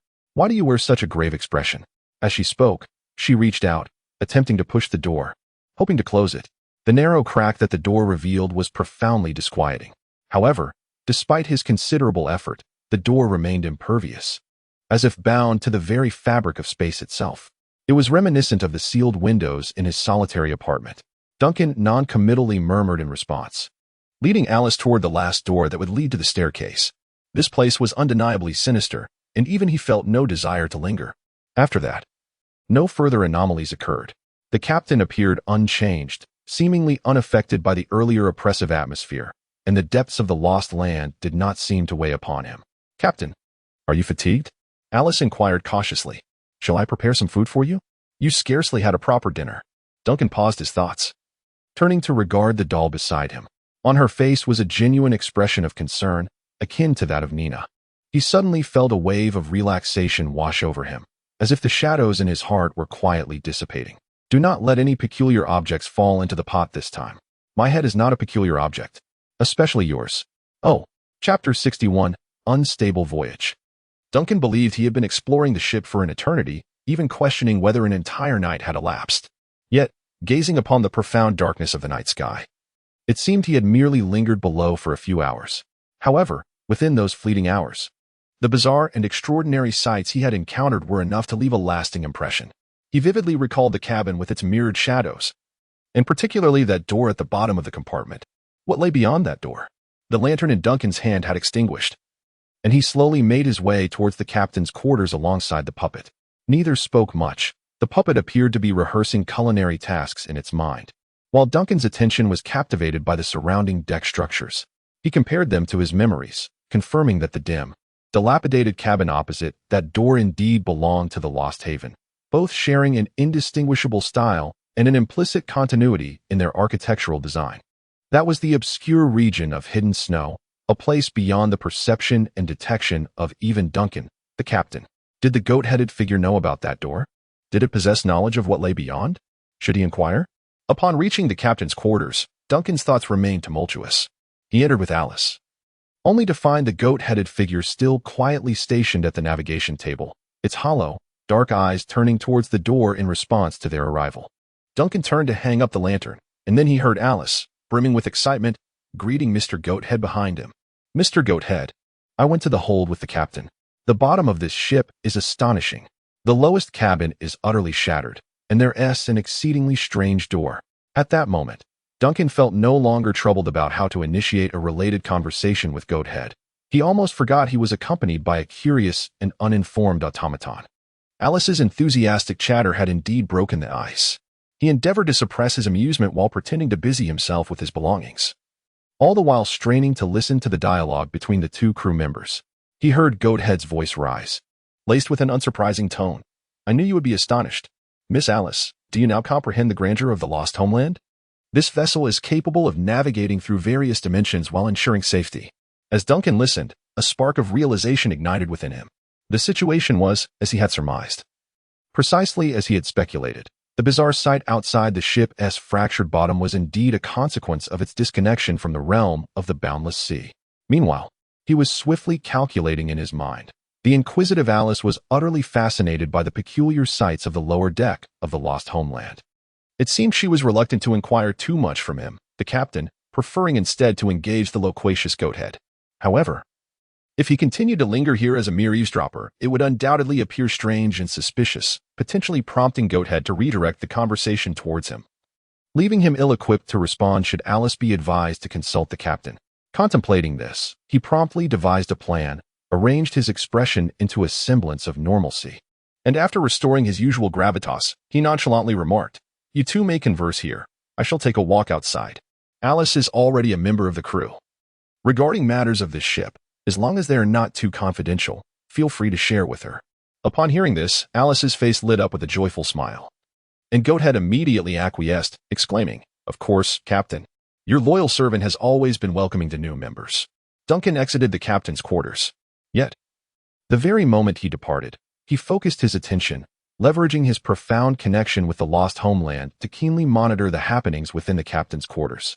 With his mind concentrated in one direction, the vague perceptions transformed into clear, real-time surveillance. Everything within the captain's quarters was vividly reflected in Duncan's consciousness.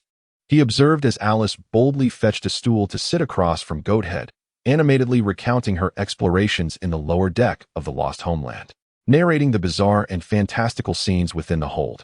It appears she has completely forgotten about preparing the midnight meal for the captain, yet Duncan remains unfazed.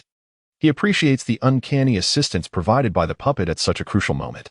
As night envelopes the surroundings, AI suddenly flutters her wings and alights on a nearby mast. As if to stand guard, Duncan strolls forward, conducting his routine inspection of the deck, while the conversation within the captain's quarters echoes clearly in his mind. Alice has begun discussing the peculiar door with the goat-headed figure, her tone imbued with a palpable tension. "That door looks rather intimidating. Even the captain forbids me from approaching it. Of course, you must not come near it. That door, let alone you, even I cannot touch. Do not wear such an expression. I am aware I lack hands and feet. When I say Dutch, I refer to another dimension of contact, control, understanding, and scrutiny. Do you comprehend? That door is, in this sense, untouchable. If you dare to approach it, your fate is sealed. Do you grasp that?" Alice seems taken aback by the goat-headed figure's particularly grave tone, hesitating for a second or two before responding. Then, "What exactly is that door? I did not touch it." Alice immediately responded hurriedly, yet hesitated for a moment before continuing with uncertainty. But the captain leaned in to take a look, peering through the crack of the door, even prodding something unknown on the other side with his sword. As Alice's words trailed off, Duncan suddenly felt the entire ship sway, followed by a mournful wail from the main and side sails in the wind. The masts and rigging creaked in unison, all under the dominion of the goat-head. He gazed in astonishment at the swaying masts and rigging, as if he could sense the momentary panic of their unseen master. In his mind, he heard the captain's startled exclamation from the cabin, the voice of the goat-head. "What did you say? You mentioned a crack in the door? That door has been left ajar?" Yes. Alice seemed startled. The door was slightly open, with a gap perhaps no wider than a finger. The captain glanced at the crack opposite the door. "And then what? Did he show any signs of hesitation or daze as he took you away? Forget about the kitchen for now. Do you have any idea what lies behind that door?" "Ah, what is behind that door?" Alice's tone was laced with confusion and fear. She had never witnessed the goat-head exhibit such a serious urgency, a demeanor that made her feel as though the ship were on the verge of sinking. The goat-head's voice suddenly turned grave as it slowly spoke. "Behind that door lies the subspace." Duncan, wandering on the deck, halted in his tracks. Behind that door lay the subspace? He was taken aback, the immense turmoil rising within him nearly disrupting the surveillance of the captain's quarters. Almost immediately, another thought crossed his mind: the battered hull. The dim, chaotic light and shadow outside the cracks in the hull illustrated that the Lost Homeland was simultaneously traversing different dimensions.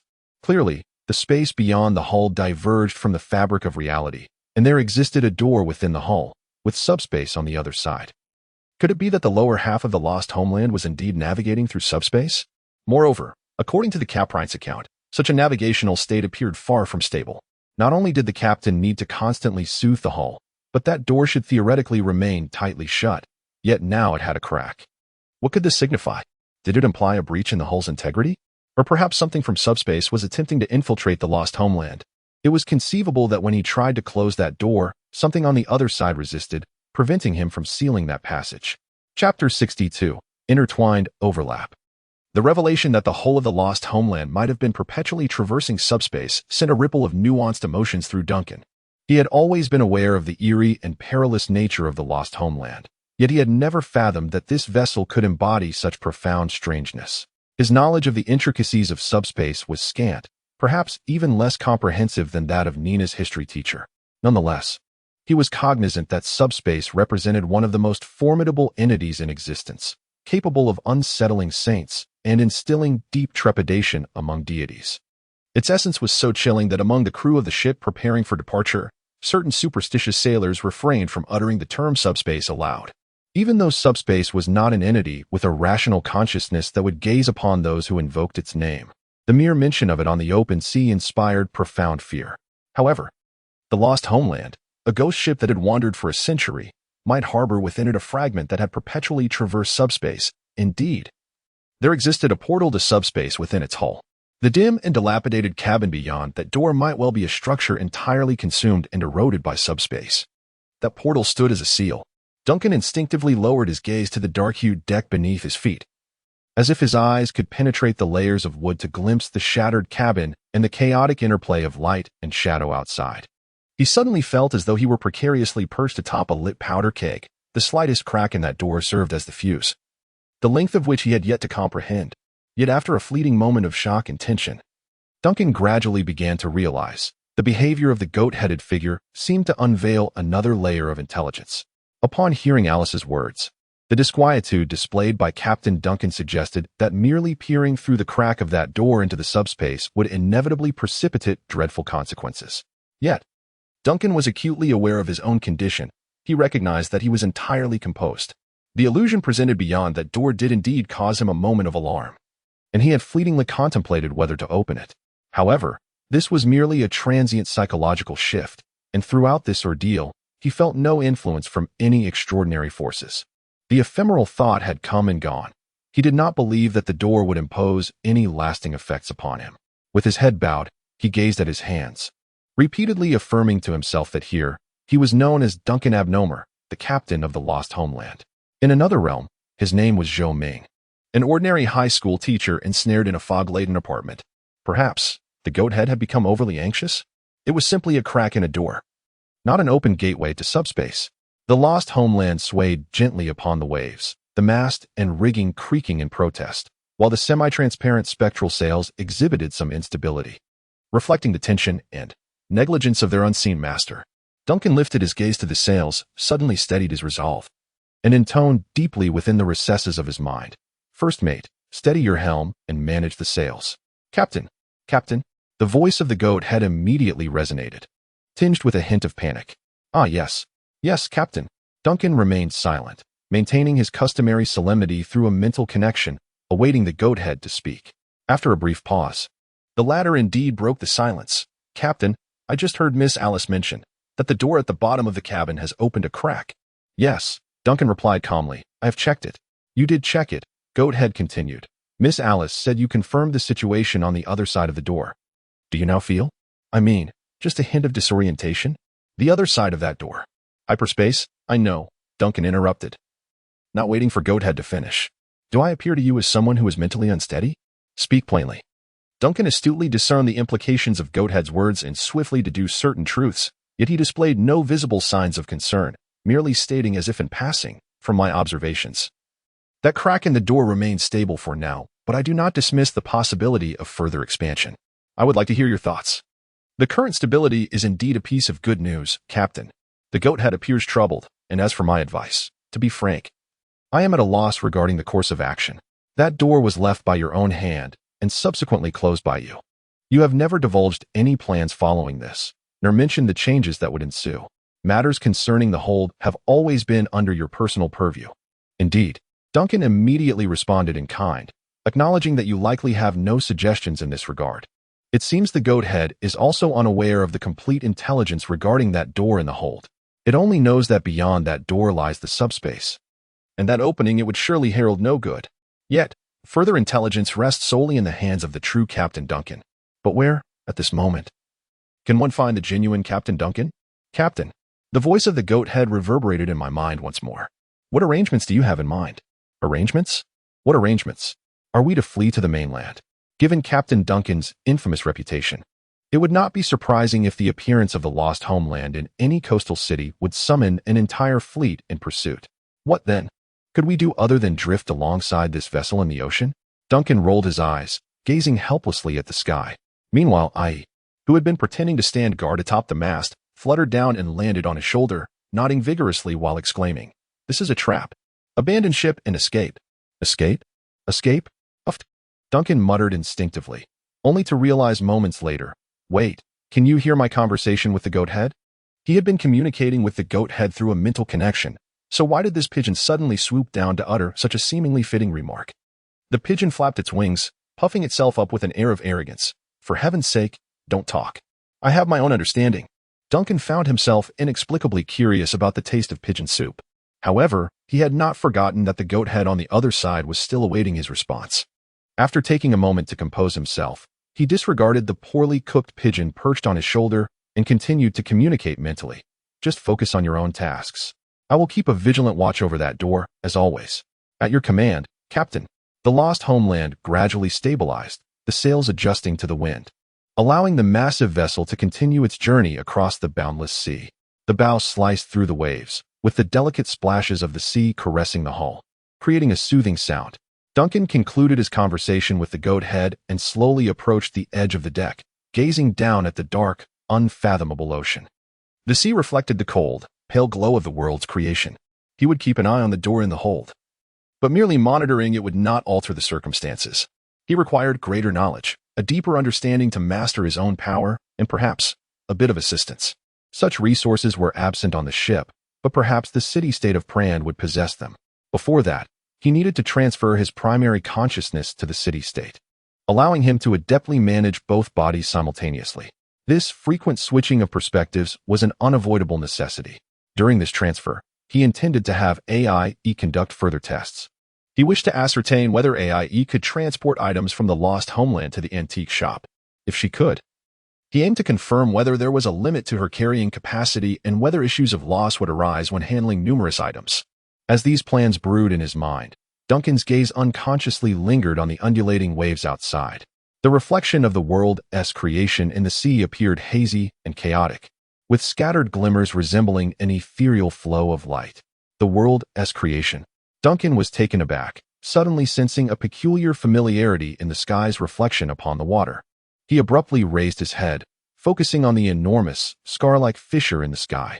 This vast wound pulsated with a dim, chaotic luminescence, while the surrounding atmosphere dispersed a mist of light. Upon closer inspection, this so-called light mist was, in fact, an intricate entanglement of indistinct rays. It resembled the scenery visible outside the fractured hull at the bottom of the Lost Homeland. Chapter 63, Homecoming. Was the scene outside the hull truly the world's creation? If the exterior of the hull was subspace, could the world's creation also be a facet of subspace? Or at least, exist in some form of connection? Yet ultimately, he could discern no clear indication. The hypotheses in his mind remained mere conjectures. Duncan stood on the deck, allowing the sea breeze to wash over him for an extended period, contemplating and gradually regaining his composure. He also kept an eye on the activity near the goat's head, noticing that his first mate seemed to have calmed down as well, now diligently maneuvering the Lost Homeland. Yet Duncan remained acutely aware of an elusive tension pervading the vessel, an atmosphere that seemed to lack a discernible source, saturating the very essence of this living ghost ship. The towering masts, the interwoven sails, the coiled ropes strewn across the deck. These silent entities in the darkness appeared to whisper of a suppressed anxiety, deliberating the matter of that door. This was the first occasion on which Duncan directly sensed the emotional shift of the ship within his mind. Now, the entire vessel was attuned to the captain, observing what anomalies might arise after he had peered beyond that door. The evening breeze caressed his face as Duncan inhaled deeply, gradually making his way toward the captain's quarters, his fingers gently tapping the railing beside him as if in a soliloquy. Relax, this matter is trifling. This time, he felt the transformation with greater clarity. The pervasive tension that had enveloped the ship began to dissipate, the ropes slackened, the sails billowed, and the faint creaking sounds emanating from beneath the deck gradually ceased. It seemed the ship had finally affirmed that the captain remained the captain. The door swung open, revealing a swirling mass of black mist. Duncan stepped forward into that obscurity, while the dove, i.e., which had been perched on his shoulder, suddenly took flight, fluttering to a nearby mast, squawking as it went. The road ahead is blocked. The road ahead is blocked. Duncan cast a curious glance at the suddenly fleeing dove, but resolutely took another step forward. Zhou Ming lowered his head, confirming the state of his body. Familiar hands, a familiar shirt, and familiar trousers. He was not as robust as Captain Duncan, but rather an unremarkable human being. He then raised his gaze to survey the room. Everything remained exactly as it was when he last departed. Even the dust appeared unchanged, standing in his designated spot. He first imagined a figure on the other side of the door, then turned his attention toward the door's opposing direction. Through the narrow crack, he could indeed glimpse the center of the room, where a somewhat disheveled desk stood, cluttered with a computer and various odds and ends. It was at that very desk where he typically toiled, reading, writing, and grading his students' assignments and exams. Zhou Ming gradually opened the door a fraction, inch by inch, pressing his eye against the crevice. In that moment, he felt his heart racing, despite rationality insisting that such thoughts were utterly illogical. Yet, he could not help but ponder. Would an eye suddenly appear from the other side of the crack? Would a grim and serious ghostly captain materialize? Would a pirate's sword unexpectedly thrust through? He leaned closer, peering outside. All that met his gaze was a swirling mass of black mist. As ever, Zhou Ming exhaled a sigh of relief, yet inexplicably, a peculiar sense of loss washed over him, as if he had anticipated something that ultimately failed to materialize, leaving him bereft of a certain delight. He vigorously shook his head, casting aside the somewhat peculiar mindset that had plagued him, and slowly approached the desk. Everything he had left behind in the room remained in its original place, including the scraps of paper filled with haphazard doodles, the neatly organized diary, and the computer screen that still glowed despite being disconnected from power. Everything seemed unchanged. Zhou Ming exhaled, but suddenly, his expression froze. There was indeed a change. His gaze fixated on a corner of the desk, where an unobtrusive object now resided. A remarkably intricate ornament, a lifelike model of a ship, the Lost Homeland. Zhou Ming felt as though struck by lightning, sitting motionless in his chair for a full half-minute, utterly convinced that this display had not been present on his desk before, especially since it was a model of the Lost Homeland. After what felt like an eternity, he blinked, cautiously reaching out to grasp the model that had mysteriously appeared on his desk, holding it before him for a closer inspection. Compared to the actual Lost Homeland, the only discernible difference was perhaps its size. Suddenly, an idea struck Zhou Ming. He brought the ship closer to his eyes and gently pried open the captain's cabin door at the stern with his finger, peering inside through the small opening, searching intently. On the miniature navigation table, there was no sign of the goat-headed figure. Likewise, Alice was nowhere to be found aboard the vessel. Zhou Ming felt a peculiar sensation within him. He could not comprehend why he believed that Alice would manifest aboard this miniature version of the Lost Homeland. Such an idea was, without a doubt, preposterous. Perhaps the mere existence of this vessel was itself absurd? Zhou Ming cradled the diminutive Lost Homeland, pondering deeply for an extended period. He was uncertain how the ship had arrived on his desk. Yet it was evident that the connection between his secluded bachelor apartment and the world beyond his door was far more profound than he had imagined. The transformation might have occurred after he took the helm, or perhaps it transpired when he peered into the subspace through the crack of that door. He leaned back against the chair, allowing his mind to gradually quieten. He discovered that he could still sense the happenings beyond the door. He could feel the presence of the Lost Homeland, the goat-headed figure, and even the distant Plander city-state, along with another vessel within that antique shop. He remained lost in contemplation for an indeterminate time until he abruptly blinked awake, gazing at the ghostly ship still cradled in his hands. His eyes then drifted to an empty shelf at the far end of the room. That shelf had been purchased several years prior, but until the arrival of the anomaly, he had never found the opportunity to fill it. At that moment, it housed only a few decorative crystal vases he had been duped into buying online, leaving the remaining compartments vacant. With great care, Zhou Ming placed the Lost Homeland upon the shelf. After positioning it, he stepped back a couple of paces, scrutinizing his handiwork, seemingly pleased with his choice of location. The origin of this object's presence remains a mystery. However, at least during these days of confinement, he can once again embellish his small abode. A resounding and melodious steam whistle shattered the tranquility of the sea, prompting Vanna, who had arrived early at the harbor, to hasten to the edge of the lookout, gazing intently at the dock. The entire port had been preemptively cleared. The once bustling Prander main harbor now stood desolate. The usual dock workers and handlers had vanished, replaced by a fully armed contingent of constables and guards affiliated with the church. 12 steam-powered walking machines blocked all routes leading to the dock area. Meanwhile, on the surface of the harbor, amidst gently undulating waves, a splendid steam vessel was slowly approaching, the White Oak. Chapter 64. The White Oak encountered Duncan. Many awaited the return of this ship, with countless eyes anxiously fixed upon the silhouette gradually drawing near across the water. Judge Vanna observed that as the whistle of the White Oak sounded, the personnel on the dock immediately sprang into action. The crew tasked with guiding the vessel to shore had taken their positions, signaling to the White Oak with lights and flags. The church's guards proceeded to activate the deep-sea relics that had been placed around Dock 1 the previous night, numerous bronze markers. Their bases inscribed with the name of the storm goddess Marana, with the tops filled with sacred oils and spices. Once these markers were activated, the area designated for the White Oak's docking would be sealed off, transforming it into a sanctified domain under the goddess's watchful gaze. In a more distant locale, the constables dispatched by the city hall stood resolutely. These ordinary individuals, ill-equipped to contend with the extraordinary, primarily focused on sealing off all entrances with heavy artillery. For conventional firearms were inadequate against the bizarre and intangible curses. However, should a tangible contaminant emerge from the oakwood, the efficacy of 8mm bullets and 4-pound cannons would be significantly pronounced. At times, Vanna could not help but express gratitude for the advancements in technology. These marvels of engineering afforded frail, ordinary individuals a semblance of power to engage in events of the supernatural. Though the outcomes of technological progress are a mixed bag, it is undeniable that the support of rotating machine guns and artillery has considerably diminished the casualties among the faithful over the years. Vanna's gaze traversed the dock, resting upon the distant sea. A priest standing beside her exhaled softly in relief and murmured, "The Oakwood has executed the command. It appears that, for the time being, that vessel remains under human control.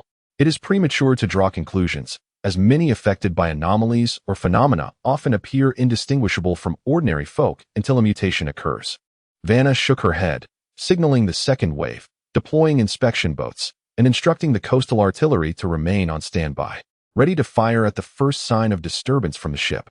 The command from the judge was swiftly conveyed, and due to the Oakwood's damaged communication apparatus, those on shore could only communicate with the vessel through lights and flags. Following a series of intricate signals, the bow of the Oakwood illuminated 3 lights, after which a rope ladder descended from its side. A swift vessel was released from the dock, propelled by a small steam engine, hastening towards the Oakwood. A complete squad of guardians occupied the craft, comprising 8 combatants, a commander, and a deep-sea priest.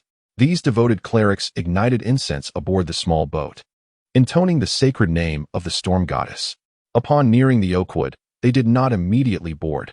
Instead, they circled the grand ship, casting holy oil infused with seaweed extracts into the surrounding waters.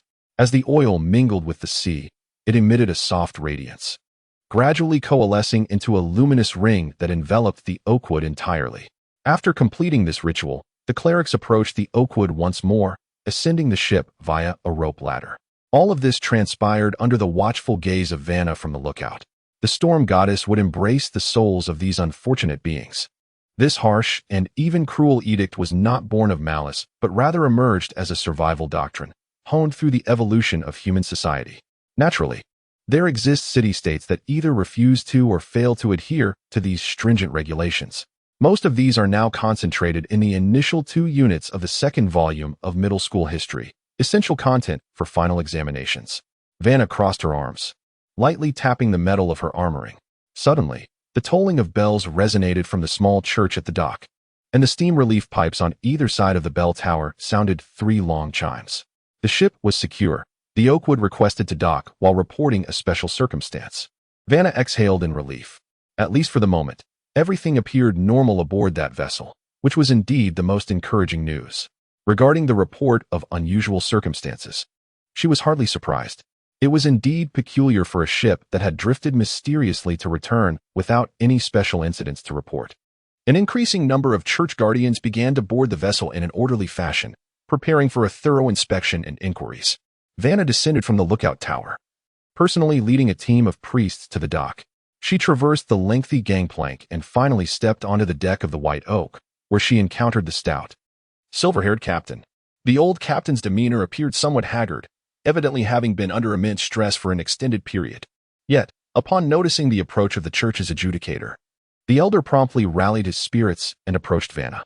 "Of course, Your Honor," Lawrence nodded immediately. He had intended to address her as Miss Adjudicator. Considering she looked nearly the same age as his daughter, but at the last moment, he opted for a more respectful title. I had anticipated this, after all. We have been out of contact for so long. Vanna nodded in response. Please briefly recount the White Oak's encounters.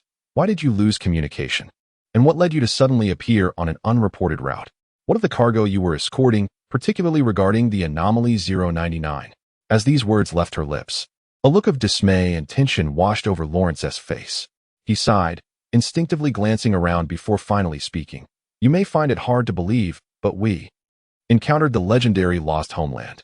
At that moment, the adjudicator, with a grave expression, stood frozen in disbelief, her face contorted in an odd expression. He could not articulate the meaning behind that expression, yet it bore a striking resemblance to the look he had worn after the encounter with the fabled lost colony. Your Honor, sir? Lawrence inquired cautiously. You Captain Lawrence. Vanna seemed to awaken suddenly, fixating intently on the captain before her. Could you repeat that? What I am about to say may be hard to believe. I uttered the latter half. We encountered the legendary lost colony. I believe you. Lawrence was taken aback. Then, you may need to linger at the dock for a few more days, Captain, Vanna stated with a grave demeanor. This matter is serious, exceedingly serious. You encountered the lost colony, yet everyone survived? The expression on the judge's face shifted slightly, a glimmer of skepticism appearing in her gaze. Observing this, Lawrence quickly raised his hands. We are unharmed, but the lost colony took away anomaly 099, the puppet coffin. I suspect that ghost ship was after the puppet coffin. The lost colony took anomaly 099? Vanna furrowed her brow, then inquired, what happened next? Did it simply let you go? Why yes, Lawrence replied, growing anxious, and a dawning realization began to form. Your Honor, has there been? Well, it would not hurt to tell you, as it appears your contact may be even more severe than ours. Vanna sighed, gazing at the old captain. Captain Lawrence, you may not be the only one who has recently dealt with the lost colony. Let us seek a tranquil place, for I require further information. Chapter 65. The guillotine, the captain's quarters of the White Oak had been temporarily transformed into a sanctuary. The scent of incense wafted through the room, while talismans depicting storm runes were hung at every door and window. In each corner, priests positioned bronze boundary stones, atop which were bound strips of cloth soaked in holy oil. Ultimately, a volume of the Codex of Storms from the cathedral was brought into the chamber, serving as the very pillar of this sanctum. Upon the completion of these preparations, Captain Lawrence entered the captain's quarters alongside the judge, Vanna. I hope you do not mind our renovations, Vanna remarked coolly, maintaining the poise and decorum befitting a high-ranking clergy member, all in the name of safety. Indeed. All for the sake of safety. What I currently lack most is a sense of security, Captain Lawrence replied, nodding in immediate understanding. He surveyed the sacred items within the room, feeling a slight sense of relief. With such relics present, the common twisted abominations would likely perish at the mere sight of them.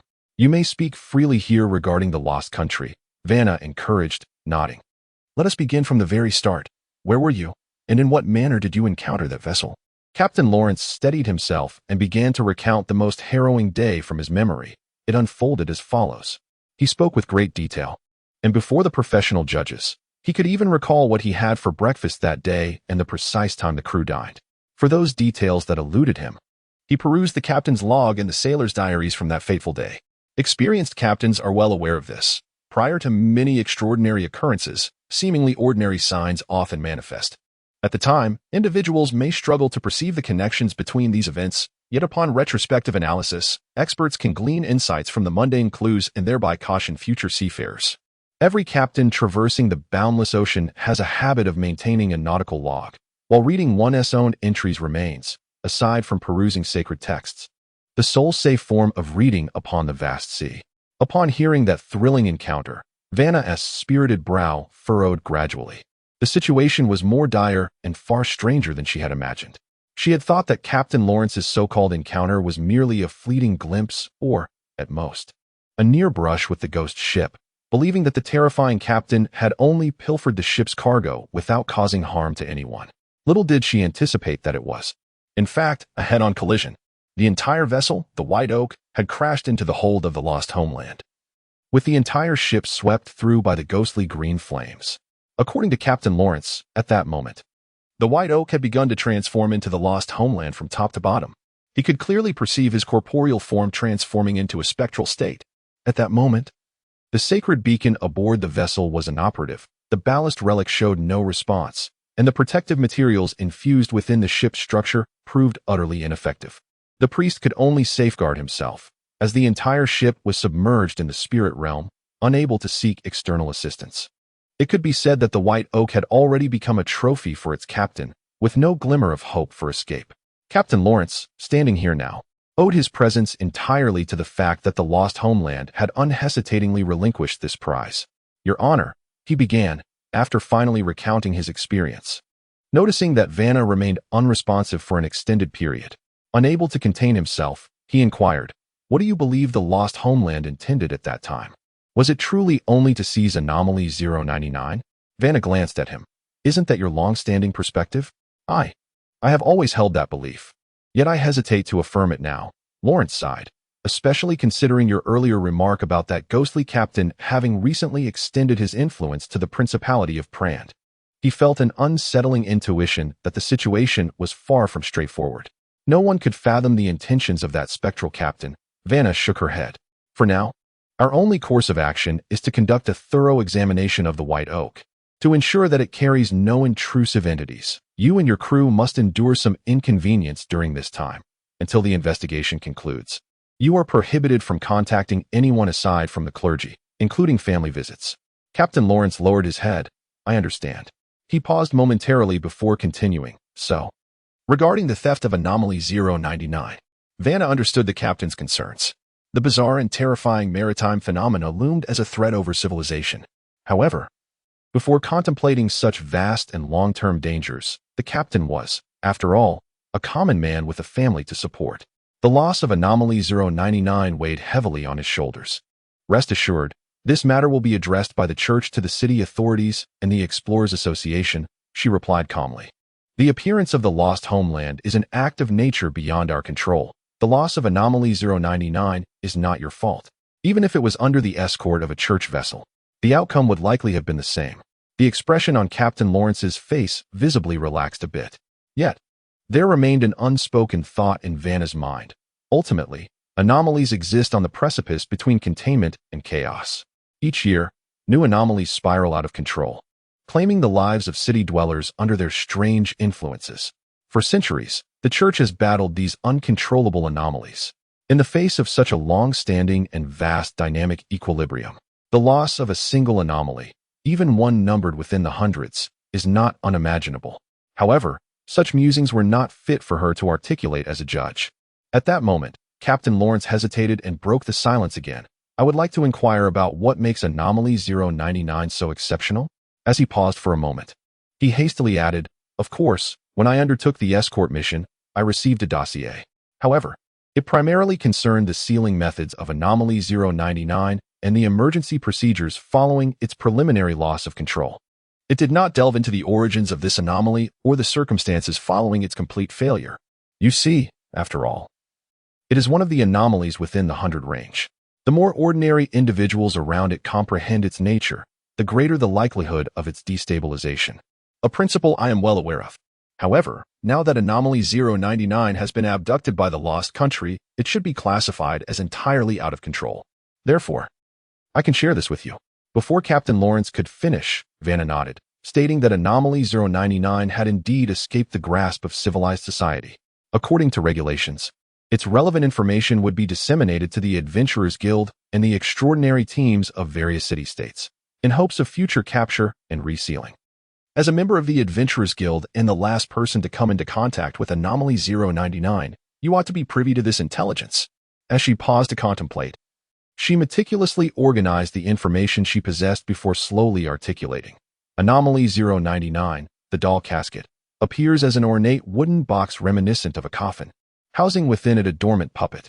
This puppet, adorned with silver hair and a purple gown, bears a physique akin to that of an ordinary human. The anomaly was initially discovered in the frigid northern seas, and the visage of the puppet strikingly resembles that of the Frost Queen, Leonora, who was executed by rebels half a century ago. However, no substantial evidence substantiates any connection between the two. The anomaly lacks cognitive inclination and consciousness, yet it is highly probable that it may instinctively perceive the external world and exert influence upon it. You are undoubtedly familiar with the sealing method for anomaly 099, so I shall refrain from reiterating it. Regarding its perilous nature, firstly, the doll casket exhibits a tendency to settle. Once it lingers in a particular area for an extended duration, it will regard that area as its territory, making subsequent relocation exceedingly challenging. Consequently, it will gradually expand its influence within this domain, while the strength of its seal will markedly diminish, rendering it increasingly prone to instability, a characteristic shared by numerous anomalies. Therefore, it is imperative to frequently relocate the sealing site of anomaly 099 to prevent its excessive growth. Secondly, in the event of the doll casket spiraling out of control, all humanoid entities within a certain vicinity, including humans, elves, forest kin, and Joplopians, will be designated as targets for evaluation. This range may extend from a minimum of 100 meters to nearly 1,000 meters, expanding in accordance with the duration of anomaly 099-foot-s settlement. The specific standards for verification remain ambiguous. It is only known that once selected as a target, the individual will instantaneously lose their autonomy, as if manipulated by puppet strings, involuntarily bowing in reverence towards the effigy of the marionette, akin to the citizens of a city-state worshipping their queen. Upon the completion of this act, the victim is promptly beheaded.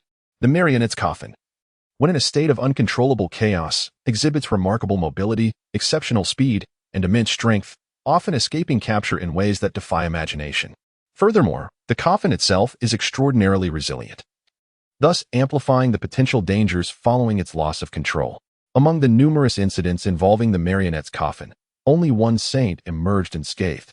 However, this saint was of the lineage of the Northern Frost City, leaving it uncertain whether his innate power resisted the curse or if his bloodline merely conformed to the coffin's pardon criteria. As Captain Lawrence listened to the young adjudicator's calm and detached narration, he felt a shiver creeping up his spine. His first thought was that earning the authorities' trust in the city-state was indeed a formidable challenge. No wonder the remuneration for escorting anomaly 099 was nearly 5 times that of safeguarding ordinary anomalies. This lethal threat, which disregards protection and evasion, activating solely upon the marionette's fixation on an individual, is an ominous harbinger of doom for those aboard an inescapable maritime vessel, where loss of control equates to certain death for all. Only a cadre of adventurers, seasoned in the art of extreme survival, would dare undertake such perilous endeavors. Meanwhile, he continued to hear the voice of Judge Vanna echoing, in light of the eerie and terrifying abilities of the doll-less coffin. The church has designated a name for its peculiar power while cataloging anomaly 099, a name inspired by the execution device used for the Frost Queen during the rebellion a century ago, the Alice Guillotine. Chapter 66. A beautiful morning on the Lost Homeland. Alice. Mind your head.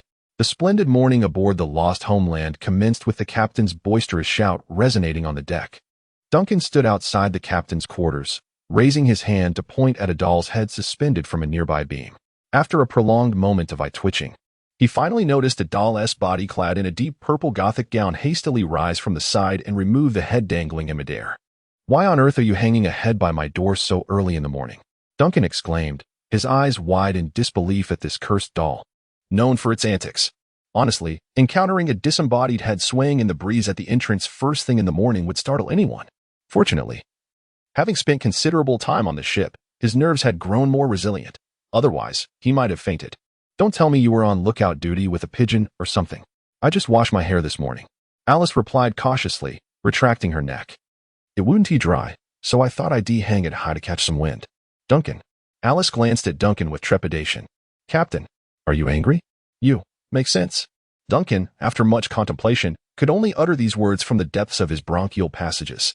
As he restrained the involuntary tremors of his facial muscles, he was compelled to concede that, at least from Alice's extraordinary lifestyle as an anomaly 099, there was nothing amiss about raising her head slightly to catch the breeze.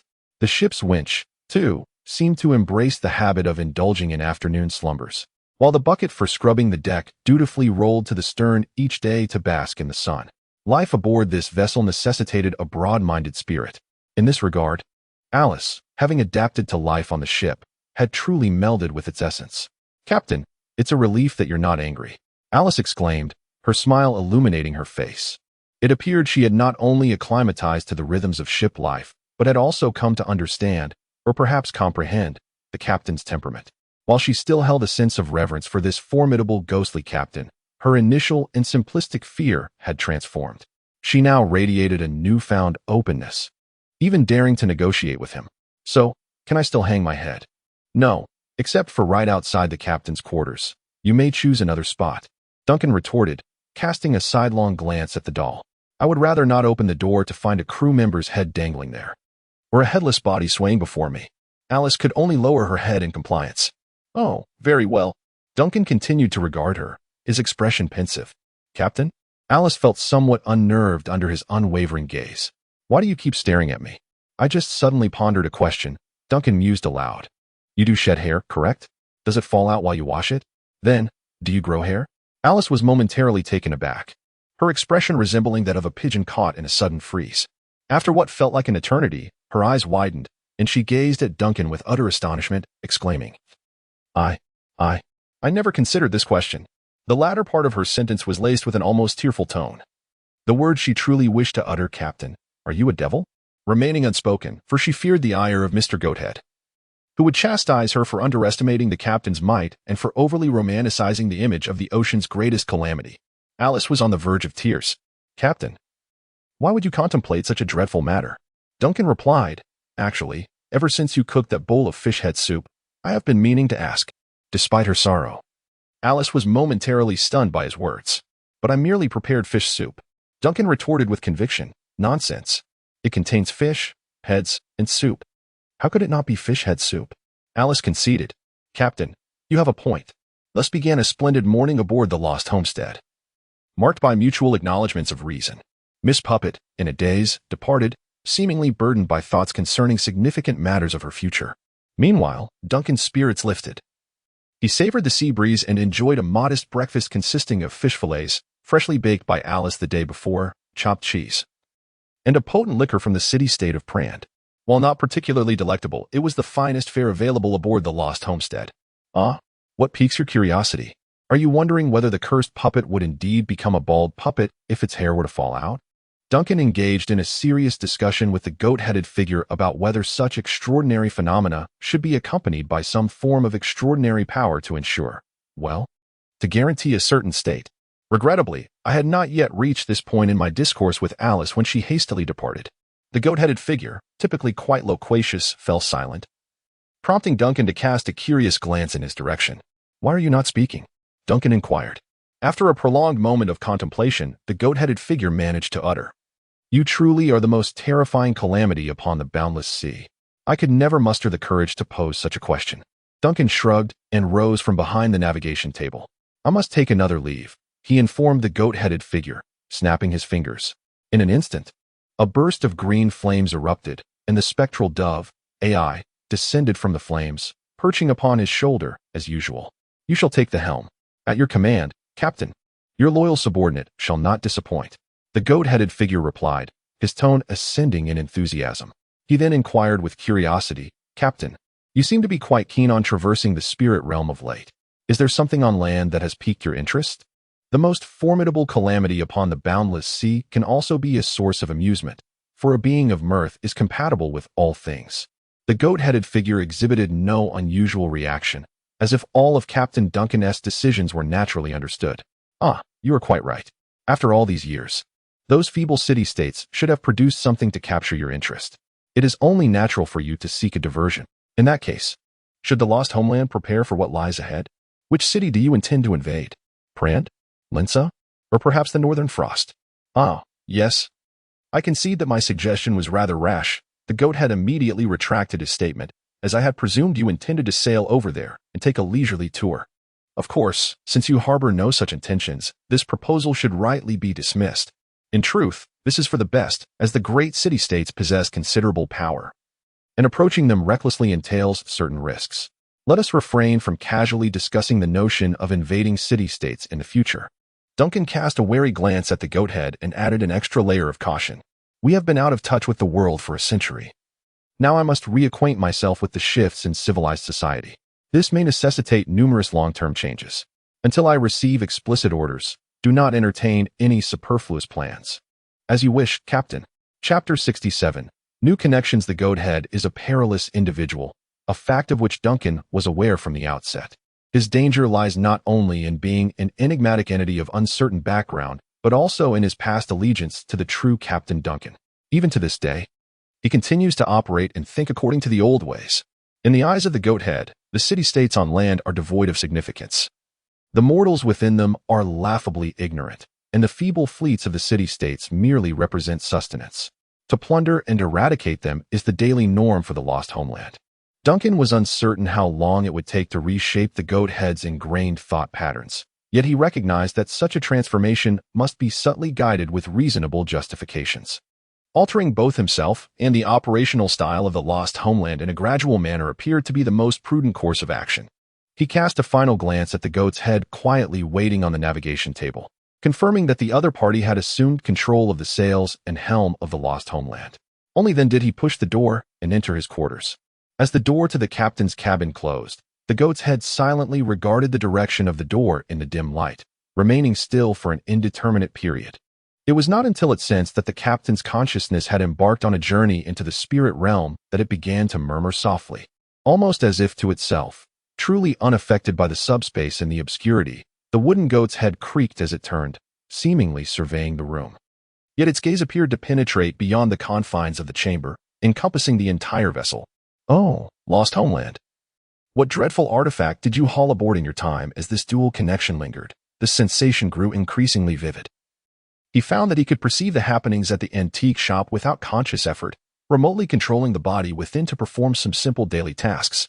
This was undoubtedly a positive development, for an antique shop owner who spent more than half their time in a stuporous state raised suspicion. Even if that body merely stood to stretch or linger near the door for a minute or two, it would dispel many unnecessary glances. In the vast darkness, AIE, in the form of a bone dove, silently circled, its ethereal body leaving a trail of twinkling green sparks in its wake. At the center of AIE's spiraling motion were vague, indistinct phantoms. Among those ethereal shadows were the sun talisman previously brought aboard the Lost Homeland, an ancient and weathered dagger, a piece of cheese, a round cannonball, and a hard, dried salted fish. These were all test items meticulously prepared before his departure, intended for further examination of AIE's capacity to carry items and the transformations occurring during the process. The dagger, discovered within the ship's hold, likely belonged to some sailor of yore, an unremarkable object devoid of consciousness. The cheese, procured from the kitchen, possessed the remarkable quality of imperishability. The cannonball was sourced from the armory, while the salted fish was one of the catches from the last fishing expedition, recently dried yet not entirely desiccated, rendering it quite rigid. Duncan observed AIE circling around these phantoms and nodded slightly. "So this is how you carry items each time." AIE flapped her wings, emitting a hoarse, shrill cry. "Steady yourself, steady yourself." Duncan chuckled softly and then focused his mind, preparing for the projection of his primary consciousness. However, in that fleeting moment of intense concentration, he suddenly beheld an unusual glimmer emerging at the far end of the luminous flow pointing towards the city-state of Prand. Instantly, he halted, astonished as he gazed at the brilliance flickering amidst the countless dim stars. This radiance seemed to have always existed there, only transitioning from obscurity to brilliance the instant he honed his focus, as if it had been unexpectedly acknowledged, beginning to exude a palpable presence. What could that phenomenon be? Duncan, enveloped in uncertainty, endeavored to approach the faint glimmer. Merely a fleeting thought propelled him through the vast abyss, and the glimmer before him swiftly expanded, transforming into a flowing stream of light. It was then that he perceived a barely discernible connection between this undulating stream of light and himself, akin to the bond existing between his corporeal form aboard the Lost Homeland and the spare vessel in the antique shop. Could this be yet another potential substitute shell? A conjecture arose in Duncan's mind, but he soon shook his head. The luminescence before him far surpassed the minuscule points of light representing bodies. Such a vast expanse of radiance, rather than embodying a mere alternative shell, it seemed more akin to a colossal entity establishing a connection with him.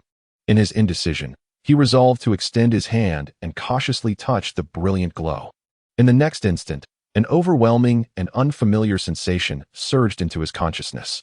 Though he could not discern the surrounding objects, he felt the sea breeze caressing his form, the waves gently undulating around him. He sensed numerous individuals moving about, even traversing his own body, and heard the cacophony of voices converging from all directions, yet the sounds mingled together as if filtered through a thick veil, rendering them utterly indistinguishable. He vaguely realized that he was perceiving his surroundings through the perspective of a colossal entity.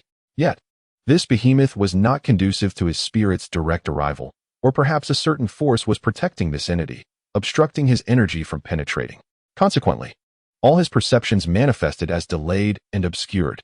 This immense presence seemed to linger upon the surface of the sea, near the land, where a multitude of people had gathered. A tense and solemn atmosphere permeated the crowd, as they appeared to be earnestly addressing some perilous factors. Each individual's conversation was muted and succinct. Duncan endeavored to concentrate his mind, striving to discern what these voices, seemingly separated by a thick curtain, were discussing. After considerable effort, he finally caught a word that was repeatedly mentioned amidst the cacophony: white oak. A faint luminescence flickered in the darkness, vaguely revealing the phantom of a vessel. White oak. This name seemed somewhat familiar, yet he could not recall when he had last encountered it. Soon after, he remembered a newspaper he had purchased in the city-state of Planned, which had a nondescript section that seemingly referenced this matter, stating that the long-missing ocean vessel, the White Oak, would soon dock. Duncan stared blankly at the shimmering light before him. This was the White Oak, the ship responsible for escorting Anomaly 099. It was indeed a cause for joy that the old captain, who had attempted to communicate with him, along with his crew, had finally reached the city-state of Planned. Clearly, a connection had been established between himself and this vessel. Could the connection have been established following the fateful collision of the spirit realm? Was it not the flames of the lost homeland that spread to the White Oak? A vague conjecture surfaced in Duncan's mind, prompting him to contemplate the various attributes of his spectral flames. Simultaneously, he pondered whether the bond he shared with this steamship might prove beneficial. After drifting for such an extended period upon the lost homeland, he held each tenuous link to the civilized world in high regard. It appeared that although the White Oak had reached port, it remained under a form of quarantine and surveillance, with those anxious individuals likely being specialists assigned to manage extraordinary phenomena. Clearly, to the citizens of the city-state, a vessel that had once been adrift at sea posed a potential threat, and its prior close encounter with the lost homeland might be deemed a significant matter for scrutiny. Duncan was acutely aware of his own notoriety and that of the lost homeland. After careful consideration, Duncan prudently retreated, refraining from further engagement with the luminous mist before him. As the foremost entity upon the boundless sea, he had no intention of interfacing with the guardians of the city-state. Furthermore, in the absence of knowledge regarding the backgrounds of those extraordinary experts, he was reluctant to disclose the established connection between Captain Duncan and the White Oak. He preferred that the bond remain undiscovered and unbroken. Just as an anchor chain is securely moored beneath the waves, he could afford to wait patiently. The surveillance of the White Oak would eventually be lifted. By that time, perhaps he could still engage in a calm conversation with the old captain, inquiring about what the old captain had been shouting to himself during those tumultuous times when the waves were particularly fierce. Chapter 68. Reliable Pigeon expressed a sudden cool sea breeze swept across the deck, prompting Captain Lawrence, who had just stepped outside from indoors, to instinctively rub his arms. Yet, he could not discern whether this chill was due to the refreshing sea air or the unsettling revelations imparted by that young magistrate. Anomaly 099, the doll's coffin.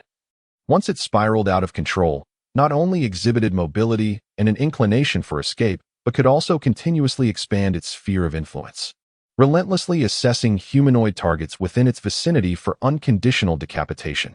Only a saint stood a chance against this nearly causal execution. However, it was merely a fleeting sense of dread.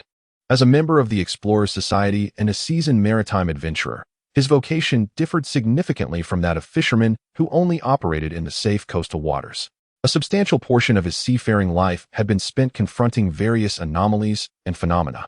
Every captain eking out a living between city-states understood the perils they faced, and more than half of them endured the haunting repercussions of this perilous profession in their twilight years. A lifetime spent navigating the boundless seas invariably left its mark, with anomalies and phenomena etching themselves into one's fate. Many of his contemporaries, of similar age, had already retired, either ensnared by relentless nightmares, afflicted by mental issues stemming from various curses, or left with physical disabilities from long voyages. Or worse, the captain and sailors aboard the ocean-going vessel enjoy a wealth far beyond the imagination of the city dwellers, as well as occupational ailments that exceed those of any other profession. Captain Lawrence does not consider himself a noble individual. He primarily engages in this line of work for financial gain. Of course, in his youth, he harbored a fervent passion for exploring the seas. Yet, like most, such enthusiasm is difficult to sustain throughout a lifetime. Now, he feels that this spark of passion has reached its conclusion. While his mind remains sound, and before the vast ocean ensnares his fate, he contemplates retirement. With a slight sigh, Lawrence turns and slowly makes his way towards the captain's quarters. The priest's search and inquiry of the entire ship are still ongoing, preventing him from departing the White Oak. Following that, he, along with the others, will be transferred to the church for isolation observation and a series of psychological evaluations. His gaze sweeps over the familiar ship's facilities. It is a fine vessel, relatively new, and he has only been at its helm for 5 years. According to the colloquialism among captains of the boundless sea, the honeymoon phase between captain and ship has yet to conclude. Truthfully, the thought of retirement evokes a sense of reluctance. Yet, withdrawing now is preferable to perishing on a future voyage or spending the latter half of his life in an asylum. In the lower downtown of the city, within the antiquated Duncan's antique shop, a middle-aged man lying on the second-floor bed slowly opens his eyes, the somewhat dilapidated and moldy ceiling reflecting into Duncan's view. With a gentle exhale, Duncan felt the sensations coursing through this body becoming increasingly clear and stable. He experienced a transition from remote control to direct mastery over this vessel. After a brief pause of 2 or 3 seconds, he exerted himself to rise. Just as he prepared to stretch, nearly straining a muscle from the pigeon's incessant chatter, he swiftly slapped AIE on the head, exclaiming, "How come you have a word for everything?" Clearly, AIE was no ordinary bird. Unfazed by Duncan's sharp reprimand, it merrily stepped aside, continuing its tirade. With just a single punch, right on the nose, blood gushed forth. And the nose was askew as if a saw shop had opened. Duncan decided to disregard this peculiar avian and turned his attention to the table nearby. There lay an array of items he had meticulously prepared aboard the Lost Homeland: a sun talisman, a dagger, cheese, ammunition, and even a salted fish. The assortment was complete. And amidst the chaos of seemingly unrelated objects, AIE had not mislaid anything. This pigeon proved to be more reliable than he had anticipated. Then, he noticed AIE pacing at the foot of the bed, and at that moment, it became apparent that Luda was standing on the ground. Duncan concealed his approval and seated himself at the table to begin a thorough inspection of his belongings. Firstly, there exists the Sun Amulet, an extraordinary artifact that remains unchanged, thoroughly transformed and governed by the ethereal fire. Within it, a gentle power continues to flow quietly, unaffected by the 2 recent journeys into the spirit realm. The dagger, devoid of any extraordinary attributes, appears equally unaltered. Aside from its antiquated design, its blade remains sharp, and its sheath is exceptionally well maintained. Duncan's gaze rests upon the cheese he had retrieved from the kitchen of the Lost Home. The cheese shows no signs of abnormality, retaining its inedible state, not having succumbed to rapid decay or vanished into thin air as Duncan had imagined upon departing the Lost Home. He then turns his attention to the cannonball, which lies silently on the table, unresponsive to the captain's scrutiny. Duncan nudges the cannonball and taps its cast-iron exterior. The extraordinary properties have evidently dissipated from the cannonball. Aboard the Lost Home, even the cannonballs possessed a semblance of vitality. However, this does not imply that each cannonball harbored independent thought. Rather, the entire munitions system of the ship was governed by a unified consciousness, enabling the cannonballs to adjust their positions and present themselves for inspection at the captain's gaze. The cannonball before him has evidently severed its connection to this higher consciousness upon leaving the Lost Home, transforming into an unremarkable lump of iron. Duncan ponders thoughtfully, extending his contemplation. Could the Lost Home upgrade its artillery system? Might more advanced cannons and superior ammunition be operable aboard that vessel? The Lost Homeland is a phantom vessel, which inevitably renders it challenging to procure supplies and make enhancements as effortlessly as conventional ships. The items transported aboard are merely foreign objects. If they cannot seamlessly integrate into the essence of the Lost Homeland, they will lack the autonomous operational characteristics that the ship's other facilities possess. However, should there be a means to transform these items into integral components of the Lost Homeland, that ghostly ship might unveil greater potential, simultaneously improving living conditions. Duncan found himself pondering this matter extensively. The more he engaged with the modern planned city-states, the more he perceived that the Lost Homeland, a century ago, was not as resplendent and flawless as its illustrious reputation suggested. The vessel may possess eerie and formidable powers, yet it lacks even a single electric lamp or a serving of fries. Its armament consists of antiquated muzzle-loading cannons, the efficacy of which is uncertain. Moreover, it is devoid of fries. While the ethereal sails are undoubtedly effective, having a steam engine as a supplementary power source would be advantageous. Yet the ship does not even possess a boiler to heat water. And still, no fries. Duncan cast a silent glance at the pigeon perched on the windowsill, lost in contemplation of the outside world. The salted fish, a delicacy derived from the depths of the sea, processed into a purely natural food, is quite palatable, yet remains an item external to the lost homeland. After traversing the spirit realm, this salted fish appeared unchanged. Perhaps it would serve well in a soup for Nina this evening. Chapter 69. Life in the City-State. After meticulously examining all the tested items, Duncan gained a deeper understanding of AI's transportation capabilities and the nature of the goods aboard the lost homeland. AI possesses the remarkable ability to transport multiple distinct items simultaneously, encompassing organic substances, inorganic materials, extraordinary entities, and commonplace objects. The diversity of the items does not compromise the stability of the transportation process, nor does it alter the intrinsic properties of the items themselves. Some entities aboard the lost homeland, which evidently exhibit the capacity for movement, are merely subunits functioning under a larger controlling consciousness. For instance, projectiles are components of the ammunition system, and once these subunits depart from the lost homeland, they lose their active nature and become utterly mundane. Thus far, only variations in item categories have been tested, leaving the limitations of AI's transportation abilities concerning weight or volume unexamined, necessitating further experimentation. Duncan methodically summarized the known intelligence, allowing himself a sigh of relief only after ensuring that all considerations had been thoroughly addressed, then slowly reclined in his chair. He recognized that his current testing remains incomplete, with numerous potential variables overlooked. Even regarding the diversity of tested species, the samples he selected are insufficient to yield meaningful data. In the future, he must select a broader array of item types while also varying their weights and volumes to assess AI's transportation limits and the stability of repeated transports. Only through a sufficiently extensive control sample can the resulting data be deemed reliable and credible. He is exceedingly cautious in this regard, and such caution is not without justification, for he harbors a rather audacious plan, or rather, an idea. Given that AI can transport items intact between land and the lost ship, without restrictions on the types of items, could it also transport people? If it can indeed convey individuals, might it also be able to send those who are less than fully human? For instance, Alice. Duncan recognizes that an individual's capabilities are inherently limited. Relying solely on his ability to traverse the spirit realm as a link between the lost ship and the city-states on land will inevitably lead to issues of insufficient manpower and oversight. At such a juncture, having an assistant would significantly alleviate the situation. The teleportation abilities exhibited by the pigeon AIE have sparked a promising notion within him. Of course, Alice is not an ideal choice for assistance. This anomalous entity, designated as 099, though exuding an air of elegance and mystery when still, immediately reveals her ineptitude and uselessness upon motion. Yet, at present, Duncan finds himself devoid of alternative options, reflecting on the fact that the only crew member at his disposal is a bumbling fool who could inadvertently stew himself while cooking. Duncan cannot help but let out a sigh.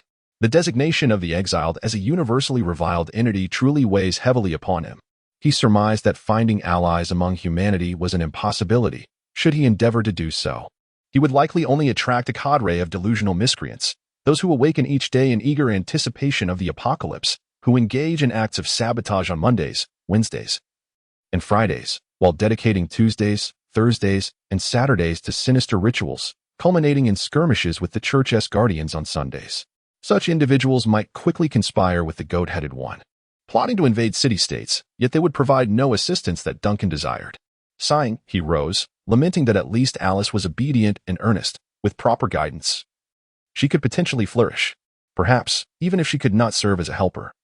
Allowing that automaton to experience the world beyond her coffin after so many years of confinement would suffice. The second floor of the antique shop offered limited space for concealment, and Nina could appear at any moment to assist in tidying up. Items that appeared overtly out of place, such as a shell from a century past, would raise undue suspicion if left in the room. However, after a brief contemplation, Duncan devised a plausible solution for these peculiar artifacts. The sun talisman should be discreetly concealed, while the salted fish can be conveniently placed in the kitchen, appearing entirely reasonable. The century-old shell and the sailor's dagger from the same era are even simpler matters. Duncan carried these two items to the ground floor of the shop, placing them in an inconspicuous corner beside the counter. After all, this is an antique store, where a jumble of eclectic items is abundant. The dagger and shell are far better hidden among the clutter of worn-out replicas than anywhere else. As for the final item, the cheese retrieved from the kitchen of the Lost Homeland, Duncan found it an appropriate resting place in the trash bin. Once he had completed these tasks, Duncan brushed off the non-existent dust from his hands, feeling quite pleased with his arrangements. He then glanced at the sky outside. The sun, bound by dual runes, hung high in the heavens, marking the arrival of noon. It seemed that the antique shop was not bustling with customers today. The weather was somewhat chilly, prompting Duncan to don a deep brown coat. Before stepping out, he tidied his disheveled hair, striving to present a more composed appearance, despite the lingering effects of alcohol, drugs, and illness on his once vibrant form. With that, he departed from the antique store. As soon as he stepped outside, a flurry of flapping wings echoed from the second floor. The pigeon, i.e., emerged from the room and perched upon his shoulder, bobbing its head proudly while cooing about the journey to Urxiankyo along Chihuahua Avenue. Duncan cast a sidelong glance at the bird. He had initially intended for a Yi to guard the house from the second floor. After all, having a pigeon perched on his shoulder while venturing out seemed overly conspicuous and peculiar. However, a bond of spiritual fire connected him to Yi, allowing him to summon the bird back to his side at any moment should the need arise. Thus he did not fear any hindrance. Yet, he had inadvertently forgotten to instruct the bird before leaving, and now it had taken the liberty to accompany him. Observing the bird's smug demeanor, Duncan ultimately sighed in resignation, muttering to himself, "Well, if you wish to follow, then follow you shall." With the pigeon on his shoulder, he made his way to the main thoroughfare opposite the antique shop. Not long into his stroll, a melodious jingle of bells intertwined with the rhythmic clattering of steam engines drew nearer. He looked up to see a double-decker bus, adorned with a brown base and blue stripes, approaching along the main road before gradually coming to a halt at a nearby stop. This mode of public transport was quite common in the city-state of Prander, powered by steam machinery, with a fare of 6 pesos that could take passengers to a significant portion of the lower city.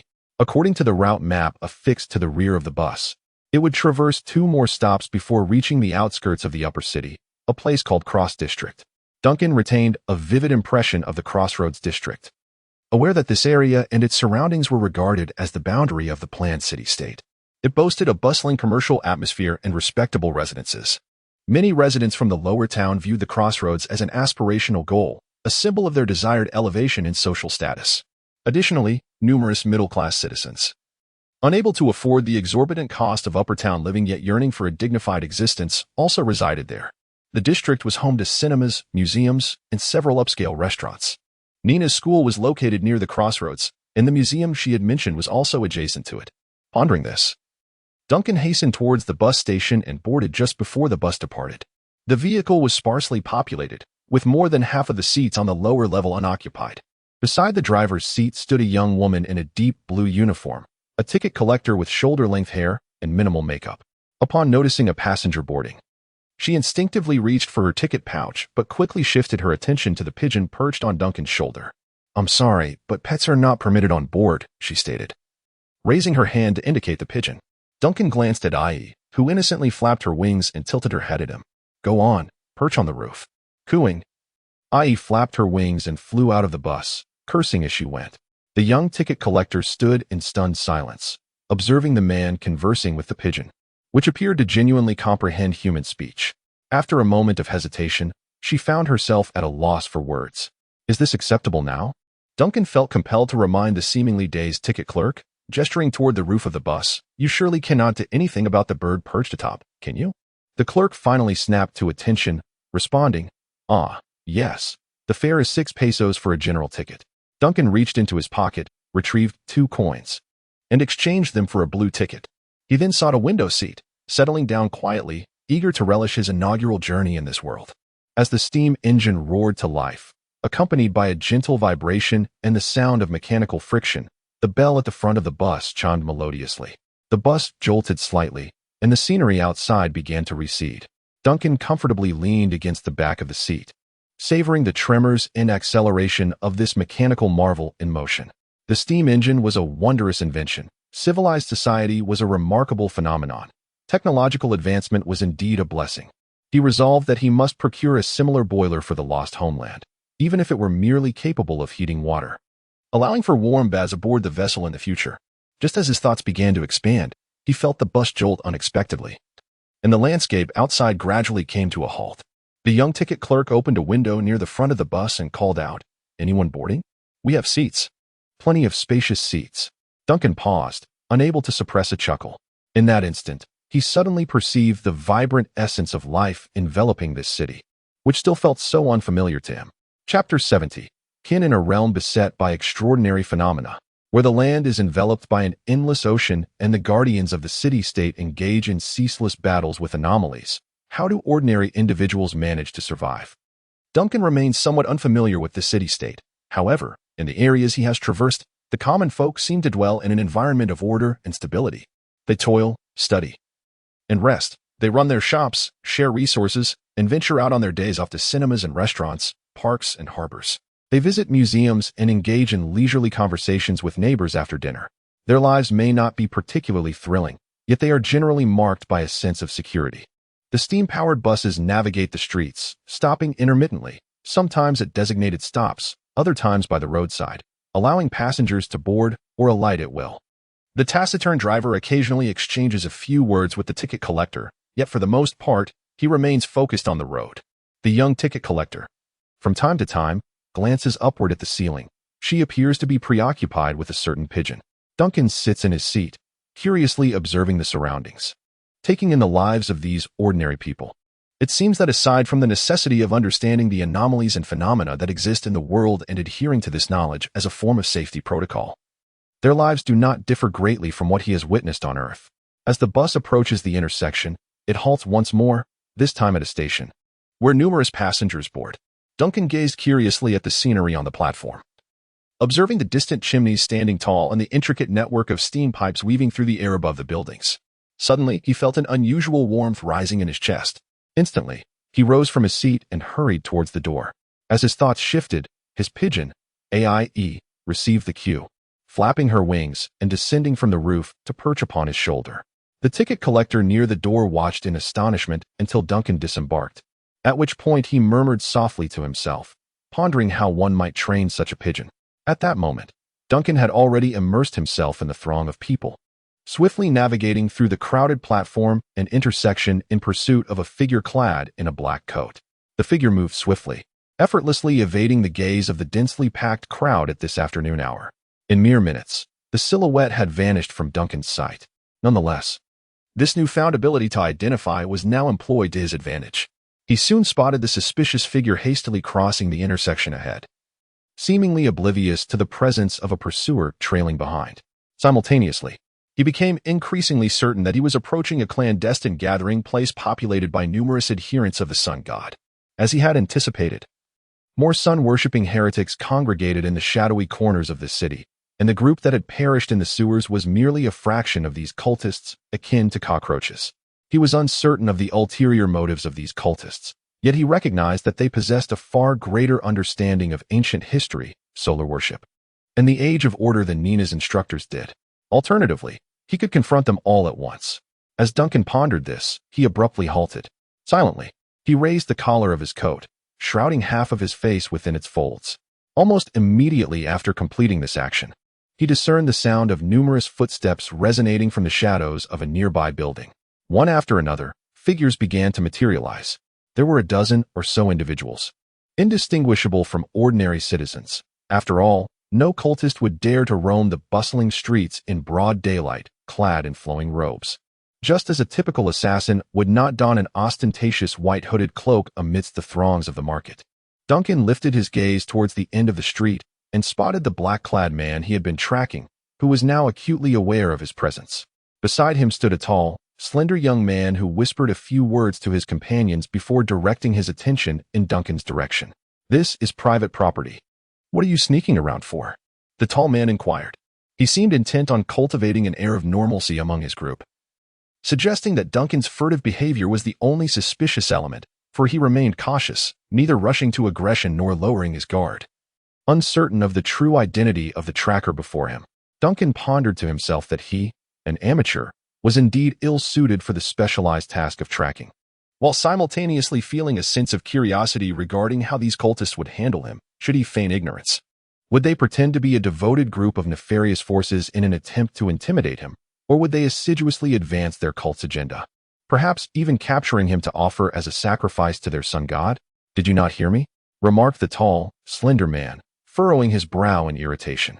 As he spoke, the figures surrounding them subtly took a step forward, forming an almost imperceptible encirclement. "I am asking you a question." Duncan shrugged, nonchalantly retrieving the sun amulet from his pocket, his tone earnest. "We are on the same side. Let us unite for now. Perhaps I can extract some information." If they did not believe him, he would compel them to unite. Chapter 71. Gathering in the gutter at the moment Duncan produced the sun amulet. An unexpected silence enveloped the scene for several seconds. His simple declaration of "we are on the same side" hung in the air, eliciting cautious glances exchanged among a dozen pairs of eyes. It was then that the man, who appeared to be a subordinate leader, suddenly lowered his voice and spoke urgently. "Put it away. Be wary of the church's spies nearby." Could this amulet truly be effective? Was it genuinely so persuasive among the sun worshippers? Duncan felt a flicker of amusement within, yet maintained a facade of inscrutability, obscuring half of his face as he tucked away the talisman and remarked coolly, "If indeed there are eyes of the church lurking nearby, your large congregation is far more conspicuous than my talisman." No sooner had he spoken than a scruffy man across from him instinctively interjected, "No, if we gather, we might only attract the sheriff," leading to charges of disturbing the peace. Silence. The tall, lanky leader immediately silenced his subordinates' idle chatter, his gaze shifting to Duncan with a necessary caution. For the city was perilously unsafe at present. Approach, but refrain from any unnecessary movements. Duncan calmly advanced, while the others scrutinized him thoroughly. After a prolonged examination, the slender man quietly inquired, "Are you a resident believer of this city?" Duncan pondered briefly before nodding. Indeed. The original inhabitant of this body had indeed resided in the city, and he too currently dwelled there. On such evident matters, he chose to speak the truth. His plan was straightforward: to navigate the murky waters and infiltrate the ranks of these cultists, hoping to glean some intelligence without revealing his identity. Should he be discovered, he would prompt AI to transform and swiftly extricate them all.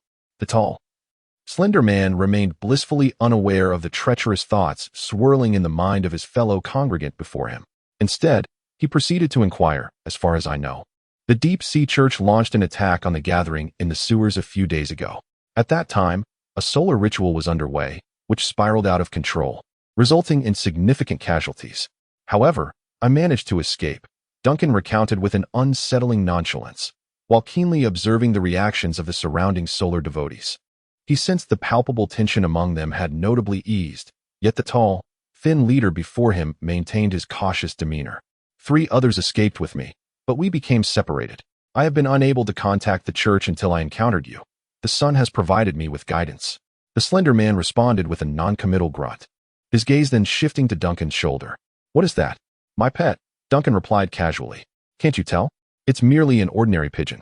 At this moment, Ai shook her head, producing a loud cooing sound. "What a vociferous pigeon."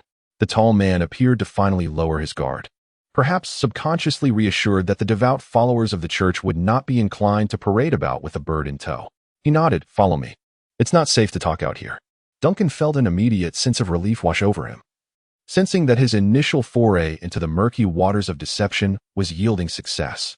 He then trailed behind the cultists as they ventured deeper into the alleyway. The alleyway was deeper than he had anticipated, seemingly leading into the most forsaken and shadowy recesses of this dilapidated urban area. A group of cultists guided Duncan through a labyrinthine path, traversing old, steam-emitting pipe systems and meandering through streets awash with sewage, ultimately winding into a cluster of low, crumbling buildings. The further he ventured, the more the darker and more decrepit aspect of this once thriving city of steam unfurled before him. He had believed that the place he shared with Nina represented the lower echelons of the city, yet he now realized that the rundown antique shop was, in fact, a respectable establishment within the lower district. "Do you see? This is the most prosperous city on the boundless sea," planned, murmured the man in black. his words drifting as if in soliloquy, yet unmistakably directed at Duncan. It is the same everywhere. Rinsa is like this, Cold Harbor too. And even the so-called haven of peace and justice among the elves, Light Wind Harbor. They proclaim that the so-called sun shines fairly upon the world, bringing light and order to all. But how much sunlight can one truly find in these sewers? Most of this sludge is merely the condensation of steam leaking from nearby pipelines, and as the city operates, it becomes tainted with the chemical agents from factories, accumulating day by day in the lower district. Duncan required little time in this city to surmise the origins of its festering source. He cast a quiet glance at the aggrieved man in black, his expression remaining placid. Whether seduced by the progeny of the sun or coerced by the harshness of existence, the emergence of these cultists undeniably has its reasons. Yet, what of it? These self-proclaimed victims of the city, forced to dwell in the filth of the gutters, ultimately descend upon this lower district, seeking to capture the destitute and offer them as living sacrifices in the cavernous lairs of countless ragged souls, none of whom hail from the esteemed upper echelons of society. As a foreigner still grappling with the intricacies of this world, Duncan felt no compulsion to overly critique the city-state. However, as a former offering himself, he regarded these cultists with disdain. In silence, he finally reached the stronghold of these nefarious beings. Their lair lay beneath a derelict factory. These cultists, scuttling about in the shadows, seemed to possess an uncanny ability to discover suitable gutters, transforming them into their sanctuaries. Or perhaps this thriving steam metropolis was inherently rife with countless conduits, conducive to the incubation of dark and blasphemous entities. A group traversed the factory's perimeter, where the walls had partially collapsed, and opened the iron gate leading to the subterranean structures. Duncan had initially intended to observe the factory's interior, to satiate his curiosity about the steam age, but found no opportunity. He was instead directly ushered down a sloped staircase that led to the cultists' clandestine base. This space may have once served as a factory warehouse or perhaps as a mechanical workshop, but it is now evidently vacated, leaving behind only the remnants of a piping system on the ceiling and gas lamps on the walls that can no longer illuminate the dark expanse. This shadowy environment is perilous, a fact even the cultists are aware of. Thus, they have lit oil lamps fueled by whale blubber throughout the underground. And amidst the abundant light cast by these lamps, Duncan observes a gathering of more than a dozen cultists. After the church had inflicted significant damage upon a sacrificial site, how could so many followers of the sun still be congregating here? Where did these cultists emerge from? Are they sprouting like mushrooms and moss, appearing wherever there is a dark corner? Duncan gazes in astonishment at the figures clustered in this vast basement. While the cultists regard him with a blend of curiosity and wariness, their eyes fixed upon this sudden intruder. Subsequently, a tall, gaunt man approaches, flanked by several robust and imposing followers who encircle Duncan. Frowning, Duncan inquires, "Is it customary to search one's person upon entry?" The tall man replies, "If you truly are an informant for the church, a search would be futile." He then produces a strip of cloth from within his garment and offers it to Duncan. "Relax, it is merely a more rigorous verification process, a necessary precaution. We have lost many compatriots over the years for various reasons. Take this and recite after me." Duncan glanced at the item being handed to him and beheld a filthy strip of cloth, seemingly torn from an old garment, its surface marred by dark brown stains resembling dried blood. Was this yet another tool for the sun worshippers to verify their kin? He felt a twinge of astonishment, reflecting on the fact that these individuals, perpetually hunted, were indeed professionals in their craft, while their combat prowess appeared lacking. Their skills in external defense and internal infiltration were evidently honed to perfection. He then accepted the item, only to hear the tall, slender man begin to murmur some incantations. "In the name of the sun, may the Lord's radiance shine upon us." Duncan felt a strange familiarity with these words, having recently heard a cultist recite them to him. That very cultist had even gifted him a protective talisman. Maintaining an impassive demeanor, Duncan subtly raised a finger, and a flicker of unnoticed green flames seeped into the seemingly ordinary cloth strip in his grasp. He then adopted a serious expression, mimicking the tall man's tone as he recited the prayer. The blood-stained cloth obediently remained in his hand, appearing utterly unresponsive. Chapter 72. Intelligence at the Gathering. To be fair, these cultists were quite cautious. They did not place their trust in the words of this unfamiliar compatriot merely because Duncan produced the solar talisman. Nor did they readily accept his account of the events that transpired in the sacrificial site of the sewers. Throughout their journey, they meticulously observed Duncan's demeanor and conduct. And even upon arriving at the assembly, they sought to conduct an additional verification to ascertain the identity of this stranger. For a group of cultists who habitually concealed themselves, they had executed their due diligence to the best of their abilities. However, all their means of discernment were predicated on treating Duncan as an ordinary human being. Duncan nodded and made his way toward a nondescript corner, attentively scrutinizing each visage present in the gathering. In stark contrast to the scene he had previously witnessed in the sewer sacrificial site, he was astonished to find that these solar devotees were not adorned in the characteristic black robes. Instead, they were dressed like ordinary citizens, their faces openly displayed without the concealment of hoods. Curiously, he inquired of a nearby devotee, "Is it not necessary for everyone to mask their faces during gatherings here?" The devotee he questioned appeared quite taken aback, responding, "Do the local devotees of the planned city-state typically need to conceal their faces during assemblies?" Duncan immediately furrowed his brow slightly. "You are not from Prand," he remarked. "We hail from Linsa," another devotee beside him calmly responded. Upon confirming that the unfamiliar individual before them was indeed a fellow member of the church, the sun worshippers present visibly lowered their guard. They had only arrived the previous week, yet before they could establish connections with the local brethren, that attack had transpired. "Are all of you from Linsa?" Duncan inquired. Somewhat astonished, he finally comprehended why there remained such a substantial number of sun worshippers in this city, even after the sacrificial site in the sewers had been destroyed. "Indeed. We are all gathered here from Linsa, although there are also contingents from other city-states. We are all scattered across different strongholds," another devotee interjected into the conversation. "Alas, the situation in Pran has reached our ears to some extent. Over the past 4 years, that damned magistrate and the church's hyenas have relentlessly assailed our cause. You have not had it easy either, but thankfully, those times are behind us." Duncan nodded in agreement, albeit non-committally. Then, the devotee he had initially questioned spoke again. "That dove upon your shoulder is rather unique." Duncan's eyes twitched slightly. He was aware that more than one person was paying attention to the dove perched on his shoulder. If one had to argue, a dove was not particularly unusual, however. It was indeed peculiar to attend a gathering with a dove in such a manner. He could only offer a casual response. "This is my pet. It assists me with various tasks." He feigned disinterest, yet a torrent of thoughts surged through his mind. A multitude of sun followers was flooding into the city-state of Prand. Corroborating a prior suspicion of his, the typically discreet Sun Church had suddenly orchestrated a grand spectacle in the sewers. These zealots were undoubtedly up to something significant. In his current guise, he had serendipitously stumbled upon the right direction. Simultaneously, he grasped why the cultists attending the gathering bore no masks, instead dressing like ordinary citizens. Previously, within the sewers, the Sun devotees' complete concealment of their identities and the stringent linear communication among the lower-tier followers were measures devised to counter the church's relentless purges, as well as to avert the risk of traitors or pivotal members being captured and divulging secrets. This was a desperate choice made by the beleaguered local church. In contrast, the motley crew now converging in Pran from various city-states evidently lacked such experience. After all, they were merely cultists, not a disciplined special forces unit.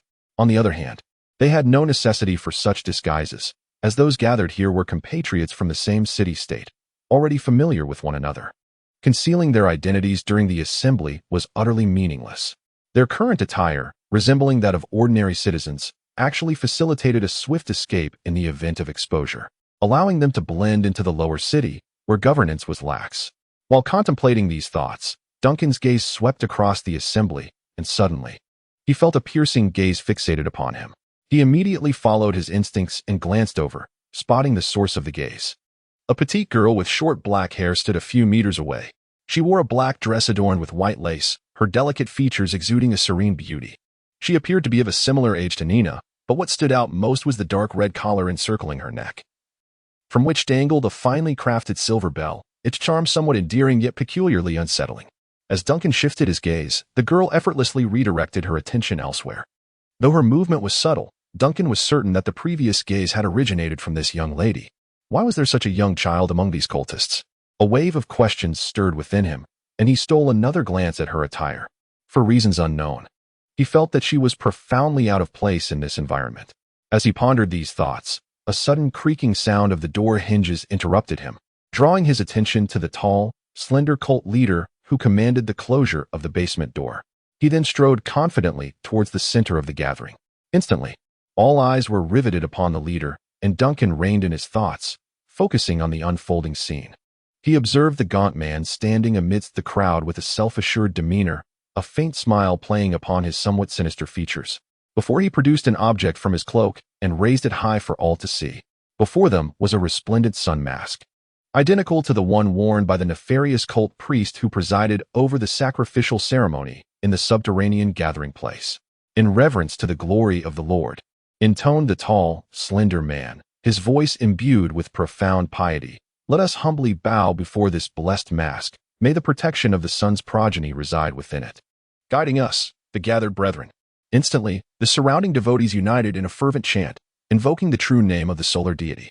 Subsequently, they clasped their fists to their foreheads, bowing in a gesture of deep respect. Curiously, they were not honoring the tall man at the center of the assembly, but rather the golden mask itself, as if it were the embodiment of an exalted being, while the man holding it merely served as its vessel. With solemnity, the tall, lean man placed the mask upon his face. In that very instant, Duncan sensed an extraordinary transformation occurring within the man, the ordinary individual. Through this singular act of donning the mask and the brief ritual, had undergone sanctification, becoming a symbol of divine authority. The surrounding devotees erupted in a harmonious exclamation, "May our Lord's glory endure forever. May the path of our Lord descend upon the earthly realm." He had previously encountered the priest adorned with a golden mask at the assembly in the sewer. However, at that time, the priest had already completed the donning of the mask. Furthermore, Duncan was still grappling with the surrounding circumstances, and the temporary vessel he inhabited was in a rather poor state. Thus, he failed to recognize the peculiar significance of this seemingly ordinary golden mask. Nor did he ponder why the masked priest was referred to as an envoy by the ordinary worshippers. In retrospect, could this so-called solar mask indeed be a communication device employed by the solar progeny, who lurked beyond the fringes of civilized society, to remotely control their followers and observe the world? Or, more precisely, might it be some form of spiritual projection apparatus? Upon suddenly realizing the intriguing nature of this object, Duncan's gaze toward the golden mask shifted perceptibly. This artifact, perhaps it holds a connection to him. Chapter 73. Fragmented memories. He had yet to perceive any useful information and could not afford to attract the attention of this cult prematurely. At that very moment, as he lowered his head, he felt that familiar sensation of being scrutinized once more. Duncan furrowed his brow slightly and followed the feeling, only to find that the girl in the black dress, adorned with a peculiar bell around her neck, was surreptitiously observing him. When he redirected his gaze, she nonchalantly averted her own. This left Duncan in a state of profound bewilderment. He was certain he did not recognize her, and there was no trace of this girl's presence in the memories of the original owner of this body. Why would a solar deity follower, whom he was meeting for the first time, take such an unusual interest in him? Could it be that the dove perched upon his shoulder was indeed quite extraordinary? As he indulged in such whimsical thoughts, he suddenly heard the voice of the leader of the faithful resonating from ahead. After donning the golden mask, the leader had transformed into an embodiment of some divine authority, his voice now deep and commanding. It was unclear whether he had deliberately modulated his tone or if the mask had infused his voice with another consciousness. The prayer has concluded. The Lord has witnessed our piety and reverence. Grace has illuminated our souls. Brothers and sisters, let us be grateful, for we have persevered another day in this challenging and dark world, bringing us one day closer to the dawn of renewal and the re-establishment of order. The priest, adorned with the golden mask, extended his arms and spoke in an alluring tone. His gaze then fell upon a corner among the faithful, his demeanor softening into a more familiar warmth. However, before we proceed with today's gathering, let us first welcome two of our compatriots. They were once ensnared by darkness during these trying times, but thanks to the Lord's guidance, they have returned to our fold. Please introduce yourselves briefly. Two compatriots? Duncan suddenly recalled that the leader had indeed mentioned earlier that he was not the only unfamiliar face at this assembly. He then turned his gaze in the direction the leader was watching and spotted a girl clad in a black dress. For reasons unknown, he felt no sense of surprise. "You may call me Sherry." The girl stepped forward naturally, speaking with an air of confidence. "My parents were both devout believers, but tragically, for years ago, they fell victim to the sinister claws of the deep-sea church. For these past years, I have taken refuge in the crossroads, remaining in isolation from my fellow brethren. Thankfully, you have arrived." Her voice was soft, exuding a quiet gentleness, had one not witnessed it firsthand. It would be difficult to associate such a child with the gruesome nature of a cultist. The leader's gaze finally settled upon Duncan. Duncan, residing in the lower district, was well prepared and stepped forward with composure. Just days ago, the deep-sea church disrupted a sacrificial ceremony within the sewer system, and I am a survivor. As Duncan concluded his statement, the congregation, unaware of the circumstances, turned their attention towards him. Some nodded, while others murmured in astonishment. Duncan continued to obscure most of his face, reciting the multiplication table in reverse. The brief introductions had come to an end, and at this moment, the leader finally addressed the part that piqued Duncan's interest, proceeding to announce the latest developments. Duncan's ears perked up immediately. Currently, numerous compatriots continue to converge upon this city-state, encompassing both devout ordinary believers and formidable messengers and priests. Our influence within this realm is steadily augmenting, and the days of re-establishing order are drawing near. The surrounding devotees appeared profoundly moved, spontaneously extolling the benevolence and grandeur of the sun god. Duncan was immediately reminded of the sacrificial ceremony he had witnessed earlier in the sewers. Indeed, these cultists were gathering power through such rituals, and it seemed that the shadowy manipulators known as the sun's progeny were now personally involved. It appeared that the power amassed by these cultists was still insufficient, for both the municipal hall and the Church of Prand had already sensed their activities.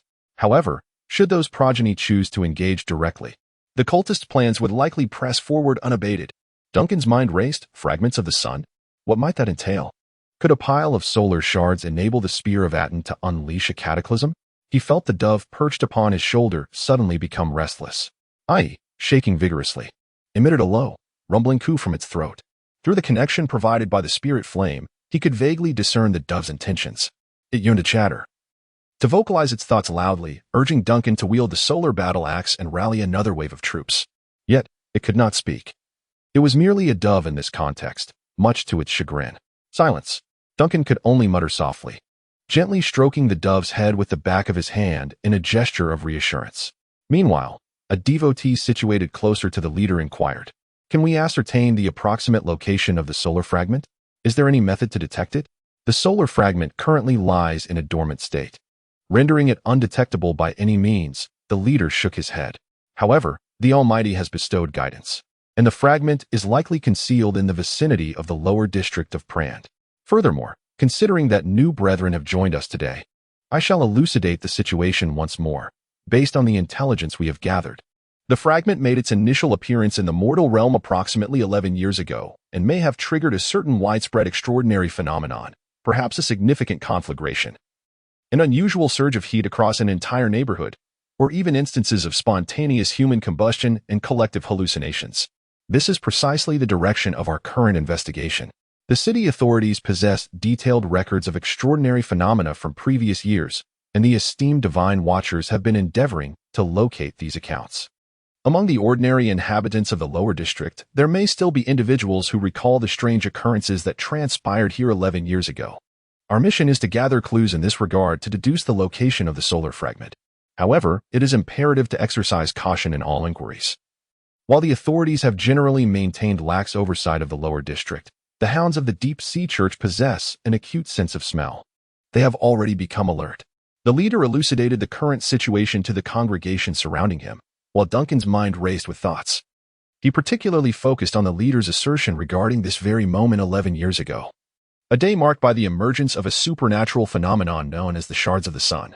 Yet, Duncan was acutely aware that this date held significance for another reason. 11 years ago, a mere 6-year-old Nina tragically lost her parents, seemingly due to a devastating fire. Was this mere coincidence? Could such a remarkable convergence of events truly be coincidental? Chapter 74. A traitor among us. Ceased the transaction ultimately. Duncan could unearth no further memories from the depths of his mind. However, one fact was indisputable. There had indeed been a fire 11 years prior. One that claimed the lives of Nina's biological parents in the lower district, forever altering the trajectory of that child's life. This could be merely coincidental. Yet there exists a more sinister possibility. The events surrounding her tragedy may indeed be intertwined with the shards of the sun that these sun worshippers fervently seek. The unexpected manifestation of the shards ignited a conflagration in the city, resulting in the loss of innocent lives, while a child was left an orphan amidst the flames. Years later, That very child's last remaining kin descended into the depths of depravity, becoming one of the cultists following the shards of the sun. In a sense, it seemed as though there existed a fateful connection, a bond entwined with the sun, as if ensnared by the very forces of gravity. At that moment, a voice suddenly pierced through Duncan's thoughts, emanating from among the surrounding devotees. In my recent inquiries among the local residents, I have not heard of any notable fire occurring in the lower district 11 years ago. However, there was mention of a factory leak, where toxic gas escaped from a storage tank, spreading across several blocks and causing many to hallucinate and even descend into madness. This incident was reported in the newspapers at the time. Duncan looked up in surprise, noticing that the speaker was an unremarkable-looking female devotee. Yet, before he could ponder the implications of her words, he felt the gaze of the cult leader shift towards him. "Comrade, you are precisely the local resident here. Do you possess any knowledge regarding this matter?" Duncan was taken aback, suddenly realizing that he had become the focal point of attention for these outsiders, who were evidently seeking to gather intelligence. As a local inhabitant of the lower district of Prand, he was undoubtedly a valuable source of information. Noticing the curious glances directed at him, he pondered briefly and formulated his response. "I did not reside here 11 years ago, so I am not well versed in the specifics. But I have indeed heard mention of the factory leak."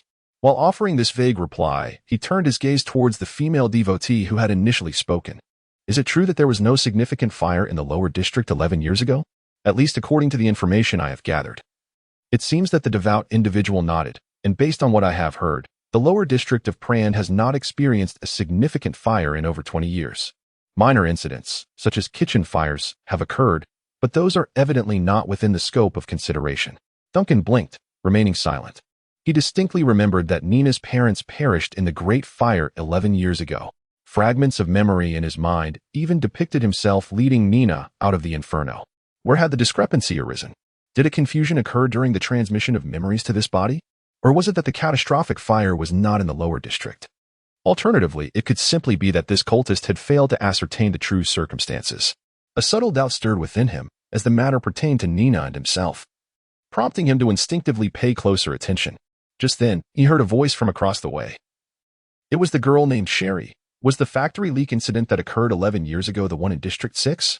District 6? Yes, that seemed correct. The female devotee nodded, stating that this event had a considerable impact, as the chemicals left many with lasting effects, and numerous residents of the lower district still remember it to this day. Nearby, several other cultists nodded in agreement, indicating that they too had gathered similar information. Recently, one must pay close attention to the newspapers within the city-state and the whispers that linger in the streets. Any event that appears unusual may point towards fragments of the sun. Do not overlook any clues. Do you comprehend? For years ago, the deep-sea church of the planned city-state indeed obliterated the largest stronghold of solar heretics within the city. It is said that the event was remarkably grand, and it marked the decisive battle for the current city magistrate, Vanna. Following that, the solar adherents in this city were left in disarray until the present day. Until now. Duncan was only aware of this superficial information. But it seems the truth of the matter is that the solar cultists of that time sought to awaken the fragments of the sun that lay dormant somewhere. Unbeknownst to him, a series of truths hidden in the past began to unfold before Duncan. He hurriedly pieced together the known fragments of information in his mind, while contemplating how to extract more intelligence from these cultists. Just then, a strange odor suddenly penetrated his nostrils. It bore the scent of burning sulfur, mingled with an acrid, chemical-like stench. In the next moment, the ordinary adherents surrounding him also caught a whiff of this pungent and unmistakable aroma. Some exchanged glances, seemingly searching for the source of the scent. The leader standing at the center of the gathering, however, immediately reacted. He swiftly produced a talisman resembling the sun from his bosom. This talisman was identical to the one Duncan carried, its surface ablaze with an ethereal, translucent flame. The acrid odor emanated from the flames. Impurities. The flames had been deceived. The leader cast a glance at the blazing sun amulet, his voice immediately filled with a mixture of astonishment and fury. "A heretic lurks among us." A wave of uproar swept through the crowd. Duncan's first instinct was to realize that he had been exposed, although he was uncertain how. It seemed that the sun amulet carried by the leader had finally identified him as a heretic who held no faith in the sun. With this thought, he let out a faint sigh, preparing to release the dove. Yet, before he could make a move, another sigh resonated from across the way. The sigh emanated from a girl clad in a black dress, a maiden named Sherry, who shook her head in regret. I knew that a dog was unreliable. The disguise could hardly last 3 hours. No sooner had she spoken than a surge of pitch-black flames erupted suddenly beside her. The flames appeared from thin air, taking the shape of fire yet as dark as shadows. They ignited upon the girl's arm, spreading within a second to engulf nearly a third of her body. In the next moment, Sherry's right side seemed to transform into fuel for the black fire. Amidst the crackling sounds, the flames cascaded down, and a portion suspended in midair morphed into a pitch-black chain, while the part that fell to the ground coalesced into a skeletal, grotesque creature, its entire form ablaze. It was a pitch-black hellhound, a colossal beast towering over a human's height. Its form appeared to be assembled from countless twisted and stacked bones, where flesh should have resided, now filled with seething black flames and writhing shadows. Its head was jagged and grotesque, with hollowness where eyes ought to be, filled solely with a crimson mist, suffused with insatiable hunger and malice. A dark chain extended from the creature's neck, reaching towards Shelley's arm, seemingly merging with the girl's very being. The Abyssal Hound, a summoner of the Annihilation sect. The leader at the center of the assembly was taken aback with a mix of shock and fury at the sight. What did this signify? Were these worshippers of the Abyss about to wage war against the followers of the Sun? Chapter 75. A Clash of Forces. It appeared there was more than one traitor among them. The girl in the black dress had felt discordant from the onset. Initially, Duncan had merely attributed this to her youth and serene demeanor clashing with the sinister atmosphere of the cult gathering, but he hadn't anticipated such a revelation. He noted the leader had mentioned 2 terms, Abyssal Hound, Annihilation Sect. The Abyssal Hound evidently referred to the dark skeletal giant summoned by the girl, while the Annihilation Sect clearly was not a vibrant community that could be registered normally at the town hall. This girl was indeed not a follower of the sun god, but rather a member of another sinister cult. How many bizarre dark sects lurked in the shadows of this world? Duncan's mind was whirling, as the girl summoning the Abyssal Hound subtly raised the black chains on her arm. Adopting a defensive stance, she surveyed the gathering, a hint of scorn playing at the corners of her mouth. The cult of annihilation. How unfortunate, for I have little connection with them. Unlike you wretches, who must serve some malevolent deity to find peace, I act solely for myself. Your words deceive no one. Only the cult of annihilation knows how to summon the strange entities from the abyssal depths. I advise you to abandon your resistance, heretic. You stand upon the territory of the sun god, and even the curse of the Abyssal Hounds cannot save you. The leader at the center of the assembly fixed his gaze on Sherry, his voice low and laced with menace. What do you intend to do? Though annihilation and the sun have never allied, they have also never opposed one another. Why do you masquerade among our sacred gathering? I merely wish to extract some information from your dim-witted ilk, Sherry replied with a smirk, as the chains entwined with her body suddenly erupted in a cacophony of rattling sounds. The indistinct rings of the chains appeared to writhe, as if alive. And I have already stated, I am not part of the cult of annihilation. Before the girl could finish her sentence, a series of crackling sounds erupted from all around, as the oil lamps strategically placed throughout the room ignited with a fervent blaze, seemingly stirred by an unknown force. The bright flame of the oil lamp suddenly illuminated the entire basement as if it were broad daylight. Above each lamp, tiny fireballs emerged and ascended, resembling miniature suns that began to radiate immense power. Meanwhile, the leader standing at the center of the assembly had unknowingly clenched his solar amulet tightly. The sharp, fiery edges of the amulet pierced his palm, causing blood to seep into it and ignite like oil, engulfing his hand in flames that mirrored the sudden transformation of the oil lamps. Clearly, this seasoned cult priest was merely stalling for time with a few words. While Sherry was distracted, he had unleashed some extraordinary ability. Surrender, heretic, came a threatening voice from beneath the golden mask. The power of the sun god has sealed this entire gathering. I am aware of your ability to annihilate the faithful. You can borrow incantations from the demons you summon and use them to inflict harm. The shadowy breath of the Abyssal Hound is indeed fearsome, but this place is sealed, and neither you nor your hound can draw any strength from the abyssal depths. Duncan's fingers, tucked within his pocket, twitched slightly as he pondered whether to intervene. Although it appeared to be 2 factions of cultists turning on one another, the girl named Sherry might know something crucial, and it was evident that she was outnumbered. However, in the face of the solar priest's threat, Sherry appeared utterly indifferent.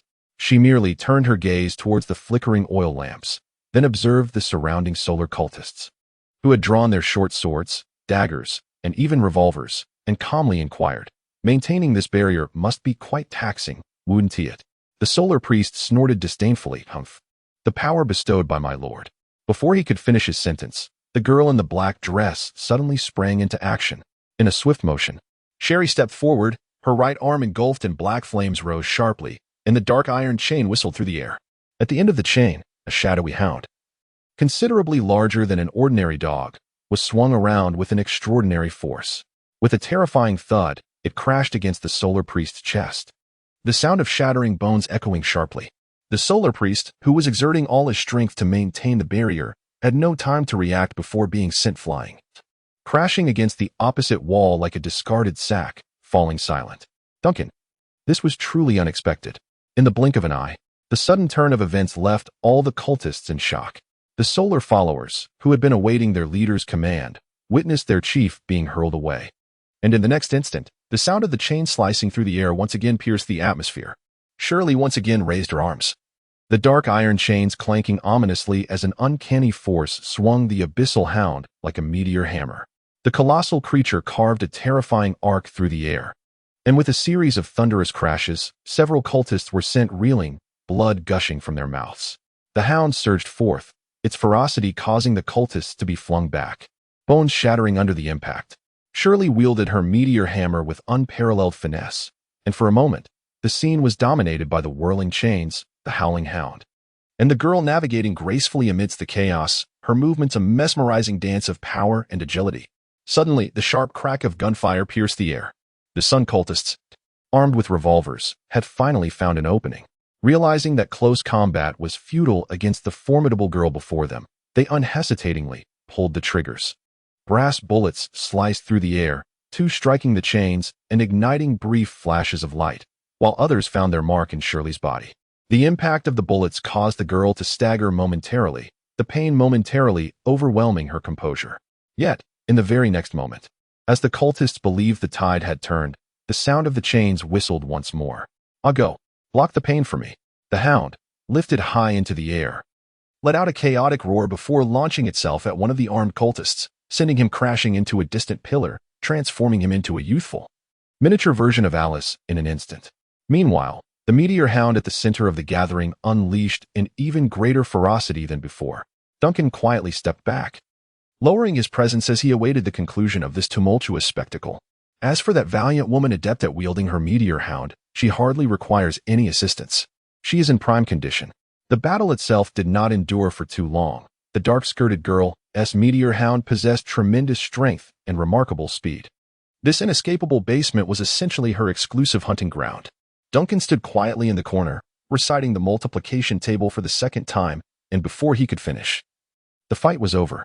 Once all the cultists had been vanquished, a serene silence enveloped the basement. Sherry finally came to a halt, grasping the iron chain that bound the shadowy hound, panting heavily in the center of the room. Suddenly, her gaze caught a figure standing in the corner. She had finally noticed Duncan, the last cultist in the gathering. Although she felt a mix of astonishment and confusion at the calm demeanor of this peculiar cultist, Sherry resolutely approached her final target, her hostility unmistakable. Chapter 76. The Hound's insight into the human heart as Sherry advanced towards him, exuding an air of menace. Duncan could not help but sigh, realizing that this troublesome situation was indeed destined to fall upon him. He felt no significant anxiety, although, to be fair, he was aware of his scant combat experience, and the girl before him seemed like a formidable warrior capable of overcoming any challenge. Nevertheless, he remained unfazed. Firstly, he possessed a pigeon skilled in delayed strikes. AIE's ability activated instantly within its range, faster than a snatch. Should Sherry attempt to swing her hound at him, it was likely she would be thwarted midair by the pigeon's high ping, leading to her untimely demise. Moreover, he wielded a spectral flame with extraordinary efficacy against all things supernatural, a flame capable of controlling even the Lost Country's vessel. The ominous hound before him could scarcely prove more troublesome than the host of fiends aboard that vessel. At worst, he could envelop himself in flames. Entering a domain in which he excelled, "My dear, it seems your canine companion and I are fated to cross paths." Lastly, and perhaps most crucially, this corporeal form was not his true essence.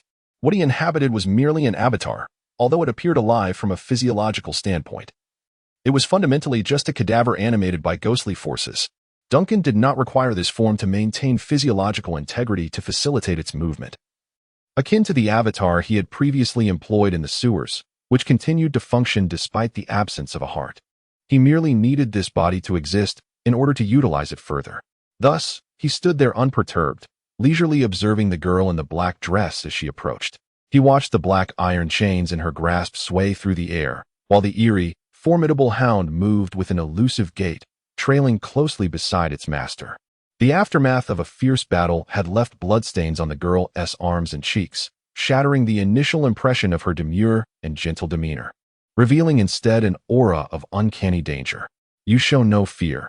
Indeed, there is something peculiar about you. Sherry halted a few meters away from Duncan.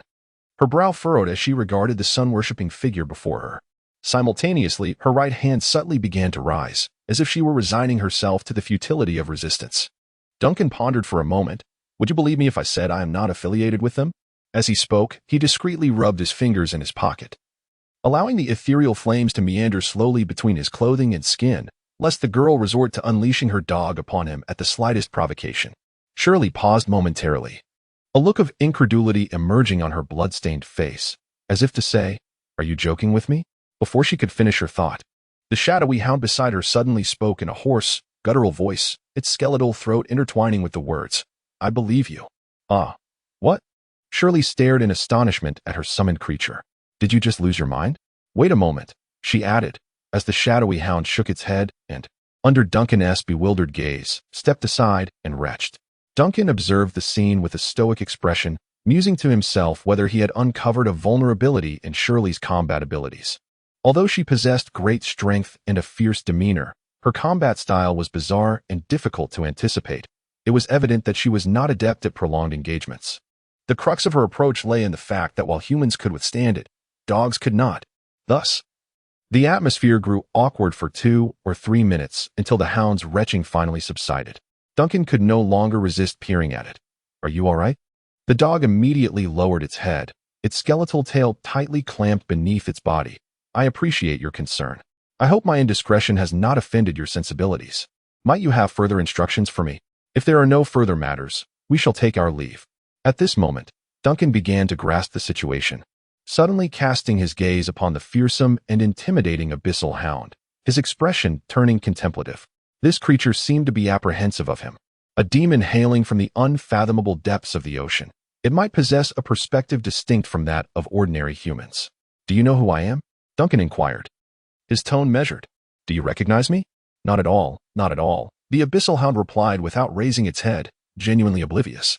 "Yet, you must undoubtedly be a significant figure, that much is certain."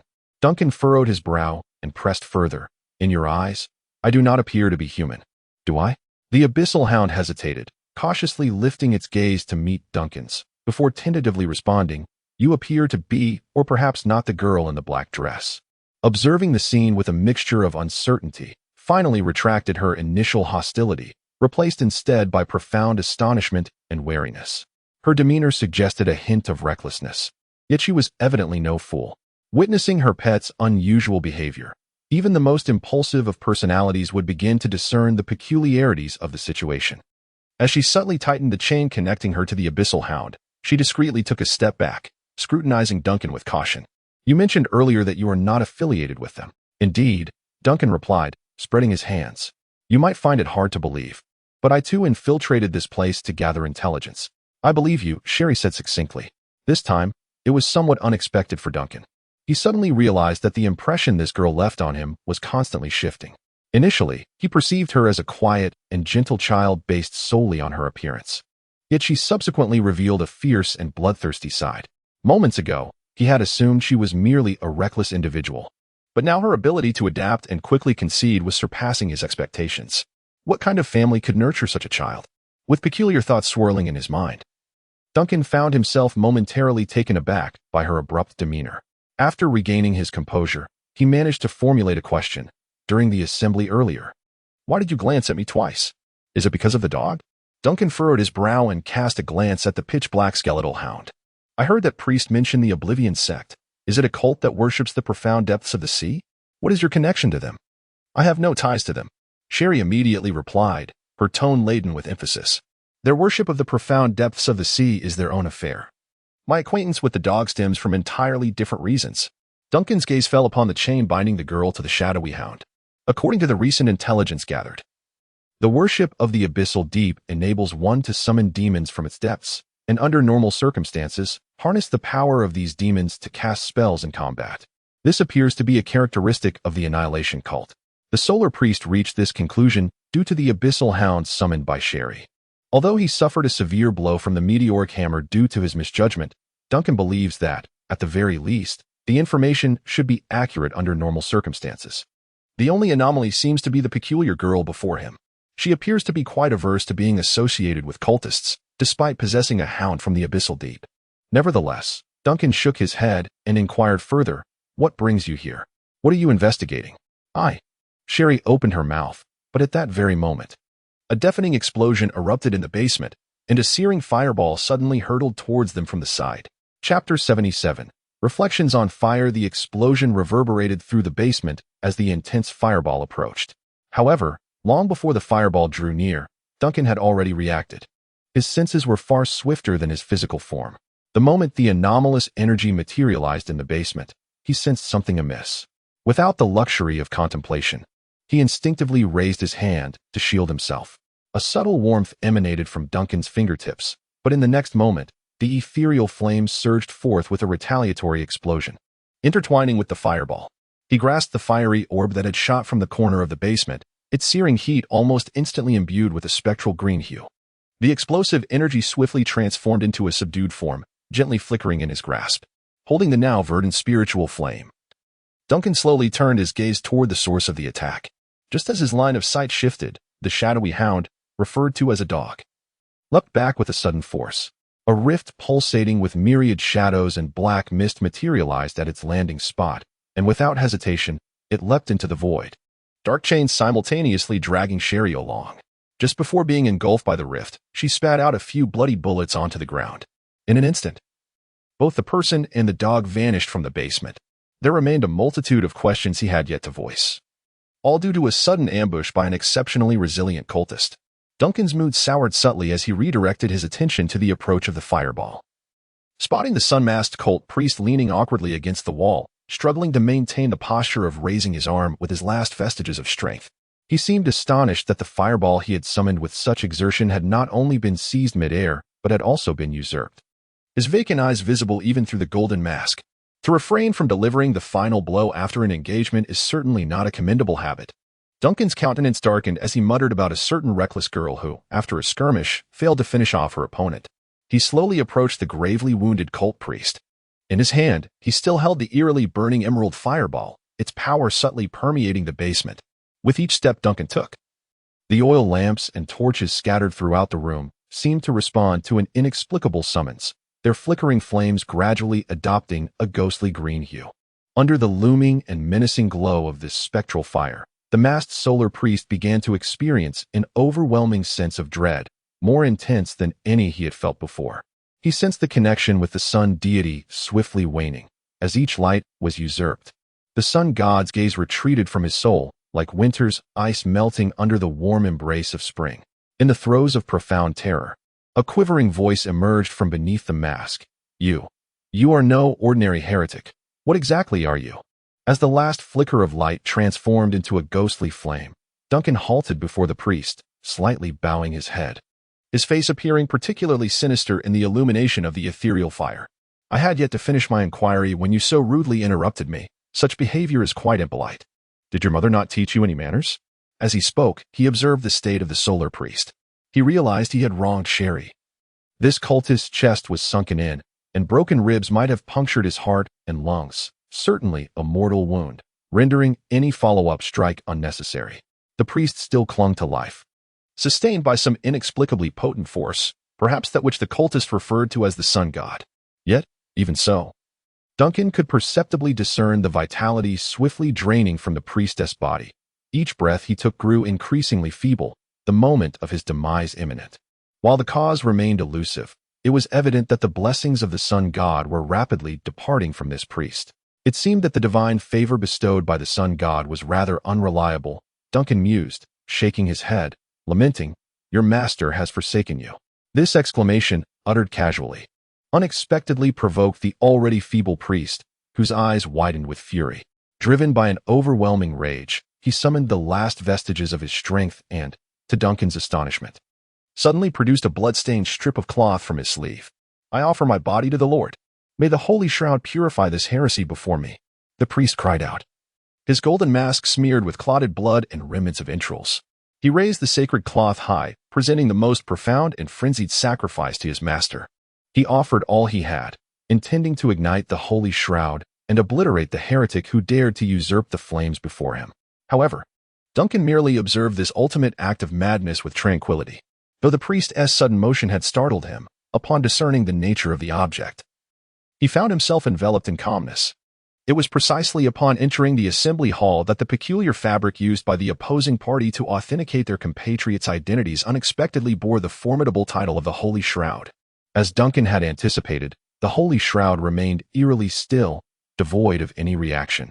Even the most extreme sacrifices of the cult priest at the brink of death failed to summon any miraculous occurrence. A hint of bewilderment flickered in the eyes concealed beneath the mask as the cult priest struggled to maintain his composure, despairingly gazing at the inert sacred relic in his grasp. Unyielding to fate, he coughed up a spurt of tainted blood. "I offer this body to the Lord. I presume this is what you seek." Duncan could no longer bear witness to such a scene. He shook his head and pointed at the blood-stained strip of cloth. In the next moment, a burst of eerie green flames erupted. The ethereal fire ignited the holy shroud, consumed the tainted blood coughed up by the cult priest, and engulfed the flesh of this madman. The priest let out a furious roar amidst the spiritual flames. "No, no, no. This should not be. The Lord will not forsake me. The Lord will punish you, you heretic. Who are you?" Within the raging inferno, the voice of the cult priest gradually weakened and dissipated. The extraordinary vitality sustained by his powers ultimately could not withstand the flames that directly scorched his very soul. Or rather, it was precisely due to the presence of that extraordinary power that he was reduced to ashes in the backlash of the spiritual fire. The ethereal flames finally dwindled, leaving behind only a set of scattered garments and a golden mask shaped like the sun, as the solar priest leaned against the wall, entirely consumed. Even the so-called holy shroud was reduced to ashes in the flames, serving merely as a medium. Duncan furrowed his brow. To be candid, this was not his first encounter with corpses. The sacrificial offerings he had seen in the underground caverns, along with the priest who had been sacrificed, had long since steeled his nerves, and he was merely taken aback at this moment. Ordinarily, his spiritual fire acted solely upon extraordinary items. He had previously conducted various tests aboard the Lost Homeland, discovering that extraordinary objects charred by the flames would be appropriated as Captain Duncan's possessions, while mundane items, even a mere piece of paper, remained untouched by the spiritual fire. Just moments ago, the spiritual fire had manifested actual incineration effects, which he had actively triggered, driven by a concern that the cultist might indeed conjure something nefarious with that holy shroud. Out of caution, he had commanded the shroud to self-immolate, and the outcome revealed that it had indeed obediently executed his command. However, he had not anticipated that the spreading flames would also incinerate the cult priest, an outcome that contradicted the conclusions he had drawn from his initial tests. The incineration of the shroud is entirely normal, for it is an extraordinary artifact, susceptible to the influence of spiritual flames. It is equally unsurprising that the garments of the heretical priest remained intact, as they are evidently mundane items. The ethereal fire has no effect on the ordinary, akin to a mere phantom from a parallel dimension, unless the clothing had been enchanted or woven with some extraordinary material. The preservation of the golden mask is also to be expected, as Duncan harbored a keen interest in this manifestly supernatural object. Upon witnessing the flames begin to spread, he promptly issued commands to safeguard the mask from potential damage. However, why did this heretic succumb to the spiritual flames, reduced to ashes? Puzzled, Duncan crouched down to meticulously scrutinize the dark gray remnants, which bore resemblance to the ashes following the incineration of the shroud. Duncan had never tested his ethereal fire on a living being, let alone wielded it to claim a life. This heretical priest was, in fact, his first true sacrificial offering, at least under the condition of his conscious control. Gradually, a bold thought emerged in Duncan's mind. Could it be that mortals who have received blessings for their devotion to specific deities could be regarded as extraordinary entities themselves? Chapter 78. Concluding tasks in the conscience of a good citizen, Duncan's contemplation yielded no definitive answers, for he was at a loss as to where to find a second, still-breathing sun cultist to test his hypothesis. Such matters are often dictated by fate. Duncan slowly rose to his feet. As the ethereal green flames flickered gently in the sealed confines of the basement, casting elusive shadows that danced in the dim light. Within this spectral glow, his thoughts began to expand gradually. Devotees who revere deities and receive their blessings may perceive the spirit flames as extraordinary entities. Yet, what of the ordinary individuals? When these flames envelop a common person, aside from the superficial visual effects, do they elicit any profound impact? If not, to what extent must one believe in the divine for the flames to regard them as worthy of their supernatural influence? While the cultists of malevolent deities may be consumed, what of those who worship virtuous gods? Duncan gazed calmly at the flickering lights in the room, a faint smile gracing his lips. They are but human. Thus, his contemplations came to a halt, and he refrained from delving further into this line of thought. The flames represent a formidable power. Such power is inherently innocent, yet a frail will can easily lead to corruption. Ever since he discovered that he wielded an unimaginable ability, Duncan constantly reminded himself of this truth. Regardless of Captain Duncan's formidable reputation or the might of the spirit flames, he must remain vigilant about the boundaries of his humanity. He cannot, for the sake of testing or mastering his powers, disregard the essence of humanity, even in this otherworldly realm. Even when confronted with beings that may not conform to the conventional definition of human. With a gentle exhale, he observed the green fireball still burning in his hand and waved it away. The flames obediently complied with his command, dissipating silently into the air. Duncan's smile conveyed his mastery over the flame, both now and perpetually. As the ethereal fire dissipated, the basement swiftly reverted from eerie to ordinary. One by one, the ghastly green lights regained their initial brilliance and clarity. Duncan surveyed the chaotic scene, contemplating his next course of action. He had numerous questions, but it seemed he would not have the opportunity to ask them. Sooner or later, they would instigate a significant disturbance. Bearing the usurped sun insignia, Duncan could sense the activities of the city's solar cultists. Although its range appeared limited, he might encounter new diversions by simply wandering through the city. As for the surrounding mess, Duncan had no interest in tidying it up. Instead, he retrieved the golden mask left by the solar priest from the ashes, meticulously wiping away the dust and grime. This was his spoil of war, which he intended to study aboard the Forsaken. The priest had been thoroughly incinerated, and all his arcane possessions had turned to ash. The solar mask was his sole remaining relic. The optimal course of action would be to secure it in an absolutely safe location. The pigeon cocked its head, meeting Duncan's gaze. 80 for the sledgehammer. 40 for the mallet. It squawked. The pigeon promptly flapped its wings, flying toward the mask in Duncan's hand, its shrill, peculiar voice echoing, "I was going to decline. But you're offering far too much." Before the echo of his words had faded, Duncan perceived a fleeting shimmer of light as both the pigeon and the mask vanished from his sight. Simultaneously, in the depths of his consciousness, he distinctly sensed AI's presence abruptly materializing within the captain's quarters of the vanishing ship. The temporal delay was almost imperceptible, scarcely exceeding a second. Such celerity in this avian courier. Could its conveyance of objects be so expeditious? Hardly had Duncan registered this exclamation when his vision blurred, and AI, in its skeletal pigeon form, spontaneously materialized from the ether, alighting upon his shoulder. With a flutter of its wings, the spectral avian reassumed its guise as a pristine dove, proudly craning its neck. Transmission accomplished. Observing the state of the entity as it sprang forth, Duncan nodded inwardly, finding the situation logical. It was only natural that a skeletal pigeon would surpass AI in speed. The sun, constrained by its twin runic circlets, had gradually descended towards the horizon, its resplendent twilight suffusing the uneven rooftops of the lower ward. Amidst this afterglow, the pallid fissure in the zenith became increasingly indistinct. He couldn't stay out all night, not after his uncle had only just begun to improve.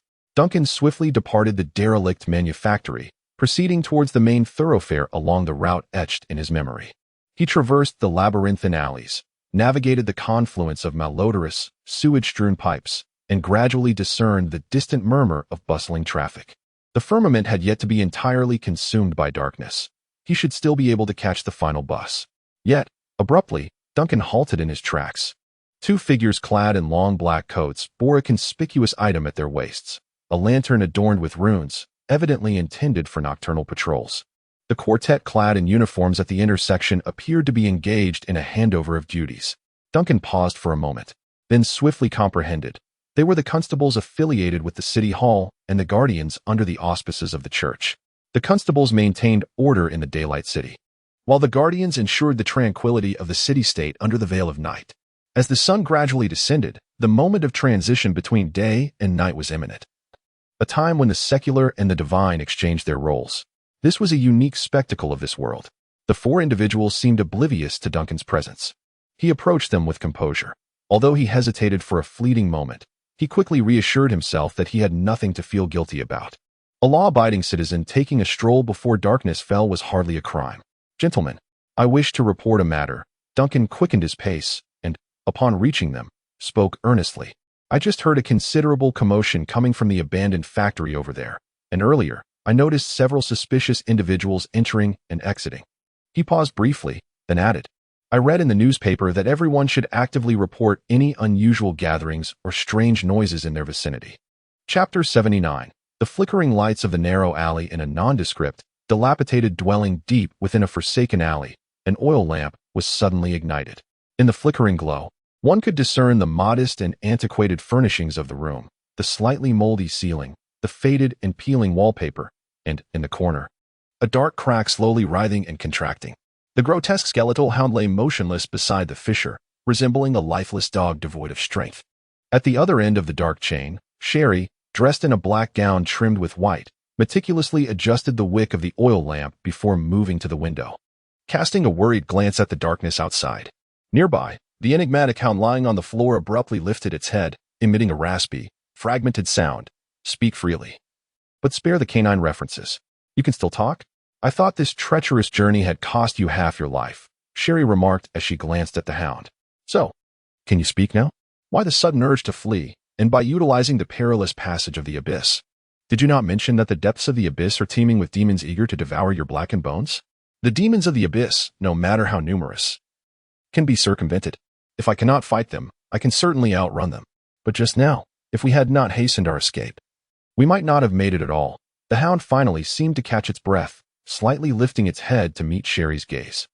"You ought to be grateful for my quick reflexes. Had I not opened the fissure the instant that dreadful creature diverted its attention, we would have been trapped under its gaze, unable to flee." Sherry's eyes widened in disbelief. "Have you ever been so terrified? Even if I have not witnessed it firsthand, as an abyssal demon, I can perceive shadows more fearsome than death itself." The shadowy hound suddenly lifted its head, its hollow crimson eye sockets fixed intently upon Sherry.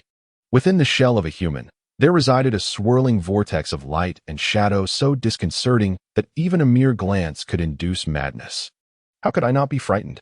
Sherry, unnerved by the hound's terrifying tone and gaze, though its eyes were merely two glowing voids, felt a shiver run down her spine. Yet, instinctively, she murmured, "How was it that I felt nothing at the time? I even found it rather amiable. At times, I truly envy you humans. Your inefficacious and sluggish perceptions create a blissful ignorance, a precious gift from the world that allows you to face the most grotesque catastrophes with a smile as you perish." The shadowy hound wearily lay down once more, resigning itself to blindness. Perhaps the world could indeed be a tad more beautiful, but I, a pitiful little dog, am far less fortunate, having to witness terrifying sights all too frequently. How could there possibly exist such a cowardly shadowy demon as you? Sherry couldn't help but cast a sidelong glance at the hound, then seemed to ponder something thoughtfully before hesitatingly saying, "But now that you mention it, I feel we ought not to flee. If that being is truly as formidable as you claim, perhaps we could align ourselves with it. After all, it seemed quite amiable towards us earlier, even inquiring about our affairs, and it appeared to be at odds with those sun-worshipping scoundrels. Isn't this an opportunity?" I playfully feigned charm, perhaps to gain a formidable ally. Before the girl could complete her thought, a sudden clank of dark iron chains echoed, and in an instant, the seemingly lifeless dog sprang to life, immediately abandoned such reckless notions.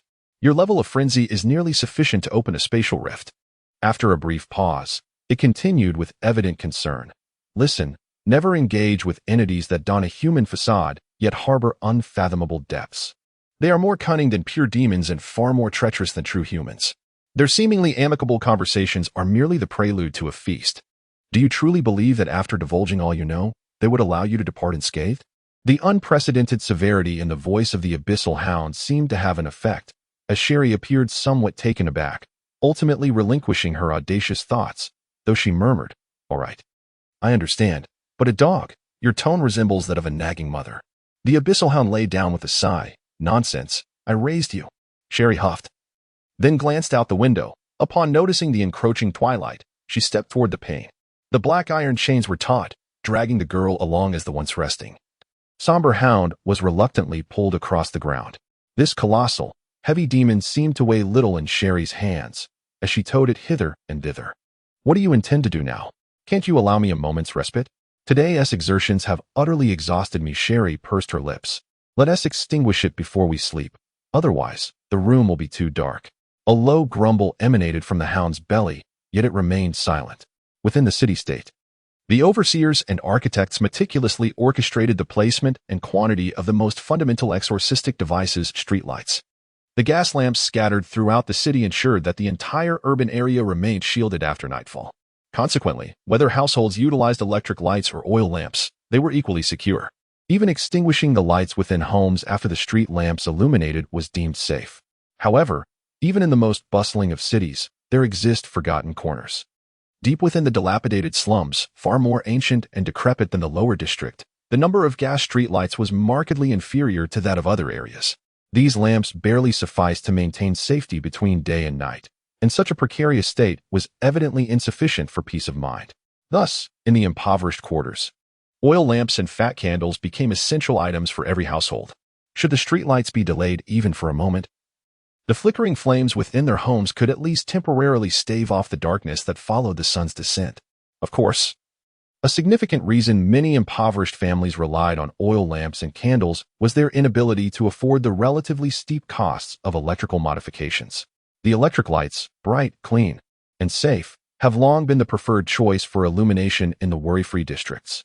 Yet, within this humble abode nestled in the slums, the only source of comfort for Sherry and A-Dog remains the flickering flame of an old lamp. Amidst the dim glow, the deep voice of the hound disrupts the silence. "Are we still going out? Shall we continue to stir trouble with those sun-scorched rascals? We are merely seeking information from them. Regardless, it appears they themselves are quite unclear about the events that transpired 11 years ago. Just look at the situation today. Even they are inquiring with the locals. This is because the current group happens to have come from Lunsa. Perhaps next time we shall glean some valuable insights." "Fine.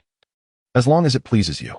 A-Dog, please ensure that when you weave our disguises next time, you adhere more closely to the plan and refrain from exposing our identities midway. I only hope we do not encounter that terrifying individual again. I suspect our presence was prematurely revealed today due to such a formidable disruption." All right, if you say so." Chapter 8. Home Visit. Before the last ray of twilight vanished from the horizon, Duncan beheld the familiar facade of the antique shop. Strictly speaking, from Duncan's perspective, he and Nina had only just met.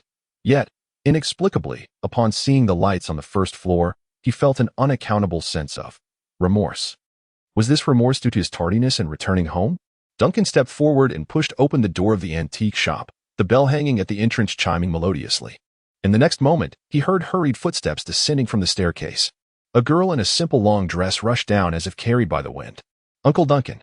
Nina exclaimed, halting on the stairs, her eyes wide with surprise and delight as she beheld Duncan at the doorway, a flicker of astonishment crossing her features. "I thought you were going to wander around the town again today." "I lost track of time. It was nearing dusk," Duncan replied, shaking his head apologetically. "I actually intended to go to the crossroads to pick you up from school, but I encountered an unexpected situation." "You went to the crossroads?" Nina gazed at Duncan, a mixture of surprise and confusion in her expression as she scrutinized him, seemingly attempting to ascertain whether her uncle had been drinking again or was merely lethargic due to medication. "Pick me up? From school?" Duncan presented an unfamiliar yet familiar demeanor, leaving Nina uncertain of how to respond. She stood momentarily, watching him enter the house and close the door, observing his steady gait and vibrant spirit, and instinctively nodded in acknowledgement. "It's getting late," Duncan remarked as he made his way toward the staircase leading to the second floor, addressing Nina, who lingered at the bottom of the stairs. "Have you eaten?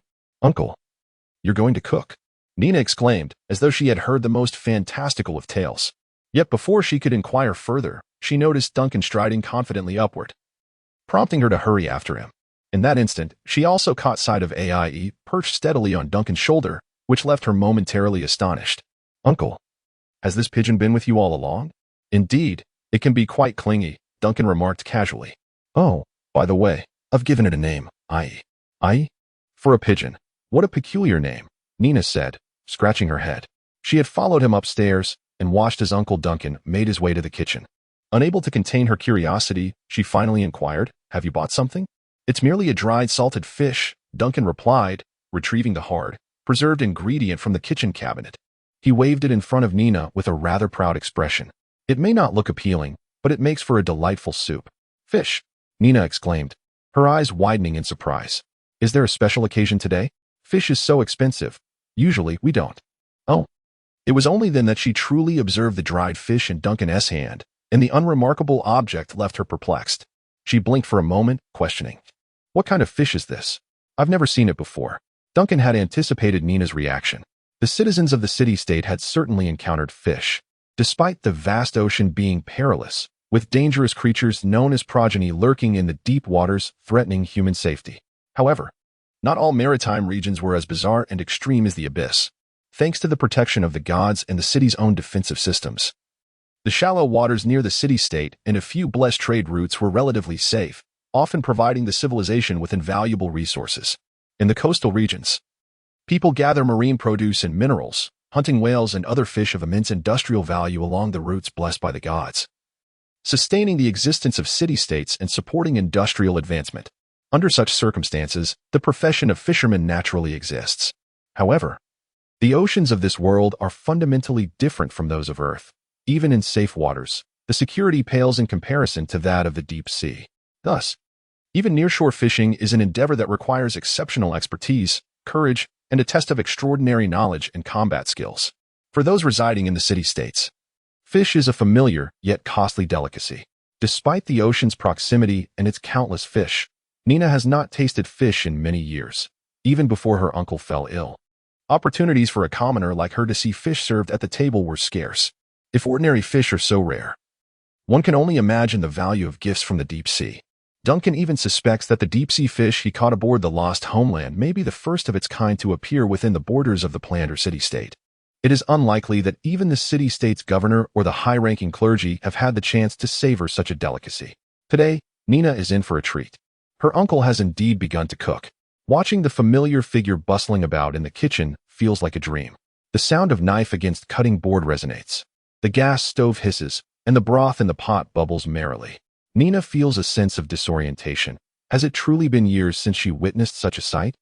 A hint of hesitation flickered across her face, and after a brief moment, she seemed to resolve herself, addressing the busy figure in the kitchen. "Uncle, tomorrow, Mr. Morris will be visiting our home." "Visiting?" Duncan, preoccupied with his culinary tasks, paused in surprise. "Mr. Morris, your history teacher?" Nina nodded affirmatively. "Indeed. The school doesn't typically adhere to such practices," she cautiously added, observing Duncan's reaction. "However, Mr. Morris is somewhat exceptional. He takes a particular interest in his students." Duncan fell silent, momentarily taken aback. The situation had exceeded his expectations. He had not anticipated encountering such a scenario while conducting his affairs as Captain Duncan within the city-state. He had contemplated interactions with the church, considered dealings with the sheriff, and even thought about engaging with the city's navy and law enforcement, his plans brimming with the fervor of fire, swords, and the 100+ cannons of the Lost Homeland. Yet, he had never included the possibility of an elderly history teacher from a public school in his contingency plans.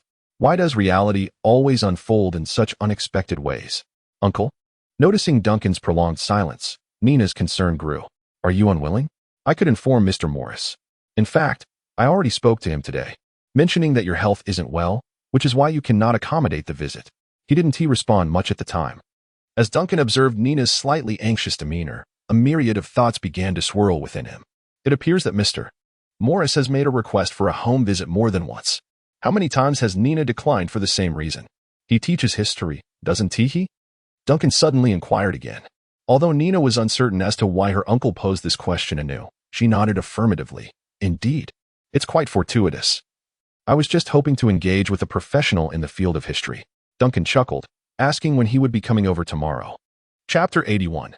Memory bias, a scholar who inexplicably found himself teaching history at a public school, well-versed in ancient history and seemingly on amicable terms with Nina, was an unexpected yet fortuitous occurrence for Duncan.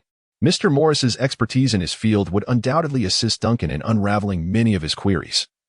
And should he cultivate a favorable relationship with such a distinguished academic, it may yield unforeseen advantages in the future. A venerable scholar of considerable standing within the city-state is bound to possess a certain influence. Nina did not ponder deeply on why her uncle had suddenly acquiesced to the home visit. She simply felt a sense of elation. The night outside deepened. The pale and frigid luminescence of the world's creation illuminating the windowsill of the antique shop on the second floor. Under the tranquil night sky, the entire city gradually fell into silence. In a world teeming with the bizarre, the majority of individuals possessed little in the way of nightlife. "Oh, very well, Uncle Duncan." Nina responded with a soft acknowledgement, approaching the dining table with a gentle demeanor. The enticing aroma of fish soup wafted through the air, prompting her to curiously twitch her nose in disbelief as she gazed at Duncan. "It smells so wonderful. Uncle, when did your culinary skills improve so remarkably? Is this truly considered skillful?" Duncan chuckled lightly, reflecting on the fact that his cooking prowess was perhaps only slightly superior to Alice's. The thought of having his skills praised was amusing. Had his previous efforts been so lacking? As Nina continued speaking, her voice gradually diminished. "Well, it's all in the past. And you have never enjoyed my reminiscing about those times." Duncan fell silent. Meanwhile, Nina quietly tore apart the hard bread, soaking it bit by bit in the delectable broth. Suddenly, Duncan reached out and ruffled the child's hair. Surprised, Nina looked up. "Uncle, my new culinary experiment has been a success," Duncan declared with utmost seriousness. Nina stared at him, her expression shifting through a myriad of emotions, thoughts swirling in her mind. Ultimately, a beaming smile broke through. "Uncle, your serious demeanor is just too amusing. Do not mock adults." Duncan shot her a sidelong glance, then seemingly recalling something, casually mentioned, "By the way, I plan to thoroughly organize the shop soon. If you come across anything peculiar or unfamiliar on the first floor, please refrain from touching it." He was preparing for the upcoming transit between locations, ensuring a smooth flow of supplies. As AI's abilities were unleashed, he found himself frequently transporting goods between the Lost Country and the antique shop, a task that was difficult to conceal from Nina's discerning gaze. Thus, it was prudent to take preventive measures in advance. Nina harbored no suspicions, quickly nodding in agreement, while Duncan continued, "Additionally, I plan to augment the staff at the shop, so that should I need to venture out during the day, there will be someone to oversee operations. This is merely a preliminary plan and may not come to fruition. But I wanted to inform you in advance to prevent any surprise should you encounter unfamiliar faces in the shop." This time, he was merely laying the groundwork for Alice's arrival, albeit just a preliminary arrangement. He intended for Alice to assist him, as her usual act of feigned panic in public was simply unacceptable. Nina gazed at Duncan in astonishment. "Uncle, you are actually hiring staff for the shop? This is significant. Do you have anyone in mind? What sort of person are they?" Duncan pondered for a moment, striving to filter out a litany of less than favorable descriptors from his thoughts before adopting a serious demeanor. "There is a tentative candidate, a diligent young lady." He reflected that, at the very least, diligent could be considered a compliment regarding Alice. Then, he noticed Nina's expression shift subtly. The girl scrutinized her uncle several times before finally unable to contain herself. "A young lady? Uncle, could it be that you?" Duncan, being a man of experience, recognized the implications of Nina's expression immediately and promptly rapped his fingers against the table. "Focus on your meal. Stop indulging in wild imaginings." Nina stifled a laugh, emitting a soft snicker as she continued to eat, her eyes widening in astonishment after tasting a morsel of fish. "Delicious." Duncan chuckled, casually tearing off a piece of bread and tossing it to a pigeon that was strolling nearby, before saying, "Then eat more. There's plenty more in the kitchen." Thus, on the quaint little second floor of the antique shop, Nina and her Uncle Duncan concluded a simple yet long-awaited dinner. He had a few matters he wished to clarify. "Nina," he said, observing the girl who had just emerged from the kitchen, having tidied the cups and plates, "there are some things I would like to ask you." "Ah?" Nina replied, intrigued. "What is it?" Furrowing her brow, Nina wondered why her uncle had suddenly brought up events from 11 years prior, yet she began to ponder nonetheless. "I was still quite young then, and many details are hazy, but I recall that day being chaotic, filled with disheveled adults everywhere. Some said there was a factory leak near the crossroads, Others claimed there was a mass frenzy on Lower 3rd Street. And even rumors spread about incidents in the Upper District.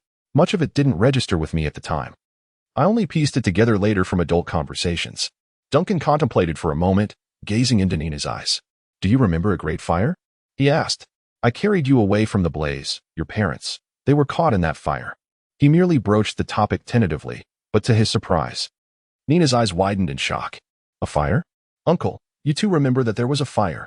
"Indeed, I recall that." Duncan, upon witnessing Nina's reaction, discerned that there was something amiss. "I remember the fire. Was there truly anything peculiar about it?" "I distinctly recall the blaze, an immense conflagration." Nina appeared somewhat agitated, hastily exclaiming. Yet when I recounted the incident to the adults around us, not a single one seemed to remember it. They all insisted that I had been so frightened that I had lost my wits, and that no fire had ever occurred. As I matured, I even sought out the newspapers from that time. At this point, she paused, a strange expression crossing her face as she slowly shook her head. Yet even the newspapers made no mention of any significant fire. All records merely stated that a factory had experienced a leak, causing widespread hallucinations due to chemical substances.